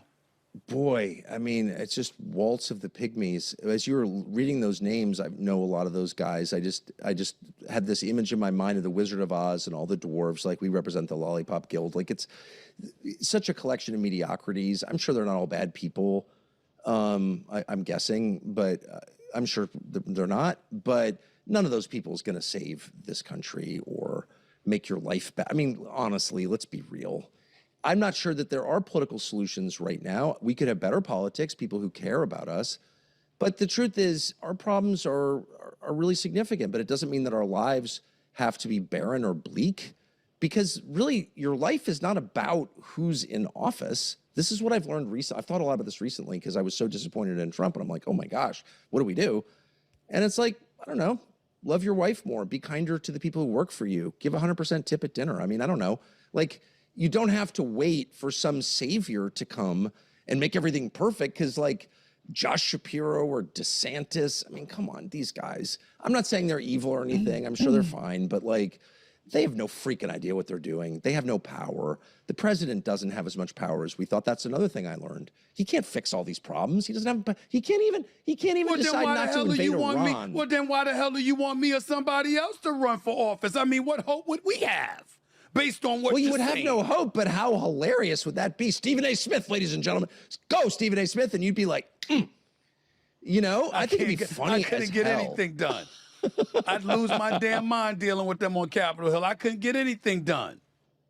But we don't have to wait for that. I guess that's the point. I mean, I've really had to brood on this recently because I convinced myself that Trump was really going to make a huge difference. And by the way, it didn't have to be this bad. Obviously, it was his fault.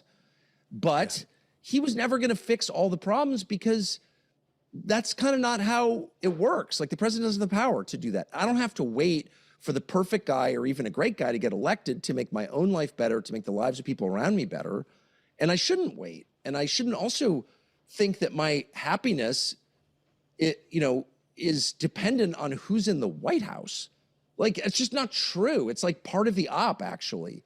You can create beautiful things in a beautiful life and love other people, no matter who is. I mean, there are happy people in North Korea. I'm sorry. I've been there. It's true. Very last question. Is that something? Wow. You should apologize for that. That's not going to stand. People are going to be very upset finding out that you're putting out this propaganda about people being happy in North Korea. No way. No way. You're not allowed to say that. You've always known, or is it something you've learned since you departed from Fox News, since you built your own company, since you're doing what you're doing now?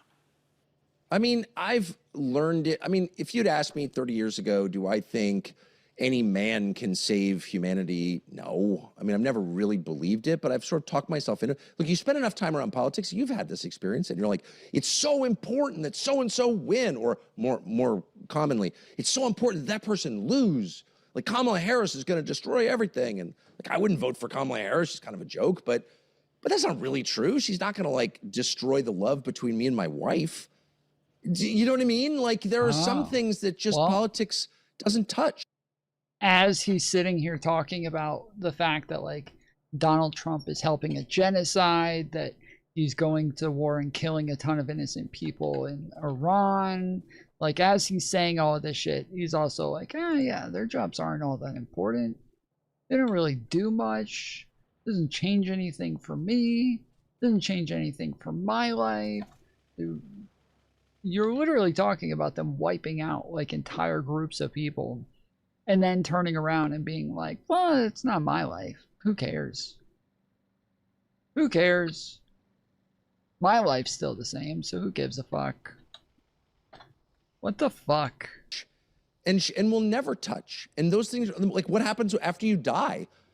I don't think Donald Trump is in charge of that. And so the tragedy of this war and the sadness and the betrayal and the shock that I felt being close to it and close to Trump was an occasion for me to think through some of these things and like be honest with myself. Like, I think I was putting a little bit too much on Trump.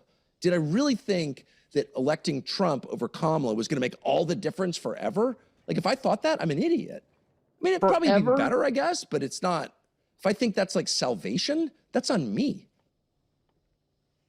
Tucker Carlson, appreciate the time, man. Gave me a lot of time. Thank you so much. I owe you an interview. Dude, I'm going to see you on the debate stage. I'll be in the front with a press badge cheering you on. Good luck. You just, listen, nobody has dissuaded me more so than you. You already told me you ain't going to get anything done anyway. Why bother? There we go. Tucker Carlson, appreciate the time, man. Thank you so much. See ya. Thank you. All right. All right. What the fuck? Yeah, this conversation also dissuaded me as well. Nothing has dissuaded me more than this conversation as well. So we're glad we're all on the same page there. This conversation has made us all lose fucking hope. Beautiful. All right. Well, I don't really have anything left. I'm probably going to get off in a little bit, but I'm too lazy to stop playing the video game to stop stream, so you guys are welcome to hang out while I continue pressing all of these buttons.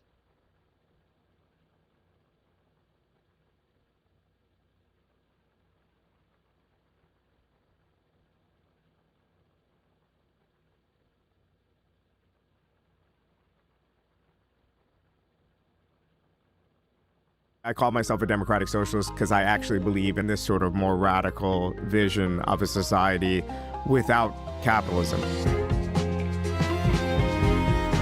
Okay, I might watch it. So it seems like the bright, shining, glorious future of the Democratic Party might just be socialism?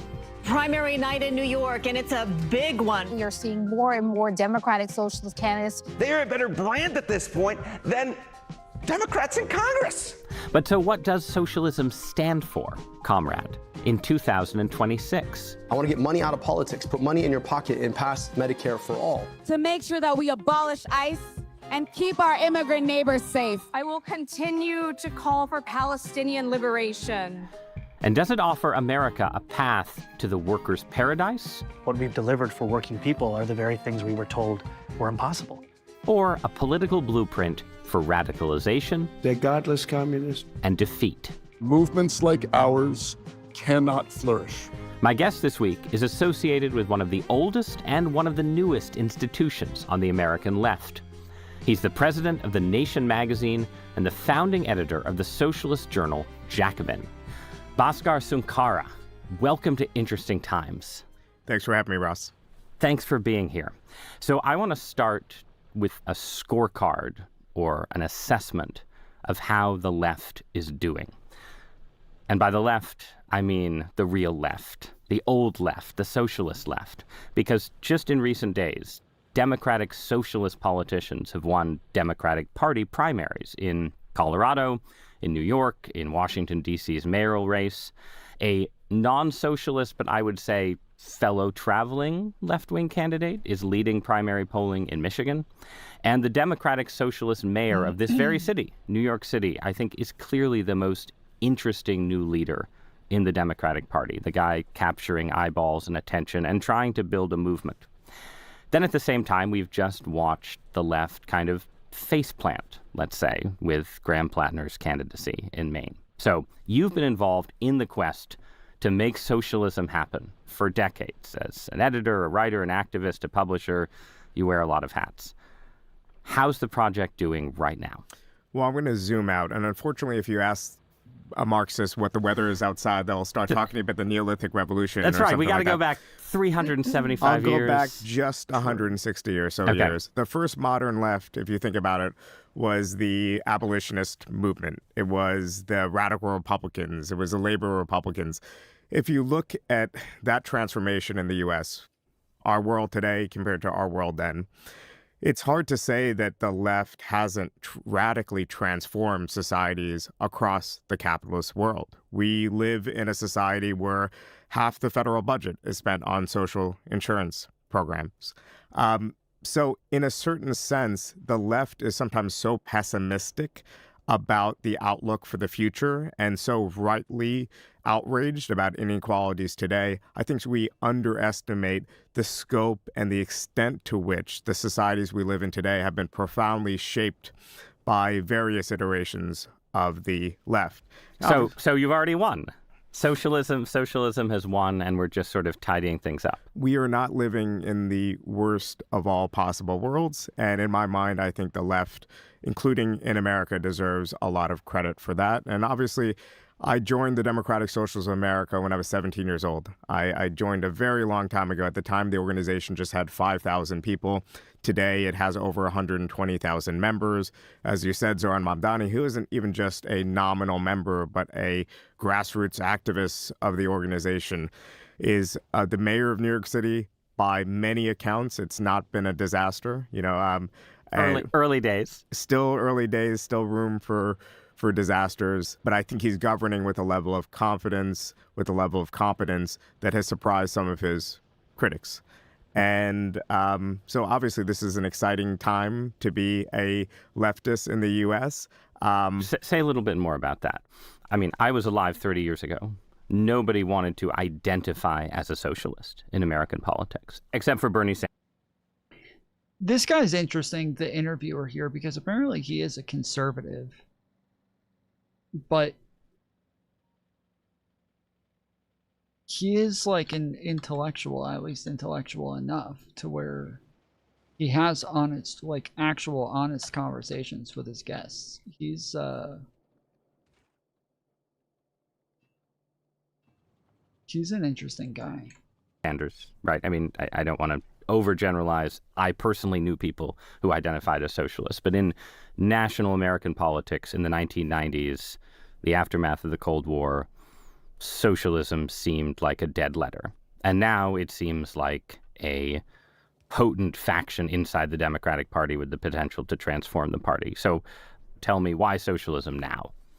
Well, I think as long as there is inequality in a society, as long as you have a class society that divides people into people who own and people who have to work for them, there is going to be some sort of egalitarian response to it. And you could then say that capitalism is the best of all possible worlds. There's no better system. But I think even defenders of capitalism would say it is based on certain degrees of inequalities. Now, I think there has been something unique going on in the U.S., which is a discreditment of the various political establishments of left and right alike, or liberal and conservative alike, that have given rise to unruly populisms of left and right. You know, it's given rise to Donald Trump. It's also given rise to people who really want Medicare for all, but also are angry about just everything, rightly or wrongly, that the Democratic Party establishment represents. And I think this moment really sparked with both Occupy, then of course took this sort of Occupy Wall Street right. In 2012, but it also it was a long time ago. It Yes. really was. Like you have to remind people. Go on. Sorry. Yeah. Actually, it was 2011. Yeah. Occupy Even Wall further Street, back. even further back in time. And of course, also it crystallized itself in an electoral form with the candidacies of Bernie Sanders. And I think this sense of disgruntlement, this sense that the best days of the U.S. are behind us, that I'm not going to have a better life than my parents, this sort of pessimism has manifested itself in different forms, and Trumpism is one response, and kind of this democratic socialism is crystallized by figures like Bernie Sanders, and Alexandria Ocasio-Cortez is part of it too.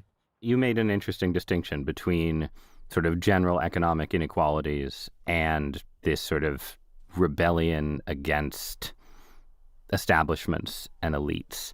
How much of the new socialism do you see as a fundamentally economically grounded enterprise, as opposed to an enterprise driven by, the internet making establishments transparent and thereby discrediting them, or driven by people's unhappiness with life under digital conditions? Like, how fundamentally Marxist, I guess, is this moment? How much of it is it about income, dollars and cents, as opposed to cultural factors? Programmatically, I think it's overwhelmingly about these economic issues. If you look at a figure like Bernie, if you look like Zoran, he's talking about the cost of housing, he's talking about healthcare, he's talking about all these other bread and butter demands. Where the actual anger and support comes from, I think, is more diffuse. I think there are a lot of people who feel fed up, who feel like they want a different sort of politics, a politics of hope. And I think in some cases, their perception of where their lives are going are a little bit different than the reality of where their lives are going. But I think... Say a little more about that. So when people look at, for example, income levels of certain people that are voting for candidates of the left, I think they could rightly point out that, okay, these people in a comparative, standpoint are not necessarily the most oppressed. In many cases, they're earning raises at higher than the level of inflation, but they still feel like they're being squeezed. And what I would point to is the cost of a few headline goods like housing. Beyond that, what I would say is that a lot of people have been drawn to ideas of the left for purely normative reasons. I, did not come from a particularly affluent background or anything like that, but I was drawn to the ideas of the left when I was in high school, when I had a part-time job at a Key Foods grocery store, but I was politicized not by my experience of being exploited and the Key Food... Proletarianized. I was not that, because in fact, I was so ineffective at my job, I'm almost positive I was producing no surplus labor. But I was politicized, in the library books, reading books by people like Irving Howe, by Michael Harrington. And Harrington, just for those who don't know, was a key socialist intellectual, mid-century 50s and 60s America, not a kind of communist vanguard trying to bring about violent revolution, right? He was part of the organic establishment to the left of social democracy, people who just wanted to make capitalism a little bit more humane, but also to, you could say, the right of a certain Leninism. So actually Joseph Stalin, defining to the it, right yes, of Joseph Stalin. Yep. of course, as we should all aspire to be. But I think that the gap between what I thought society could be, given its abundant riches, and what it was, is what politicized me. And I think there are a layer of people who both feel economic security day to day or feel frustrations, but are primarily driven by these sorts of normative, egalitarian, philosophical utopian, ideas. And I don't see a huge contradiction there. I just think we should be aware of the fact that we still don't have the deep level of rootedness that other redistributionist movements in the past have had, like let's say the New Deal coalition in the US from the 30s to the 70s. And as long as we're aware that our goal is to get deeper roots fundamentally by all layers of the working class, then I think we're moving in the right direction. So what do socialists want then in practice? Like, as you know, you've referenced housing and Medicare for all and so on, but what is the, you know, if there were a socialist contract with America, God help you, right? What would it say? What would be the 5 points, and how would those be different from what Amy Klobuchar, or, you know, a sort of conventional Democratic politician would be inclined to support? Well, for one thing, and I mean this earnestly, as far as I can tell, American socialists are way more liberal than they themselves think, and that they truly do believe in pluralism and multi-party democracy in certain places that the state should not go. There's been a sort of reconciliation of liberalism and socialism. So wait, is this guy a fucking tanky, or what is that? What does that mean? You're saying that if there's a socialist contract with America, it does not promise collectivization in a one-party state. I think that if we believe in a Yes, he's a tanky. Okay. Bill of Rights That's socialism. Good. Okay, yeah. so what is it? There's an immediate set of demands that you could call us attempting to bring about doses of socialism. He works for Jacobin. Well, I don't know that Jacobin's tanky.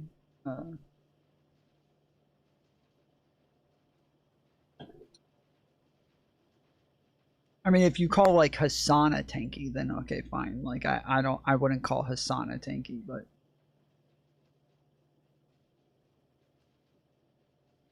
if that's the type of like tanky you mean, like just as in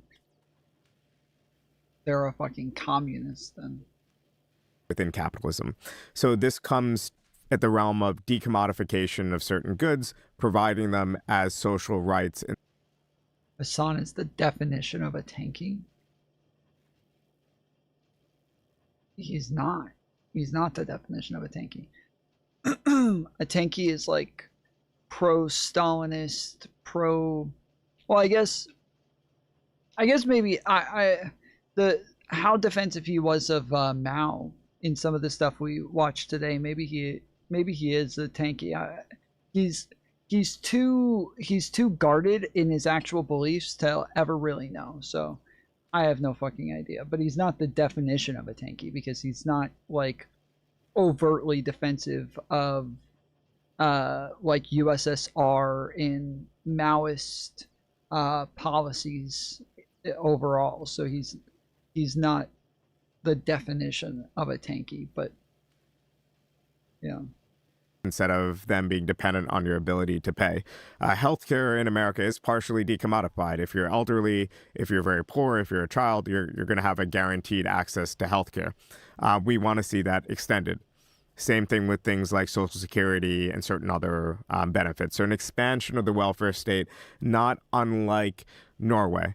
I also would go further and say that even within capitalism in the here and now, there's sectors of the economy that I would like to see greater state control of. In the old language of the left, we would call it the commanding heights of the economy. But even things like rail and things like that, I think there are benefits to selective nationalization, particularly of natural monopolies. But beyond that vision right there.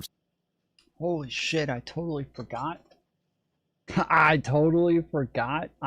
I had this, put all of this fucking ammo in here. Holy shit, I totally forgot about this. I have needed this ammo so badly. Let's fucking go. Socialism within I'm a capitalism genius.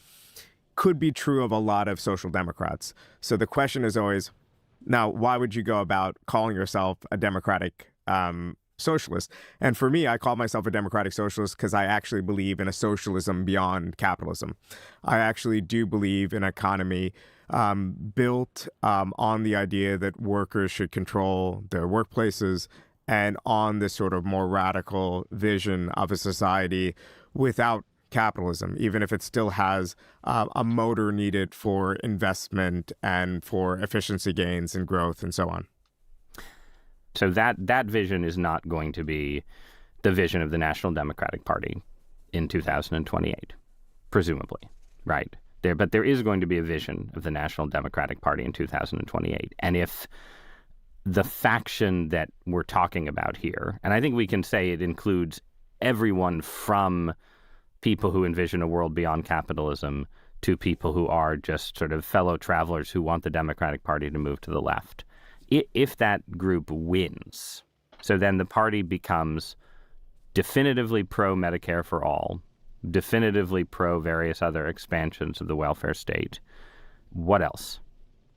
I think that's a great immediate program to win over people. If you can't convince people to have a American National Health Service or a single-payer system like they have in other industrial country, there's no way you're going to convince a majority of people that, you know, every cook can govern and everyone should on their workplaces. I think that would be a great and good enough place to start. You have to listen to people and listen to what their demands are. I'll give you one quick example. You know, Dan Osborne running as an independent in Nebraska for Senate, one of his key demands is the right to repair. The idea that, you know, if you have your John Deere tractor, you should be able to open that tractor up and do basic maintenance without voiding your warranty. Bro, we've got our fucking video games getting taken away right now. Fuck right to repair, okay? Our video games are getting taken away. I can't resell my shit at GameStop. That's what's important right now. That's what we should be worried about.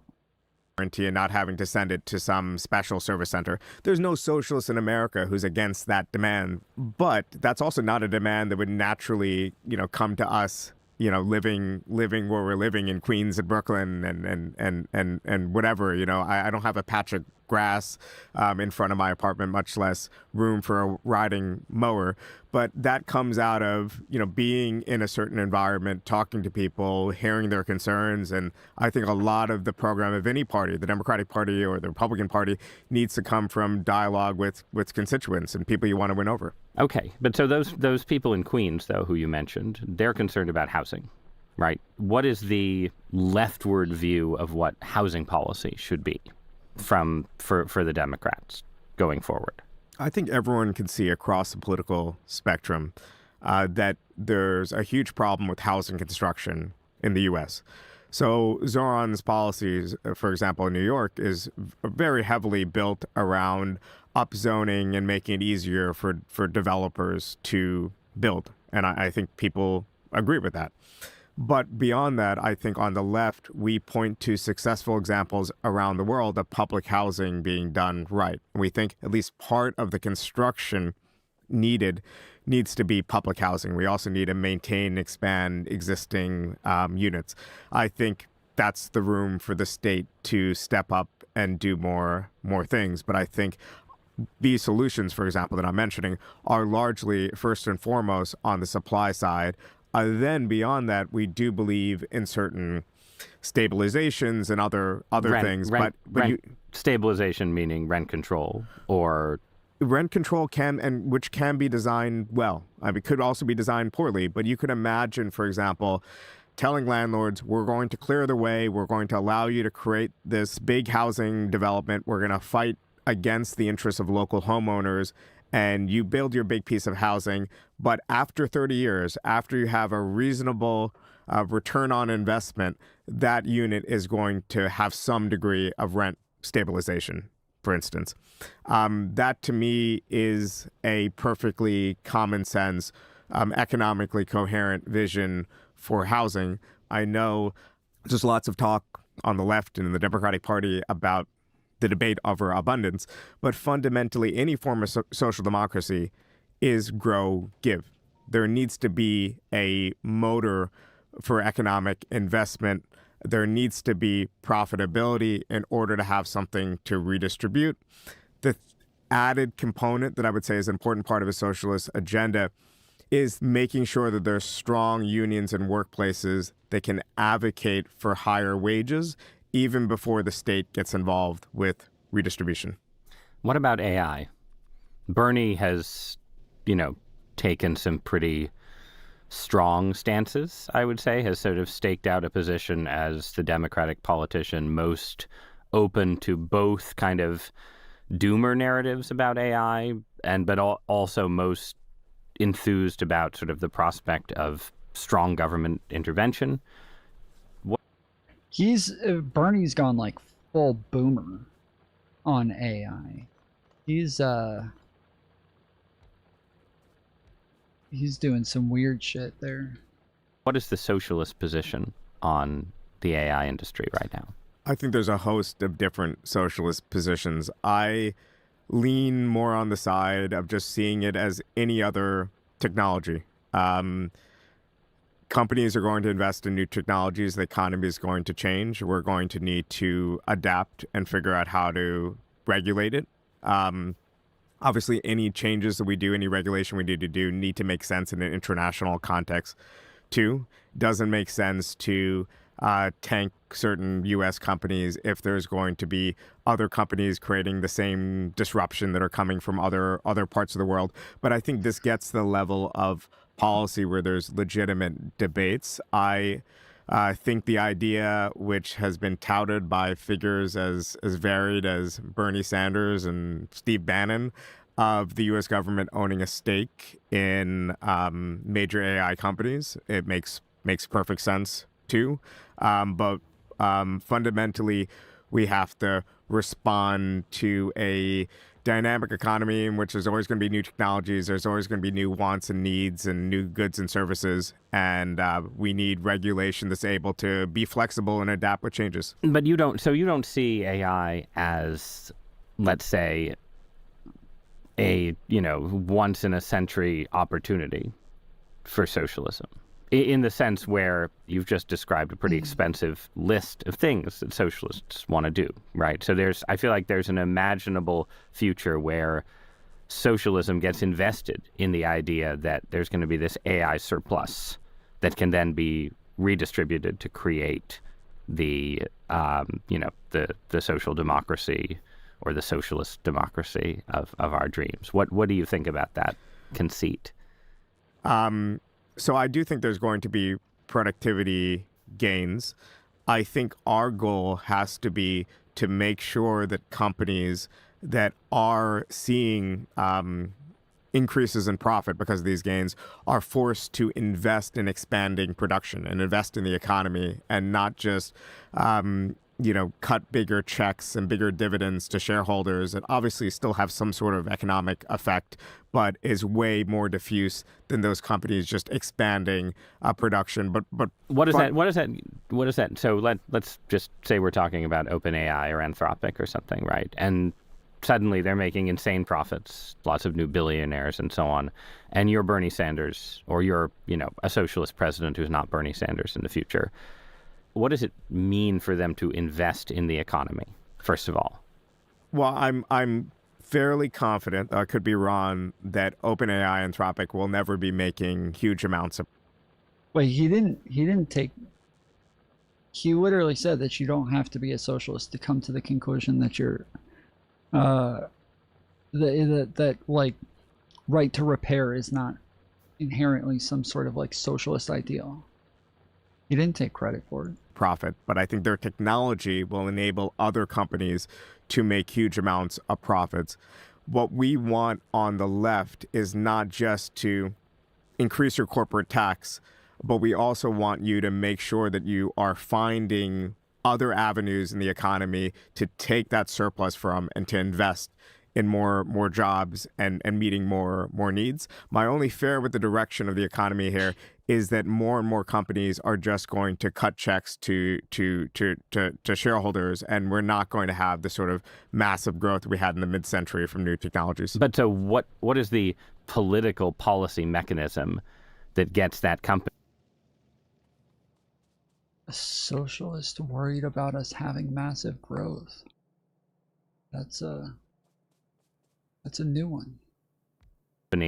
To, invest in 6 new factories in Wisconsin instead of doing shareholder capitalism. One mechanism is actually stronger unions. I know this sounds counterintuitive, but stronger unions and forms of sectoral and centralized bargaining. So basically saying to companies, now you have to, across the board, your competitors have to deal with the same wage floor too. Now you have to deal with demands of paying auto workers an extra $5, $10, $15 an hour.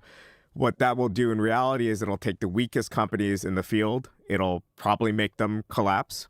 It would allow the companies in the middle of the field to kind of survive and continue to find ways to innovate the level of labor techniques and labor-saving technology. Bro, this is fucking crazy. This is fucking crazy. I've never heard socialists talk like this before. What the fuck is happening? And it would enable the companies at the top of the sectors, the benchmarks producers, to be able to have some excess profits that they could then, invest to maintain their market share. That's just a classic example from social democracy of something that seems like it would tank the economy, stronger unions, actually being used to push the economy towards more productivity and more technology. You're using unions to create, in effect, stronger market pressures. Exactly. It's still, I think, part of the logic behind even crude measures like the minimum wage. Part of that logic, let's not just... We're going to drive all of these other companies out of business by what? Like, this is not tanky language. This is odd. Sweat out labor. Let's figure out a way to make companies more productive. I think those are all sorts of mechanisms. I'm just using those as examples that aren't just regulatory. It isn't just ex post redistribution. I'm also for smart, common sense regulations. And of course, obviously for redistribution, socialism needs a tax base for a welfare state. But just pulling back, I feel like we've danced around this a little bit. So let me just ask it directly. Is democratic socialism compatible with capitalism? In the long term, no. We're anti-capitalist. We want a world beyond capitalism. But in the short term, while we're within a capitalist economy, of course, we need firms that are profitable, that are providing employment, that are providing taxation. So I think to govern in the short term as social democrats, we need profitable firms. But in the long term, I don't hide my desire that I think the economy should be socialized, even if I think in this socialized economy, there needs to be a role for markets and also a role for worker-controlled firms to be able to meet people's needs and... What does Tom think a tanky is? A tanky is like authoritarian communists that's generally, well, not generally, but like an essential aspect of it is that they're they do a lot of apologia for the USSR, sometimes even Mao, but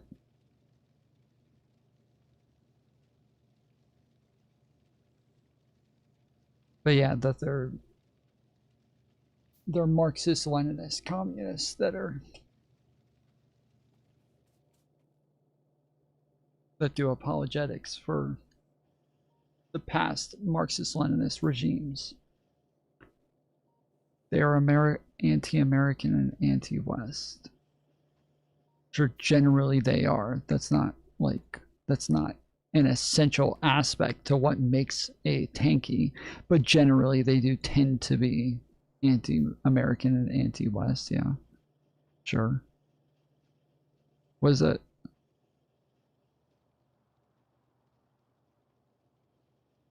What does that have to do with what we were talking about? that is an essential aspect of a tanky. Yes. I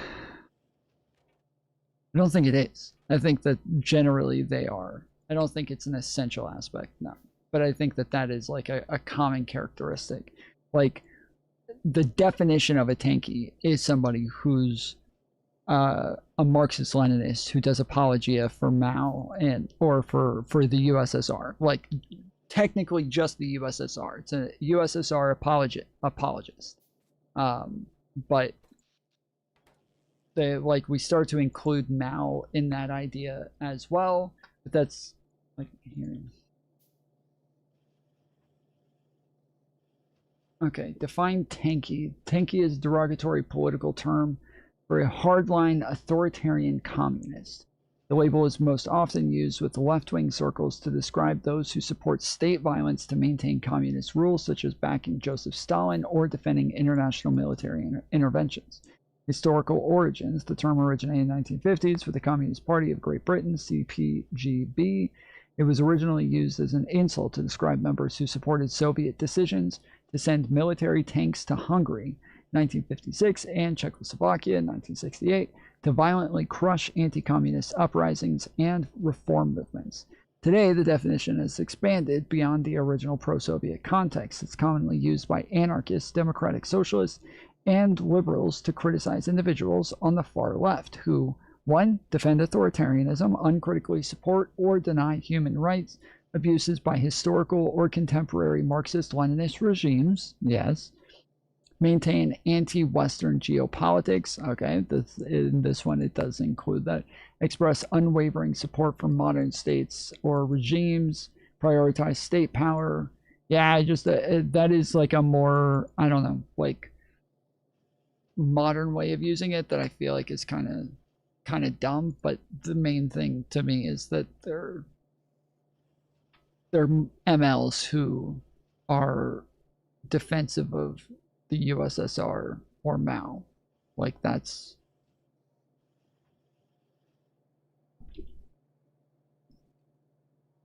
USSR was anti-American and anti-West, but there's more than one group that applies, so we need a better description.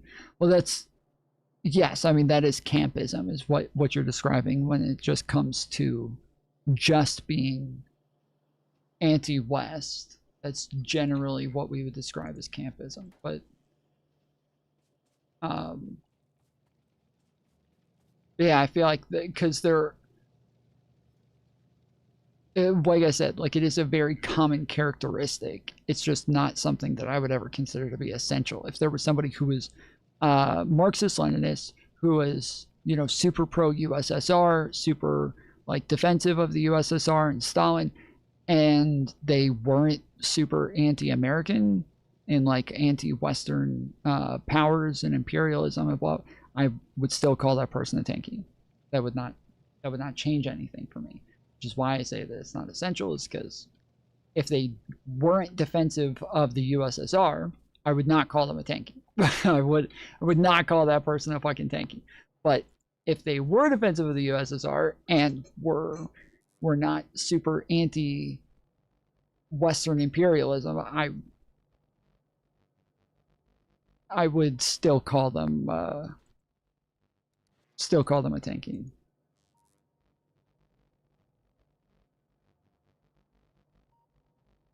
Provide new goods and services. What's the distinction you make between capitalism and markets then? Well, I think markets existed before capitalism. Capitalism is a regime.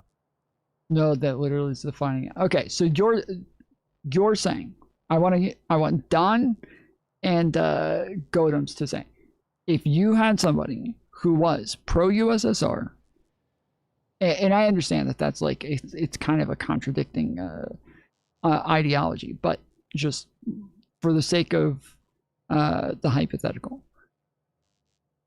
we're talking about somebody who is pro-USSR and you know, defensive. They're Marxist-Leninists. They're defensive of Mao. They're defensive of Lenin. They're defensive of the USSR, and they are not anti-Western alliances, and they're they're not a campus, you're saying you would no longer call that person a tanky, right?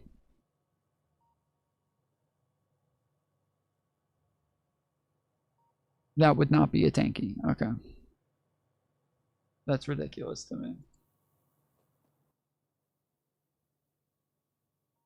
But I feel like everybody just calls everything a tanky these days. Like DGG literally calls anybody who's a fucking socialist a tanky, or, you know, anybody who's like just a Marxist a tanky.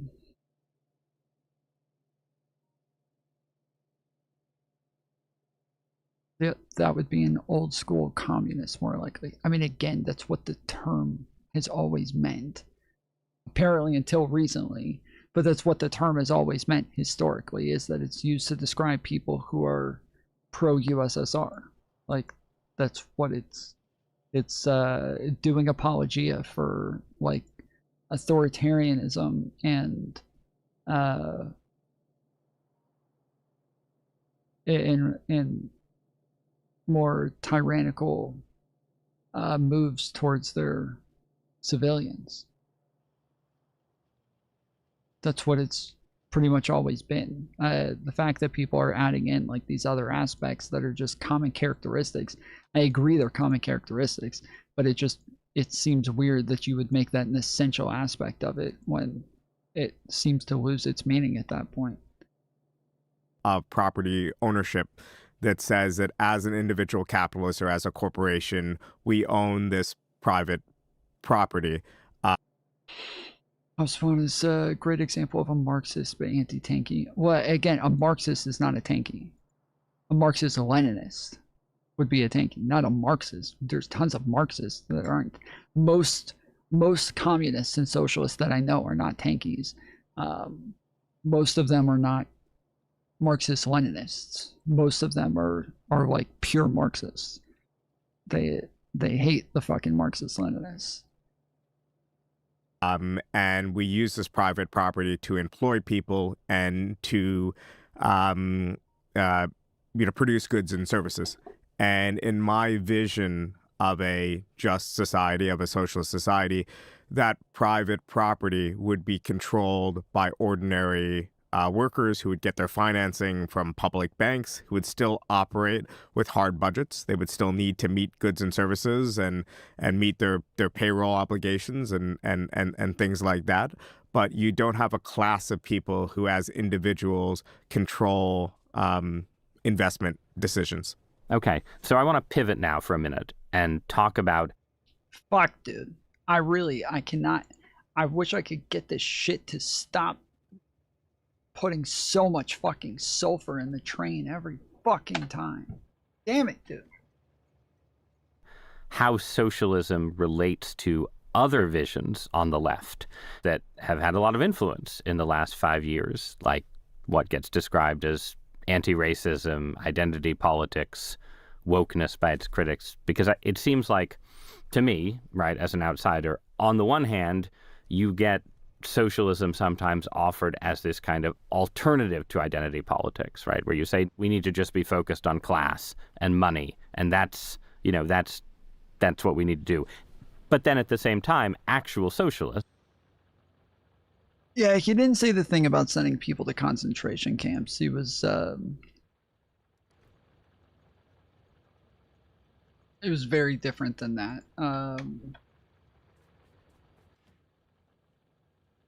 Initially, that's the way that I took it, but I was told to go back and watch it, and I was wrong. That is not what he said. You're talking about the episode of the what's it called, The Leftovers, with him and Ethan. Actual socialist politicians tend to have very progressive views on social and cultural issues, right? So tell me, how is the socialism that is having a moment now, had a moment with Bernie, how is it related to progressive cultural politics? Well, I've been identified as being a member of the anti-identitarian left, but I myself do believe that if people are facing oppression, if they're facing some type of discrimination, then of course they shouldn't be discriminated against, and they have the right to organize as their own groups and lobby for change and redress, and I'll be fighting alongside them. I just am fundamentally not so pessimistic about the United States at a social and cultural level. There's been plenty of studies, including one by the Center for Working Class Politics, that makes the argument that U.S. workers are indeed moving leftward on cultural and social issues. They're just moving leftward at a less rapid pace than professionals. So to me, if you have a group of people who say, you know what, I think that it's a complicated issue, but I believe in a woman's right to choose. And then you tell them, well, what about late-term abortions? What about this? What about that? It's almost like the left is trying to, through this Overton window theory of politics, is trying to just they're taking a yes and they're demanding a much harder position than they deserve. Same thing, obviously, with immigration and a host of issues. My parents came to this country for a reason. The year before I was born, the United States has been an incredibly welcoming home. I still think it's the best or one of the best places for immigrants on the planet. So to some extent, it does sound like you think that the left took a wrong turn in sort of... Wasted design tipped $5. Run a train on Kyle Tom. Pouting face emoji. Run a train on Kyle? What the fuck does that mean?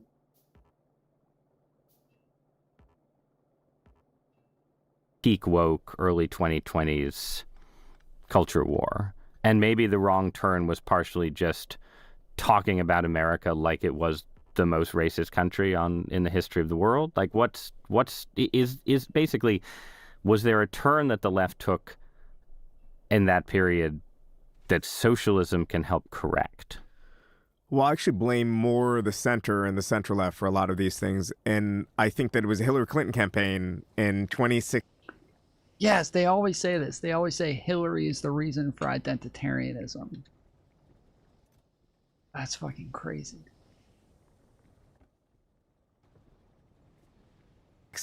That tried to draw these extreme contrasts. I remember Bernie Sanders was killed because he had an ad with a Simon and Garfunkel song on it, America.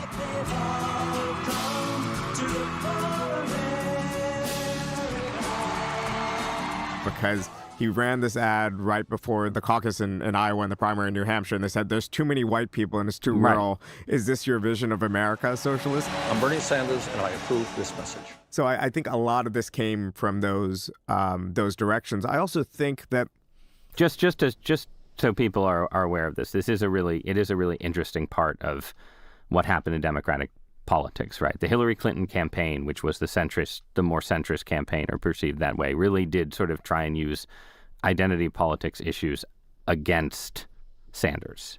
It's true that the center sort of tried to weaponize identity politics against the left, but the left didn't necessarily resist, did it? I think by the time he ran in 2020, Bernie did try to frame more things. His old universal demands he kept, but he would explain why they were good, often in terms of closing disparities. Right. We need Medicare for all, and Medicare for all is anti-racist because disproportionately it's going to help uninsured people who are black and brown. And, at a certain level, obviously that's right. But it seems like a weird way to pitch a universal program is talking about, disparity. But I would push back on just one thing you said, which is America was the most racist country in the history of the world. And I think the left actually does a great discredit to its own history when it pretends like it still is. Because we're a country that fought a revolution led by the left, in my opinion, that abolished slavery by force of arms, not slow and gradual emancipation. We fought against Jim Crow, and we got rid of that also with socialists. I don't know that we were ever the most racist country in the world. I think we were the most effectively racist. Like, they're obviously in effect we were able to do a lot more because we had a lot more resources, and so we were able to use that racism in a way that other countries weren't really capable of.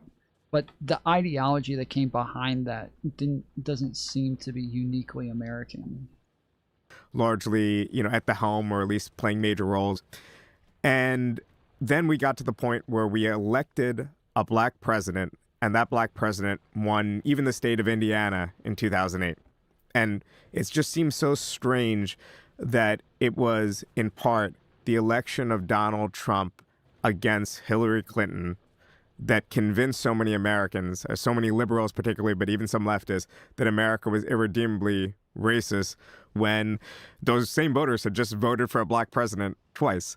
So in a way, I think I want to recover some of the optimism about the U.S. we felt during the Obama years, and also, for what it's worth, that my parents still feel about the U.S. as so many immigrants, Latino and other immigrants feel about the U.S., which is they came here for a reason. This is a good place. This is a good country filled with, by and large, good people. Yeah, so it's a story where it is maybe as critical of the American past as peak woke was, but has a much more heroic narrative about what's happened since. Absolutely. Is that fair to say? How much room in that narrative is there for actual cultural moderation? Like, is there a world where you can be a socialist or socialist-friendly politician and, let's say, not be in favor of abolishing ICE, or not be in favor of transgender girls in girls' locker rooms, or you could pick whatever issue you want, right? But, like, is there a world where socialists can get away from cultural litmus tests or not? Well, first of all, it has to be on an issue that you actually believe in. So, yes. so helpful. That's helpful. On immigration, I am actually a very orthodox leftist, and I want to abolish ICE. Obviously, we still need some sort of border enforcement and customs, but at least go back to the norm before ICE. This is that radical demand, but that's the demand. I mean, Bernie Sanders. We've gone over this a bunch of times. Bernie Sanders was very close to Donald Trump in terms of policy prescriptions for what he wanted to do with the border, where he was kind of an isolationist. He wanted to stop working with other countries, but on top of that, he also said that immigrants are coming in and taking your jobs, that we need to stop all of the immigrants because they're taking jobs from hardworking Americans, and that we need to enforce the border because otherwise we don't have a nation state anymore. He had very similar rhetoric to Trump, and not in terms of demonizing immigrants, obviously, but in terms of the policy prescriptions that he had. He was very similar to Trump in those ways. And I'll make, but then I look at a figure who's not a socialist, but a left populist like Dan Osborne. And he'll talk to an audience with Trump voters, and he'll have two lines, and the first will make every socialist in America gasp, and he'll say, I agree with Donald Trump, we need a strong border. But then his second line will be, but I can't tolerate. Two lines, and the first will make every socialist in America gasp, and he'll say, I agree with Donald Trump, we need a strong norm before ICE. This is that radical demand, but that's the demand I'll make. But then I look at a figure who's not a socialist, but a left populist like Dan Osborne, and he'll talk to an audience with Trump voters, and he'll have two lines, and the first will make every socialist in America gasp, and he'll say, I agree with Donald Trump, we need a strong border. But then his second line will be, but I can't tolerate what ICE is doing, separating mothers from their children. This is a problem. And everyone in the room will clap and applaud. And I ask you, what is more progressive? Me saying what I say about ICE, and I truly believe about ICE in New York City, or Dan Osborne saying those two sentences in Nebraska? And I think that on a host of these issues, as we have candidates that are running viable campaigns, as they're running in different districts, including in semi-rural and rural districts where Democrats themselves, liberalism is totally wiped out as a brand, I imagine socialists will adopt different rhetoric on different things. They obviously have to adopt rhetoric that they believe in, because authenticity is a big part of our brand. People, when they talk to Azor and Mamdani, a common response when we were canvassing was something like, he says what he means, even if I disagree with him. And obviously Trump has some of that factor too. And I think authenticity is the opposite of focus group politics. We have to, balance the two. Yeah. No, I think that makes sense. I, though, also think that so far, the pattern I've seen is that there's a lot of people in the Democratic Party who say we can move to the left on economics as a way to avoid talking about cultural issues. And the trans sports issue is a good example, right? You heard this from Plattner before his flame out, right? He would say people who want to talk about this issue just want to distract you from inequality and class. And that's, that can be an effect. I mean, this is what the socialists call, again, class reductionism, where you think that fixing class issues will fix racial issues, and that racial issues have to be fixed first. At least pure Marxists will say this. Marxists will say that this is class reductionism, and that you can't fix race by fixing class.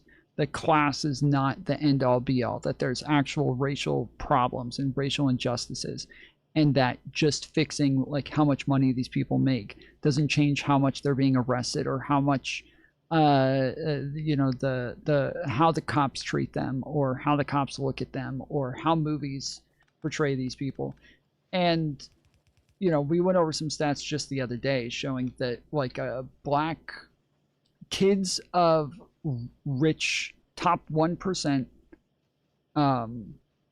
black kids of top 1%ers get arrested at the same rates as white kids of parents who are making $30,000 a year or less.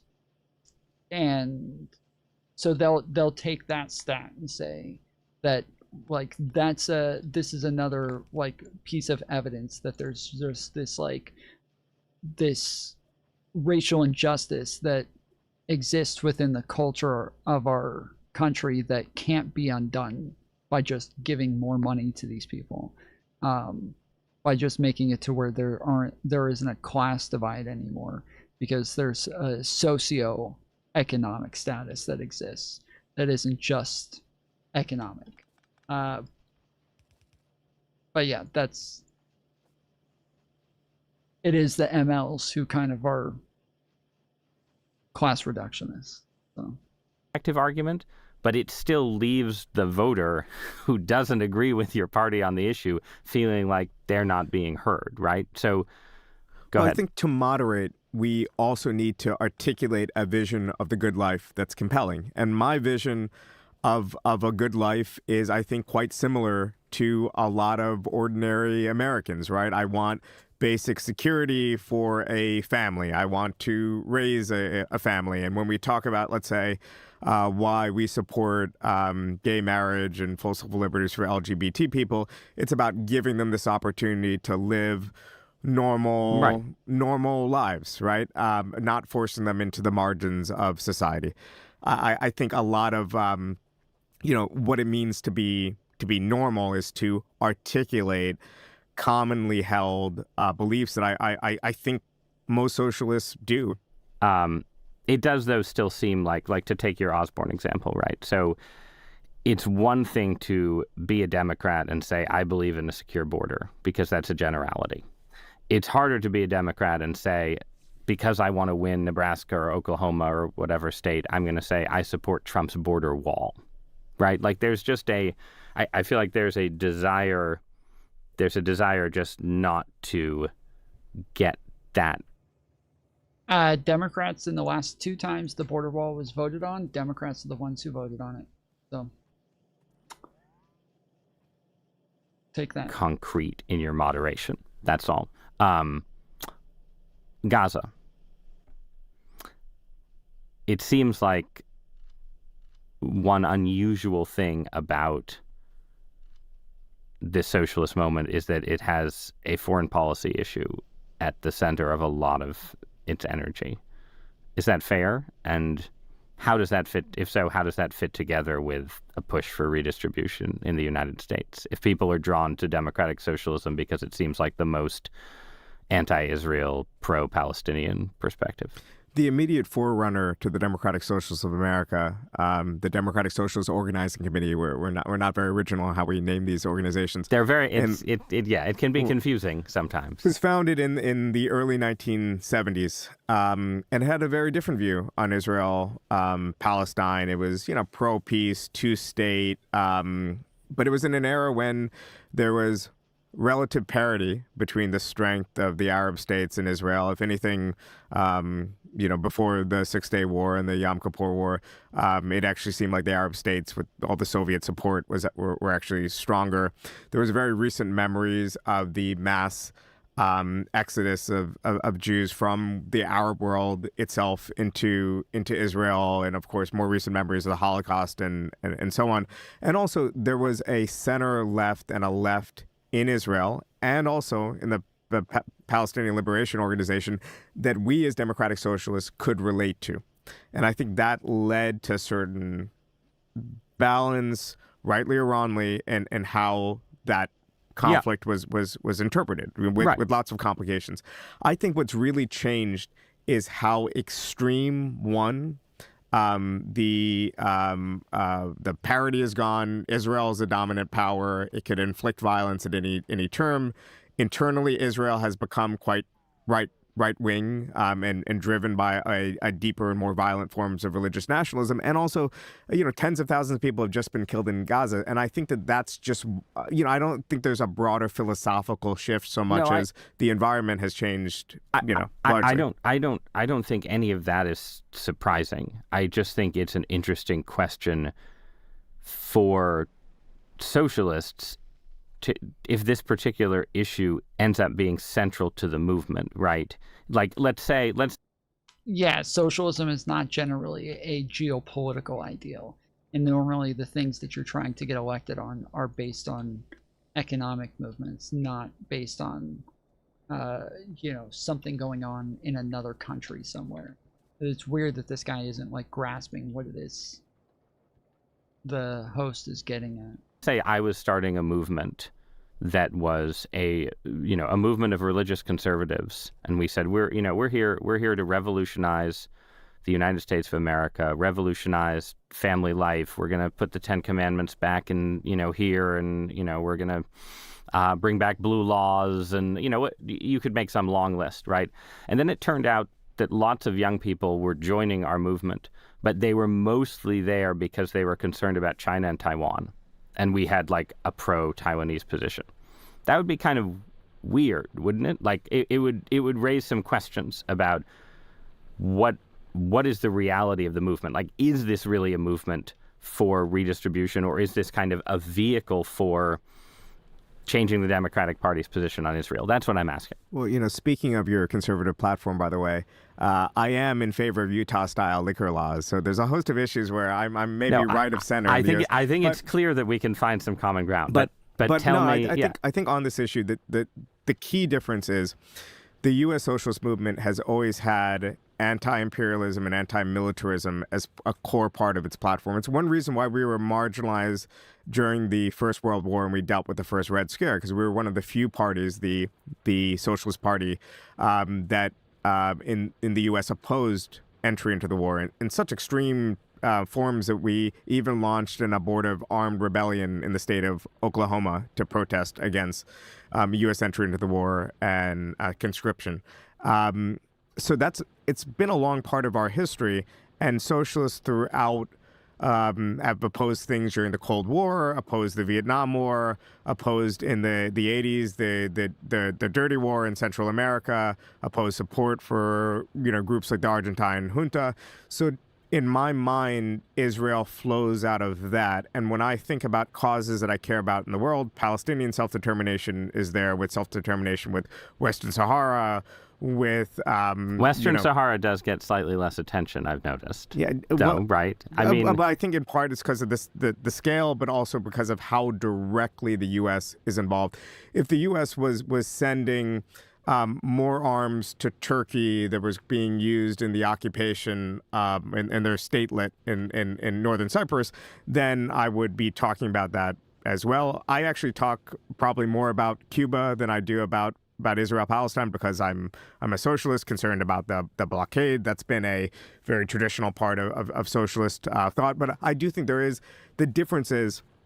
Anti-imperialism, anti-militarism has always been a part of the socialist movement as a programmatic level. But I would say among young people, Israel, Palestine has been a symbol, and it has become this, I think, in not just the hard left, but across Gen Z and millennials, including people who otherwise are not super politicized or down with the rest of the socialist program. It has become this popular issue. But because of our credibility talking about U.S.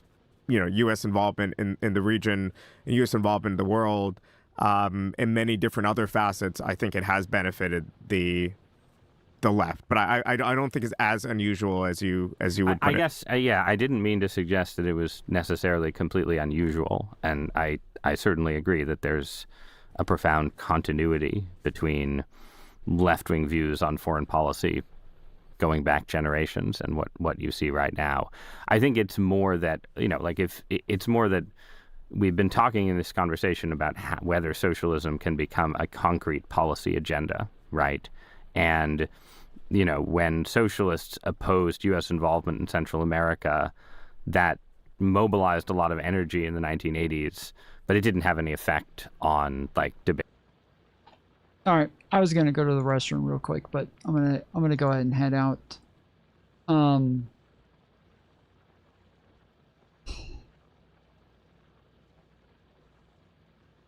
don't think we have any debates this week. Yeah, I'm not sure. There's something you guys want me to debate. Make sure you join the Discord. Link is in the description. There's sections in the Discord for you to recommend things, and then there's also sections for you to recommend content. So stuff that you want me to review, stuff that you want me to talk about. There's sections in the Discord.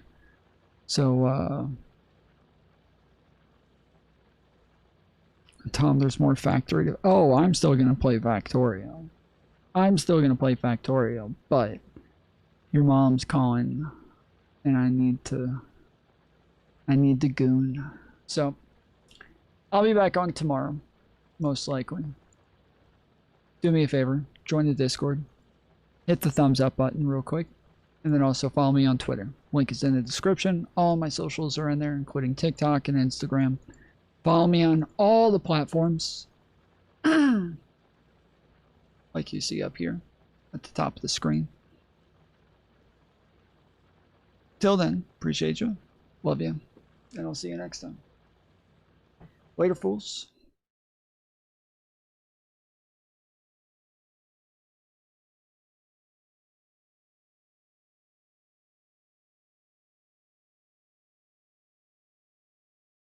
The wind is bullshit.